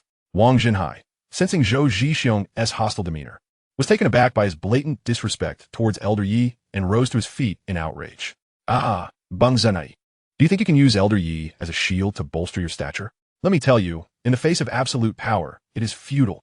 Zhou Zhixiong sneered, raising his right hand and tapping a pair of ordinary chopsticks before him. Swish! The two unremarkable chopsticks emitted a sound as they sliced through the air, akin to arrows shooting towards Wang Zhenhai's eyes. Watch out! Yi Nantian and Zhao Dao shouted in unison, rushing forward. Bang! Yi Nantian grasped one of the chopsticks, instantly propelled backward by the immense force. Meanwhile, Zhao Dao roared, muscles bulging as he exerted every ounce of strength to seize the other chopstick, only to have it pierce his palm and send him hurtling backward, crashing against the wall and spitting blood. The pinnacle of the Grandmaster realm. Yi Nantian's eyes widened in disbelief. What? The Wang family members, along with Li Wei and Li Maogua, stood in shock, their expressions reflecting sheer horror as they gazed at the seemingly nonchalant Zhou Zhixiong. Well, Wang Zhenhai, shall we discuss matters now? Zhou Zhixiong regarded Wang Zhenhai with a playful glint in his eyes. Speak, what is it you truly desire? Wang Zhenhai spoke with a countenance as still as water. At this juncture, the Wang family had no avenue of retreat left. His sole wish was to delay matters long enough for Chen Fan to escort Wang Yuyan and Wang Tong to safety. In his view, Chen Fan was at best a novice grandmaster, and given that even Yi Nantian, a mid-tier grandmaster, had been defeated, it was evident that Chen Fan's arrival would only lead to his demise. I have come to discuss the unjust murder of my son, Zhou Changjie, and the compensation for the 36 direct descendants of the Zhou family. Zhou Zhixiong said nonchalantly, I have always preferred to avoid bloodshed and the complete annihilation of families. Consider the land in the northern district of Jiangnan City as compensation. Moreover, let all the women of the Wang family accompany the Zhou family for the night, while the men shall kneel and serve. Wang Honyuan hastily interjected. However, he barely finished his sentence when a golden brick hurtled towards his lower body like a cannonball. Chapter 61. The Brick Strikes. Boom! Before anyone could react, the golden brick flew through the air with a velocity akin to a bullet, whizzing past Wang Hongyuan's groin. It felt as if something had passed, leaving a chilling sensation. Wang Honyuan froze momentarily, then slowly glanced down. The sight that greeted him unleashed a wave of excruciating pain from his lower half. Wang Honyuan let out a heart-wrenching scream before collapsing to the ground, clutching his groin and rolling in agony. Honyuan, witnessing the bloodied state of Wang Honyuan, Zhou Chengde and Zhou Zhixiong were instantly taken aback. He was their lineage's sole direct descendant. The onlookers were rendered speechless, especially as they beheld Wang Hongyuan's pitiful state, causing the members of the Wang family to collectively gasp in shock, instinctively shielding their own vulnerable parts. Just then, Chen Fan strode in with an expression of displeasure. Moments ago, he had been engrossed in a heated discussion about computer knowledge with Wang Yuyan when the commotion disrupted him. Upon reaching the doorway, he overheard Wang Hongyuan's brazen remarks, prompting him to throw the brick in a blind retaliatory manner. Yet, upon entering the room and witnessing Wang Hongyuan's injury, Chen Fan was momentarily stunned. No way, how did a blind throw land so precisely? You dare to harm my son, I will kill you, Zhou Chengde bellowed. Recognizing the culprit, Chen Fan, Zhou Chengde is a novice grandmaster, while his father, Zhou Zhixiong, is a peak grandmaster. You are no match for them. Run. Wang Zhenhai and Zhao Dao shouted urgently. Why did Chen Fan return? I specifically sent word for him, Yan and Tong to escape. Wang Zhenhai's heart raced with dread. fearing that they would all perish here. In a moment of desperation, Wang Zhenhai unleashed his most powerful strike against Zhou Qingde, while Zhao Dao, despite his injured hands, employed his unique leg techniques. However, the disparity in their realms rendered their efforts futile, like standing on opposite sides of an insurmountable chasm. Get lost, Zhou Qingde roared, effortlessly sending both men flying, their mouths spewing blood. Chen Fan narrowed his eyes. Brick, Gome. In an instant, a golden light, akin to Thor's hammer, flew from behind Zhou Qingde. At that moment, Zhou Qingde felt an inexplicable chill and, having honed his sixth sense as a grandmaster, instinctively abandoned his attack on Chen Fan, dodging to the side in a panic. Whoosh! The golden brick returned to Chen Fan's hand, its surface pockmarked and cracked, resembling an undercooked red brick. Yet, during his studies with Wang Yuyan, a drop of his nosebleed had inadvertently landed on it, causing the system to recognize it as his own, allowing it to move at his behest. However, while it followed his intent, its trajectory was beyond his control. Just moments ago, the brick had autonomously targeted Zhou Qingde's groin. Recalling Wang Hongyuan's earlier blind shot, Chen Fan pondered thoughtfully. You possess a magical artifact. You are of a prominent family, Zhou Zhixiong exclaimed, rising and fixing an intense gaze on the golden brick in Chen Fan's hand. Dad, what is a magical artifact? How is it related to prominent families? Zhou Qingde inquired. A magical artifact is a treasure controlled by one's will, and only those above the prominent level can cultivate it through their inner true energy. Zhou Zhixiong elucidated. At that moment, not only Zhou Qingde, but also Wang Zhenhai, Zhao Dao, Li Wei, and others were all ears, captivated by the conversation. Indeed, Zhou Zhixiong, you possess substantial knowledge. Magical artifacts can only be refined by those who are above the prominent level, and anyone who wields one is undoubtedly a direct descendant of their family. You, Zhou family, dare to lay hands on a side member of my prominent family. But if you dare to harm Chen Fan, do you comprehend the consequences your family will face? Yin Nantian interjected, a cold smirk on his face. Upon seeing the golden brick, he had concluded that Chen Fan was undoubtedly a scion of a distinguished family. Vengstenkai, Li Wei, Zhao Dao, and the others trembled with excitement at this revelation. They had not anticipated Chen Fan's esteemed lineage, especially Wang Zhenhai, whose hands fidgeted with exhilaration. However, just when everyone expected the Zhou family to be intimidated by Chen Fan's status, Zhou Zhixiong suddenly burst into laughter. Ha ha! So what if you're a member of a prominent family? My Zhou family's backing is even more illustrious. If you have any sense, relinquish the Qingshan mountain in the northern district. Otherwise, while I may not dare to kill you or Yinantian, all others present shall perish. Zhou Zhixiong's lips curled into a sinister smile. Father, we cannot let this brat go. He has crippled Hong Yuan. Zhou Qingde exclaimed angrily. The bigger picture is at stake. You are young and can still bear children.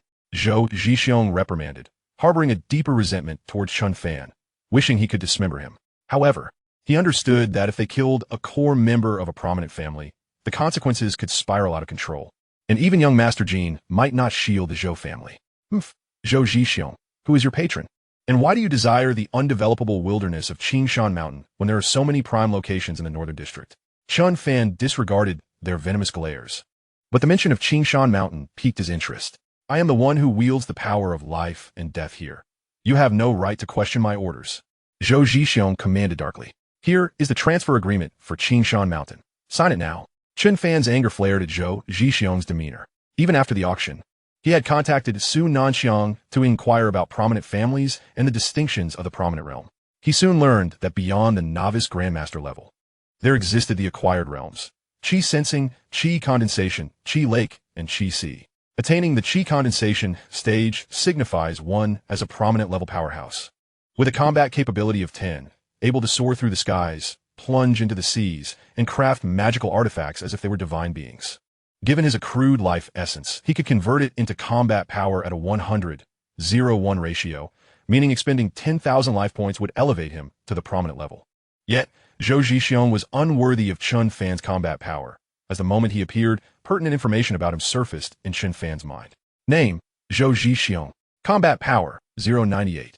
The reason why Zhou Zhixiong's combat power did not reach the impressive level of 10, akin to Chen Fan's, is that he has only recently ascended to the Grandmaster realm and has yet to fully solidify his standing.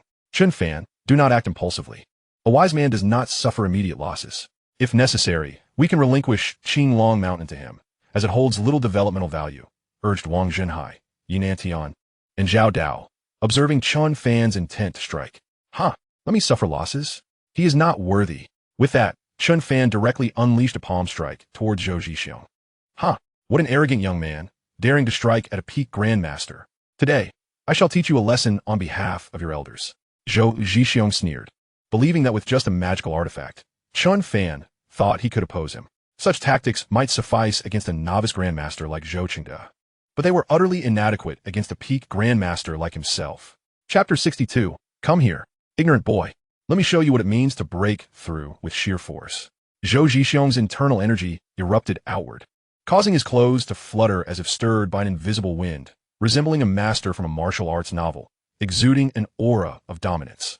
Initially startled by Chen Fan's possession of a magical artifact, Zhou Zhixiong soon realized that Chen Fan exhibited no discernible energy fluctuations. In truth, even if Chen Fan were merely an ordinary novice grandmaster, the enhancement for the magical artifact would compel Zhou Zhixiong to flee. However, a person devoid of significant cultivation, even with a magical artifact in hand, would be no match for him. Chen Fan, swiftly utilize your artifact. The onlookers, including Wang Zhenhai, Yi Nantian, and Zhao Dao, urged in unison. Yet, Chen Fan displayed no inclination to produce the golden brick, instead beckoning Zhou Zhixiong with a casual gesture. Come here. As the ancestral figure of the Zhou family, renowned throughout Jiangnan City for years, and having cultivated the qi induction method to the pinnacle of grandmaster, Zhou Zhixiong looked down upon the likes of Yi Nantian. Now, after witnessing Chen Fan incapacitate his grandson and provoke him, his anger surged like wildfire. With a thunderous roar, Zhou Zhixiong smashed the marble floor beneath him, launching himself like a human cannonball towards Chen Fan's Dantian. This strike harnessed nearly all the power he could muster. Although he had only just entered the peak grandmaster realm and his cultivation was not entirely stabilized, he was confident that this blow would shatter the artifact's defenses. However, to everyone's astonishment, Chen Fan did not activate the golden brick. Instead, he crouched slightly, resembling a martial stance, and then slowly thrust out a palm to meet Zhou Zhixiong's overwhelming fist. Chen Fan, do not meet it head-on. That is the full force strike of a peak grandmaster. Wang Zhenhai, Yi Nantian, Zhao Dao, and Li Wei all paled, sensing the imminent danger. They envisioned Chen Fan's flesh being pulverized in an instant. Chen Fan quickly dodged.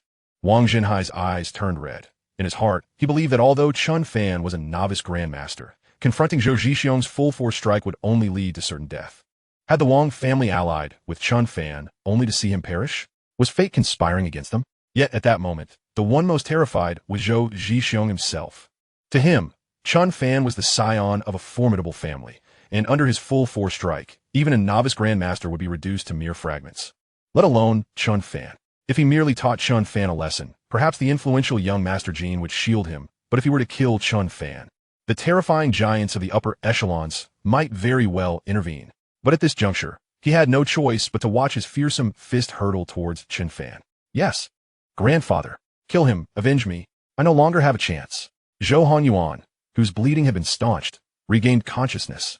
His gaze filled with malice as he shrieked with a piercing voice. Boom! The clash between Chen Fan and Zhou Zhixiong erupted in a cacophony, a terrifying wave of energy surging forth, sending tables and chairs flying, as if the room had weathered a ferocious hurricane. The shockwave was so potent that even advanced grandmasters like Wang Zhenhai and Zhao Dao felt their bodies swaying precariously, akin to reeds in the wind, while Li Wei, despite his considerable weight, was hurled across the room. Only Zhou Qingde and Yi Nantian managed to maintain their composure amidst the chaos. As the white smoke and dust gradually settled, Zhou Zhixiong staggered back 3 steps, while Chen Fan remained rooted in place, his breath slightly ruffled. A profound silence enveloped the scene.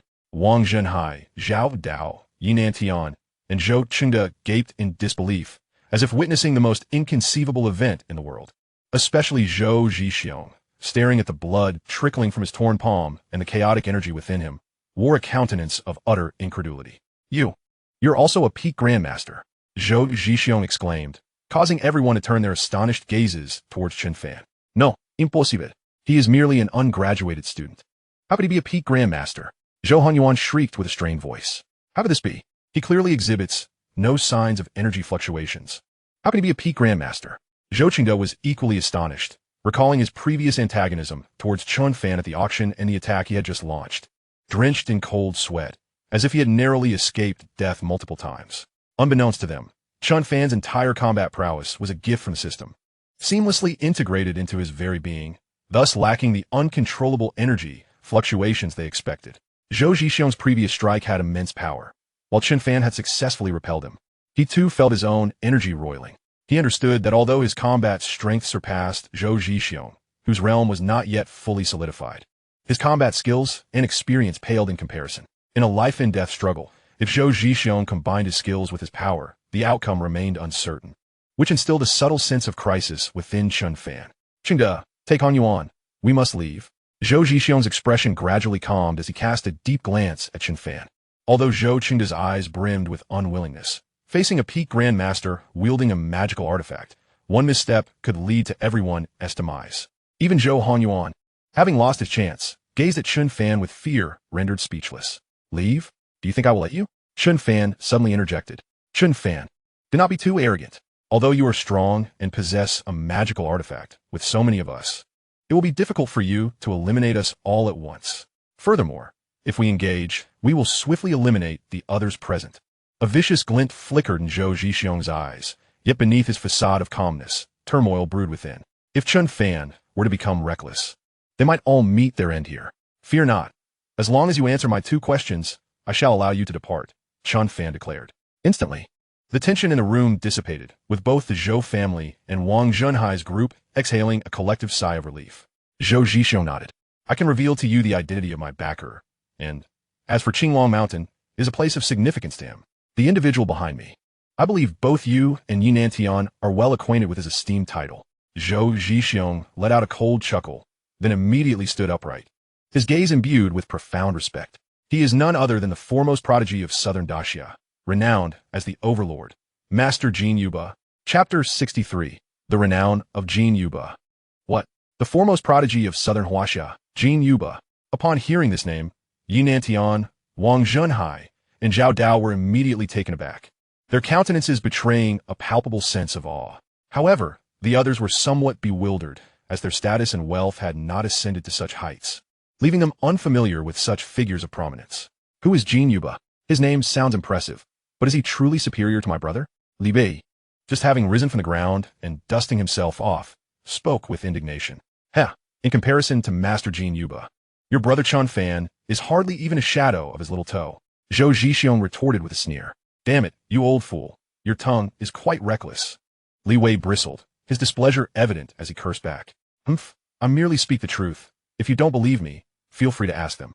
Zhou Zhixiong shot a cold glance at Li Wei. Jin Yuba is a prodigious talent. He reached the master realm at the tender age of 10, ascended to the peak of the grandmaster level by 15, and at 20, he broke through to the legendary Qi perception realm, creating a sensation among the illustrious families of southern Huaxia. Now, at 25, he is on the verge of advancing to the initial stage of Qi condensation, poised to become a true titan of power. Yunnan Tian stepped forward, his expression grave, to be nearing the pinnacle of titanic power at just 25. Wang Zhenhai was utterly astonished, a wave of trepidation washing over him. The others, upon hearing this, also exhibited expressions of shock.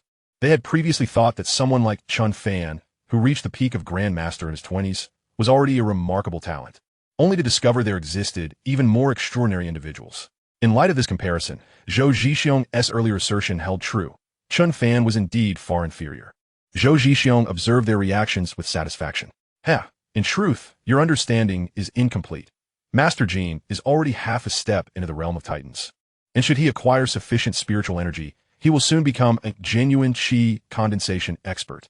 Zhou Zhixiong proclaimed with pride, as if sharing in the glory himself. Upon hearing this, Wang Zhenhai, Yunnan Tian, Zhao Dao, and Li Wei fell into silence. A half-step titan at the age of 25. The foremost prodigy of southern Huaxia, such a prodigious talent is destined to soar to greatness, perhaps even shining brightly amidst the multitude of powerful figures in Xiangjing. Should any of us provoke such a formidable character, none present, including Yunnan Tian and Chen Fan, would escape unscathed in the future. Noticing their reactions, Zhou Zhixiong felt a stirring in his heart and began to contemplate the notion of seizing Qinglong Mountain. Since I have revealed Master Jin's identity to you, I might as well share another tidbit. Qinglong Mountain in the northern district of Jiangnan City has caught Master Jin's eye as a potential dojo. In 5 days, he will personally descend upon Jiangnan City, and if he discovers that Qinglong Mountain has been claimed by you, Zhou Zhixiong chuckled coldly, then swaggered away with Zhou Qingde, Zhou Honyuan, Feng Yuxiu, and Zhao Kongming. Chen Fan, this Jin Yuba is far too fearsome for us to contend with.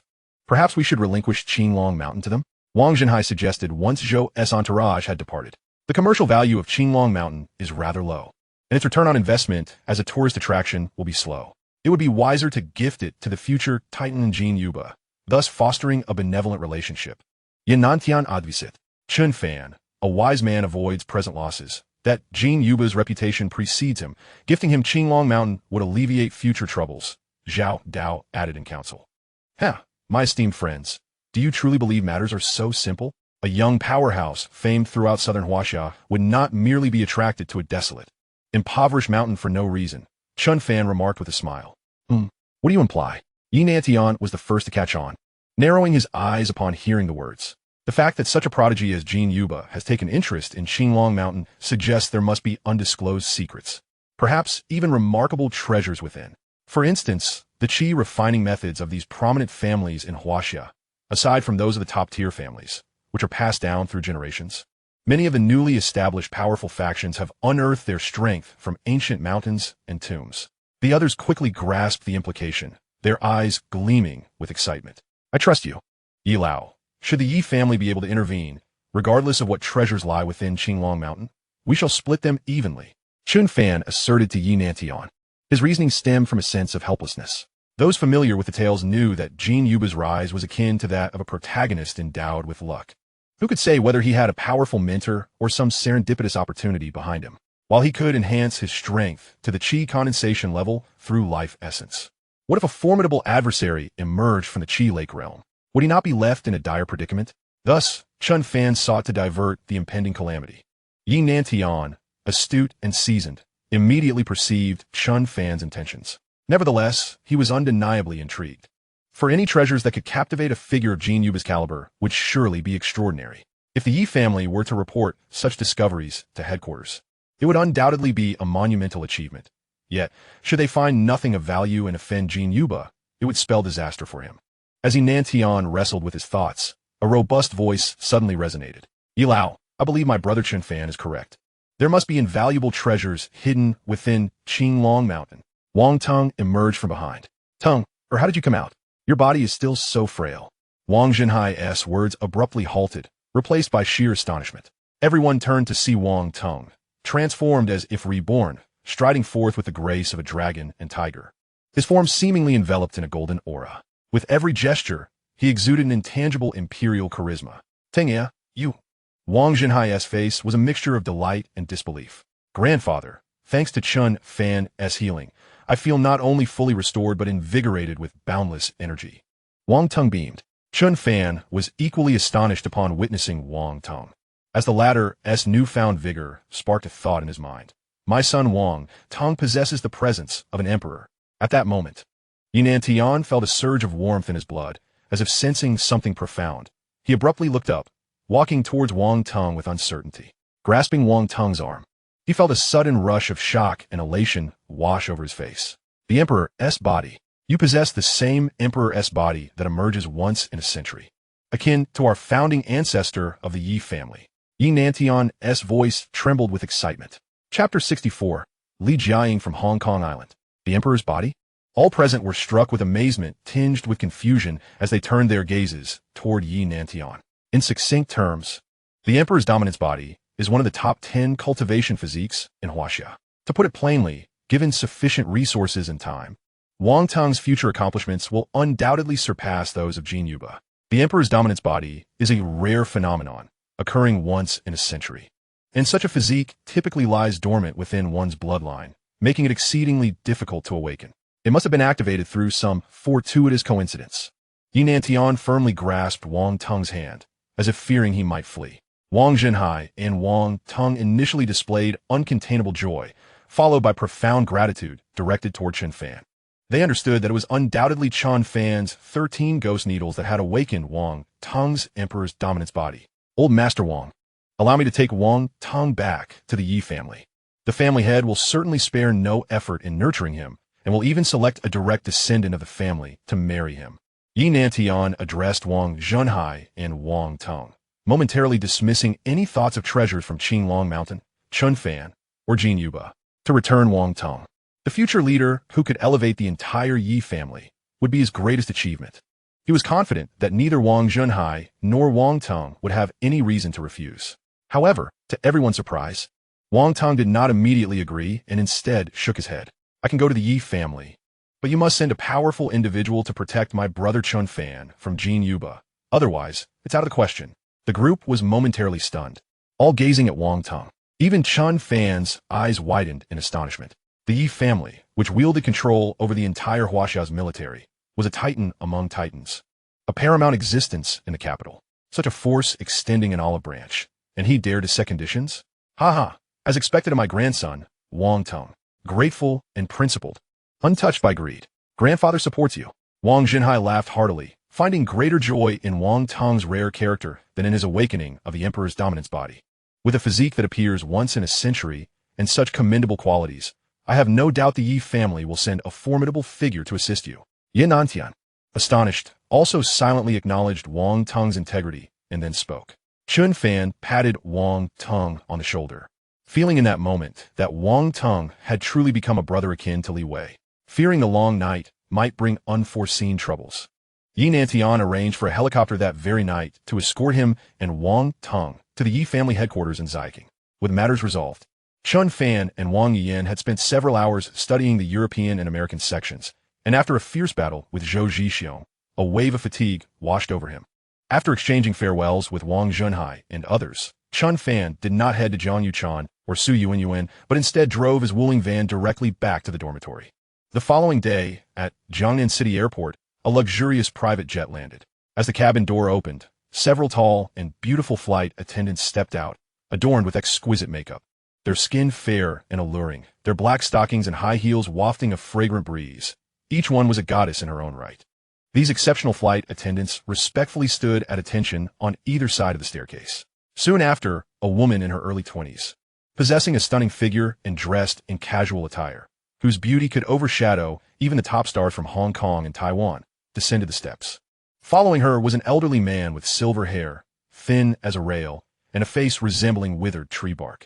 Notably, this elder walked only on his toes, never allowing his heels to touch the ground, and seemed to emanate an invisible barrier, keeping even the insects at bay. Miss Jiaying, the information indicates that the Chen Fan who made a marriage pact with your grandfather 20 years ago is currently a junior at Jiangnan University. Shall we proceed directly? The elder addressed the young woman. Mr. Kai, just call me Jiaying. As a formidable figure in the Qi condensation realm, especially one specially invited by my uncle to protect me, there's no need for such formality. Li Jiaying replied to Kai Tongmin. Kai Tongmin nodded in agreement. I truly cannot fathom what my grandfather is thinking. Even if his relationship with Zhang Chufeng is exceptional, he ought not to jeopardize my lifelong happiness, especially by offering Chen Fan half of the Li family's fortune, an amount in the tens of billions. Li Jiaying expressed her discontent. At the mention of Zhang Chufeng, Kai Tongmin's body involuntarily trembled. In that moment, he recalled the image from 20 years ago of a man cradling a baby amidst a torrential downpour, standing on a mountain of corpses, instilling terror in the hearts of the powerful from Hong Kong and Wai Country. After Zhang Chufeng vanished that night, no one knew his whereabouts. It was only recently, when Hong Kong's wealthiest businessman, Li Chaoren, fell gravely ill and produced a marriage contract, that he learned from Li Jiaying's uncle that Zhang Chufeng had been living in seclusion in a small city in southern Huaxia, though he had passed away several years prior. His purpose for coming this time? Aside from fulfilling Li Jiaying's uncle's request to discreetly eliminate Chen Fan and Li Jiaying, who might inherit a substantial portion of the Li family's wealth, was also to see if anything remained from Zhang Chufeng. A Rolls-Royce Phantom approached from a distance, coming to a halt before the two. They entered the car and headed straight for Jiangnan University. At Jiangnan University, Chen Fan had just awoken, quickly brushing his teeth and washing his face in 5 minutes. During that brief interval, he sent good morning messages to Zhao Ruoxi, Jiang Yuchan, Su Yuanyuan, Wang Yuyin, Sun Siyuan, and even his master Su Nanxiang. He then prepared to head downstairs for breakfast. However, as soon as he descended, he was surrounded aggressively by 7 or 8 girls. The leader of the group was none other than Li Lanlan, the best friend of Chu Yuhan. Chen Fan, You indulge in lavish escapades with Su Yuanyuan daily, yet you remain oblivious to the plight Yuhan faces. Li Lanlan confronted him directly. Her companions, Chu Yuhan's roommates, glaring at him with anger. What do you mean? Chen Fan raised an eyebrow, feeling as if misfortune had come knocking at his door. The events regarding Chu Yuhan had become common knowledge throughout the school, to the extent that the institution could no longer tolerate it and expelled her. How had these fools managed to find him again? If you still don't know, Chu Yuhan was taken away by Zhang Yao and his mother. She's now confined in a dilapidated and frigid cave, where she receives only one meal a day, forced to labor for 12 hours, and in the evenings. She must attend to Zhang Yao and his two single brothers. Surely you weren't aware of this? She secretly texted you for help, but was caught by Zhang Yao's mother and beaten half to death, and you had the audacity to block her. Li Lanlan continued, her voice rising. She has been desperately waiting for you to rescue her. And you? You indulge in lavish escapades with Su Yuanyuan. Try to numb your feelings for Yuhan. Li Lanlan's voice rang out, her eyes fixed on Chen Fan, eagerly anticipating a display of pain and regret upon his face. You could deceive others. But can you deceive me? Can you deceive yourself? Your 3 years of heartfelt love for Chu Yuhan must have you regretting this moment, feeling heartache and gasping for breath. You wish to kneel in penance, pleading for another chance at life. In that moment, Li Lanlan felt an immense sense of satisfaction, envisioning Chen Fan, consumed by regret, kneeling and weeping, beseeching the heavens to trade his life for Chu Yuhan's return. At that moment, based on Chen Fan's information, Li Jiaying and Kai Tongming, who happened to be passing by his dormitory, overheard Chen Fan's name. Chapter 65. I refuse this marriage contract. However, to Li Lanlan and her roommate's astonishment, Chen Fan actually smiled. Li Lanlan, thank you. Chen Fan said with a grin. Huh? Thank me? For what? Li Lanlan and her companions were momentarily taken aback. This was unexpected. Chen Fan should be weeping and confessing his wrongdoings, begging them for Chu Yuhan's address. Thank you for sharing this wonderful news with me. Knowing she has found such happiness fills me with joy. Chen Fan exclaimed, laughter bubbling forth. You. Li Lanlan's face flushed with anger, alternating between red and pale. You scoundrel. You will get your comeuppance. She scolded, turning sharply with her friends and storming off. Be sure to tell Chu Yuhan that I wish her and Zhang Yao a lifetime of happiness, never to part. Chen Fan called after them, watching as Li Lanlan's figure disappeared even faster. Just as Chen Fan was about to leave, a tall girl wearing sunglasses approached, her stunning beauty impossible to conceal. You must be Chen Fan? Ding. Detected a girl with a beauty score of 92, Li Jiaying, beginning to bind. Ding. Binding successful. Each point increase in affection for Li Jiaying grants the host 100 health points, current affection level, 50. Bestowing the host a beauty cashback feature, name Li Jiaying. Beauty score 92, cashback ratio 1100. Bestowing the host with the skill, advanced feng shui master. An electronic voice echoed in Chen Fan's mind. This stunning, voluptuous girl is actually a feng shui master? He noted her accent, reminiscent of characters from Hong Kong films. But how did she know him? Chen Fan surveyed Li Jiaying with surprise. Clearly playboy. Li Jiaying thought to herself, her disdain for Chen Fan intensifying. Although she had only caught half of what was said earlier, from a woman's perspective, it was evident that Chen Fan had wronged someone, prompting her friend group to confront him with such vitriol. Do you know who I am? Chen Fan awkwardly asked in broken Cantonese he learned from movies. I speak standard Mandarin. Li Jiaying retorted, dramatically rolling her eyes. I am Li Jiaying, granddaughter of Li Chaoran from Hong Kong. This is Elder Kai Tongming. We have matters to discuss with you, Li Jiaying stated, omitting any introduction of Elder Kai's power and status, as she regarded Chen Fan as merely an ordinary student, unable to comprehend what a chi condensation level giant truly entailed. Much like how a summer insect cannot converse with ice. Kai Tongming, however, cast a surprised glance at Chen Fan, albeit fleetingly, before narrowing his eyes as if entering a deep meditation. The granddaughter of Li Chaoran, the wealthiest man in Hong Kong. What could such a family, usually seen only on television, want with him? Chen Fan squinted, glancing at Li Jiaying before his gaze settled on Elder Kai, a formidable chi condensation mid-stage giant with a combat power of 16. Chen Fan felt a jolt of shock. This was his first encounter with such a powerful being. The elder's entire presence seemed to meld with the air around him, surrounded by an invisible aura. Chen Fan was certain that even bullets could not penetrate the protective barrier surrounding him, and it was clear that the elder recognized Chen Fan's peak grandmaster-level martial arts prowess. To have a chi condensation-level giant as a bodyguard, the wealthiest family was indeed extraordinary. Chen Fan, I am here primarily to invite you back to Hong Kong to become a son-in-law of the Li family. This is a marriage contract signed 20 years ago by old Master Zhang Chufeng and my grandfather. Li Jiaying presented an aged marriage certificate. Old Dean, a marriage contract? Chen Fan's eyes widened as he took it and confirmed that it indeed documented the birth dates for the marriage between him and Li Jiaying, with the familiar handwriting unmistakably belonging to old Dean Zhang Chufeng. He was astonished to discover that the old Dean had spent time in Hong Kong and had signed a marriage contract with the wealthiest man there. This plot seemed eerily familiar.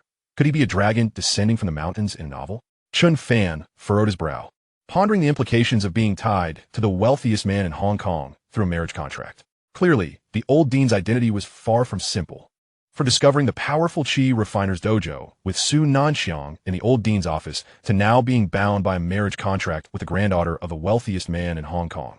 How could such a person merely be an orphanage director? Seeing Chen Fan lost in thought over the marriage certificate, Li Jiaying assumed he was awestruck by this unexpected revelation. Chen Fan, I hope you do not overthink this matter, as our status differences are quite pronounced. Of course, since my family signed this contract, we shall honor it. I will marry you and provide you with unimaginable wealth, but you must not lay a finger on me. We will divorce immediately after my grandfather passes. Li Jiaying crossed her arms, a haughty expression on her face as she looked down at the ordinary-looking third-year student before her. No, refuge. Chen Fan shook his head emphatically. What? Do you wish to be a toad lusting after a swan's flesh? Li Jiaying's face flushed with indignation. She had not anticipated that Chen Fan was not only a morally reprehensible scoundrel, but also greedy enough to desire her. No, I do not agree to marry you. Chen Fan clarified, aware of Li Jiaying's misunderstanding. Huh, why not? Li Jiaying was momentarily stunned, instinctively asking. Then she realized and looked at Chen Fan with suspicion, wondering if he was employing a strategy of feigned disinterest to capture her attention. Because I'm a man of principles, once married, I would be unable to pursue other girlfriends.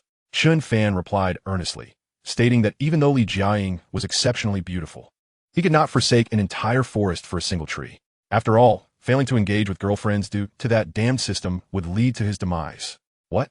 Li Jiaying's eyes widened in disbelief, her flawless features brimming with incredulity. How could someone be so shameless, presenting their shortcomings in such an eloquent manner? Rest assured, once I finish my business in a few days, I will accompany you back to Hong Kong to discuss matters regarding my grandfather with the Charan, and we can also annul the marriage contract. Chen Fan stated with sincerity.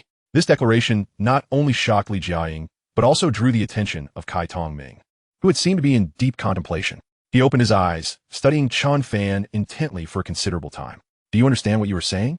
Abandoning your marriage contract with me means losing what? You would forfeit a fortune you could never exhaust across several lifetimes, along with a social status that elevates you to the pinnacle, and a woman like me, who ranks among the top in Hong Kong. Li Jiaying expressed her reluctance, her pride bruised by the thought of marrying an ordinary third-year student, only to have him reject her marriage. Wealth, in excess, serves little purpose, and besides, I have billions that I could never spend. Chen Fan replied, shaking his head. Moreover, I have several girlfriends of your caliber. Li Jiaying nearly erupted with rage, having never encountered someone as shameless as Chen Fan before. A financially struggling junior college student audaciously claimed to possess billions, boasting of having multiple stunning beauties from Hong Kong Island at his disposal. How shameless, utterly disgraceful. Just as Li Jiaying was about to erupt in indignation, Kai Tongming, however, cleared his throat. Miss Jiaying, do not forget that the Li family had instructed us to first pay our respects at Old Master Zhang's before meeting Chen Fan in Jiangnan City. Chapter 66. The Dragon's Lair in Qingshan. Throughout the journey, Chen Fan repeatedly inquired about Zhang Chufeng from Li Jiaying and Kai Tongming. Yet, being quite young at the time, Li Jiaying could only vaguely recall Zhang Chufeng visiting her home. Afterwards, her family seemed to treat the name with utmost secrecy, only resurfacing recently when Li Chaoran fell gravely ill and produced the marriage certificate. Kai Tongming, meanwhile, remained in a meditative state, dismissing Chen Fan's questions, merely stating that they had only met once from a distance. Chen Fan frowned slightly. It appeared that extracting valuable information from these two would be quite challenging. Once the matters at Qinglong Mountain were settled, he would indeed need to pay a visit to Hong Kong Island. The esteemed Zhang Chufeng lay buried behind the Qingshan orphanage. Upon nearing the vicinity, Li Jiaying's eyes widened in astonishment as she pulled out a miniature compass. A look of shock illuminated her face. This place, with its encircling waters, was a true dragon's lair, a site of immense vitality. To reside here would be immensely beneficial to anyone, she exclaimed. Is it possible that this unremarkable hill is, in fact, a legendary dragon's lair? Kai Tongming suddenly opened his eyes, greed gleaming within them. A dragon's lair is a convergence of spiritual energy formed by the contours of mountains and rivers, one of the most coveted treasures pursued by countless Qi cultivators. However, such sacred sites typically conceal their presence, unless one is physically present. Even the most skilled geomancer from Hong Kong Island would be unable to ascertain the location of a dragon's lair. There had been one on Hong Kong Island, for which the most powerful family originated. And now, in this remote, impoverished inland area, a dragon's lair had emerged. Yet Kai Tongming recalled that stormy night and Zhang Chufeng's overwhelming might. It was not surprising that he could locate a hidden dragon's lair. He was merely acting on the commission of Li Jiahui to eliminate his niece, who might inherit a significant portion of the estate, along with Chen Fan, while also hoping for a stroke of luck at Zhang Chufeng's former residence. To his astonishment, he had stumbled upon a dragon's lair treasure right upon his arrival. With this, his cultivation would surely advance by leaps and bounds. Just then, a nagging doubt crept in. But if this is indeed a dragon's lair, why do I feel no spiritual energy? Gai Tongming Guestin Pepe. Li Jiaying was equally taken aback. While not a Qi cultivator herself, she understood that even ordinary individuals could sense the release of energy in such a place, as though they were immersed in a warm spring. Yet here, there was no such sensation. Although this site is a dragon's lair, it was drained of its dragon veins and severed from its energy hundreds of years ago. It now merely exists as an empty shell of a dragon's lair. Chen Fan interjected. You have some understanding of geomancy? Both Li Jiaying and Kai Tongming turned to look at Chen Fan in astonishment. Well, I know a bit. I often watch films and read novels about geomancers and their battles, Chen Fan replied. Li Jiaying rolled her eyes at this. While geomancers can indeed differentiate between yin and yang, establish favorable locations, gather spiritual energy, and bring prosperity to descendants, they certainly do not possess the exaggerated abilities depicted in movies and novels. If you take films as documentaries, it's no wonder you utter such absurdities as draining dragon veins. Geared towards the significance of geomancy, Li Jiaying had nurtured an interest in it since childhood, studying the I Ching and related knowledge. Although she was not formally trained, she had one foot in the world of geomancers and looked down upon Chen Fan's assertions. Chen Fan shook his head, opting not to elaborate. For ever since he had bound himself to Li Jiaying and unlocked the geomancer skill, a wealth of knowledge had surged into his mind.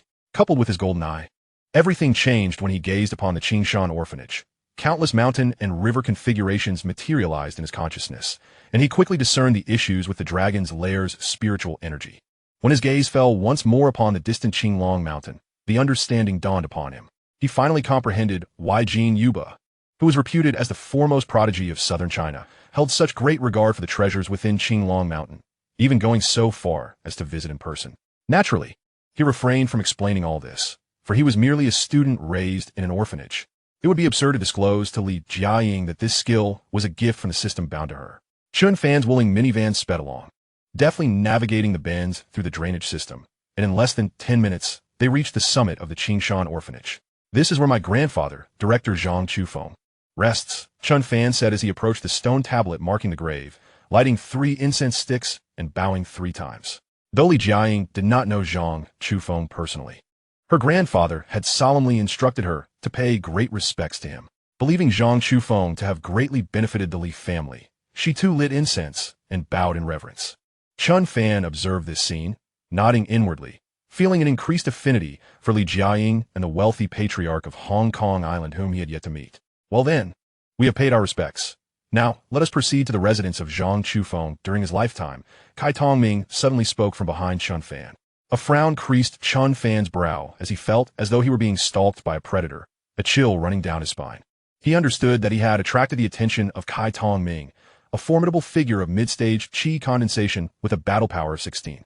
Weren't we here to pay tribute to my grandfather? What purpose could there be in visiting his former residence? Do you have ulterior motives?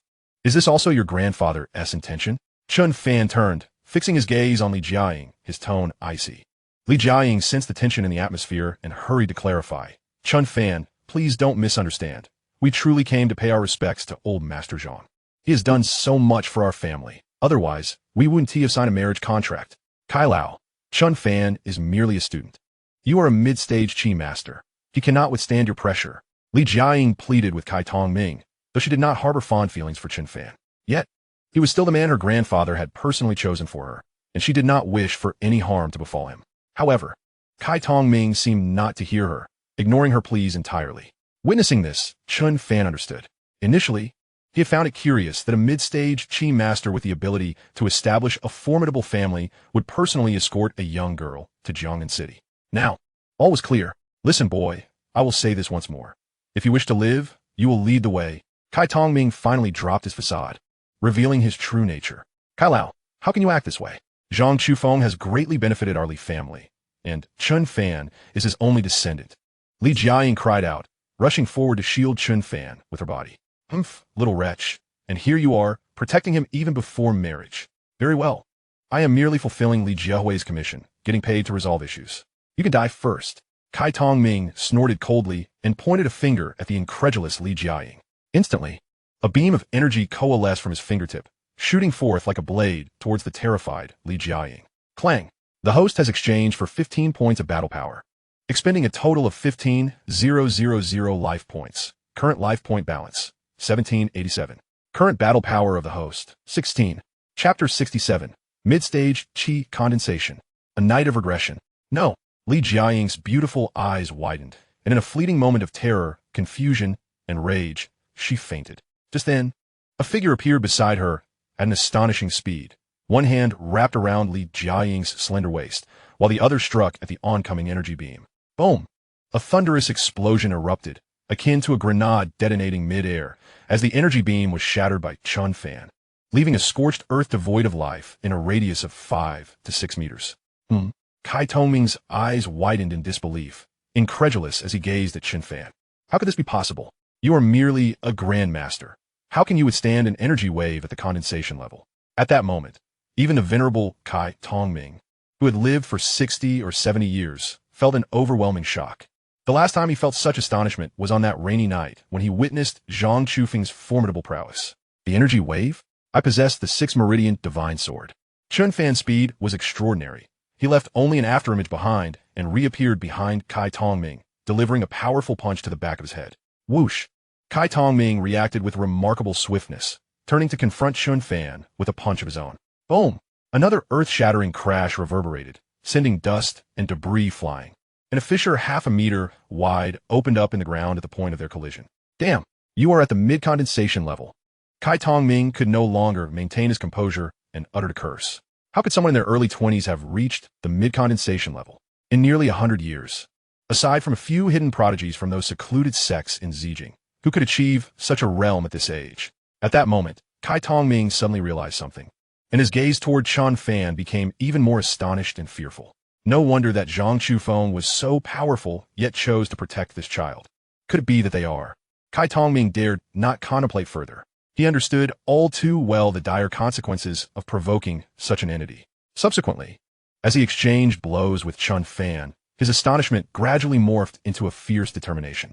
Although this young man shared the same realm and power level as himself, he lacked any martial techniques. His attacks were no different from those of an ordinary person. He could not allow him to leave alive. Kai Tongming's assaults became increasingly ruthless. At this moment, Chen Fan was drenched in sweat, struggling to cope as he endured several heavy strikes. However, with the Ghost Gate 13 needles at his disposal, he could recover almost instantaneously from the injuries he sustained. Damn it, only a little over 1,000 health points left. It feels like I've returned to square one overnight.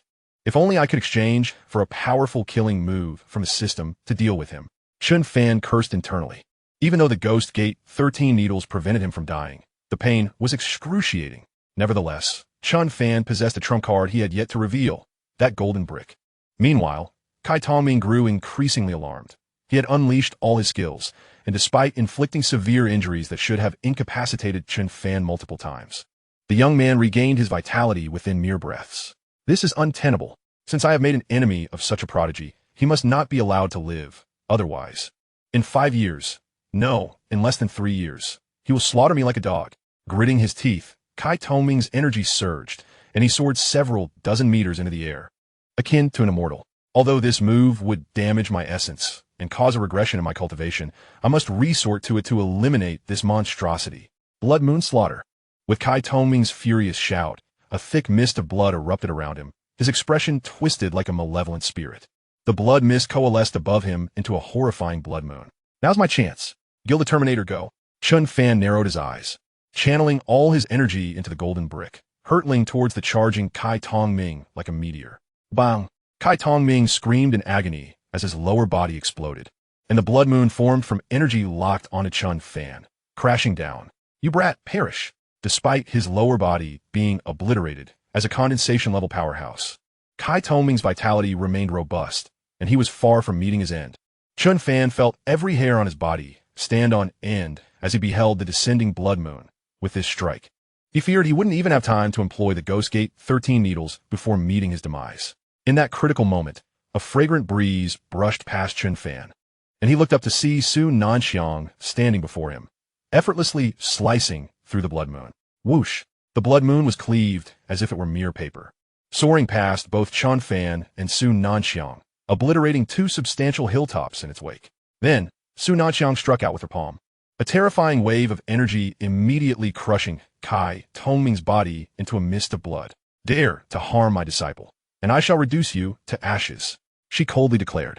Master, you've emerged from seclusion. You're incredible. You defeated that mid-condensation old man with a single strike, Chen Fan exclaimed, joyfully embracing Su Nanxiang's slender waist and burying his face against her. An hour later, Master, what realm have you reached now? Chen Fan asked as he donned his clothing.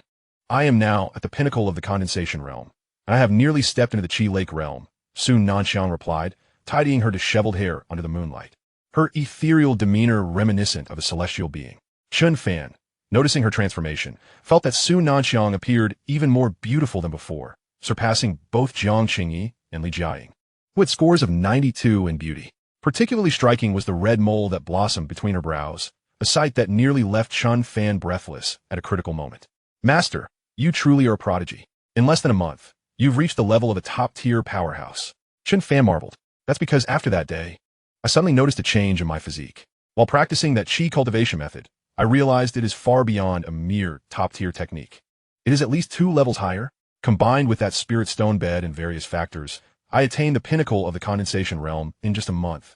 So Nanqiang explained. Chen Fan nodded, recalling how he had scanned Su Nanxiang with his golden eyes, only to find that they could not identify her, indicating that her awakened physique must be extraordinarily remarkable.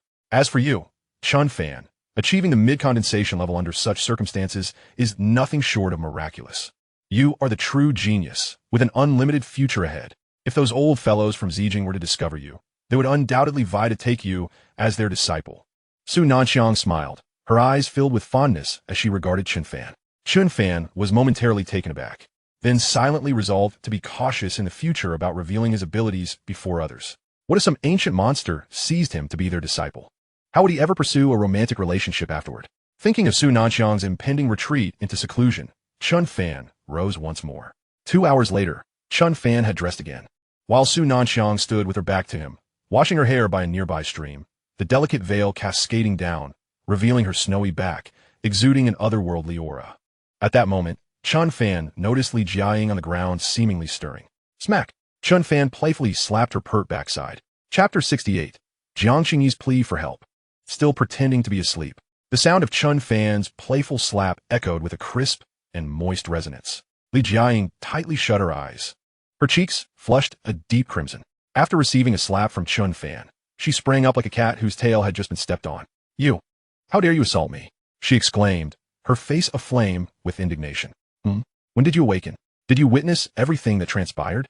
Before Chen Fan could respond, Su Nanxiang, who had been grooming herself by the creek, her hair cascading like a waterfall and clad only in a delicate garment, glided over to stand before Li Jiaying, her beautiful eyes glinting coldly. No, I haven't seen it all. I just woke up less than an hour ago. I only caught half of it. Li Jiaying hurriedly gestured. Remembering the earlier scene, her face turned as red as a tomato, particularly at the thought of Chen Fan's earlier actions. Ding! Li Jiaying's affection level. 50. Current affection level. 0. An electronic voice suddenly echoed in Chen Fan's mind. He was taken aback. Was it possible that this inexplicable affection level had risen? However, as Su Nanxiang stood before Li Jiaying, the latter was instantly captivated, her eyes wide with admiration. How breathtakingly beautiful!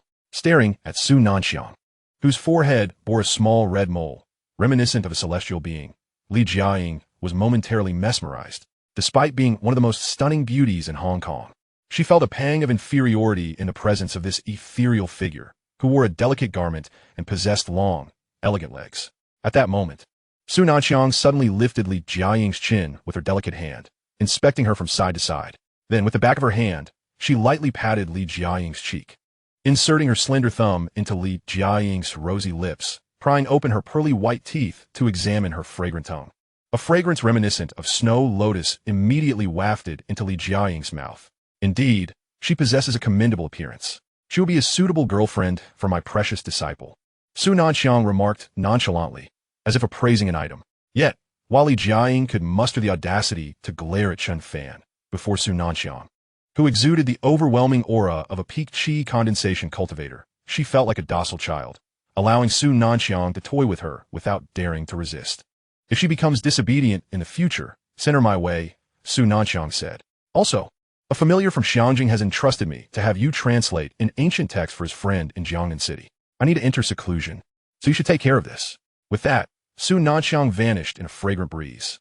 Chen Fan shook his head, initially contemplating inviting Su Nanxiang to the Qinglong Mountain venue, given her ascension to the peak of qi condensation, but considering she was at a critical juncture of advancement, he discarded the thought. Once Su Nanxiang disappeared, Li Jiaying, who had been holding her breath, finally exhaled, then glared at Chen Fan.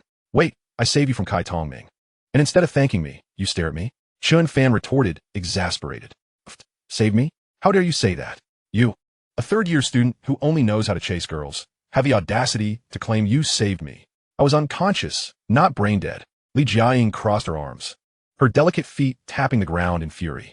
From the moment Chen Fan boasted of his wealth and multiple girlfriends who matched her beauty, Li Jiaying had firmly categorized him as a braggart. Now he audaciously claimed he had rescued her from a qi condensation expert, Kai Tongming. Such absurdity was beyond her comprehension. Nevertheless, the lad was indeed fortunate to have a mentor as enchanting as Su Nanxiang.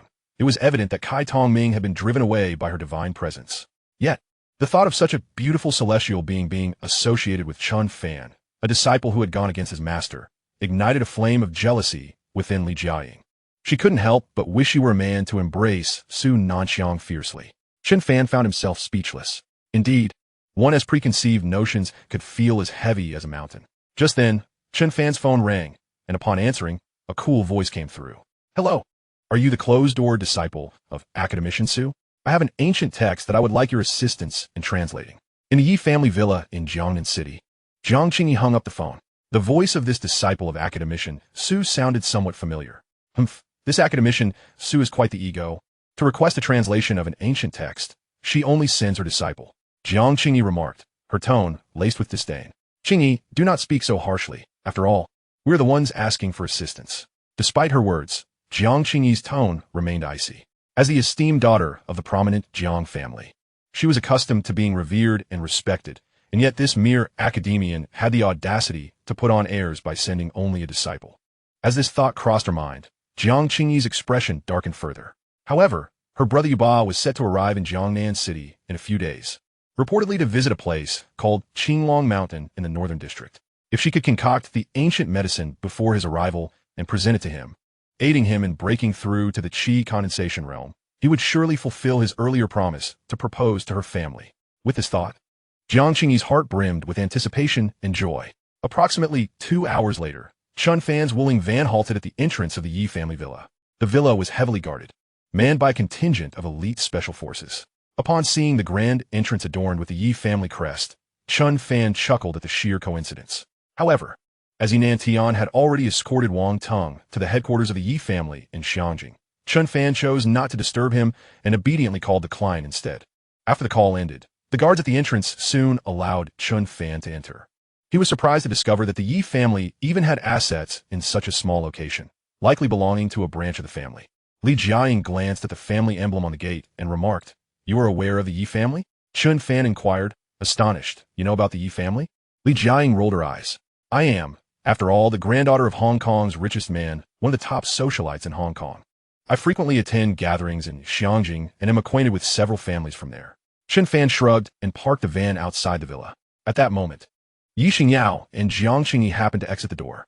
As Chen Fan and Li Jiaying stepped out of the vehicle, both parties froze in shock. How can it be you? You are academician Su's disciple. You are Miss Li Jiaying from Hong Kong? Jiang Qingyi and Yi Xingyao stared wide-eyed at each other, momentarily disoriented. You know my fiancé, Li Jiaying? Chen Fan interjected. Your fiancé? Jiang Qingyi and Yi Xingyao gasped in unison, their eyes widening in astonishment. Chapter 69. You intend to harm my brother Yu Ba. The granddaughter of Hong Kong's richest man is your fiancé. Ye vingya iklemit, koviding hermot in shock. Li Jiaying's face turned a deep shade of red, a mix of embarrassment and anger, as she stomped on Chen Fan's foot. This is disastrous, with the two women from the Yi and Jiang families knowing about this. It won't be long before it spreads throughout the entire socialite circles of China and Hong Kong. The more she thought about it, the angrier she became. As the most cherished granddaughter of Hong Kong's richest man, coupled with her stunning beauty that eclipsed even the stars, she had no shortage of admirers, thousands in Hong Kong and Xiangjing, many of whom belonged to prominent families and heirs of international conglomerates. Originally, she intended to take Chen Fan to Hong Kong Island and secretly marry him, planning to divorce quietly after her grandfather's passing. Unexpectedly, this fellow had the audacity to reveal their relationship in front of Jiang Qingyi and Yi Xingyao. Now, she found herself the fiancée of a mere college student who was nothing more than a boastful pauper, likely to become the laughingstock of the entire socialite circle in Huaxia. Jiang Qingyi and Li Jiaying were already acquainted. One was the legitimate daughter of the Dan Wang family, while the other was the granddaughter of Hong Kong Island's richest man. Both were equally striking in appearance and were considered formidable rivals within the elite circles of Huaxia. As Jiang Qingyi observed Li Jiaying's silence, she understood that Chen Fan's claims were indeed true. After the initial shock, Jiang Qingyi's gaze towards Li Jiaying transformed into one of smugness and disdain. To her surprise, the rival she had regarded with such seriousness, Li Jiaying, had chosen such an ordinary man as her fiancé. Comparing him to her own beloved Yu Ba was akin to contrasting the heavens with the earth. Chen Fan, it turns out your backing is the Li family from Hong Kong Island. No wonder you could afford to spend 600 billion to acquire the entirety of the Jiangnan North District. This fortune must have come from Jiaying, right? Jiang Qingyi teased. Chen Fan, perplexed by Jiang Qingyi's words, noticed Li Jiaying's ears perk up as she looked at him in astonishment. You actually possess 600 billion? Li Jiaying exclaimed. Although the Li family was the wealthiest in Hong Kong with assets in the trillions, having 600 billion in cash was still no trifling matter. To be precise, I have 1 trillion. After purchasing a piece of land, I have 400 billion left, Chen Fan stated. Li Jiaying nodded, realizing that Chen Fan was not entirely misleading her. He was indeed quite affluent, likely having inherited this wealth from the late Zhang Chufeng. Ding. Li Jiaying's favorability, 20. Current favorability, 20. Reward, 2,000 life points. Current life points balance, 3,787. An electronic prompt echoed in Chen Fan's mind. At that moment, Jiang Qingyi, having overheard the conversation between Chen Fan and Li Jiaying, suddenly burst into laughter, covering her mouth. Haha, Jiaying, stop pretending. I've investigated Chen Fan's background. He's merely an orphan in his 3rd year of college. Who besides your Li family would provide him with such wealth? However, your tastes are indeed refreshingly unconventional, unlike the childhood sweethearts of Yu Ba and me. Li Jiaying was a loss for words. She was well aware of Jin Yu Ba, hailed as the finest talent in southern Huaxia, coveted by many socialites. Were it not for her grandfather Li Chaoren's disapproval, she might have entertained thoughts of him herself. Jiaying, in a few days, my Yu Ba will arrive in Jiangnan City, and I've been preparing elixirs for him, assisting him in his breakthrough to the qi condensation realm, Jiang Qingyi declared, her face glowing with pride and happiness, which only served to irritate Li Jiaying further. When Li Jiaying observed Chen Fan casually with his hands in his pockets, she couldn't help but contrast him with the tall, handsome, and imposing Jin Yu Ba, making Chen Fan seem utterly insignificant in comparison. Perhaps this was fate. Chen Fan, growing weary of Jiang Qingyi's incessant references to Jin Yu Ba, thought that if he had not promised his master Su Nanxiang, he would not linger here for another moment. Did you not say you were going to translate an ancient text? It wouldn't be that single recipe from the auction, would it? Chen Fan remarked impatiently. Having just trampled her rival Li Jiaying, Jiang Qingyi was in high spirits and paid no mind to Chen Fan's tone. Once inside, she produced the damaged recipe. Chen Fan glanced at it, refraining from using his golden eyes to repair the damaged portions, but instead conjured the missing parts in his mind. Fortunately, the omissions were minimal. Only the descriptions of the effects and the names of 2 ingredients were missing. Chen Fan took 2 sheets of paper and swiftly penned the details. In less than 5 minutes, he had completed both recipes. Seeing Chen Fan's rapid output, Jiang Qingyi narrowed her beautiful eyes, a hint of skepticism creeping in. Chen Fan, you aren't just translating haphazardly, are you? She said coldly. Chen Fan found himself increasingly annoyed by Jiang Qingyi. Despite her exquisite beauty, her personality left much to be desired. However, since he was bound to her, he resolved to extract some benefits from her, believing that translating the recipes might even boost Jiang Qingyi's life points. With that thought, Chen Fan tossed the translated recipes to Jiang Qingyi. Here, take a look for yourself. Believe it or not, it's your choice. Jiang Qingyi accepted the recipes, her expression growing more excited as she read. Many of the ingredients listed were rare and precious, some known only to the esteemed Dan Wang family. This was certainly not something a mere novice like Chen Fan could fabricate. Yet when she saw the corresponding effects and names of the recipes, her expression shifted dramatically. Ding! Jiang Qingyi's favorability, 50, current favorability, 50. An electronic synthesized voice reverberated in Chen Fan's mind. His eyes widened in disbelief. What is this? I help you translate a recipe, and instead of gratitude, my favorability decreases. You intend to harm my yuba. Jiang Qingyi suddenly exclaimed with a sharp tone. Get away from me. Jiang Qingyi. What do you mean? Chen Fan worked hard to translate this recipe for you. Not only do you not thank him, but you also resort to insults? Before Chen Fan could speak, Li Jiaying jumped in front of him, pointing an accusatory finger at Jiang Qingyi, her frustration boiling over. With such nefarious intentions, you think you can harm my true dragon of a yuba with your petty schemes? Jiang Qingyi looked at Chen Fan and Li Jiaying with icy disdain. As the daughter of the wealthiest family in Hong Kong, she had never endured such humiliation and was on the verge of exploding. Jiaying, let's go. Chen Fan's demeanor grew equally frosty as he took Li Jiaying's hand and headed toward the van, departing with haste. As they watched the taillights of the van fade away, Yi Xingyao furrowed her brow and couldn't help but speak up. Qingyi, was that recipe Chen Fan translated truly a fake? The translated recipe is undoubtedly genuine. Jiang Qingyi replied with a cold smile. What? The translation is real. Yi Xingyao's eyes widened in confusion as she looked at Jiang Qingyi. The two translated recipes were indeed authentic. The ratios and preparation methods were profoundly intricate, unmistakably the work of a top-tier alchemist. Chen Fan had managed to translate what even ancient text experts could not decipher in under 10 minutes. Qingyi, if that's the case, then Chen Fan has done you a significant favor. Why did you scold him and drive him away? Yi Xingyao questioned, struggling to comprehend Jiang Qingyi's reasoning. However, she knew Jiang Qingyi was not one to act on whims, so she awaited an explanation. These two recipes, one is called the transformation pill, which can significantly enhance the success rate of a qi refiner's breakthrough. The other is the downfall pill. If a qi refiner consumes it during a breakthrough, not only will they fail, but it will also drive them mad, causing their realm to regress further. Vingyan nodded, her understanding deepening. However, Xingyao, do you know?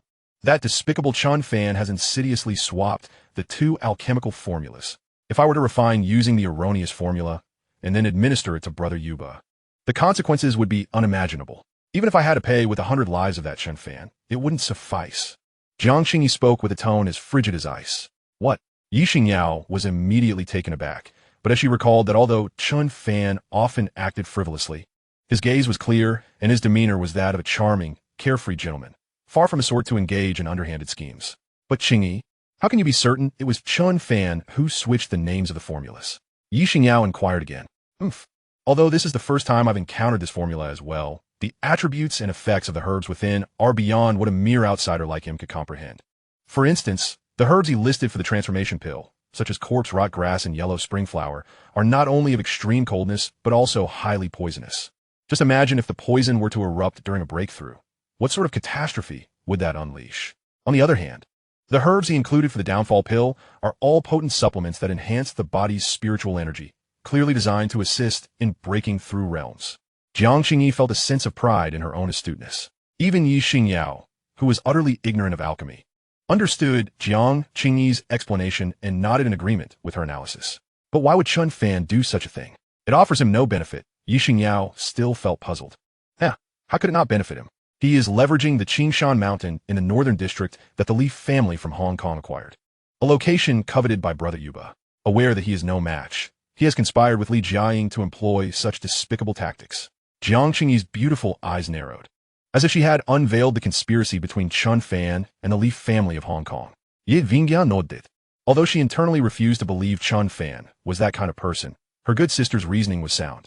In the Wuling van, Chen Fan had already cast the earlier incident to the winds, whistling merrily. This Jiang Qingyi trying to help her, yet she bites the hand that feeds her. If it weren't for your interference, I would have torn her apart. Li Jiaying was still simmering with anger. Do top socialites act so violently? Chen Fan found himself speechless. In truth, he realized shortly after getting into the car why Jiang Qingyi would act this way. Upon binding with Jiang Qingyi to acquire the primordial purple fire, a wealth of alchemical knowledge had flooded his mind. Indeed, the herbs used in the transformation pill were of extreme coldness and highly toxic. But these could be refined using the primordial fire, rendering their properties gentle. Moreover, as an energy cultivator breaks through, their true energy gathers and could easily provoke the heart fire, potentially plunging the cultivator into madness. If a transformation pill made from such cold, sinister materials were used, it would extinguish the heart fire, leading the cultivator to a state of clarity, possibly even achieving enlightenment, significantly increasing the likelihood of a successful breakthrough. Conversely, the downfall pill was precisely the opposite. Jiang Qingyi, being an outsider to the realm of energy cultivation, must have thought she was swapping the formulas. At this thought, Chen Fan couldn't help but offer a silent tribute to the unseen Jin Yuba. I do not slay Bo Run, yet Bo Rin must perish because of me. Meanwhile, in the office of the commander of the Tianhai War Department, the commander, Yi Qingyan, a woman in her 30s with short black hair clad in camouflage, was engrossed in paperwork. Suddenly, the red landline phone on her desk began to ring. A look of astonishment flickered in her beautiful eyes. This red phone was a direct line to the head of the Yi family, and since its installation, it had never rung before. Yi Qingyan immediately rose, respectfully picking up the phone. 3 minutes later, Yi Qingyan hung up, her brow furrowed. 3 days from now, Jiangnan City, Qingshan Mountain, Chen Fan. Standing up. Even her loose, camouflage uniform could not conceal her fit and powerful physique, complemented by a strikingly beautiful yet valiant visage that could make any man who beheld her fall under her spell. Who exactly is this Chen Fan? To warrant a personal call from the family head, insisting on ensuring his safety? However, the fact that a place coveted by the so-called #1 prodigy of the South, Jin Yuba, was worth investigating. With this thought, Yi Qingyan nodded slightly, beginning to gather her equipment in preparation for her journey to Jiangnan City. In an obscure mountain in Tianhai City, an elderly man dressed in a Zhongshan suit traversed the tree canopy, soaring several dozen meters with each step as though flying. In no time, he arrived at the entrance of a cave atop a mountain. Young master. The old man bowed respectfully to a tall figure inside the cave, characterized by long hair cascading down his shoulders, sharp eyebrows, and strikingly handsome features. The man within the cave sat cross-legged, a long sword radiating golden light levitating before him, while waves of mist like true energy flowed from his dantian, merging into the golden sword. Ah, Jin Laonu, you have arrived. The young man opened his eyes, unleashing a formidable pressure that caused the elderly man in traditional attire to shudder. The elder, a peak-level practitioner of the Qi Sense realm, was a figure of considerable influence in the outside world. In the presence of the young master, Jin Yuba, he was merely a servant attending to his daily needs. Young master, have you completely refined this spirit sword? Almost there. Give me 2 more days, and I will have fully refined it. Jin Yuba replied with a nod. Congratulations. Young master, having refined the Jin family's ancestral fish dragon spirit sword, even an initial level practitioner of the Qi condensation realm would not stand a chance against you. The elderly man exclaimed with joy. Ultimately, magical artifacts are mere external objects. The most crucial aspect remains one's own strength. Once I acquire the treasures hidden within Qingshan Mountain, I shall step forth and become a true giant of the Qi condensation realm, Jin Yuba declared with pride. Indeed, young master, you are the #1 prodigy of southern China. Once you step into the Qi condensation realm and wield the fish dragon sword, you will undoubtedly shine at the Tianjiao conference in Xiaking City months from now, possibly even attracting the attention of those hidden sects, the elder remarked. However, one of the key conditions for entering those hidden sects is to achieve the Qi condensation realm before the age of 25. Thus the treasures within Qingshan Mountain are of utmost significance to me, Jin Yuba stated. At that moment, he noticed an unusual expression on the elder's face, and with a raised brow, he felt a sense of foreboding. What has transpired at Qingshan Mountain? Young master, that useless Zhou Zhixiong has botched the situation. Qingshan Mountain has been acquired by a third-year student named Chen Fan, the elder revealed. A third-year student? Jin Yuba's eyes narrowed slightly, a chilling aura emanating from him. Yes, young master, but his background appears to be rather formidable. Even we could not uncover the forces behind him. According to Zhou Zhixiong, this Chen Fan is merely 22 years old, yet possesses peak-level Grandmaster cultivation, and he also wields a magical artifact. A peak-level Grandmaster at 22. While that may be considered genius among other prominent families, to me, he is nothing more than a stone by the roadside or wild grass. Jin Yuba spoke with an air of arrogance, a domineering presence radiating from him. Indeed, that Chen Fan is insignificant. Yet it seems other prodigies from southern China have also received news and are hastily heading to Qingshan Mountain in Jiangnan City. This includes the likes of Bai Yuan and others. Should we not set out ahead of time as well? Jin Laonu spoke once more, it matters not. According to the records in Liu Bowen's dragon-slaying journal, the secret treasure, known as the Dragon Pearl within Qinglong Mountain, shall fully materialize 3 days hence. Moreover, the white ape and his ilk were mere defeated adversaries. After I have refined the Yulong sword, they will be of no consequence. Jin Yuba spoke with disdain.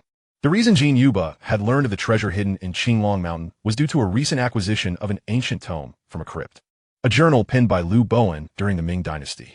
It was said that Liu Bowen was a master of geomancy, aiding the Ming Emperor in establishing a lasting legacy by severing the dragon veins of Huaxia, documenting his deeds in the dragon-slaying journal. This journal revealed that the dragon vein encountered at Qinglong Mountain was exceptionally potent, so much so that even he could not completely eradicate it.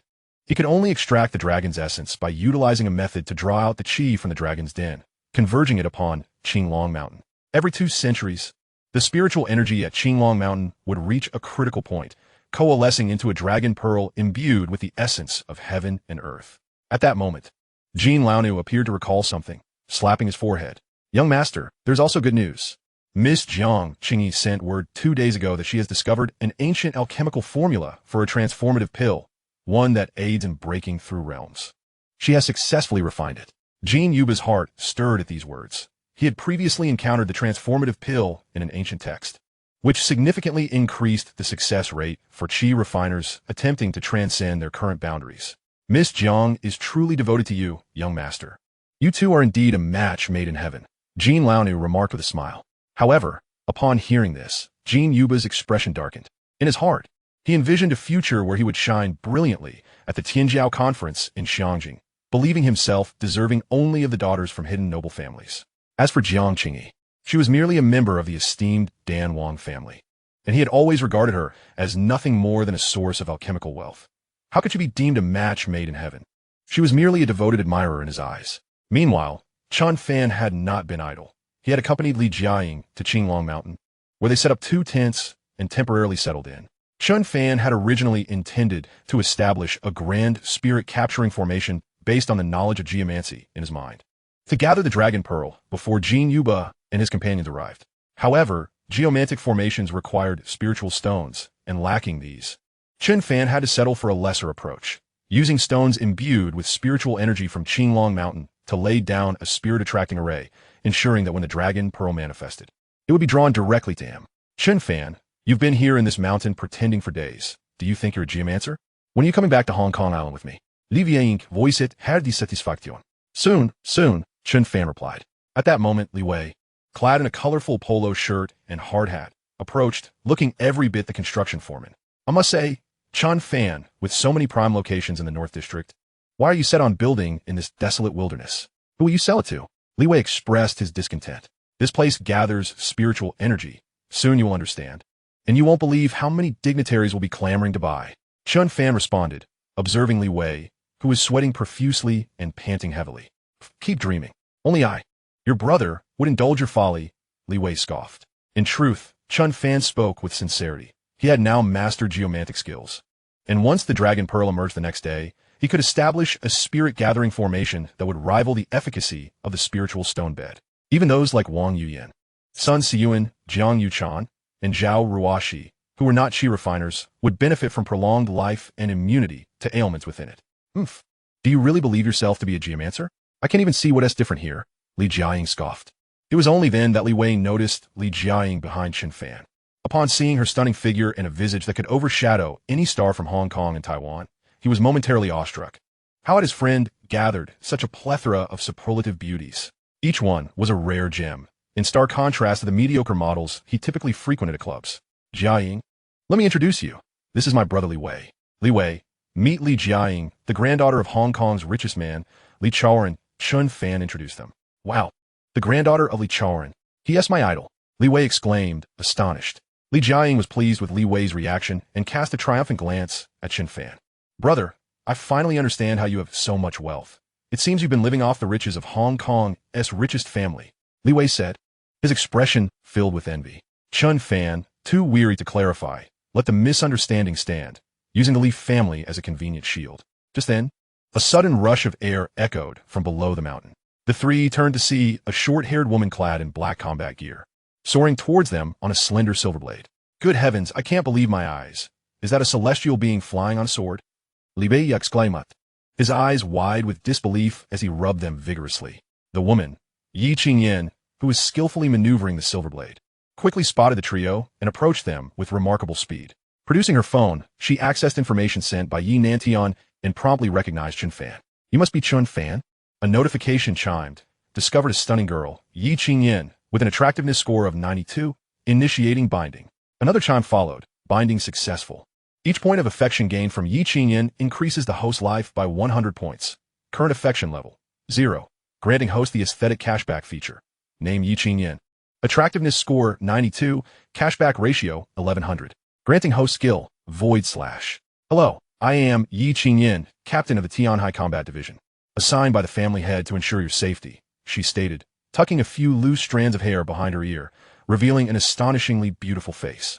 To be able to fly, are you a peak chi refiner? You can't be past 30, Li Jiaying said, circling around Yi Qingyan with a look of astonishment. No, I am at the pinnacle of chi perception, a half step into chi refinement. The reason I can fly is due to my silver moonblade, which is a low-grade magical weapon, Yi Qingyan explained. Li Wei gazed at Yi Qingyan's angelic face and devilish figure, nearly drooling, casting envious glances at Chen Fan. What a remarkable stroke of luck for his brother to have such a stunningly powerful woman as a bodyguard. Chen Fan nodded, realizing that this was surely a favor from Wang Tong, who had requested the Yi family to send someone for his assistance. With her peak chi perception and a magical weapon, she was capable of exhibiting the might of an early-stage chi refiner.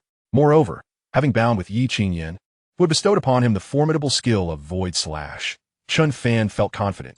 Should he encounter Kai Tongming again, he would be able to defeat him with a single strike and even hold his own against peak chi refiners. Yi Qingyan, with her breathtaking beauty and icy demeanor, was also scrutinizing Chen Fan and Li Jiaying. As the commander of the Tianhai War Department, she was well acquainted with the prominent figures and details surrounding various esteemed families. Thus, she immediately recognized Li Jiaying as the cherished granddaughter of the wealthiest tycoon on Hong Kong Island. Her gaze then shifted to Chen Fan. Despite possessing a certain charm, he did not exude the aura of a privileged heir capable of effortlessly wielding 600 billion, nor did he resemble the dazzling young prodigies from illustrious families. It seemed highly probable that Chen Fan was merely an ordinary third-year university student, likely thrust into the limelight by the Li family as a mere shield. Yi Qingyan could find no other reasonable explanation, and her demeanor towards Chen Fan grew somewhat indifferent.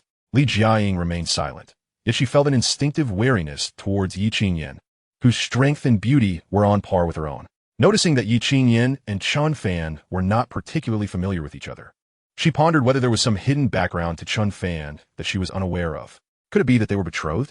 A vague sense of crisis stirred within her, prompting her to unconsciously inch closer to Chen Fan. Ding! Li Jiaying's favorability increased by 20, current favorability 40. Reward, 2,000 life points. Current life point balance, 5,784. An electronic synthesized voice echoed in Chen Fan's mind. He cast a bemused glance at Li Jiaying. Despite expending 15,000 life points to save her, his favorability had not budged, while Yi Qingyan's mere presence had elevated it by 20. Indeed, as Mr. Lu Sun aptly stated, the heart of a woman is akin to a needle lost in the ocean. Meanwhile, the roar of engines suddenly erupted from the winding mountain road below. A modified Hummer, resembling a beast, surged towards the summit. Miss Jiang, once I encounter that Chen Fan, I shall teach him a lesson he won't forget, declared the muscular man in military attire, cigar in mouth. Brother Hu, I appreciate your intentions, but remember that Chen Fan is backed by the Li family, the wealthiest on Hong Kong Island. It would be wise not to provoke trouble. We shall await Brother Yuba's arrival to address this matter, replied Jiang Qingyi from the back seat. Brother, grandfather has gone to the headquarters in Zaiqing. Do not stir up unnecessary conflicts, cautioned Yi Xingyao, seated in the front passenger seat, tugging at her brother Yi Xinger's sleeve. Yi ving to get mididi sukofut. As the captain of the Tiger II squad within the Tianhai War Department, he had reached the initial realm of Qi at under 30. making him a key focus of Commander Yi Qingyin's training. He harbored feelings for Jiang Qingyi, his sister's close friend, although he could not rival the prodigy Jin Yuba. Teaching a grandmaster a lesson to enhance Jiang Qingyi's favorability towards him would not be a daunting task.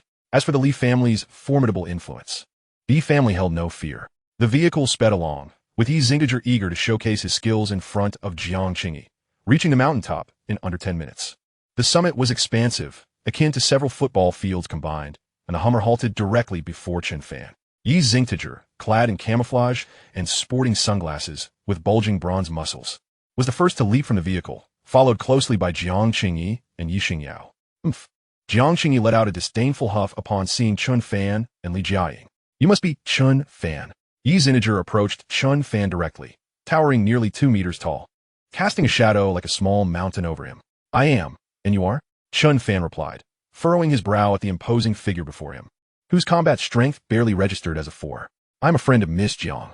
I have heard you have offended her, and I present you with 2 options. First, kneel and apologize to Miss Jiang. Second, engage and spar with me. However, should you end up missing a limb, do not blame me, Yi Xingdiger sneered, looking down at Chen Fan. For him, dealing with a grandmaster was trivial. If Chen Fan refused to comply, he would force him to kneel and submit. Brother, do not go too far, Yi Xingyao interjected, while Jiang Qingyi appeared to relish the unfolding drama. Big guy, I warn you. Chen Fan is associated with the Li family of Hong Kong Island. Consider the consequences. Li Jiaying stepped forward, despite her trepidation, to speak up against the beast-like Yi Xingdiger. Beautiful lady, one must own up to their mistakes. I'm not being unreasonable. I merely asked him to kneel before Miss Jiang. How many men would covet the chance to kneel before such a lovely girl? Yi Xingdiger's eyes gleamed at the sight of Li Jiaying, whose beauty rivaled that of Jiang Qingyi, further fueling his desire to dominate Chen Fan in front of the 2 stunning women. First, I have done nothing wrong. Thus I will not apologize to Jiang Qingyi.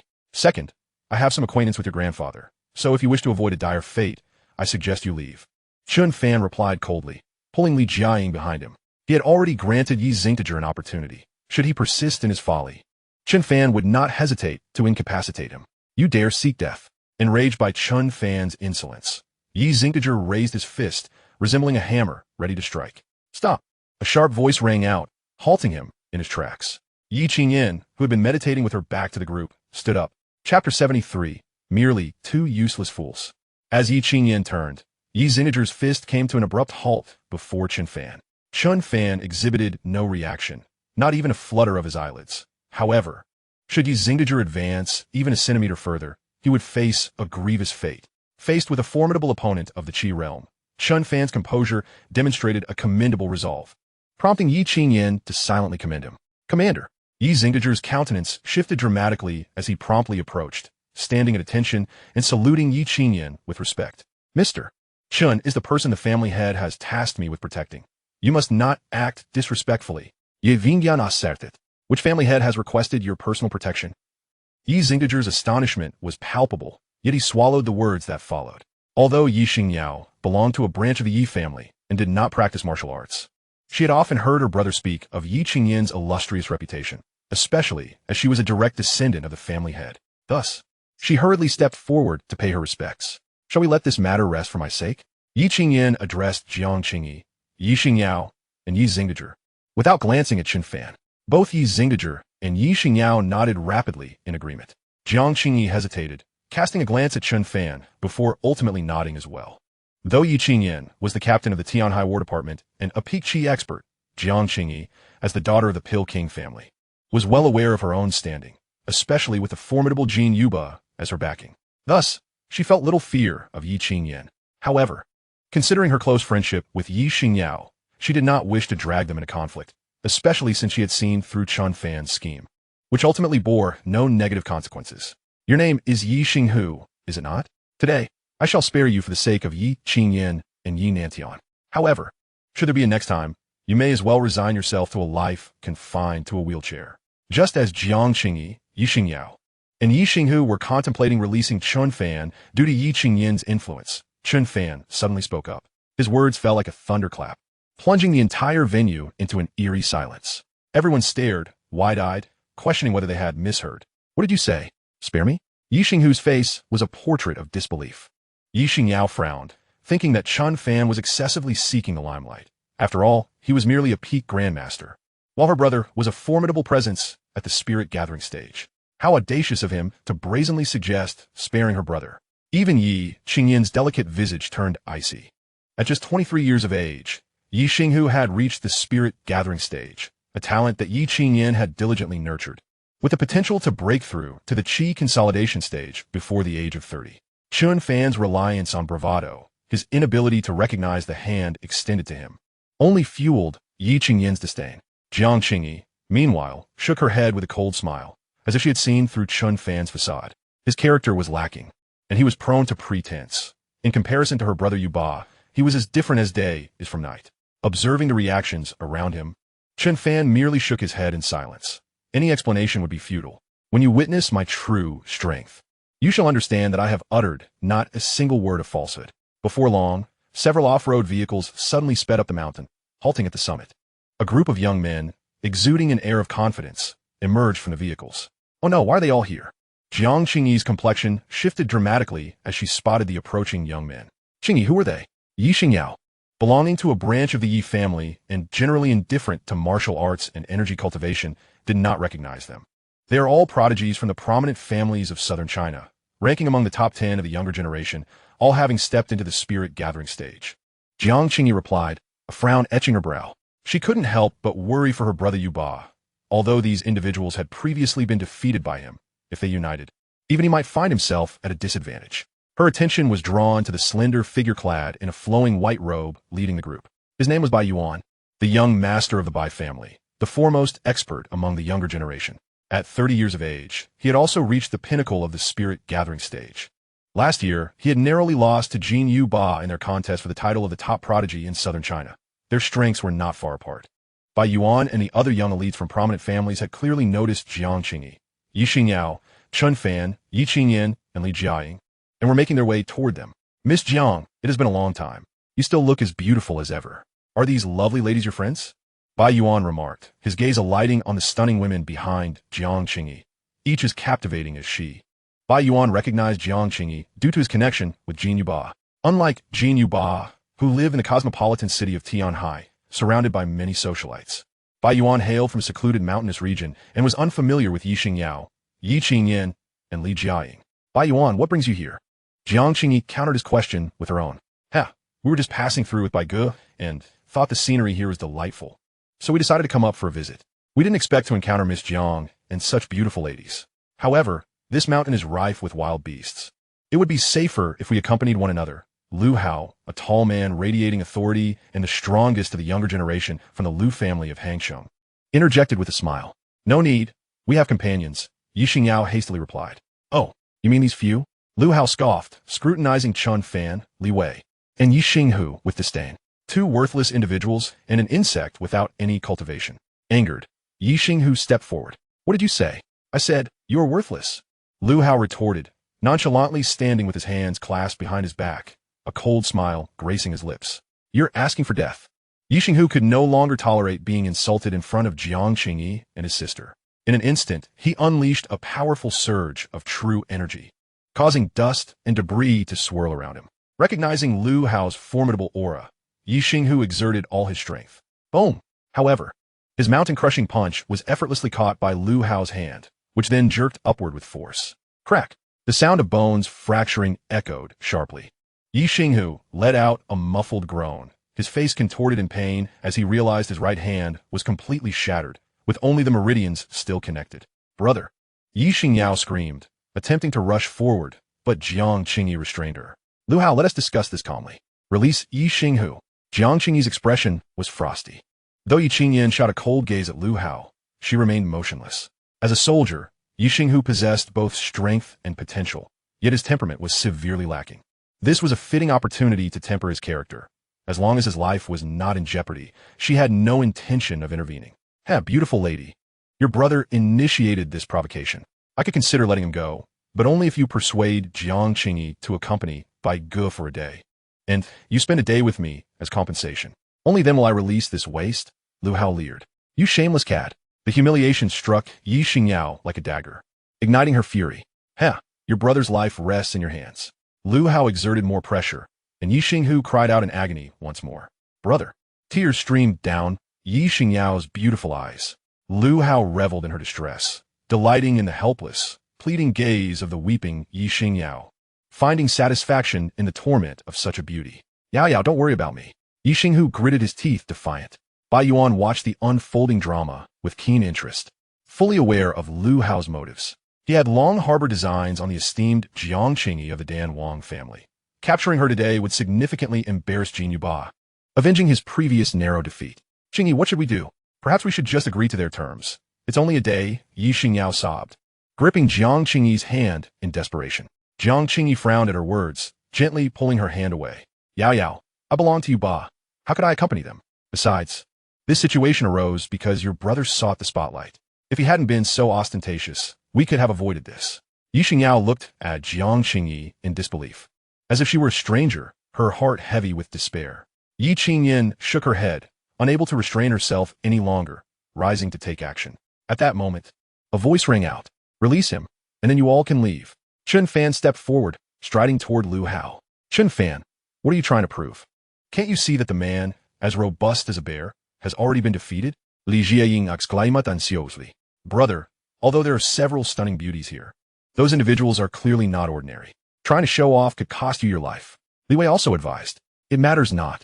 These few individuals are no more than stones and weeds by the roadside to me, Chen Fan replied. Li Wei, feeling helpless yet fearful, picked up a stone, preparing to stand alongside Chen Fan against Lu Hao. Yi Qingyin shook her head, realizing that Chen Fan was likely aware that he would have to act for his own safety. However, this reckless display of bravado to impress the girls, while placing himself in peril, was utterly foolish. With their protection this time, he might not be so fortunate in the future. Yi Qingyin followed him as he approached.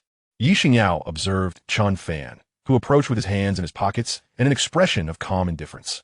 A wave of profound emotion surged within her, accompanied by an inexplicable sense of security. In her moment of utmost helplessness and fear, it was only Chen Fan who chose to assist her, putting aside past grievances. Ding! Yi Xingyao's favorability rating, 60, current favorability, 80. Reward, 6,000 points of life value. Current life value balance, 11,784. An electronic synthesized voice resonated in Chen Fan's mind.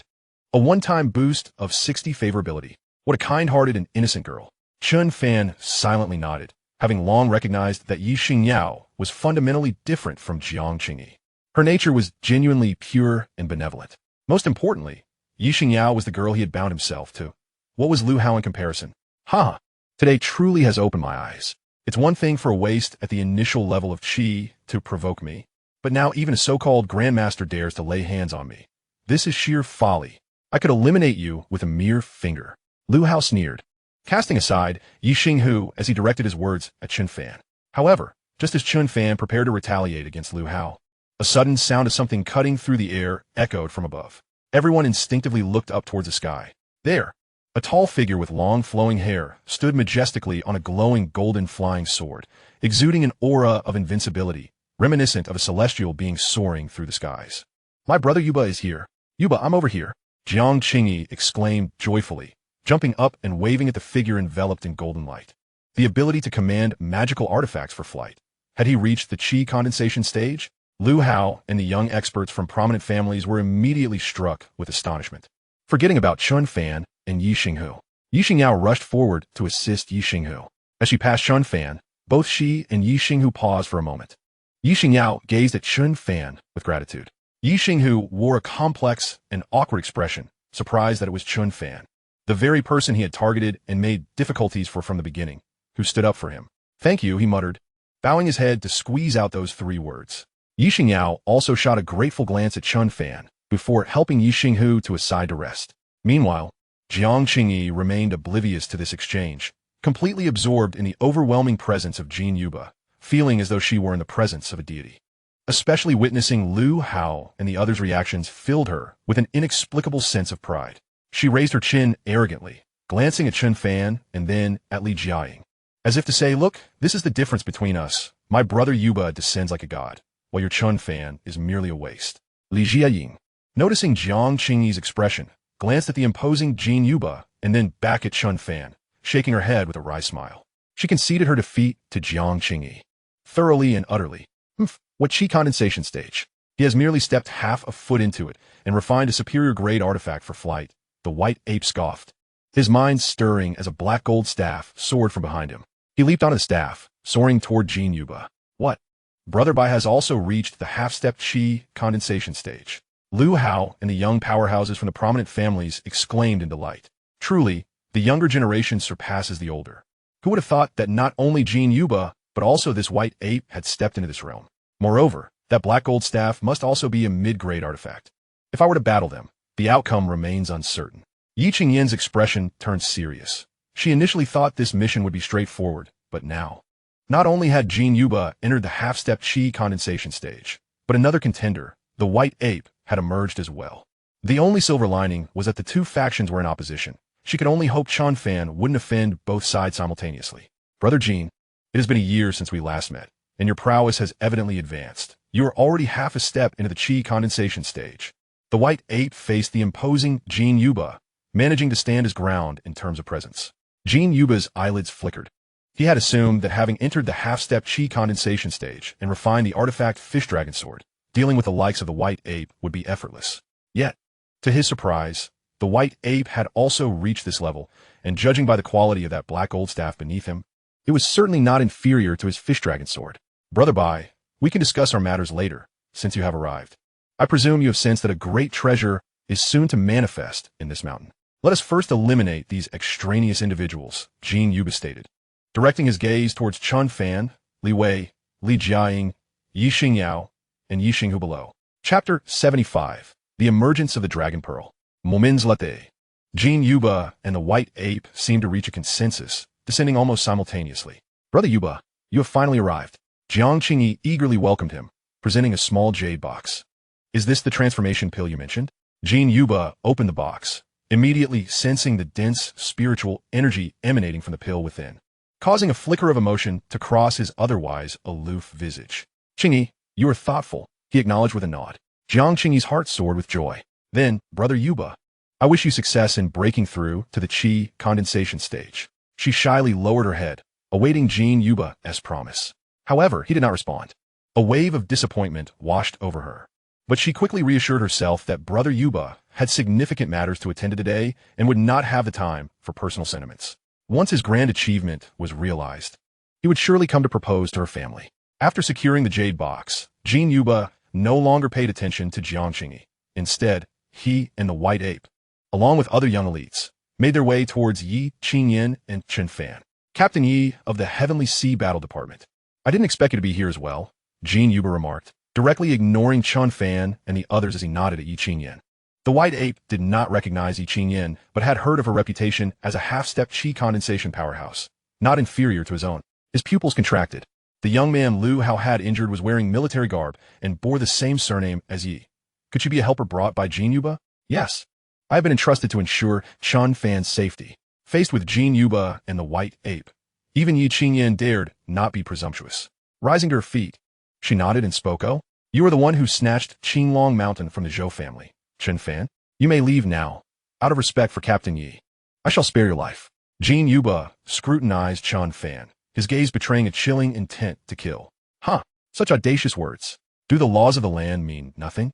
The very ground you stand upon is my privately acquired territory, purchased for a staggering 600 billion. And you dare command me to leave?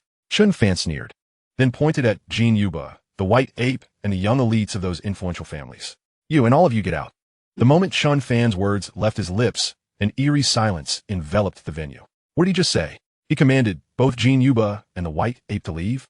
This is disastrous. Li Jiaying, Yi Xingyao, and Yi Xinghu all gasped in shock, staring at Chen Fan as though he were a monster.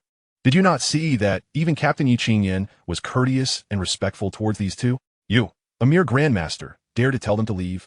Even Yi Qingyin, known for her composure, was taken aback, her expression shifting dramatically. It was already a challenge to deal with one of them.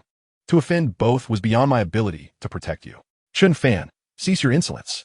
Yi Qingyin shot a glare at him, her voice low and stern. She never anticipated that Chen Fan would be so brazenly ignorant. You just told us to leave? Jin Yuba, the most prominent figure in southern China, was accustomed to being revered. When had anyone dared to command him thus? His eyes glinted with murderous intent, his aura locking onto Chen Fan. The white ape also revealed a sinister grin, for Chen Fan was the first in southern China to speak to him in such a manner. Daring to instruct Brother Yuba to leave, you truly court death. Jiang Qingyi sneered. However, to her astonishment, Yi Xingyao and Yi Xinghu stepped forward, resolutely standing behind Chen Fan. Yao Yao, what are you doing? Why are you aligning yourself with that scoundrel? Jiang Qingyi exclaimed, her eyes wide with disbelief. Scoundrel? Yet, he is the only one willing to risk his life to stand up for my brother and me, Yi Xingyao replied, shaking her head. She was innocent, but not foolish. She could discern who the true good people were. Very well, Yao Yao. If you choose to stand against Brother Yuba, then our sisterly bond ends here. Jiang Qingyi said coldly. Yi Xingyao trembled but clenched her delicate fists, remaining silent. Damn it! Damn it! Why must you act so stubbornly? It's infuriating. Li Jiaying tugged at her hair, finally mustering the courage to stand behind Chen Fan as well. Young Master Jin, young Master Bai, if you wish to harm Chen Fan, then first contend with me. Yi Qingyan, she declared, drawing her silver long sword, an aura of terror radiating around her, positioning herself protectively in front of Chen Fan. Yi Xingyao and Li Jiaying, facing off against Jin Yuba and the white ape. Chen Fan was momentarily stunned by the scene. Wait, what are you all doing? Every time I want to showcase my prowess, you come up with this. He felt both touched and speechless. They were truly depriving him of the opportunity to demonstrate his strength. Just as tensions escalated, the entire Qinglong mountain suddenly trembled. Not good. The dragon pearl is about to emerge. Jin Yuba reacted first, his fish dragon sword soaring into the sky as he ascended. The white ape's pupils constricted. He no longer paid heed to Yi Qingyan and Chen Fan, instead wielding his black gold staff to pursue Jin Yuba. Litne Singtis, Ye Vingyan, Li Vieying, Ye Vingya, and the others breathed a sigh of relief. Meanwhile, the once clear skies above Qinglong Mountain were abruptly shrouded by colossal shadow. The mountain quaked violently, wisps of white mist oozing from its body, ultimately forming a towering phantom of a divine dragon atop the peak. Roar! The colossal dragon, composed of ethereal energy, let out a deafening roar as bolts of lightning cleaved the sky, striking towards the spirit dragon. The spirit dragon continuously howled, battling against the thunder. It was true what the books had said. Spiritual energy could indeed give birth to a true dragon. But why was it not in the dragon's lair, but here at Qinglong Mountain? Li Jiaying gazed at the immense spirit dragon, her expression a mix of shock and confusion. I told you long ago, this dragon's lair had its dragon tendons extracted, causing the spiritual energy to leak into Qinglong Mountain. Stripped of its dragon tendons, it possesses only dragon energy and form. It cannot withstand the heavenly tribulation. This spirit dragon is destined to fail in its transformation, Chen Fan remarked, observing the spirit white dragon as it seemed to struggle against the thunder. As others marveled at the spectacle of the spirit dragon, they cast incredulous glances at Chen Fan. How do you understand geomancy? I've read novels about geomancy and magical duels, and they all say this, Chen Fan replied with a smile. However, Li Jiaying regarded him with a deep gaze, aware that the situation was far from simple. As Chen Fan's predictions about both the location and the timing of the spirit dragon's emergence were accurate, insights only an experienced geomancer could possess. After about half an hour, the struggle between the spirit dragon and the thunder reached its climax. Although Jin Yuba and the white ape hovered in the sky, they dared not approach the spirit dragon. One bolt of lightning could reduce even the mightiest to ashes. This time, Jin Yuba and the white ape were the closest to victory. As they hovered nearest to the spirit dragon, Yi Qingyan spoke up, and the others looked at the two floating figures with a hint of envy. However, that is not necessarily the case, Chen Fan countered with a smile. No sooner had he spoken than, under the final strike of lightning, the spirit dragon shattered into fragments, which coalesced into 7 golden dragon pearls, each the size of an infant's fist. Ha! The dragon pearls are mine. Jin Yuba and the white ape, closest to the pearls, surged forward in excitement. Yet, unbeknownst to anyone, Chen Fan had already seated himself within a stone array. Whoosh! The 7 dragon pearls, as though imbued with life, evaded Jin Yuba and the white ape, soaring toward Chen Fan. Chapter 76. The Dirt Chicken and Tile Dog. The 7 resplendent dragon pearls, akin to infant fists, floated before Chen Fan. He casually plucked them from the air, securing them as easily as one would an apple. How could these dragon pearls have sought him out? Yi Qingyan, Li Jiaying, Yi Xingyao, Jiang Qingyi, and the others were left dumbfounded. Even the young elites from the powerful families, including Lu Hao, looked on in disbelief. Could it be that Chen Fan had truly set up an array with those stones over the past few days? Li Jiang responded in shock. To be able to utilize an array to capture spirits and attract energy is not something an ordinary geomancer could achieve. Only masters from the Yang family, a prestigious geomancer clan in Hong Kong, could possibly accomplish such feats. Li Jiang no longer doubted Chen Fan's identity as a geomancer.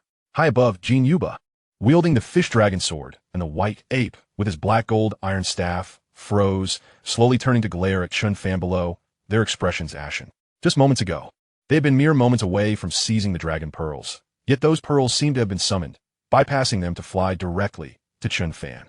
You little brat. Do you dare play tricks? Jin Yuba bellowed, diving toward Chen Fan.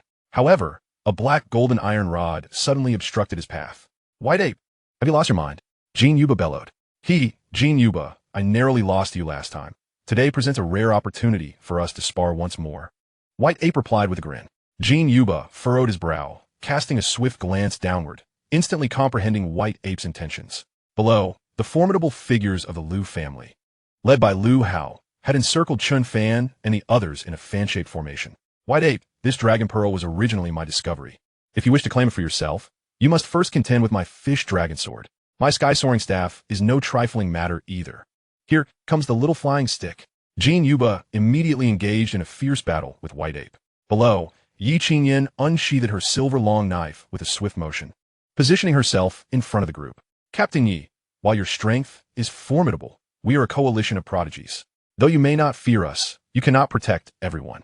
If you allow Chen Fan to surrender the dragon pearl, I and Brother White Ape can guarantee your safe departure, Liu Hao threatened Yi Qingyan. Yi Qingyan frowned slightly. Liu Hao's words held truth. If they overwhelmed her, while she herself was unafraid, Chen Fan and the remaining members, such as Yi Xingyao and Li Jiaying, would be in peril. She glanced at Jin Yuba and White Ape, who were locked in combat yet gradually advancing towards her and Chen Fan, and promptly abandoned her thought of fleeing with Chen Fan and the others. Chen Fan, relinquish the dragon pearl to them. Otherwise, even if I can protect you, your friends will perish. Yi Qingyan declared solemnly. Haha, you lot are but a bunch of insignificant chickens. They're unworthy. Chen Fan secured the dragon pearl, rose to his feet, and strode directly towards Liu Hao. Haha, brat, you're courting death. Do not blame me. Liu Hao, seeing Chen Fan step out from behind Yi Qingyan, was instantly elated, reaching out to seize Chen Fan. Chen Fan, retreat. Yi Qingyan cried out. She was too late to rescue him at this distance. Liu Hao's palm, imbued with true energy, was already reaching for Chen Fan's head. Liu Hao's strike was ruthless. Even those like Li Jiaying, Yi Xingyao, Yi Xingdager, and Li Wei, though at a distance, could sense the terrifying power of Liu Hao's claw. If that claw were to connect, not just Chen Fan, but even Yi Xingdager would find himself facing certain death. Get lost. However, Chen Fan stood with his hands behind his back and bellowed at Liu Hao. Instantly, a wave of true energy surged from Chen Fan's mouth, crashing towards Liu Hao's outstretched hand. Boom! The wave of true energy that erupted from Chen Fan's mouth struck Liu Hao's right hand like a heavy hammer, causing it to explode, and then it crashed into his chest, sending Liu Hao flying across the scene. A profound silence enveloped the entire area once more. Shock, confusion, fear, countless emotions bombarded the minds of the spectators. At this moment, even the battle between Jin Yuba and White Ape in the air came to a halt. The ability to condense energy and take lives from a distance. This was the hallmark of a genuine energy-condensing powerhouse. A young expert from one of the prominent families gazed at Liu Hao, whose arm had exploded and chest caved in, now devoid of breath, and spoke in terror. How could he be so young? How could he possibly be an energy-condensing expert? Realization dawned upon him. He had long misunderstood Chen Fan. He possessed such strength, a talent that would undoubtedly rank among the foremost in southern Huaxia, a coveted target for the various families. No wonder the family head valued him so highly and personally issued orders. Yi Qingyan's beautiful eyes brimmed with shock. This Chen Fan appeared to be 2 years younger than Jin Yuba. If that were the case, would the title of the first prodigy in southern Huaxia soon be transferred to Chen Fan? Li Jiaying covered her gaping mouth with her hand, astonished, realizing that Chen Fan was indeed an energy-condensing expert. It was true that he had driven away Kai Tongming that day. Recalling the injuries Chen Fan had sustained at that time, if his master had saved him, how could he have been injured? Back then, her prejudice had led her to believe that Chen Fan was merely a third-year loser, never considering that he could also be an energy-condensing powerhouse. Yi Xingyao's eyes sparkled with a peculiar light. How she once envied her close friend for finding a prodigy like Jin Yuba, and now. Before her stood a younger and more powerful, unparalleled genius. Moreover, in her moment of utmost helplessness, Chen Fan had set aside past grievances to stand up for her. Did he harbor feelings for her? Yi Xingdager, after the initial shock, looked at Chen Fan, filled with self-reproach. He had been but a clown in Chen Fan's eyes. Yet, even after his provocations, Chen Fan had stepped forward for him at such a crucial moment. Reflecting on this, Yi Xingdager felt a surge of admiration for Chen Fan. Clenching his fists tightly, from now on, he would cast aside arrogance, practice diligently tenfold, and strive to match Chen Fan. At this moment, Jiang Qingyi's complexion turned pale, instinctively taking 2 steps back. How could this be? How is it possible? He is a mere puppet supported by the Li family from Hong Kong, a third-year loser. How could he surpass my brother Yuba? How could he be an energy-condensing powerhouse? I refuse to believe it. This is impossible. Ding. Yi Qingyan's favorability level, 60. Current favorability, 60. Reward. Host gains 6,000 life points. Host current life points balance, 17,784. Ding. Li Jiaying's favorability level, 40. Current favorability, 80. Reward. Host gains 4,000 life points. Host current life points balance, 21,784. Ding. Yi Xingyao's favorability level, 10. Current favorability, 90. Reward. Host gains 1,000 life points. Host current life points balance, 22,784. Ding. Jiang Qingyi's favorability level, 100. Current favorability, 50. Reward. Host gains 5,000 life points. Host current life points balance, 27,784.